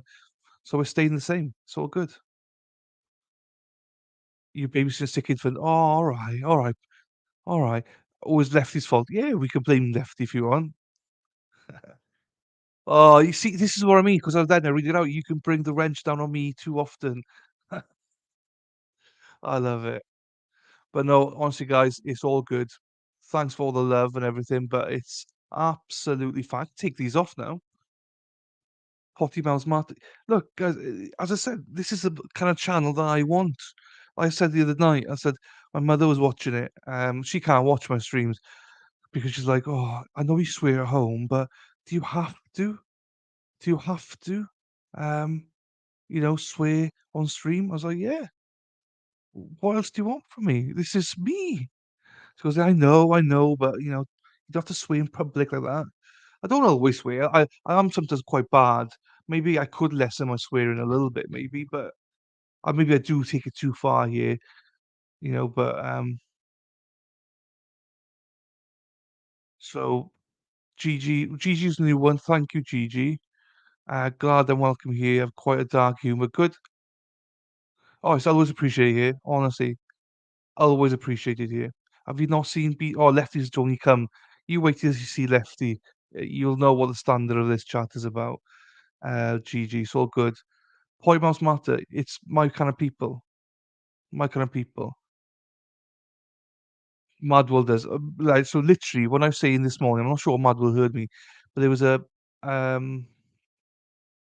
a witness today, a first witness, I believe, on the stand, and she had like a face like thunder, literally just reminding me like this is Madwell's sister, bitching resting bitch face. Do you know what I mean? Just no smile, just you look at me and I'll headbutt you type of look, like, you know. Um,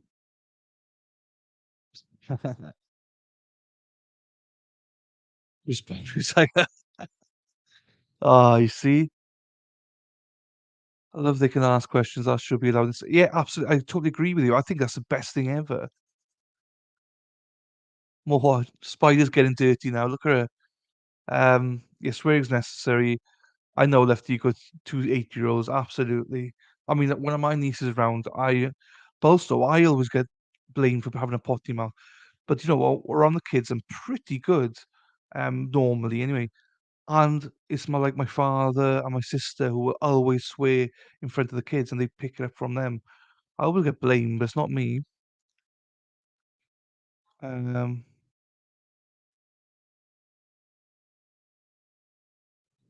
Change the level which you. It's hard, Lefty. You know, it's not. I haven't done what do you call it?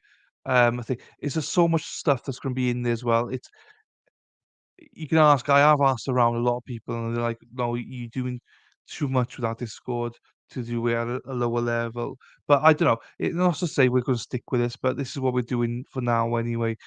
Because like most of the channels, they charge like even double figures for um live stuff and Discords and stuff like that. Well, I mean, or they do Discord, but they won't offer some of the stuff that we offer. So I'm not trying to be a dick with that at all. It's just more of a I've literally done research on it, and I've asked other people and stuff, and everyone's a lot of people think I'm undercharging for it. I'm like, no, no, I want to make it as cheap as possible. And if it doesn't work, mate, yeah, I'll absolutely drop it. But it just means then I might as well just do one level because no one's gonna pick any of the levels. You know what I mean? So I don't know. There's no right or wrong. I just think we just, yeah, you might be right. Lefty, do you know what? You could be completely right here. You could be completely right. Or maybe I just knock off the other two levels, and just do one level. I'm up for that. Do you know what I mean? It's just more of a are people going to buy memberships? So I don't know. It's trial and error, guys. Trial and error. Yeah, you can get anything you want. No, Lefty, you can do anything you want because you're the only one on Discord. You can do anything you want. It will get honestly. If I showed you the Discord, what the work the Spider's starting to do in it now is, you know, we got documents, we got threads, we got, she's already built two theaters in there. So I don't know, there's just too much work going into it for now. We'll see. Dang nabbits. Yeah, dang nabbits. I love that. Dang nabbits. That's the word, isn't it? Huh. You're welcome. Yeah, exactly. I don't know. It is a funny old game. Or let's say maybe it's even I don't know. I don't know. I don't know. I'm not the most creative thing about memberships and stuff like that. I know there's better value in some other places. Maybe I don't know.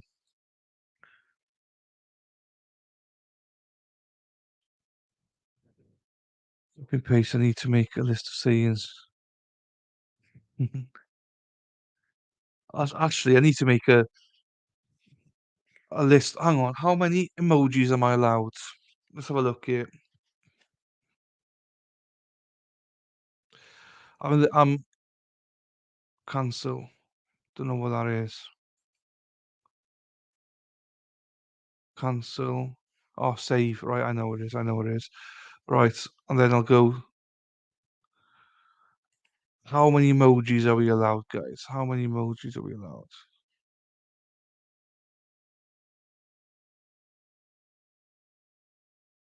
That one. Membership, custom, default pics. Emojis, right. Gain more members, you can upload and share even more. I'm only allowed one more emoji. Oh, no, it's not. Hold on, 1, 2, 3, 4, 5, 6, 7, 8, 9. Okay, so I'm allowed 9 emojis. And I'm 3 members. Oh, I don't understand this. So unlock 9 emojis, I need 3 more members or something. But I've got 9. Oh, I don't know. But whatever. Whatever. Lefty one. No, I'm not. I'm not. I'm not. I'm not.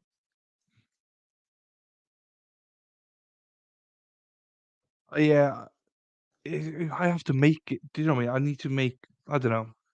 We are limited on emoji. It's not unlimited. You see, it's literally. I think you get 9, and to get another 9, you've got to unlock 3 more members,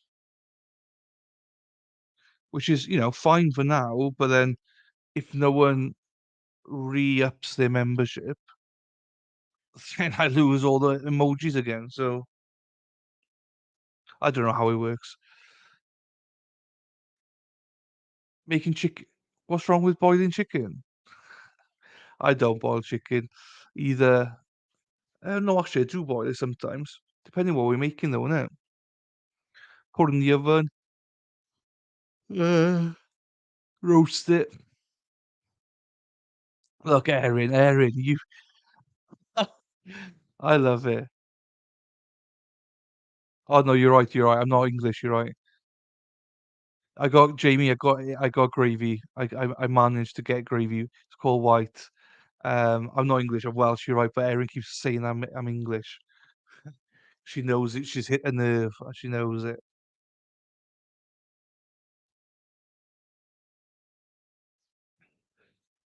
Um, most food isn't boiled here that I can. No, do you know what? I'm struggling to think. Vegetables. That's about it. Vegetables, Madwell. I don't think I don't boil anything. I don't think. I'm trying to think now as well. Obviously, it's things like stew or like cowl and stuff, but that's about it. Right, guys, we know what we're doing. We know what we're doing now, don't we?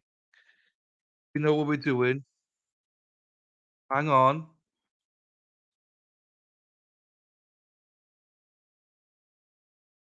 Oh no, wrong one.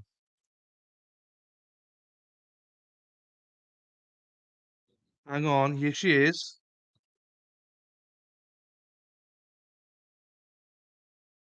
Okay, that's no worries. Yes, you know it.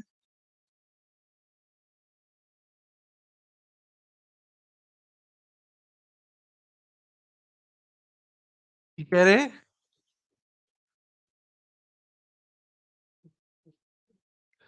Have you got it, Lady Law? Yeah! Lady Law, you're on it.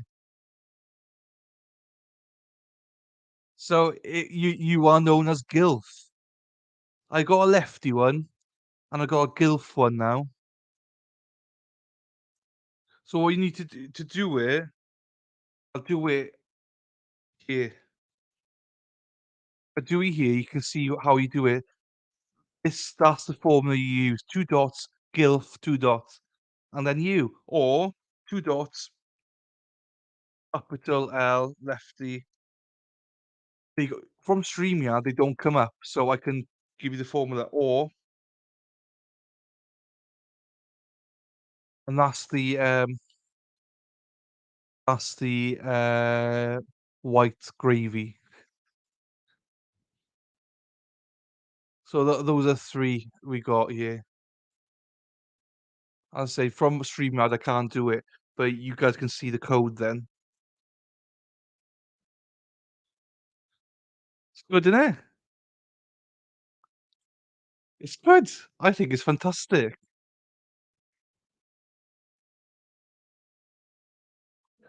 It just shows. Oh, does it? Well, Madwell, what do you say? I didn't know that. Oh, you got it here, guys. I didn't know that. I didn't know that. So for people that don't know, this is Lady Law. She's a gilf, and the top membership group was named after her. No, Badwell, thank you, thank you. Yeah, I didn't know that myself. Because I'm on StreamYards, I never look at it. So, are the emotes or whatever it's called, Lady Gilf. Yeah, where the emojis are. Where the emojis are, they're all there. And also, let me just find this. Whilst I can't find this, I'm gonna find this as well. Hang on, bear with me 2 seconds. Also, we got 19 subscribers today, guys. Fantastic. Thank you very much to everybody that may have subscribed new today. We had a lot of new followers today. A lot of geez, if I can bloody get into it. Oh no, YouTube, that's what I'm looking for. Where's this gone now?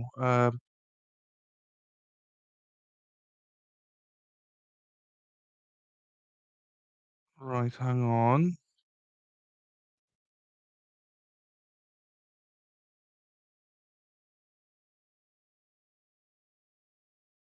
Yeah, you got that.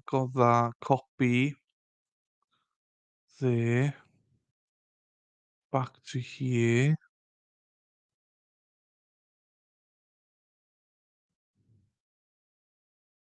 And everyone, if you can subscribe to this channel as well. This is Lady Law's new channel. She's not made any content yet, but when she does, she's gonna be awesome with it.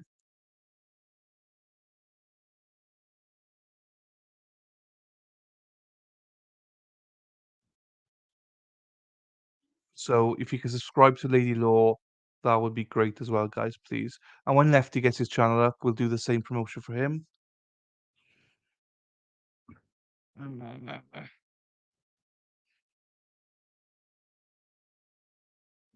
Also, Gilf,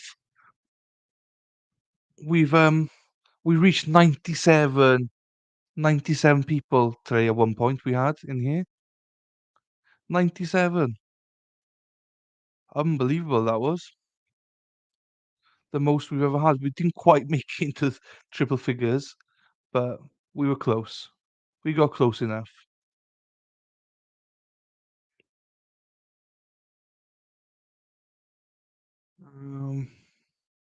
I know. It, don't know how we managed it, but we got new people here. Good girl, Spider. I mean, genuinely, Lilo's gonna kill it when she starts making content, guys. So follow her early. Just remember where you came from. That's all. Don't let her poach you. So Lady Law, meet Shauna. She's new. Joined us today. A lot of the new ones, though, I think they're not here anymore. I don't believe. And I'm sure you've met Jamie and Erin and everybody, Lady Law. I'm not sure if you have, but I believe you have. Um,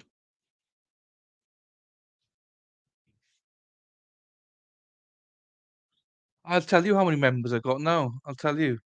I can tell you that now, Lefty. See your members. Oh, Shauna, you got one. Good. Hot Mess got another one. Happy days. And Lou subscribed today. 17 I got. 17 I got, Lefty. What's she done?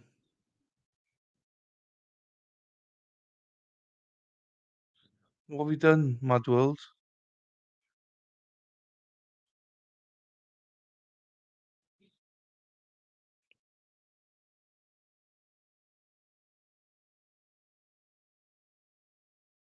Oh, thank you, Erin. Appreciate that. Appreciate that. Thank you very much. Happy days. Thank you. No, I really do appreciate it. We had shit tons today. Lefty, yeah, 17. So I'll name them for you now. I'll name them.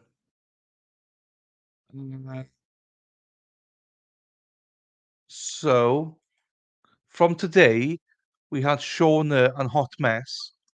They both became members. And then Lou separately, who bought herself. Then we got Amy, Jamie, Reasoning is Key, Spider Girl, Sea Swept, Shelley, Lefty, Wiz, Stitcher, Kim, Erin, Sal, Madworld, Lady Law, and Sarah P. 17. 17, Lefty. Unless some people didn't. That means there's more free memberships to get, so people need to accept gifts. Yeah?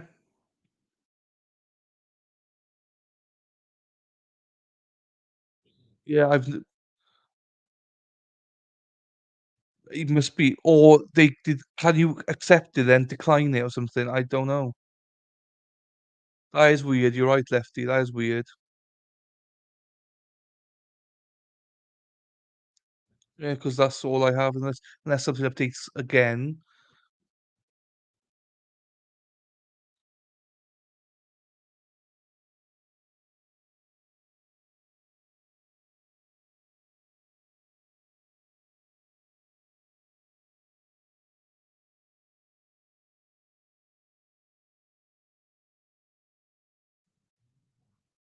Okay.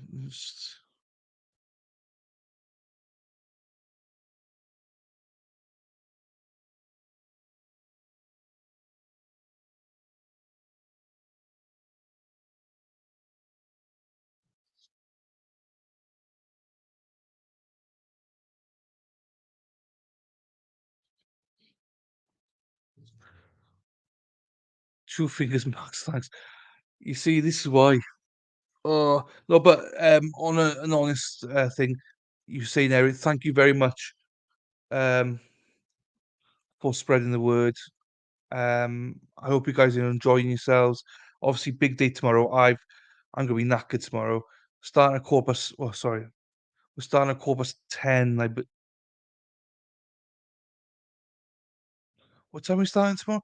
We're starting at 3:15 my time.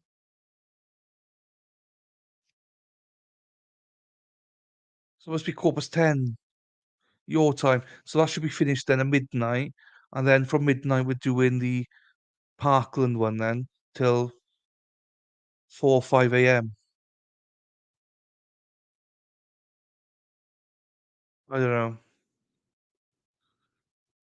It's a, it's a hard knock life for me. It's a hard knock life for me. So hopefully, oh, Lady Law, this is this is just for Gilf, right? If you are around tomorrow night, let's check your setup again because I think I'm probably going to be flaking a little bit tomorrow night. So if you are free and you want to jump in after you've had dinner and stuff, because we're probably going to be streaming till about 4 or 5 o'clock my morning. So schedule tomorrow, guys. Right. I know we're UK time, so Jamie, correct me if I'm wrong, but the Colorado one is based on 7 hours, 2 hours behind Eastern, isn't it? It's 2 hours behind Eastern. If that's the case, then it's 10:15. Yeah, Lady Law, but only if you're out. I'm only teasing, but yeah, basically. So we could be streaming at 10:15 Eastern tomorrow in the morning through to about probably 7 o'clock Eastern, is it? So that means that'll be 5 o'clock Colorado time. Then, so that'll be 6 o'clock your time, Lady Law, and then we start straight away with the Parkland one, and that's gonna be what we're skipping stuff maybe 4 hours, say. So I'll probably go on till about 10 or Eastern time, 7, 8, 9, 10, 11 or midnight. So that's about 4 a.m. for me then. So I'm gonna be struggling. Um, yeah, because we need to test your setup again. But only if you're around. Don't worry if you're not around. It's all good. It's all good. And then we got. They said that which one was it? Parkland one. There's likely not going to be any trial there on Friday, so it's just Colorado Friday. Have a great night, Shauna. Thank you very much. You're missing the best bit. This is me talking shit now. So this is the best bit, Shauna. This is where we normally get more viewers. But have a great one, Shauna. Thanks for popping in. And if you got spread it on Discord, tell everyone to come along. Thank you very much. We enjoyed having you as well. So yeah, that means it will be Friday just Colorado, which is fine. Saturday is Johnny Depp again, and then Sunday off. Then Monday, I'll think of something on Monday then, because you guys are lazy as shit and have a day off. Like,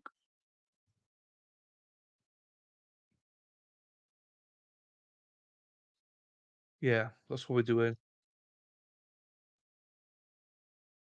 So yeah, tomorrow night's a big one, and then Friday's a normal one, and then Sunday. Happy day, Shauna. Thank you. See you later. And Saturday's Johnny Depp, which is on. I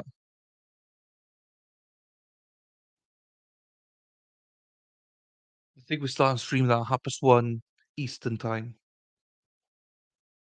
Stream going live at 1:15 in Eastern time. Because I gotta do it early. Oh, Monday's your birthday. Okay, well you're saved, Jimmy. All the rest of them, you took the day off. Why have you got a day? Everyone's got a day off, man. It's June. What's it called again? What? Regular people don't. What? Government have it off? Well, no one told me this. Well, happy birthday, Jamie, for Monday. We'll stream something, but all the courts are closed. And Juneteenth, that's it. Juneteenth, that's it. So only government people have it. Well, bloody hell. Lefty, do you know what? If you give me choice of having Mondays off or Fridays off, it'll always be Mondays. Because I got into the whole NFL stuff and I was like, all right, I want Monday off because it's super late here, like obviously. Everyone should celebrate. Yeah, we'll celebrate. We'll have a stream going. Lady Law's off. Look at her. But have you got any plans, Lady Law? Are you going anywhere? Or you got any plans?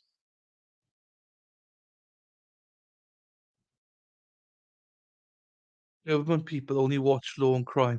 Yes. Don't think they well, they're probably the same kind of government that we got, so they don't do much, that's for sure. Yeah. Hey, but Lefty, do the same. I cut my own hair, mate.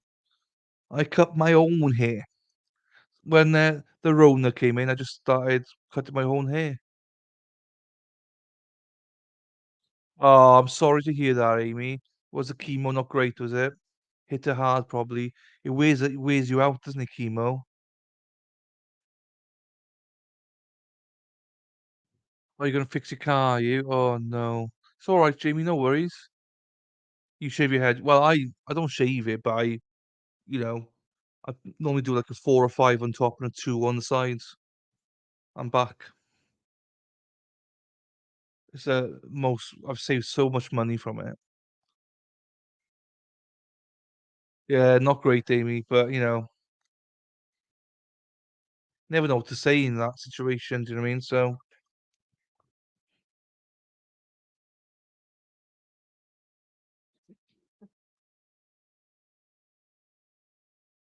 oh wow, blood transfusion. Jeez.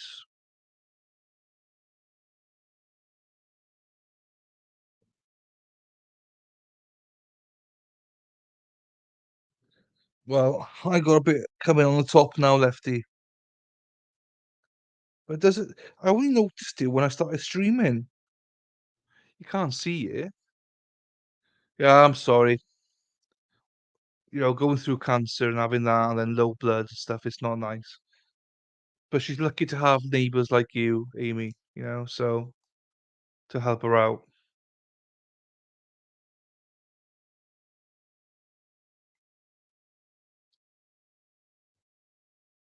Yeah, Lefty, well, you can see from the photo, he just shaves his head off. Keeps a beard for himself. Because it's cold outside in the month of May.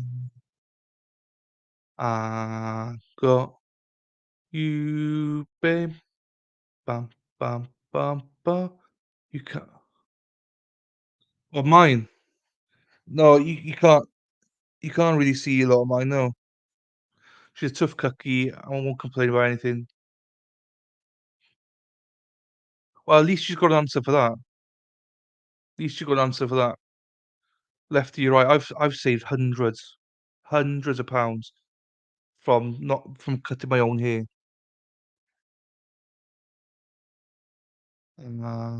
Got Yeah, well, you know what to do. Send her all our love, Amy, as well. Do you know what I mean? Not like to see anyone. How old is she? 85, isn't she? Must be a tough cookie. Lost my dad 2 years ago. Oh, no, sorry to hear that, Erin.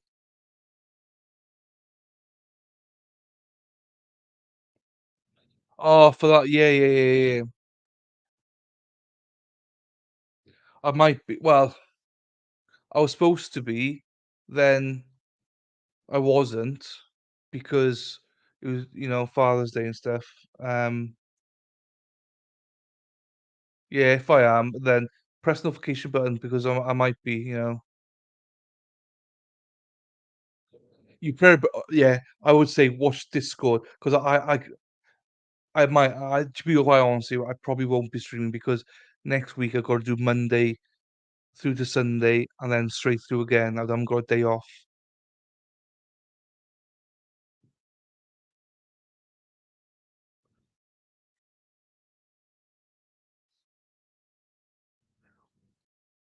Damn it, what's wrong with Lefty? So, Gilf, are you still here? If you are here, obviously, when I said come on tomorrow night, it's only if you're free and got nothing better to do. So don't worry. Let me know. I'm up for whatever. We'll have to set a hubby for two for. You girls get together, get some gossip, and watch something on Discord. Force you to feed your damn kiss. No worries, Lefty.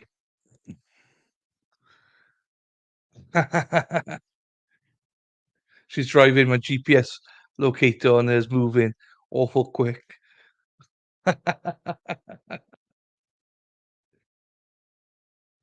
Oh, jeez. You're gonna get in trouble, Lefty. Yeah, it's all good. Hey, you know the score, lady. Gilf, you know the score. Come on, and if you're free after dinner or whatever, it's just, I know it's gonna be a long day. Just jump in, whatever. Or we might get some boys up to the yard. Might get some boys to the yard if Lady Law's on.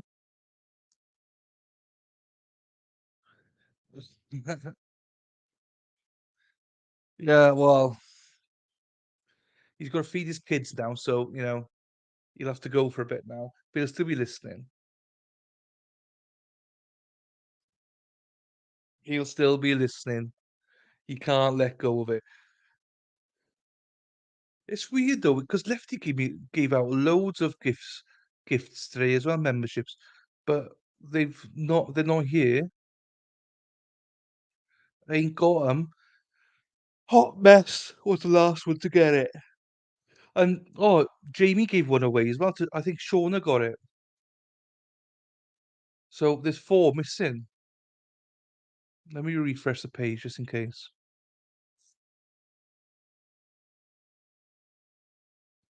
No, there's 4 missing. Only got 17. Yeah, 17.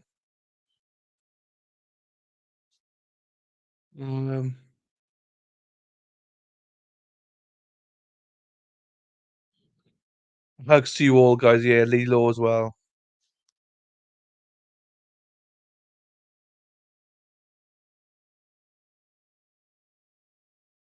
Geez, 47 likes, guys. That's the most we've ever had. We're breaking all sorts of records today, so thank you everyone that contributes to that. Just to see if I've dashboard. No, officially with 19 new subscribers today, so that's good as well. We're on 1,725 subscribers. I don't go to strip clubs, Lefty. Oh yeah, Lefty the stripper.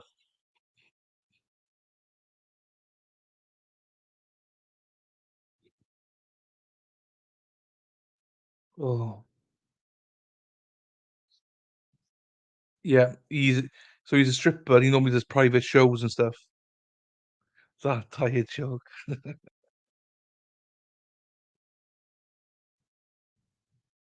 Hmm.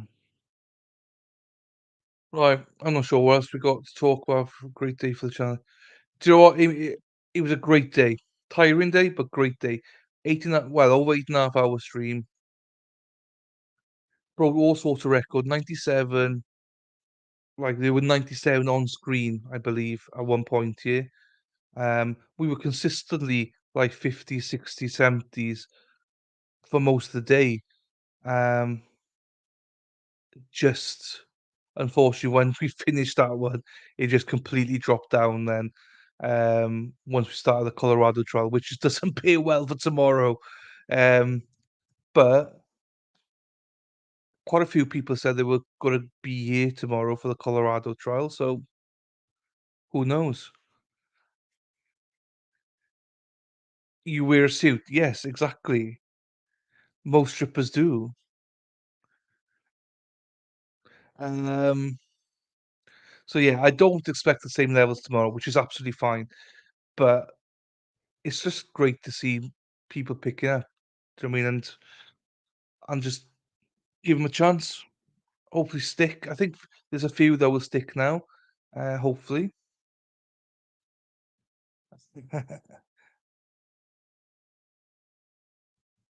Um, Also, because we got to remember we're competing against big trials at the minute as well. So it's not as if I think it helped that there's no trials on a couple of um you got the mellow one which everyone's watching, but lots of new friends. It's been great to see people. I wish people chatted more. Um there's a few people that came in just to troll, but I mean whatever, it's all good. It, Amy, don't worry. I think you got more important things to do, with your neighbour, so it's all good. I mean, so we're going to be on from 10 o'clock Eastern tomorrow till about probably midnight Eastern tomorrow. So you're going to see plenty of us. You're going to see plenty of us, so don't worry about that. We got 1,840 views today, which is not the most we've ever had, but Paul Tro was more than that, but still really good. 47 likes, which I think is the most we've ever had, I think. So, yeah, exactly. Catch us in the afternoon. There's no rush whatsoever. It's gonna be a long. I'm just glad that Friday then would have said he burgled her with limes. I'm trying to figure out what the fuck he would have said. He buried her with limes of all things. Why? Hey, Kimmy. Yeah, so Kim. I'm probably going to finish early now tonight because well, I mean it's 20 to 11, but then tomorrow it's going to be a big one. It's going to be like a 14, 15 hour day. So if people can't make it, please do because I'm going to be falling asleep here, I think. Then Friday back to normal, which is fine. Then Saturday we have got Johnny Depp. Monday off. Well, I'll stream something, but Monday is off. But I'll try to stream something to keep people entertained. Then I think Tuesday and Wednesday, Thursday and Friday are probably going to be long days again, 16-hour days. So we'll see. See you tomorrow, Amy. Yes.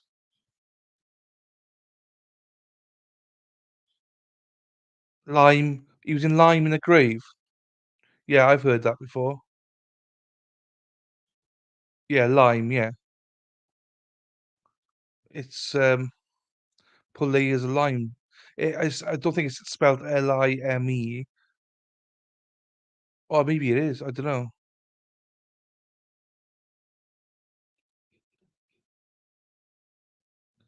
Ah, maybe, Shelley, maybe.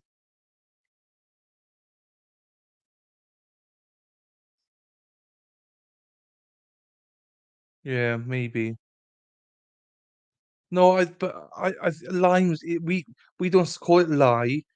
I think we call it. Oh, maybe we don't. I don't know. Oh, bye, Jamie. Bye, Jamie. And you have a good night as well. Lie. Oh, I thought we called it. But I don't think we call it lie. Maybe we do. I don't know. I'll stop there. I don't sure. I'm not sure. Yeah, hang on. Let me Google what we put on then. Uh,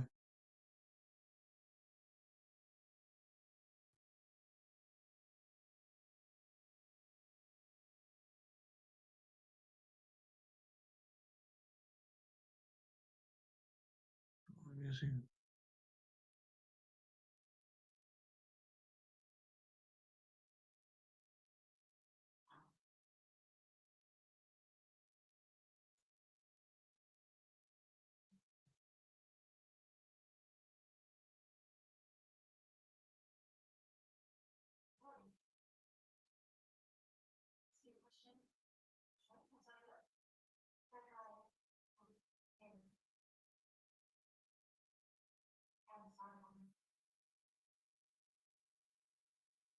Yeah, there's lime. There is lime. It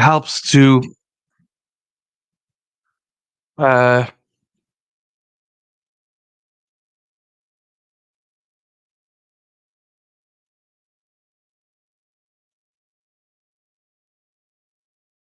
helps to get rid of the body quicker, basically decompose the body quicker. That's what lime is used for. It says they for mass graves and stuff like that. Keeps the smell down and stuff like that. So, um, here we are. Lime, yeah, helps break down tissues. Yeah, so yeah, for decomposition. All right, Mad. We'll have a half day today, right? And hopefully, we'll get a full day out of you tomorrow. Hopefully, all right. Lime away. So yeah, I knew I'd heard of it before. Um, but yeah, it is a thing. Definitely a thing.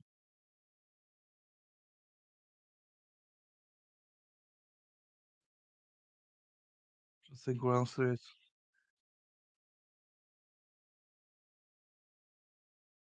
Spider Girl's trying to teach me how to do Discord. I'm not the best at Discord, I must be honest. But it is cool.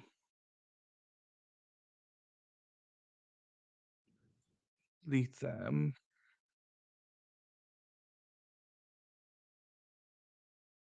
Lady Law, I got new internet today. Um, well, better broadband. I got 430 downloads megabytes and 107 upload megabytes.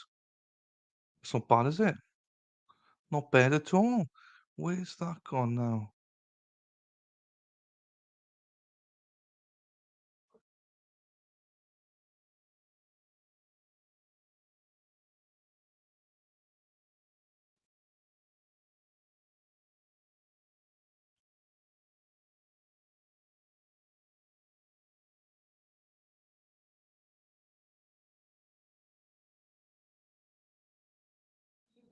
Right, let me show this then.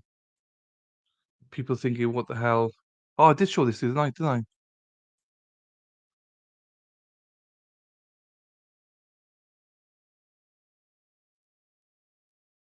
This is what Spider Girl's done.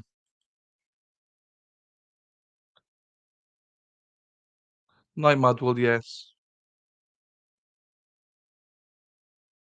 She's got all of her. She's trying to put evidence up here now and stuff.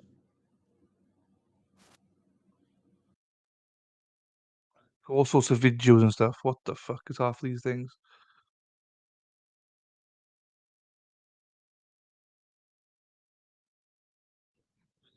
Then the Colorado trial, all the documents and stuff.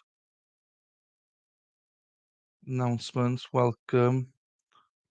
Oh, we've got some lefties in here.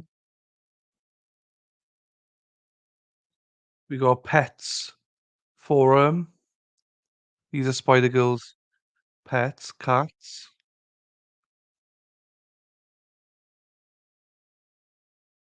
Memes. Leftist Oh shit. I need to get out of that. I'd never know how to do this. Oh no.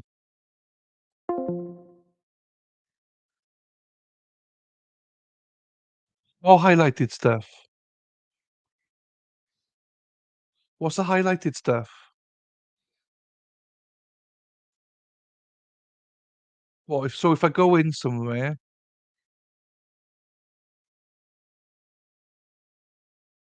where's the highlighted stuff?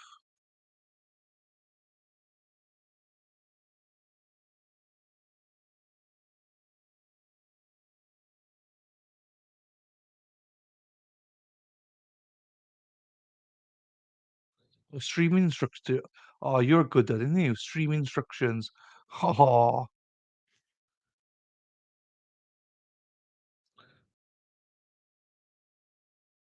no, I haven't, Shelley. I haven't looked to be honest, Shelley.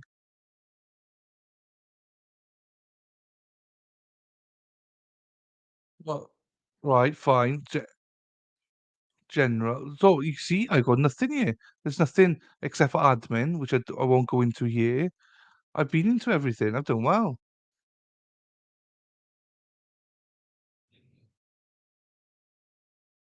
Oh, and you've done that. Happy days. The theatres and stuff. Happy days. Theatre. You got theatre.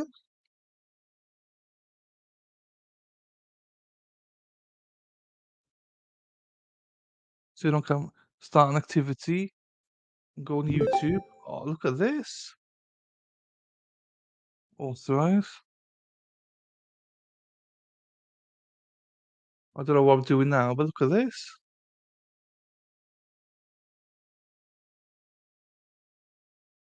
Machine Gun Kelly. Oh, I won't play it now because obviously we're on here. Do I have to go out? Do I? Oh, you have to go that out. Back here then. See, she's done a great job, isn't she? I just don't know what I'm doing. So we'll have to look at our still being built Discord with a whatever. So yeah. Right. It's gone quiet now, which means it's time to shut off. Why G and Jack's family are still why?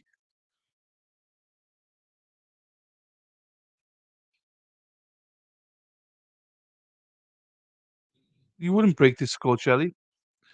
We can well, I mean say we can teach you. Spider Girl can teach you. She's a whiz at it. I've no clue, Shelley, what's going on. But she's done a lot of work about like evidence and stuff like that now, documents and stuff. That's where we're going to store them, I think. So you wouldn't break. It's actually quite easy. It's just it's getting used to it. That's all. Because you don't go anywhere. You just go on the platform and then you go like these groups. Lilo's multitasking. You see, skill set. The gilf. The gilf is multitasking. Um. Yeah. So anyway, look. We're going to take the next month to see how things go ourselves, and we'll keep Discord as it is at the level that it is. I just think there's just too much info there and too much work by other people as well. I think it's worth it with the money, as they say. So, um, Yeah, but you're learning. That's the difference, Prodigal. You're learning, which is good. You do better than what we can. But to be fair, Erin, I think this is going to be more like documents and uh, just trial chats and stuff like that. But, just I don't know. I don't know what it's going to be. So, and yeah, and I wouldn't like one Discord is more than enough. You and Jamie and all them, you're all sorted. You got your own. Do you know what I mean? So you're sorted. Guild set, yeah, guild set. Um, yeah. So you're sorted with your one. Just try to build one for this community, really. And Lefty's got a point. Maybe we have overpriced it. I don't know. Just other people say that we've underpriced it. So I don't know. I don't know what we've done. Maybe we'll lower it down. I don't know. It's just hard, whatever incentivize people, because I want people to be part of it, but I also want to add value as well, um, so we'll see. We'll see how it goes. And Lady Law, I got demonetized today for this video today. Bastards. But whatever. We wouldn't have made much anyway, so it's all good. Right, guys, I think I'm going to call it a night. It's nearly coming up to 11 o'clock at night. And considering we're going to be doing like a 14, 15-hour stream, maybe even longer tomorrow, I think it's more sensible to call it a night. And I was up really early this morning with the engineer, who was actually late. The bugger, he didn't. I was up at 7 because like right, he's supposed to be here 8. Didn't turn up till about 9:30, I think. And it wasn't my friend either, which is, bastards. But I take care all. Shelley, thank you very much as always for your input. I'm not sure if Gigi's still here. Thank you, Gigi, for popping in as well. Um, and everyone else. So yeah, night everyone else. I will shut it down. Thanks again, Lou, for the membership today. Really appreciate it. The Spider Girl's on. I don't know. Anyway, love you all. Thank you very much. Remember, the memes are in wherever. I'll try and create some more when I get some time. So, with that, over and out. Probably see some of you on Twitter in a bit. And have a great evening. Take care. At all. No worries. Night night.